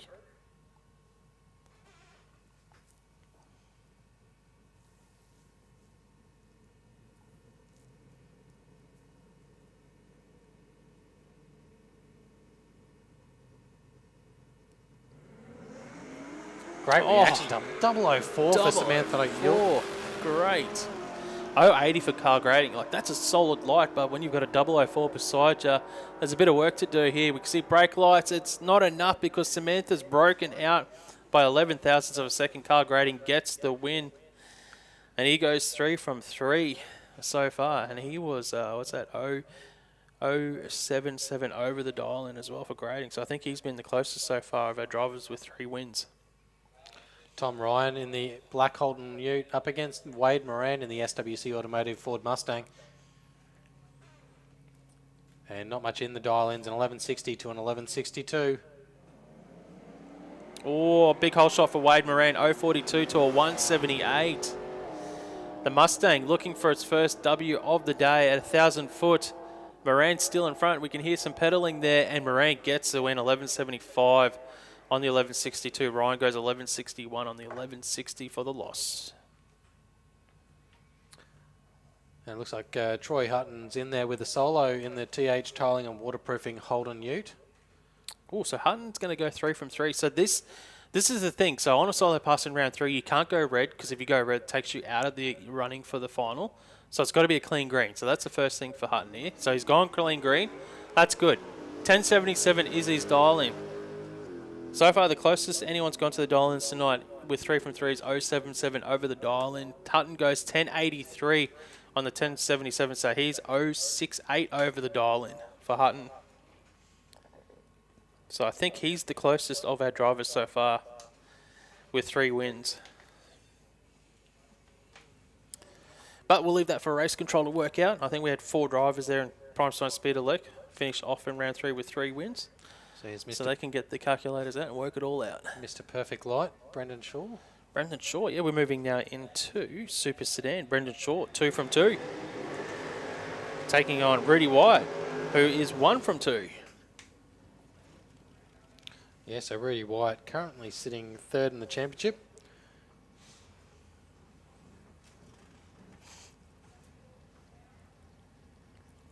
Brendan Shaw a bit further back in the...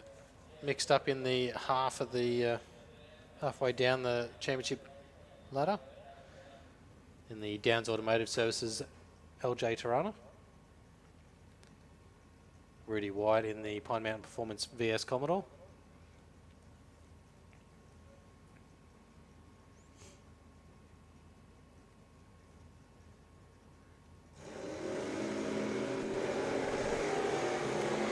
.057 light for Rudy Wyatt, 038 for Brendan Shaw. Looks like the little LJ Tirana's got the advantage. Gets the win, a 938, 142 on that 937. Rudy Wyatt breaks out with a 960 on a 962. So 014 over the dial in there for Brendan Shaw. That's good. That's going to be tough to beat. Next up, Damien Morris, the Monaro, take on Mitchell Bauer. Morris is 1 win, 1 loss. Mitchell Bauer, he is 2 from 2. And we've seen this race run over plenty of times before. It's one of those races that if they race each other 10 times, they'd split it evenly, 5 apiece. Just 2 good races. 2 very consistent race cars. Both of them with plenty of trophies in the cabinet at home.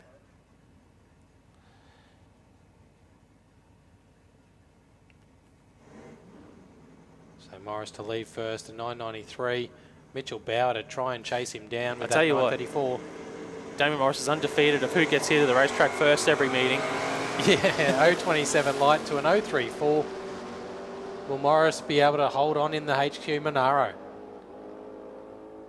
Oh, what a race. What a race. Bauer gets the win. 934 on his 934 with an 034 light. Morris goes 996 on his 993. He had the whole shot, but Bauer was closer to the dial-in, so he was 3 thou over. That's tough. That is tough. That will be tough to beat. Wayne Height in the Boss Hoses Toyota Celica up against Hamish Strachan in the Complete Property VK Commodore. Wayne Height, 2 wins from 2 starts. Hamish looking for his first win. So the Boss Hoses Toyota's real shot here to go 3 from 3. Great reaction time from Hamish Strachan at 035. Wayne Height with a 161 in the Celica. Yeah, Height's got a lot of work to do here if he wants to get the win and get those 3 from 3 starts, and doesn't have enough. Hamish Strachan gets the win, goes 992 on his 985, safe for the win. And Wayne Height was closer to the dial-in, but the reaction time is undoing with a 938 on his 935. Adam White next with a 945 dial-in in the JR Stevens VL Commodore, going up against Rob Price in the hatchback Tirana, dialing in a 954. So Rob Price, he's got a chance to go 3 from 3. Adam White, he's 1 and 1.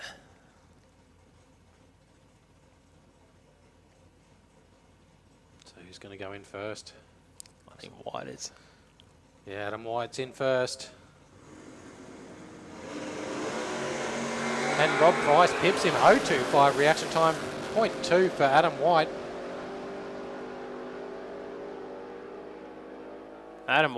Rob Price gets the win there, 959 on his 954.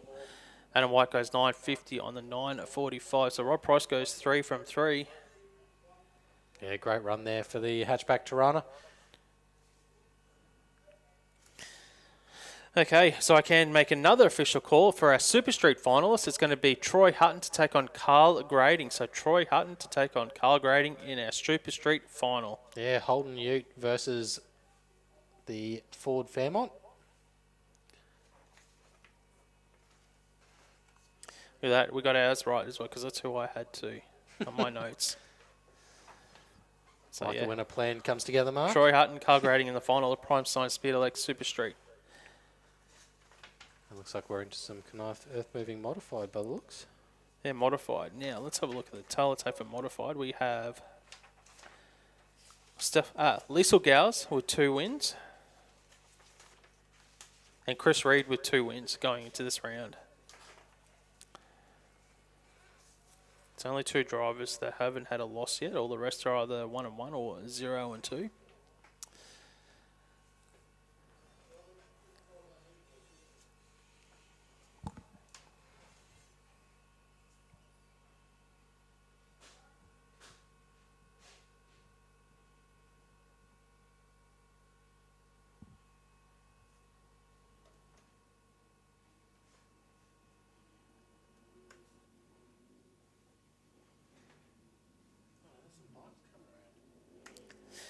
I think we might be moving into Modified Bike, actually. Yeah, they came tearing around the corner behind the Modified competitors. They tricked us, mate. I thought we were going into Modified as well. So it's Modified Bike.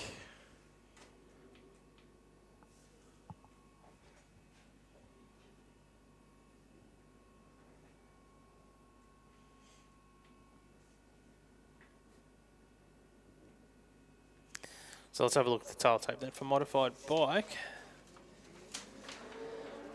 So we got a Russell Bell, Jason Clarkin, and Scott Much with 2 wins. So here you go, you got What have we Clarkin got and Much. There we go. Well, this will clean up one storyline straight away for us. Clarkin's dollar at 932. Scott Much is dollar 895. So just under 0.4 of a second head start for Jason Clarkin. Both riders with 2 wins from 2 starts. So one of these guys is going to give themselves a real good chance of being in the final when they go 3 from 3 Oh, 003 nailed the tree, Scott March. 069 for Clarkin. At 1,000 foot, Scott is in front at 1,000 foot and gets the win. Goes 9.03 on his 8.95. Clarkin goes 9.46 on the 9.32. And Scott March been killer on the tree all day. He has, yeah. So he's 0.81 over the dial in for Scott March. Mark Gordon up next on the Shoebox Books Suzuki, dialing in a 9.99, going up against Vanessa Roadman on the Pacers Paint Shop Suzuki Hayabusa.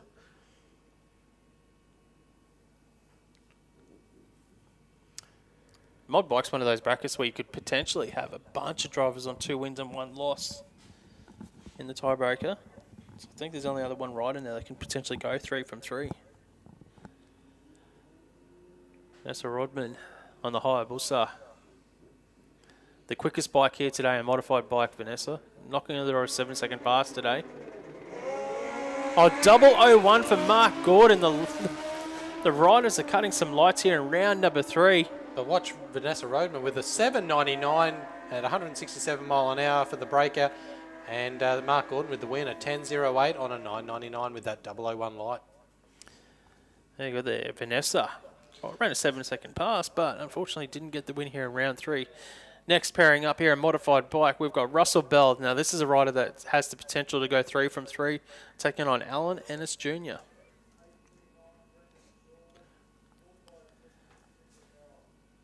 Here's another one for you, mate. Alan Ennis also played for the Bradburys, just like you. There you go, just a few years apart. One of the founding members? No, he played a couple of years before you. 0.72 light for Bell, 0.67 for Alan Ennis.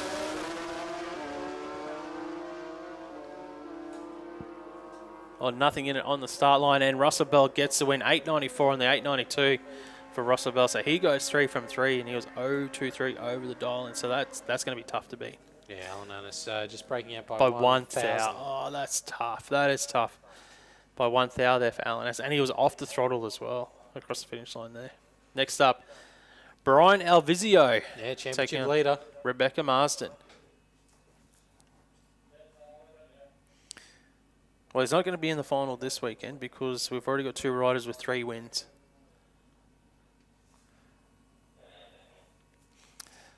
Just wondering if Rebecca has seen something there on the track. Just get the mop out there, make sure it's all cleaned up. So Brian Alvizio on the start line, just giving us wave. You should probably concentrate on the race, Brian. You're about to race, so just waving to all his fans.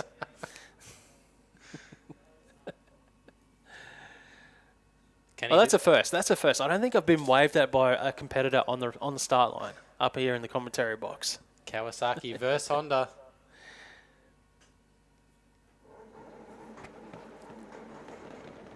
.252 reaction for Marsden, 0.69 for Alvizio.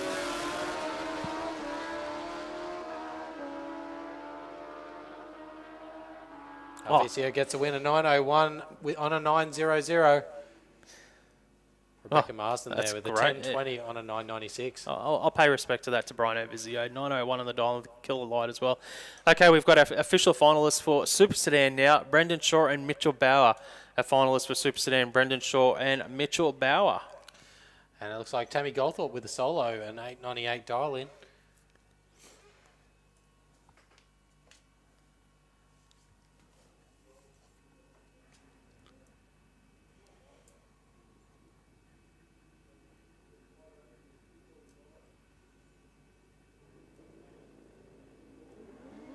.034 reaction time for Tammy Goldthorpe on the Powerhouse Dyno Tuning Suzuki. A nice quick run there, a 9.13 on an 8.98 at 152 mile an hour.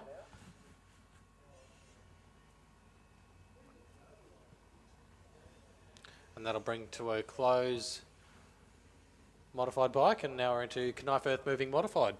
Now we're into modified now, mate. All right.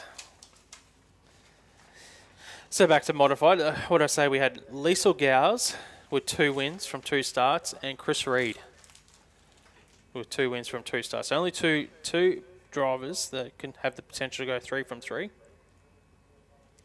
Let's see how the pairings work out for us. Yeah, so we can see Pinky's toy on the screen at the moment, just waiting to see what car is in beside him. He might have a solo pass for Andrew Pinkstone. Nope. Well, here we go.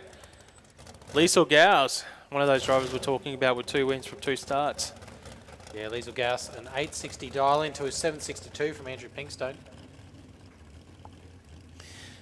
Well, if Andrew Pinkstone wants a mathematical chance of making the final, he has to win this race. That is the simple equation for Andrew Pinkstone. Win the race and then hope that you're close enough to the dial-in to make the final. Liesl Gauss, on the other hand, if she wins the race, well, she's in the final. Like, there's unofficially, I think there's only 2 drivers that can go 3 from 3, so she doesn't need to worry about a tiebreaker. Her maths is just get a win. Doesn't matter how you do it. And that should be enough to get us into the final for the SCG Racing Parts Dragster team of Liesl Gauss. In her first season, stepping out of Junior Dragster. Can she make her first final in Knijff Earthmoving Modified Eliminator?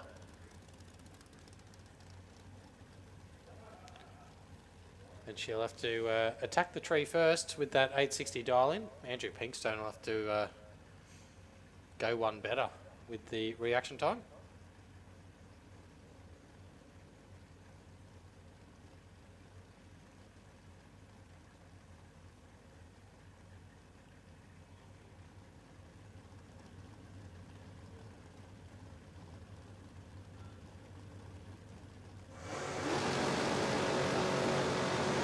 Double 003 on both sides.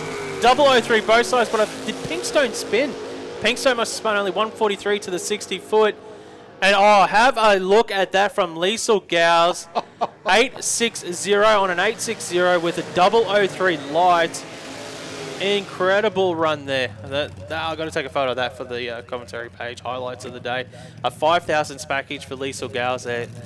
Great pass. Andrew Pinkstone was awesome. 003 entry, but then it went up and spin. When have you ever seen Andrew Pinkstone spin the tyres on that dragster? I don't think I've ever seen him spin. I just don't think he did a big enough burnout. The burnout doesn't matter, mate. Come on. Come on. These cars are that well set up. You don't even need to do a burnout. Brett Farnell up next. 829 dial in the front engine dragster, going up against Phil Bellett.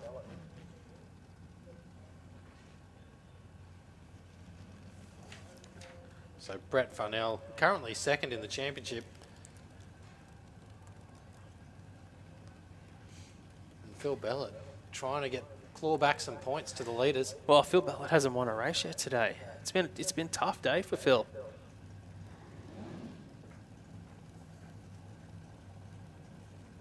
Well, Brett put in a bit of overtime this morning and missed Q1. 059 light for Farnell, 136 to Phil Bellett.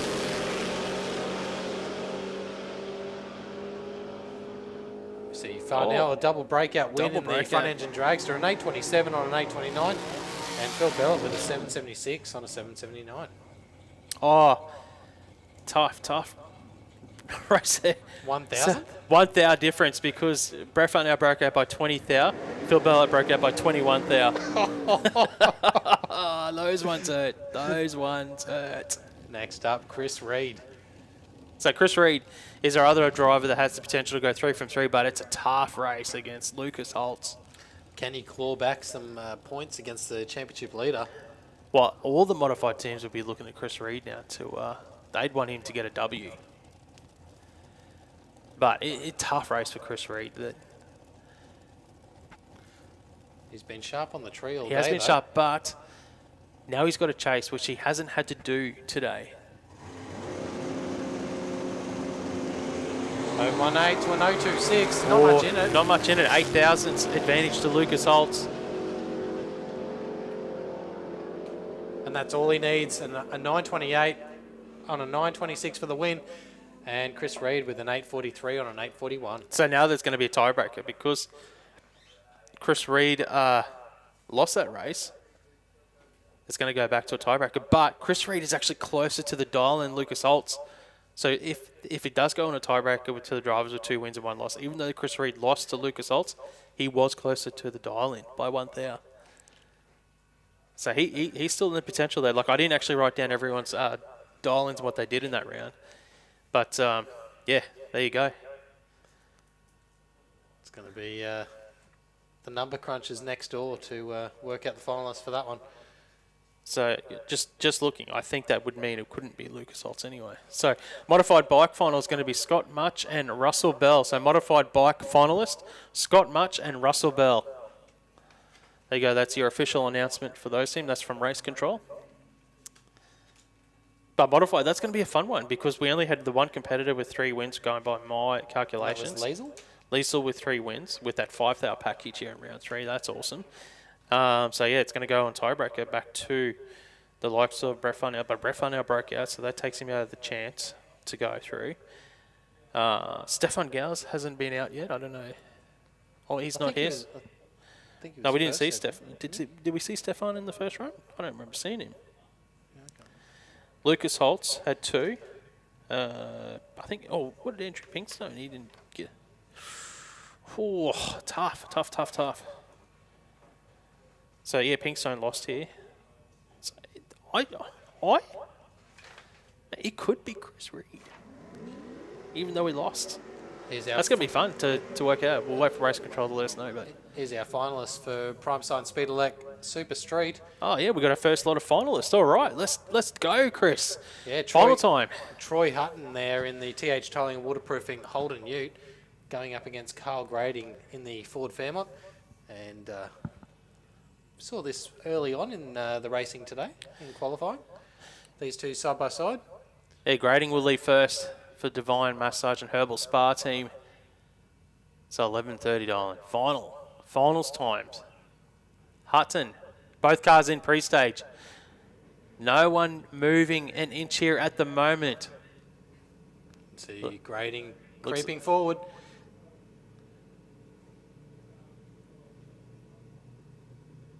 Now we see Hutton. 101 reaction for Troy Hutton. He's got the advantage over Carl Grading.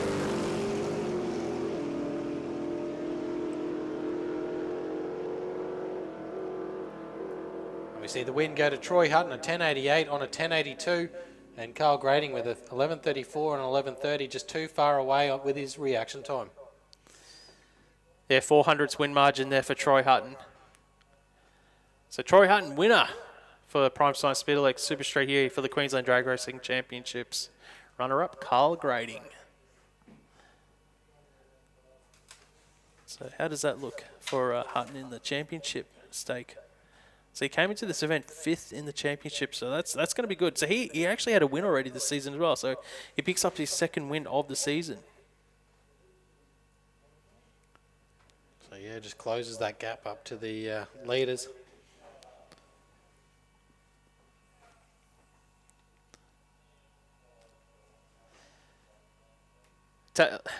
We called it, mate. So modified. Chris Reed and Liesl Gauss in the final. So even though he lost that race because he was close to the dial, and Chris Reed has gone through to the final against Liesl Gauss. So that's our official finalist for modified, Liesl Gauss and Chris Reed. If you guys want to head back to the lanes, please. So nothing like a quick turnaround. Pack your chutes, put some fuel in, get the tyre pressures right, and you're ready to go.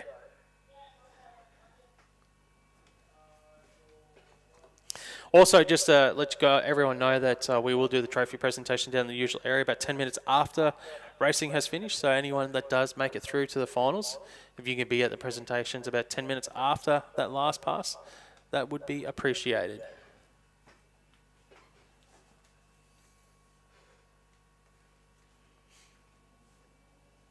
So we've got one final done and dusted. Oh, we've got juniors have been done as well. Yeah. So all finalists to the lanes, please. All finalists to the lanes, please. So all finalists. Let's call out all the finals again, eh? You want to show us that paperwork? Yeah, we want to make them official. Yeah, so we need Bill Fletcher, Josh Fletcher to the lanes, please. Matt Coates, Craig Collis to the lanes, please, for Real Street. Top Sportsman finalists, Denny Lake and Dave Goldie to the lanes, please. Super Street we've had already. Super Sedan, we need Brendan Shaw, Mitchell Bauer to the lanes, please. Modified, Liesl Gauss, Chris Reed, and modified bike, Scott Much, Russell Bell to the lanes, please. So massive finalist list.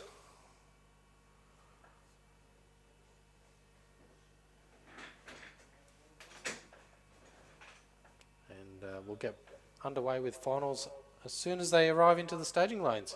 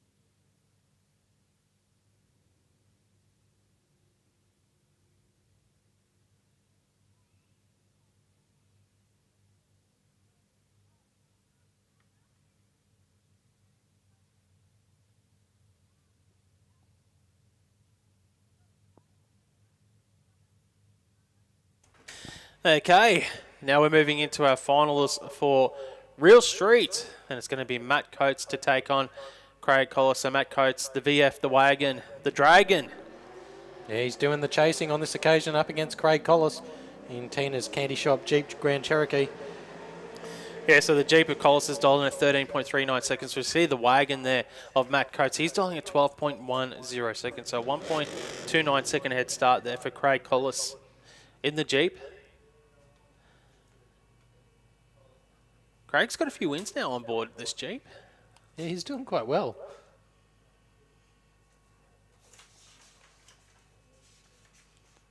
One of our newest classes to drag race in the Real Street class, and it's fairly popular. So Getting some decent numbers in each event. yeah, so Matt Coates is trying to catch up in points to Ian Nielsen in the championship. So 036 reaction time helping him out on this occasion. Yeah, Collis has gone 129, so Coates with almost a 10th advantage in the Wagon. He's on a 12.10 for Matt Coates. We can see the brake lights here for Matt Coates. He gets the win, a 12.13 on the 12.10, 104 miles an hour. Collis goes a 13.53 on the 13.39, a little bit off the dial in there for Collis as well. So Matt Coates is your winner here in Real Street at the Queensland Drag Racing Championships. Yeah, definitely tightens that championship right up in Real Street.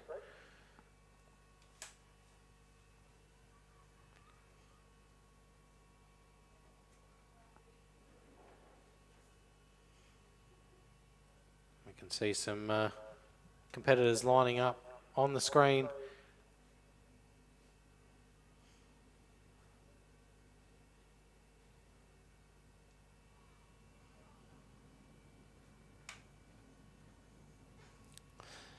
So we can see that it looks like it might be the Outlaws bracket. Yeah, it'd be the Fletchers. Yeah, QDRC Outlaws. So it's going to be Josh Fletcher to take on Bill Fletcher. So Bill is currently 2 from 2 this season in finals against Josh. Yeah, and we saw it last round as well, where they were swapping trophies afterwards, or Josh trying to steal Bill's. So we're just waiting for the fire up signal here for our finalist in Outlaws.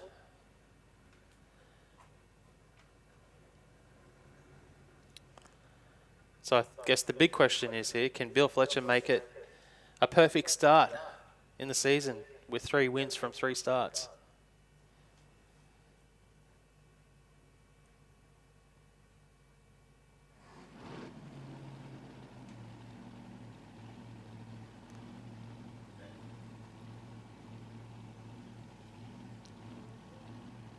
So it's usually Bill that goes first with the longer of the burnouts.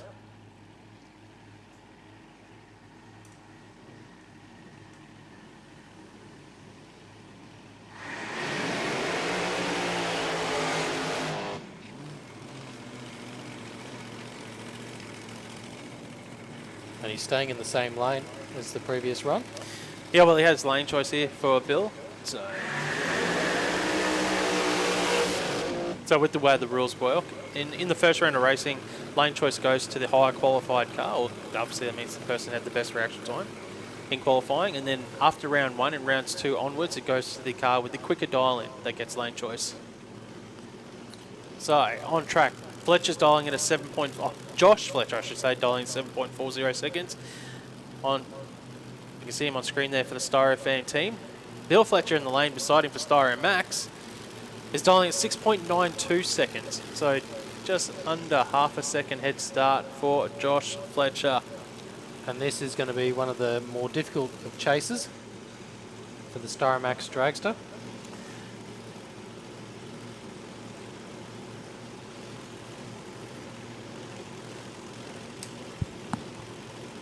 Bill Fletcher, Josh Fletcher.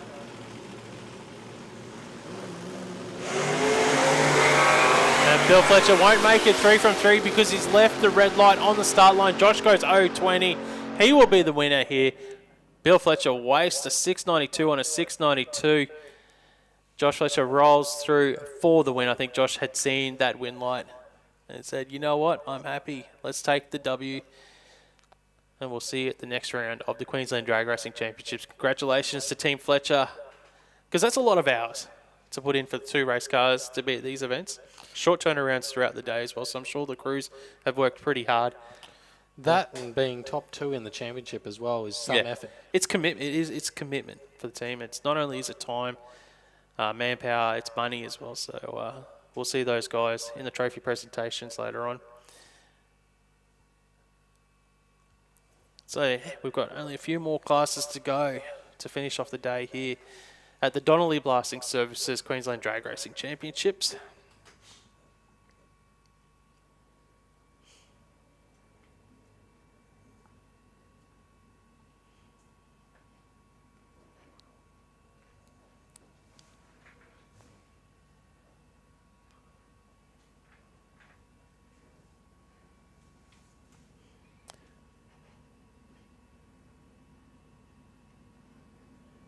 Looks like Bauer is moving forward.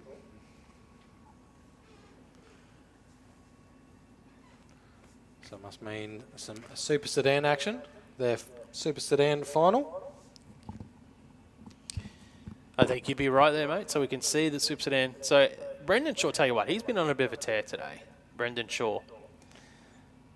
Number 1 qualifier with the trip zip through to the final, 3 from 3 to take on Mitchell Bauer, who is, let's have a look, Mitchell Bauer, 2nd in the championship coming to this event.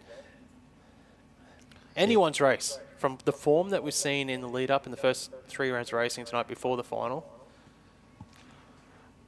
you might give the slight edge to Brendan Shaw at the moment on paper from what we've seen today. Yeah, and after today's round of racing, it's going to be very tight at the top of the table. It almost like that that number 1 qualifying spot has just sort of boosted Brendan Shaw, you know. It just seems to be getting better and better each pass.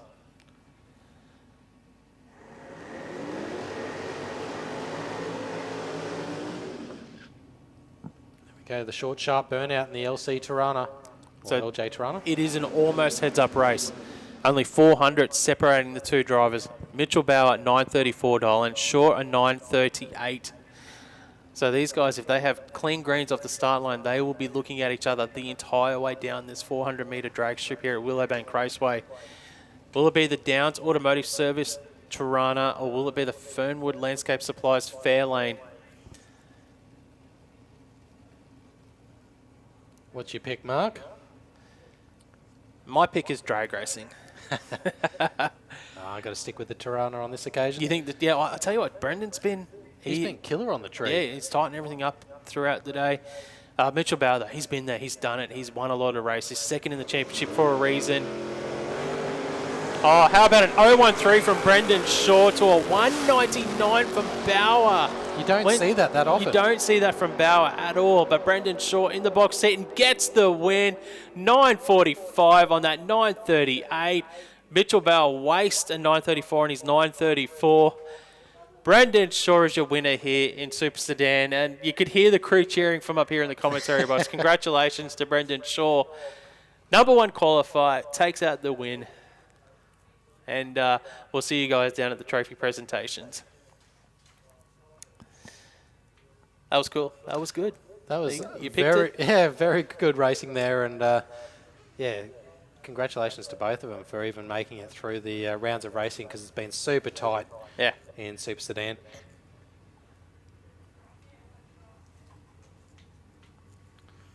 So it looks like Danny Lake on screen in the Oldsmobile Cutlass. So we're going to move into Horsepower Solutions Top Sportsman finals time. Danny Lake up against Dave Goldie. Taking on Dave Goldie.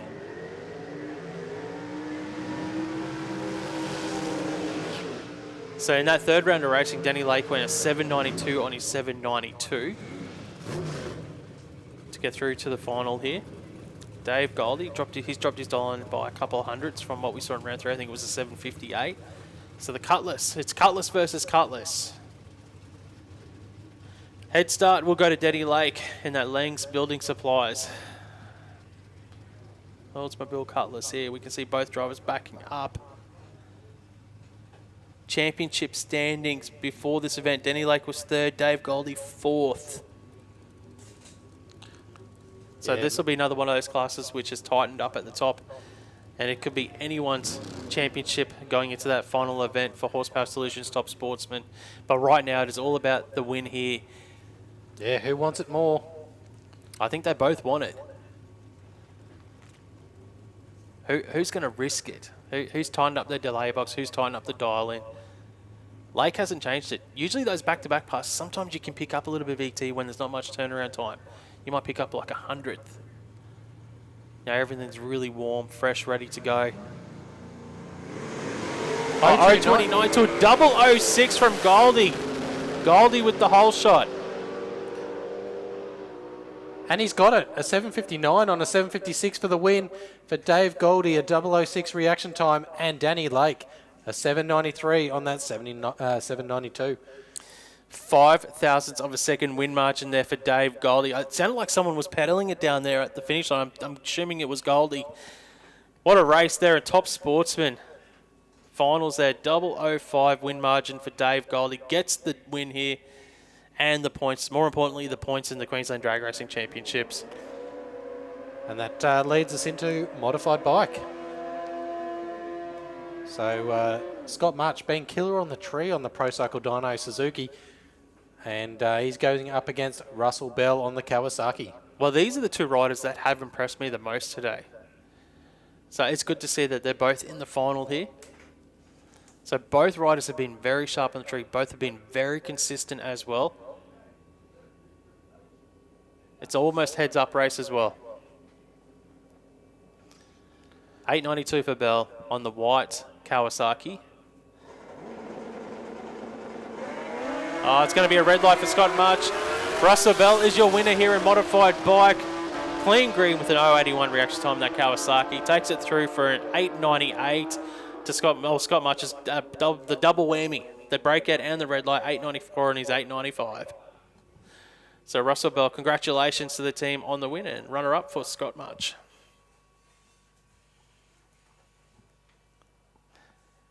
And I think that means we've only got one final left, which will be Knijff Earthmoving Modified. Yeah, so you can see Chris Reed down there in the lanes.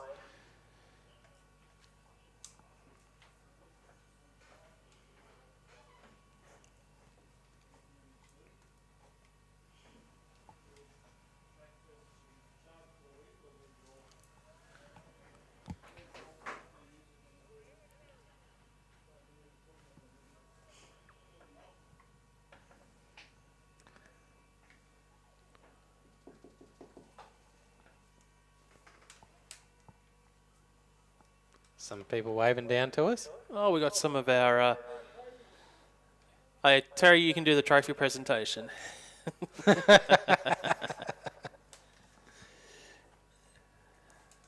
always good to see some people down here.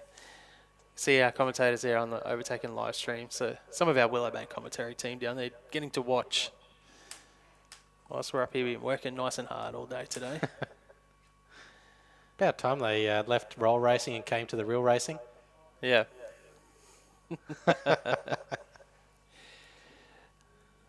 Okay, so we've got one more final pairing here. Knijff Earthmoving Modified Eliminator. It will be Chris Reed to take on Liesl Gals. We can see the cars are there, but they only just ran, so I'm sure they're just getting themselves ready, prepared, strap back into the cars. So any of our racers that have got a win and runner-up tonight trophy. So we'll do the trophy presentations about 10 minutes after this final pass. So I know a lot of you want to get down there and pack your trailers up, but you know what? You made the final, so make sure you're there at the trophy presentations. Otherwise, Mark will take it home, put it on his wall. I've got no room, mate. Too many of them. Oh, more than Rob Harrington anyway. Yeah, definitely. Definitely.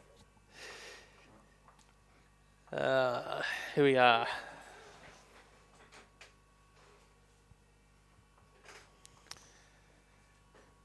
So last pairing. It's been a long day, hasn't it, Chris? Oh, it sure has. We've had a bit of excitement middle way through the day. Yeah, it was unfortunate for David Olsen there to take the wall and just a little incident down in the braking area there. So but it's all good word from everyone. So everyone's okay. So that's always good news. And And cars can be rebuilt, Cars and people can be patched together. patched together. So, yeah, it's one of those days, mate. But one more set of finalists, and that's Chris Reed and Liesl Gauss. Yep. A lot of cars over there. Must be all finishing up. So, just waiting on them to pull out of the lanes. Here we go. We can see some of the tow cars pulling out now. So we're not too far from getting underway here at the Donnelly Blasting Services Queensland Drag Racing Championships. Yeah, Liesl Gauss moving forward out of the staging lanes and towards the burnout area.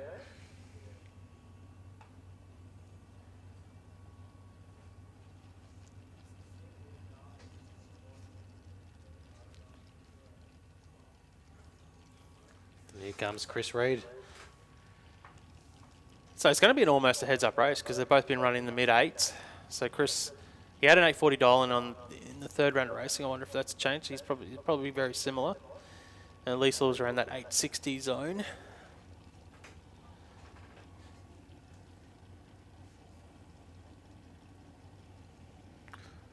Yeah, so an 842 for Chris Reed.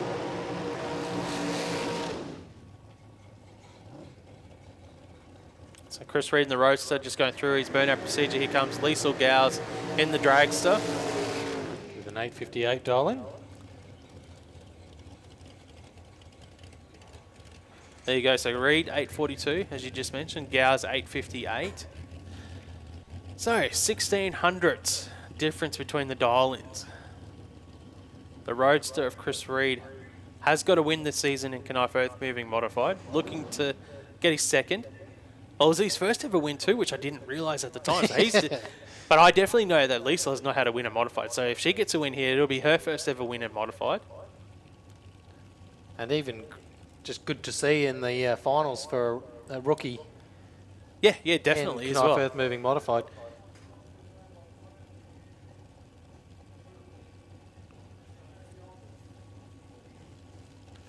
So, Knijff Earthmoving Modified final right here. Chris Reed pre-stage already. He's been there for a little bit. He's moving in.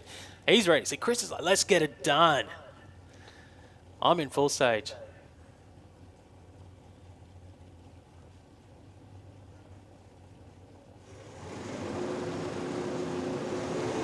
Double 08 reaction for Liesl Gauss. 145 for Chris Reed. Left him sleeping on the start line. Liesl Gauss gets the win. An 863 on an 858 with that double 08 reaction time. Chris Reed an 844 on an 842. Yeah, Liesl Gauss, it looks like she rolled off the throttle there, getting the win. That double 8, great reaction time. Chris Reed, well, I think that was his slide of the day for Chris Reed. He was closer to the dial, but the reaction time is undoing there. Liesl Gauss getting her first ever win here in Knijff Earthmoving Modified Eliminator. And that brings a close to today's event here at the Queensland Drag Racing Championships. We have had a mobile phone handed in. It's gone over to the office here at Willowbank Raceway. So if you are missing a mobile phone, it's over in the office. And that's it for the Queensland Drag Racing Championships. Thank you to all the people that stayed here to the end of the night. Big thank you to all of our volunteers and officials here at Willowbank Raceway. Big thank you to all of our racers. We will have our trophy presentation in about 10 minutes for all of our winners and runners-up. And stay safe, everyone, on your trip home. And we'll see you all again in December for the final round of the Queensland Drag Racing Championships, where we will crown our champion. Some of these championships are going to go down to the wire. Check out willowbankraceway.com.au for all of our upcoming events. And we'll see you next time. Good night.